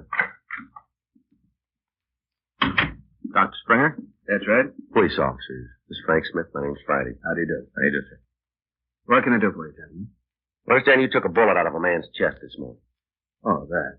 Mind telling us about it? No, not a bit. Young man came into the office. Must have been around 10 o'clock. Yes, sir. He told me that he and a friend had been looking at some guns last night. One of them went off accidentally. I examined the one. It was quite superficial. The bullet had barely penetrated the skin. Mm-hmm. I removed it, put on a bandage. That's all there was to it. I see. Very superficial. Didn't even need instruments. He could have squeezed it out himself if he tried. Was he a regular patient of yours, Doctor? No, I'd never seen him before. He said he was just passing through L.A. Did you describe him for us? Well, he was in his late teens or early 20s. Dark hair, stocky, weighed about 170, I judge. How tall? 5'7", 5'8". Mm-hmm. Any distinguishing marks or scars, if you recall? No, nothing like that. How was he dressed? Slacks, sports shirt, loud jacket. Loud? Yes, a plaid of some sort, green and brown. The shirt was open at the collar, no tie. Well, when you called in, you reported that his name was Clyde Beaton? That's right. You think it might be his real name, Doctor? I'm sure of it. Oh. Have to be very careful whenever you treat a bullet wound. I always ask for identification. Yes, sir. That's a good idea. The young fellow was a little embarrassed at first. He didn't have any. No driver's license? He was in his other suit. I told him he'd have to stay here until I could contact the police. What did he do then? He fished through his pockets, found a letter he'd recently received. I took the name from the envelope, Clyde Beaton. Seemed sufficient identification under the circumstances. Did you get Beaton's address? He said he was staying at the Crown Prince Hotel on Sunset. Is that what the letter said? I'm afraid I don't remember. It was the name I was chiefly interested in. I understand. Did you keep the slug, Doctor? The bullet you took out of his chest? No, I'm afraid not. He wanted it for a souvenir. Your report said it was a .38. That's right, .38 caliber. You sure of that? I've handled guns all my life. It's a hobby. I see. Is this a serious matter, Sergeant? I'm afraid we don't know yet. The wound was very superficial. Yes. I remember telling him how lucky he was that the bullet hadn't gone in deeper. Well, he could have been luckier. How's that? If it hadn't hit him at all. We drove over to the Crown Prince Hotel. They told us that no one by the name of Clyde Beaton had been registered during the past month. They also told us that they had no guests who answered the suspect's description. We checked the name through R&I. They had nothing on him. We also checked the telephone books, city directories. We came up with 2 Clyde Beatons. The first one was an elderly man who lived on Highland Avenue. We interviewed him and learned that he suffered from arthritis and had been bedridden for the past 2 years. He had no living relatives except for a daughter who kept house for him. The second Clyde Beaton lived on Washington Boulevard. We drove out to the address. It was a 2-story brick and stucco apartment house.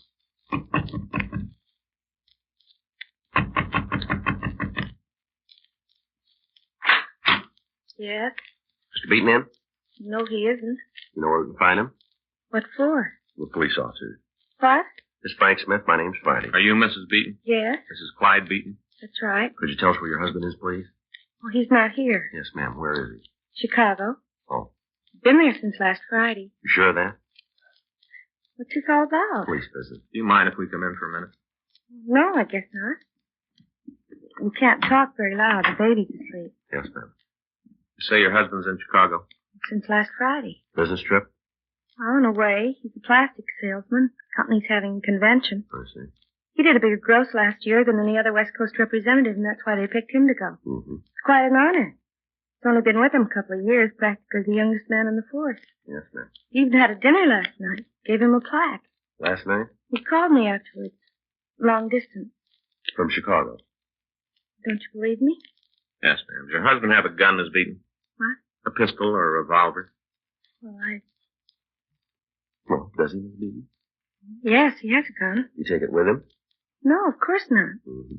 Why would he take a gun to Chicago? Could you get it for us, please? Oh, it's in the bedroom. Your old drawer, the baby's there. We'd like to see it, Miss Beaton. All right. Oh, convention in Chicago. Should be easy to check. Yeah, too easy. Well, if the guy was setting up an alibi, he'd pick something tougher to crack, wouldn't he? You think we've struck out? Could be. I'm sorry. Ma'am?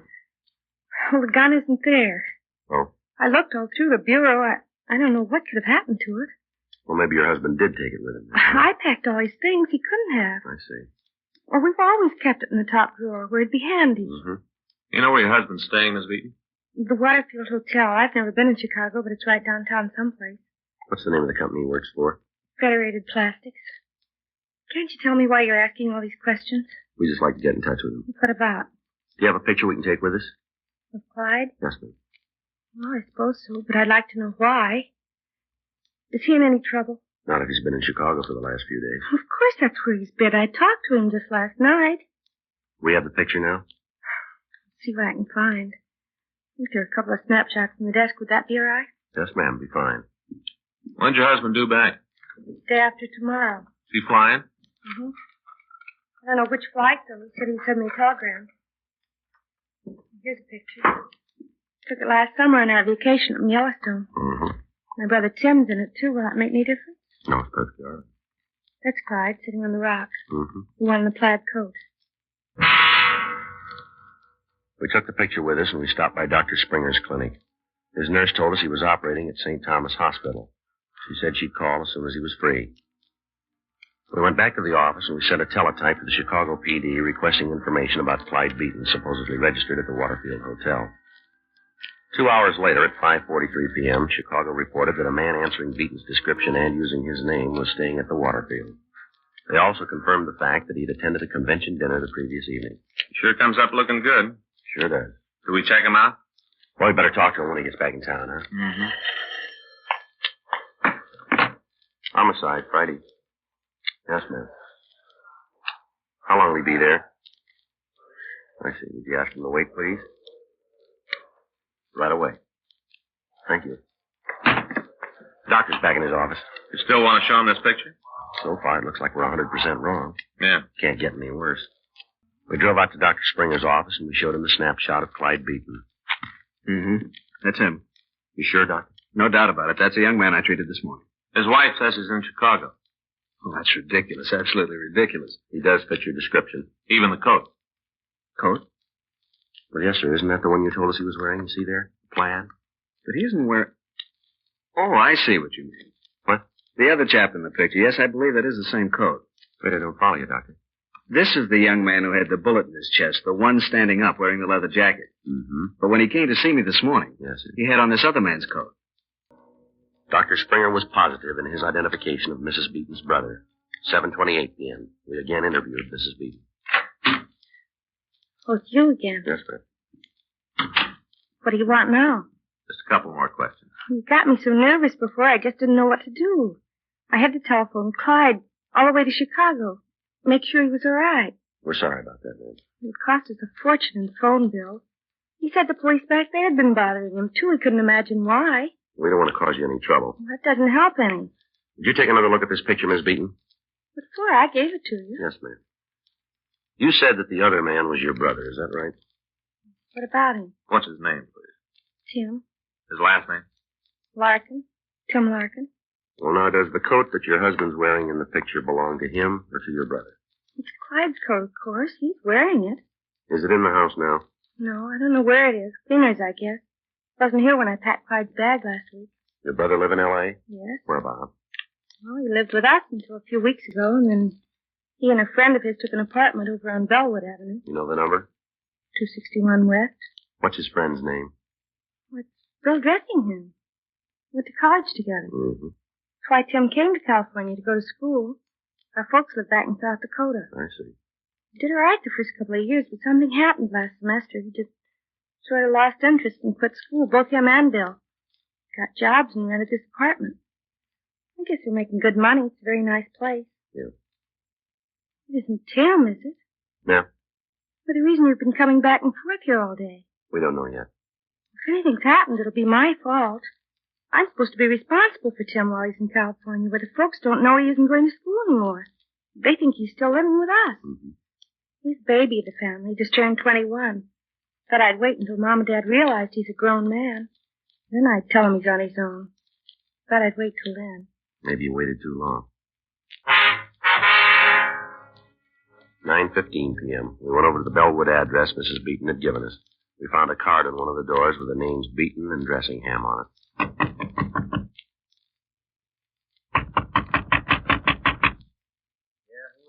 Open up. All right, get your hands against the wall. Huh? Police officers, move. Turn around. Okay. Come on, then. All right, he's not heavy, Joe. All right, what's your name? Tim Larkin. Unbutton your shirt. What for? Your shirt, unbutton it. Yes. Where'd you get that bandage? I fell down. Come on, where'd you get it? Fell down, I said. You see a doctor? No. How do you know it isn't serious? It's getting better. You didn't see a doctor? No. Well, we've got one we'd like you to see. What are you talking about? Dr. Springer. Oh. You ever hear of him? I guess so. Well? We were just horsing around, Bill and me. Fooling with a gun. Who's Bill? Fellow I live with. Go ahead. Gun went off. Bullet caught me in the chest, that's all. Where's the gun? What difference does it make? Where is it? Closet. All right, you stay put. I'll check. Where were you last night? What time? All of it. Here. All evening? Yes. Found it, Joe. No. 38. Found this, too. Is this your coat, Larkin? No. Whose is it? Brother-in-law's. Who's the gun belong to? Him. Did he give it to you? Borrowed it. Borrow the coat, too, did you? Yeah. Where were you last night? I said before, right here. Been over on Pico lately? No. You sure of that? I'm sure. This coat was. I don't know what you mean. All right, come on, son. You might as well tell us. Tell you what? We got a shell casing. Yeah? From a 38. We found it in the liquor store last night. So? The owner was killed. Lots of 38s around. Be real easy to check your gun against the casing we found. Well? Come on, Larkin. Guess you'll find out anyway. All right, tell us. I was there. Evandale Liquor Store. Yeah, me and Bill. We was going to hold up the joint, that's all. Just hold him up. Go ahead. Bill had the gun. I didn't have nothing to do with that part. He was holding the gun on the old geezer, and I went around behind to get at the cash register. Mm-hmm. Something happened. I don't know what. Maybe Bill was squeezing too hard on the trigger. Maybe he got scared. I don't know. Yeah. gun went off. The old guy fell down. Same time I knew I felt a little pain here in my chest. Bullet must have gone through him and hit me. Yeah. Bill got all panicky. Turned around and started running. I stuck right on his heels. Where's Bill now? Bar down the street. Went out for a beer. You carrying a gun? No, sir. This is the only one we got. All right. Let's go. Oh. You understand that I didn't have nothing to do with the shooting. You understand that, don't you? It was Bill that pulled the trigger. I didn't have nothing to do with it. I wasn't even involved. Yeah, well, we don't see it that way. Huh? You ended up with a slug. The story you've just heard is true. The names were changed to protect the innocent. On June 14th, trial was held in Department 93, Superior Court of the State of California, in and for the County of Los Angeles. William Seaton Dressingham and Timothy Wilkes Larkin were tried and convicted of murder in the first degree. The jury returned a recommendation of leniency, and the suspects are now serving life terms at the State Penitentiary, San Quentin, California. Dragnet. The story of your police force in action is a presentation of the United States Armed Forces Radio Service.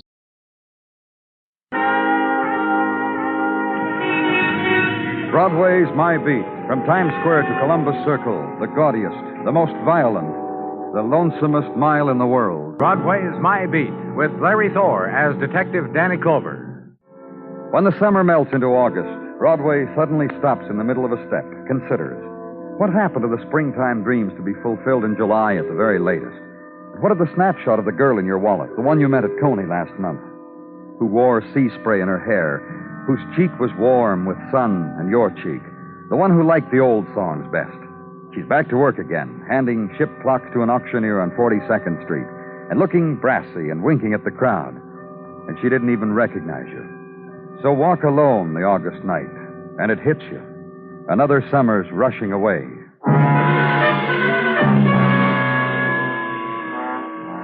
And downtown, east from Broadway, 16 stories high into the night and above the river, apartment and Detective Muggavan and woman.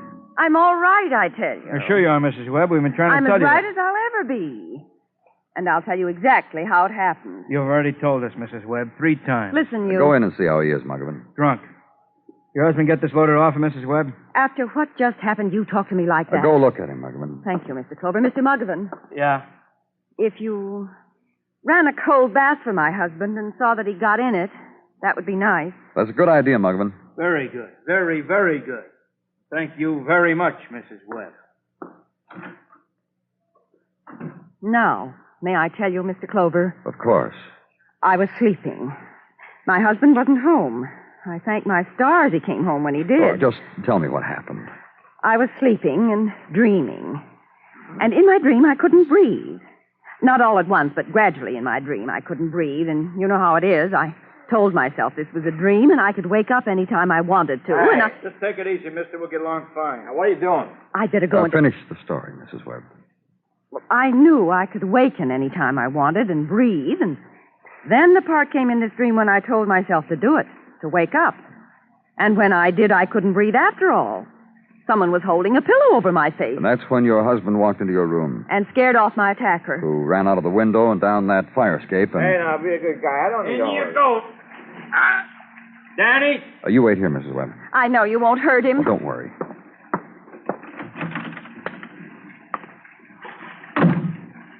How you feeling, Mr. Webb? I was drunk.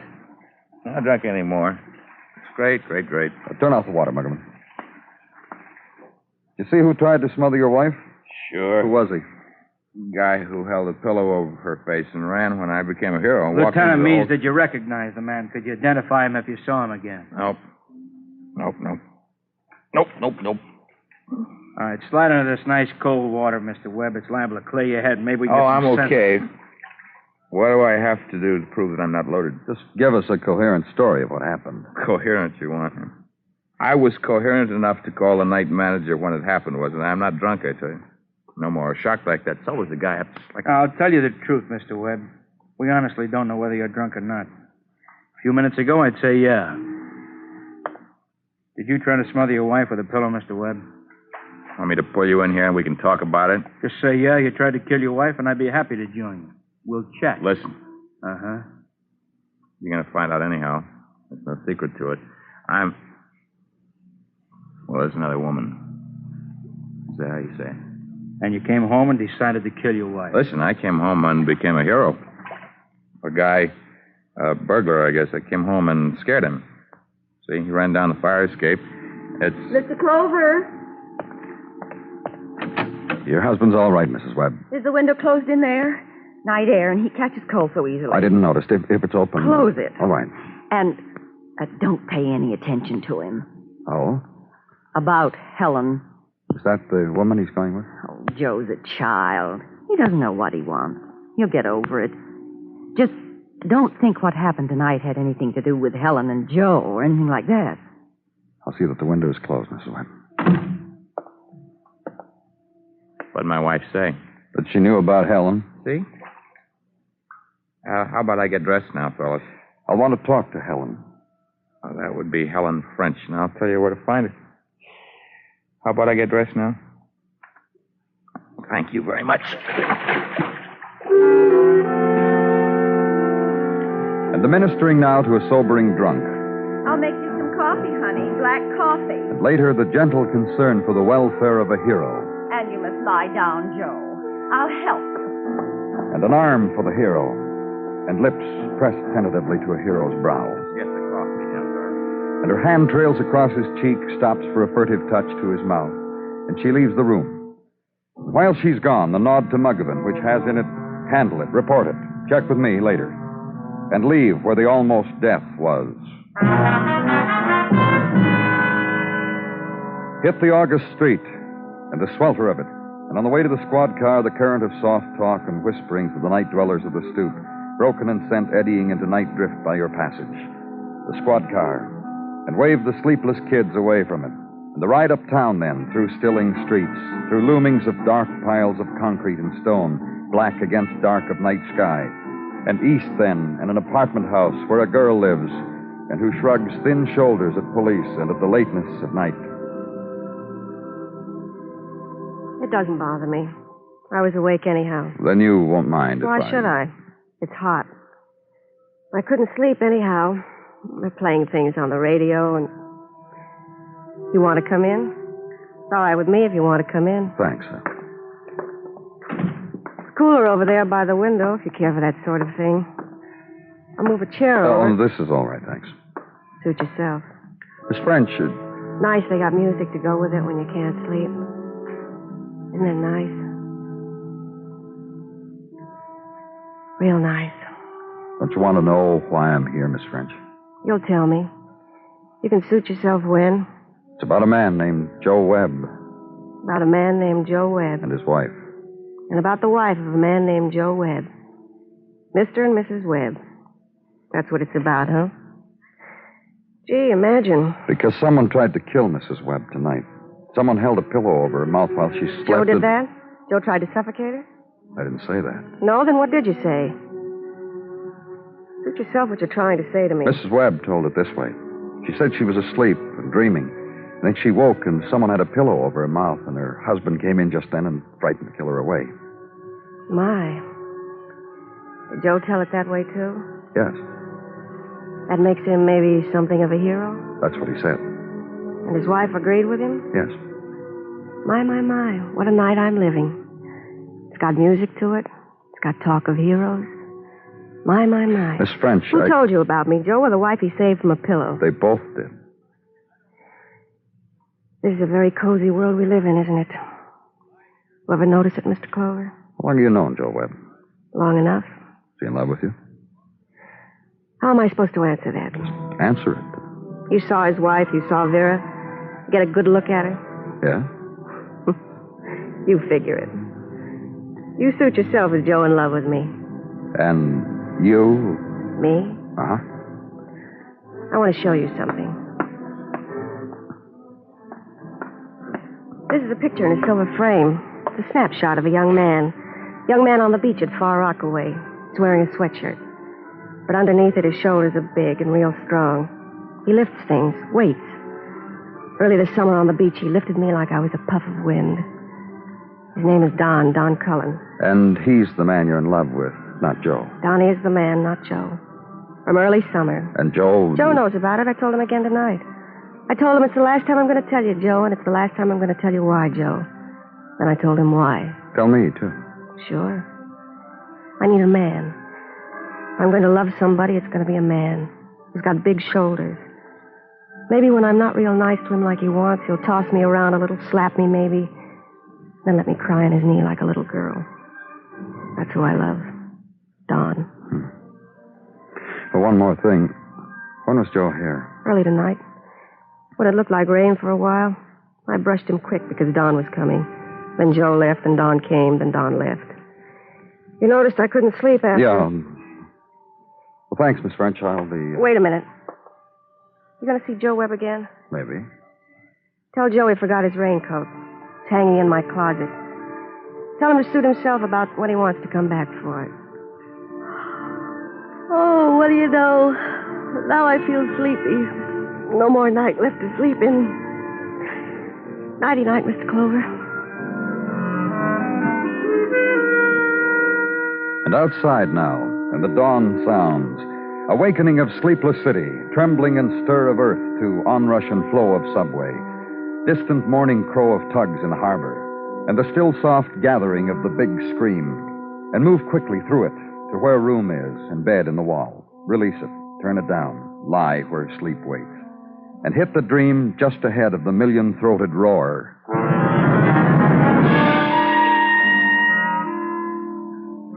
The next day at headquarters, early afternoon of next day where Job is, and Detective Muggavan. I wanted to let you sleep a little while longer, Danny. That's why I didn't put a call through to your house. Well, that was thoughtful of you, Muggavan. Oh, I have my moments. That girl you questioned last night, Danny, that Helen French. What about her? What kept you up so late? Made you sleep through the morning, huh? Questioning her like you had to? Yeah, that was why. What about her, Muggavan? She's not going to give you trouble like that anymore. She's dead, Danny. What? Came in an hour ago. Helen French is dead. Somebody beat her to death, Danny. You are listening to Broadway's My Beat, written by Morton Fine and David Friedkin, and starring Larry Thor as Detective Danny Clover. Americans have always been noted for their know-how, and you young men in search of a career, you can put this practical talent to excellent use in one of our nation's many engineering schools. At the present time, we need engineers. We need them to maintain our scientific and engineering superiority. So look to your future, to America's future. Plan now to become an engineer. Swift gust of August wind, swift, gone now from Broadway. And in its wake, banners of heat set to shimmering, and crop of golden girls from out of town set to shimmering. Also, slight distortion of August ballads dripped from the throats of loudspeakers, funneling after the brief wind. Scratch and warp of the August songs, which makes of the man tilting with a shop window mannequin a summer dance. And note that her bare and waxen shoulders are melted slightly and soft from persistent sunnings, and the man must be careful not to press too hard, else the contour will change. Note, too, farther down the street, high adventure to be had in 3 dimensions and before the prices change. So why regret? Why the longing? It's a world to itself, a whole, complete, total world. And at headquarters, another dimension explored through the droning of an electric fan that has for its primary substance the beating to death of a young woman. We'll have Dr. Sinsky's report in a little while, Danny. He said on the phone he's working on it. But what, Muggavan? Well, I was going to say, he can Latin and Greek it up all he wants to it. Still come out Helen French was beaten to death with a fist. That's what I was going to say. Him and the lab. Now you. Now I what? Well, now you've made it seem hardly worth the trouble. You want to go somewhere and sit a while, Muggavan, refresh yourself, then come back and tell me about it? Oh, I feel just grand. The fan you got here and all. I'll tell you now if you want. Do it, huh? Well, a call came in a homicide, like I told you, a little over an hour ago. I was on duty, so they gave it to me. I went. I found this Helen French on the floor. She had bruises on her face, her throat, temples. She was dead. I questioned the tenants in her building. They said they heard her scream once and didn't think anything about it. A little while later, she screamed again and kept screaming, so somebody ran to a phone, yelled to the police, somebody upstairs is getting killed. So that's how. Danny! Danny, long time no see. Danny. Welcome back, Gino. And to you also, Detective Muggavan. Hello. Yeah, I talked to you earlier. Remember, Gino, I We asked will you... come to that, Detective Muggerman. Well, what have you got to say for yourself, Danny? You have a nice time on your vacation, Gino? Yeah, he had a nice time. He chewed my ear off for half an hour about it. Detective Muggerman, please, if you don't mind, it was my vacation. Well, tell me about it, Gino. Well, you know where I went? Me and Mrs. T? To Cousin Kendall, my unpleasant cousin in Baltimore. Turns out his boy, his son, who was only up to here when I was last in his city and is here on me now, his boy Chad, the time that Chad showed us, you wouldn't think he was chipped from the same block as Cousin Kendall. That Chad. If not for him... You had a good time, huh? No thanks to Cousin Kendall, but to his son, a regular whippersnapper of a youth, him and his crab cakes. That Chad. Now I can ask you, Gino. Of course. Danny. That photograph I brought back from Helen French's apartment, did you take As indeed I have. Here with Danny, a blow-up from the photo lab of the snapshot Detective Muggerman brought from the apartment of Helen French. Herewith. For you. Yeah, that's the one she showed me of her boyfriend, Don Cullen. Yeah. I wanted you to see it blown up, Danny. That lettering on his sweatshirt, it's too blurred to read on the snapshot. This way you can make it out. It says, Gothics. Yeah, it says Gothics. What does When I find out, I'll let you know what it means. Maybe who and where Dan Cullen is. Meanwhile, I got something else for you. You're really chock full today, aren't you? Oh, I get days like that, yeah. You. Yeah, you, Barney. Come in here. This is Barney Leffler, Danny, a cabbie. Barney, Lieutenant Clover. Hi, Danny. Pleased to meet you. Hi, Barney. Hey, fan feels good. All right, tell the lieutenant what you told me a little while ago, Barney. Tell him just like you told me. Yeah. I figured I ought to tell somebody, Danny. Just tell the lieutenant, huh, Barney? All right, yeah, sure. Happened this morning, like I told him. I was cruising up West 38th, just cruising, hunting down a fare. Go on. Yeah, well, in the middle of the block, there's a big McGilla. Crowd, squad cars, cops, sirens, the whole deal, So I haven't got a fare, so I stopped to pass the time of day with my fellow citizens. I leave the cab in the middle of the... I'll get it, Danny. Now, relax, Gino. I'll get it. You go ahead and tell the lieutenant, Barney. Detective Muggerman here. Go ahead, Barney. Yeah. It's okay I talk while the detective's by the phone? Yeah, Barney, go on. Yeah, go ahead. Well, so I leave the cab in the middle of the street. I ask a fellow citizen what is up. Very, very good. He says a girl, Helen French, has just been murdered. I say, not Helen French. He says to me, you know her? You're sorry for her? I say to him, I delivered to her a raincoat last night. That's how much I know her. And I'm sorry for her. A man's raincoat, huh? Yeah, a call came in on the box. The cabbie should go pick up a package to deliver. I was chosen. I went. The package was a raincoat to be delivered to a Miss Helen French on 38. Where'd you pick it up, Barney? I got it here in my pocket, my driver's chart. Pick up from Mrs. Webb, apartment 16C, 1234 East 19th. When I hear this morning that this lady, Helen French, was killed, I figured to come to tell you cops, Danny, and let in on how I delivered to her a raincoat last night. And that's it. Well, fine, Barney. Thanks. That was a very pretty girl, that Helen French, Danny. And like I said to my fellow citizen, I am very sorry it happened to her. You can go, Barney. Oh, yeah, sure. Anytime. Bye-bye, Danny. Yeah, that Barney did good. And I just did real good, too, Danny. You want to tell me, huh? Very, very much. Gothics, the lettering across Don Cullen's sweatshirt, stands for the name of softball team, Avenue A-League. Don's a catcher. Also works for the Ames Construction Company as a welder. He's now welding a new building together on the corner of Madison and 50th. I think Detective Muggerman did very well today, don't you, Danny? Oh, yes, Gino. Very, very well. I bow to you, Detective Muggerman. Outside now on the streets again, sun on concrete, and triumphant furling of banners which attest of large beers and fully packed hot pastrami sandwiches, and season-end sales where you can buy what you don't need anymore, but for less. Uptown by squad car, and for a moment, smile happily at your luck that there are always things to do with all your money. And so make the next left turn a jaunty one, truly an Immelman of a left turn, and glide to stop where it says Construction Zone. Maneuver into a small parking space in two-wheel cuts. Walk over to the fence and pass the knotholes for sidewalk superintendents. Show a badge and pose a name. Be pointed to a man. Jeans, mask, and welding rod. Go to him.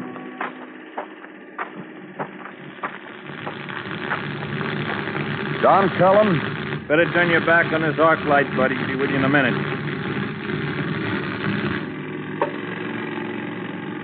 Light can blind you know that? Yeah. Huh? I'm from the police, Don. Name's Danny Clover. You're looking for me, huh? Is just anybody working around here? Just me? Well. Helen French is dead, Don. You better get away from here.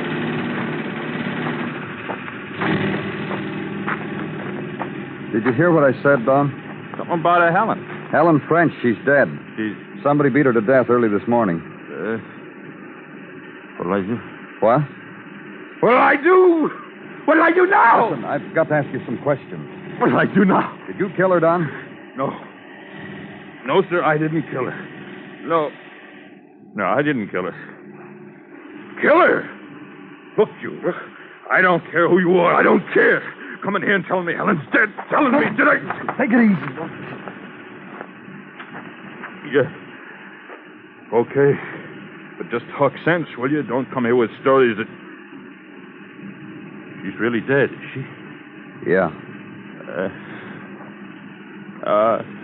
Tell me about last night, Dawn. About what? You saw Helen last night, didn't you? You want me to tell you about? What time did you get there? 9. Then what? I closed the door behind me. She ran into my arms. I kissed her. Look, I kissed her on account I'm a very forward fella, and I happened to last night have a girl I love. Also, last night she loved me. Want to know about it? Go on. I'm not a bright guy. I'll never get better in welder first class as long as I live. I get sense enough to know it. The one thing I got, not many guys got. A dame who makes me feel I'm the only guy in the world. You want to know about that, too? When I'm around her, Helen's suddenly helpless. She can't do nothing without me, a real baby. I love it. I'm needed. All of a sudden, I'm not just a guy with muscles. I'm a lot better. A real pretty girl thinks I'm a man. Now, you ask me any more about that, and I'll try to kill you. What about Joe Webb, Don? Huh? Joe Webb, the man before you. Yeah, man. What about him? For instance, last night, Helen told me he was there just before I was, and it looked like rain, and while he was there, a cabbie punched a bell and had a raincoat in his hand. He said, "For Mr. Webb." How do you like that? This ever happened before? A few times, Helen told me about. Maybe more she did. Raincoat, muffler, when it was cool, nose drops. And you know what else? What? This Joe's wife would call Helen and tell her what to give Joe to keep his weight up. You know, dishes, what to make. And that's why Helen was done with Joe, huh? Now, listen, I told you Helen needed a man around her. Somebody she could depend on. She didn't want to take care of anybody. She wanted to be taken care of.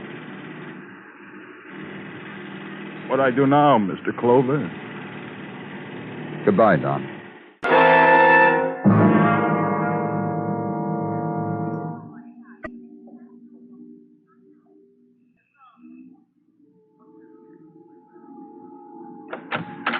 Hello? Well, Mrs. Webb. May I come in? To do more damage? What are you talking about? You ought to see my husband. Let's go inside. Where's your husband? What's the matter with him? Come on. That's what you've done to him. Hello, Mr. Webb. Hi. What's the matter with you? Sick. I had a sniffle. Vera don't want it to develop into anything. Aren't you hot with all that stuff on you? Vera says I know how to take care of him. Don't I, Joe? Don't I? Sure. You did this to him, Mr. Clover, leaving that window open. Sorry. You ought to be. Drink your milk and butter, Joe. Well, drink it, Joe. It's good for you. My mother used to make all of us drink that when we sniffled. Looks too hot, Vera. Well, you're not even trying to drink it. And that's a good boy, Joe. How about you, Clover? What do you want? Got a few questions to ask. What questions? First of all, let me ask you one, Mrs. Webb. What questions? Isn't it strange that your husband saw another girl and you knew it and did nothing about it? In fact, approved it. I did not approve. You knew about Helen French and you Listen. Joe is my husband, and I've got a duty to take care of him. He's back with me now, isn't he? Because after all is said and done, he needs me. Isn't that right, Joe? I need you, Vera. And that's the way it is. Yeah. Helen. What did she know? She acted like a baby herself. How could she take care of Joe? Mr. Webb. What?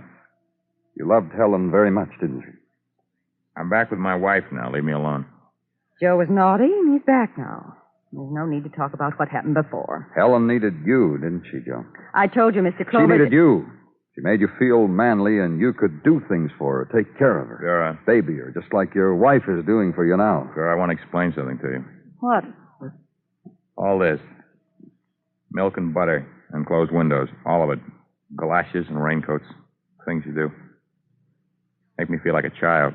Men are babies, Joe. That's why they get married. You see, Clover? Uh-huh. Just the opposite with Helen. Your wife wrecked it all, didn't she? Made a fool out of you in front of Helen. I guess. Well, I got him back, didn't I? And almost lost your life doing it. Didn't she, Mr. Webb? What is he? After your husband found out that Helen didn't want him anymore, after you ruined it all with slickers and nose drops, I tried to kill you, Vera. Vera, I tried to kill you. But I didn't have the strength for it. I had that pillow over your face, and... All right, Joe. And I couldn't do it. Because you're my... You know what you did? You made Helen treat me just the way you do. Come on, Joe. Got so I was a baby around both of you. I had to stop it. I had to kill one of you. I couldn't kill you. I killed her.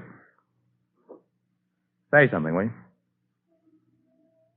Say something. You bet you got nothing to say. Let's go, Clover.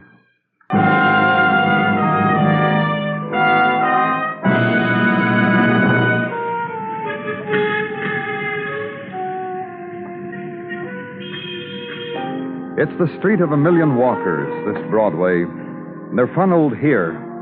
Around the 100 corners they turn into it, each with the promise, the little dream. Hold it up, bounce it against the concrete slabbing, tell somebody about it, and eat a hot dog and walk some more. It's Broadway, the gaudiest, the most violent, the lonesomest mile in the world. Broadway, my beat.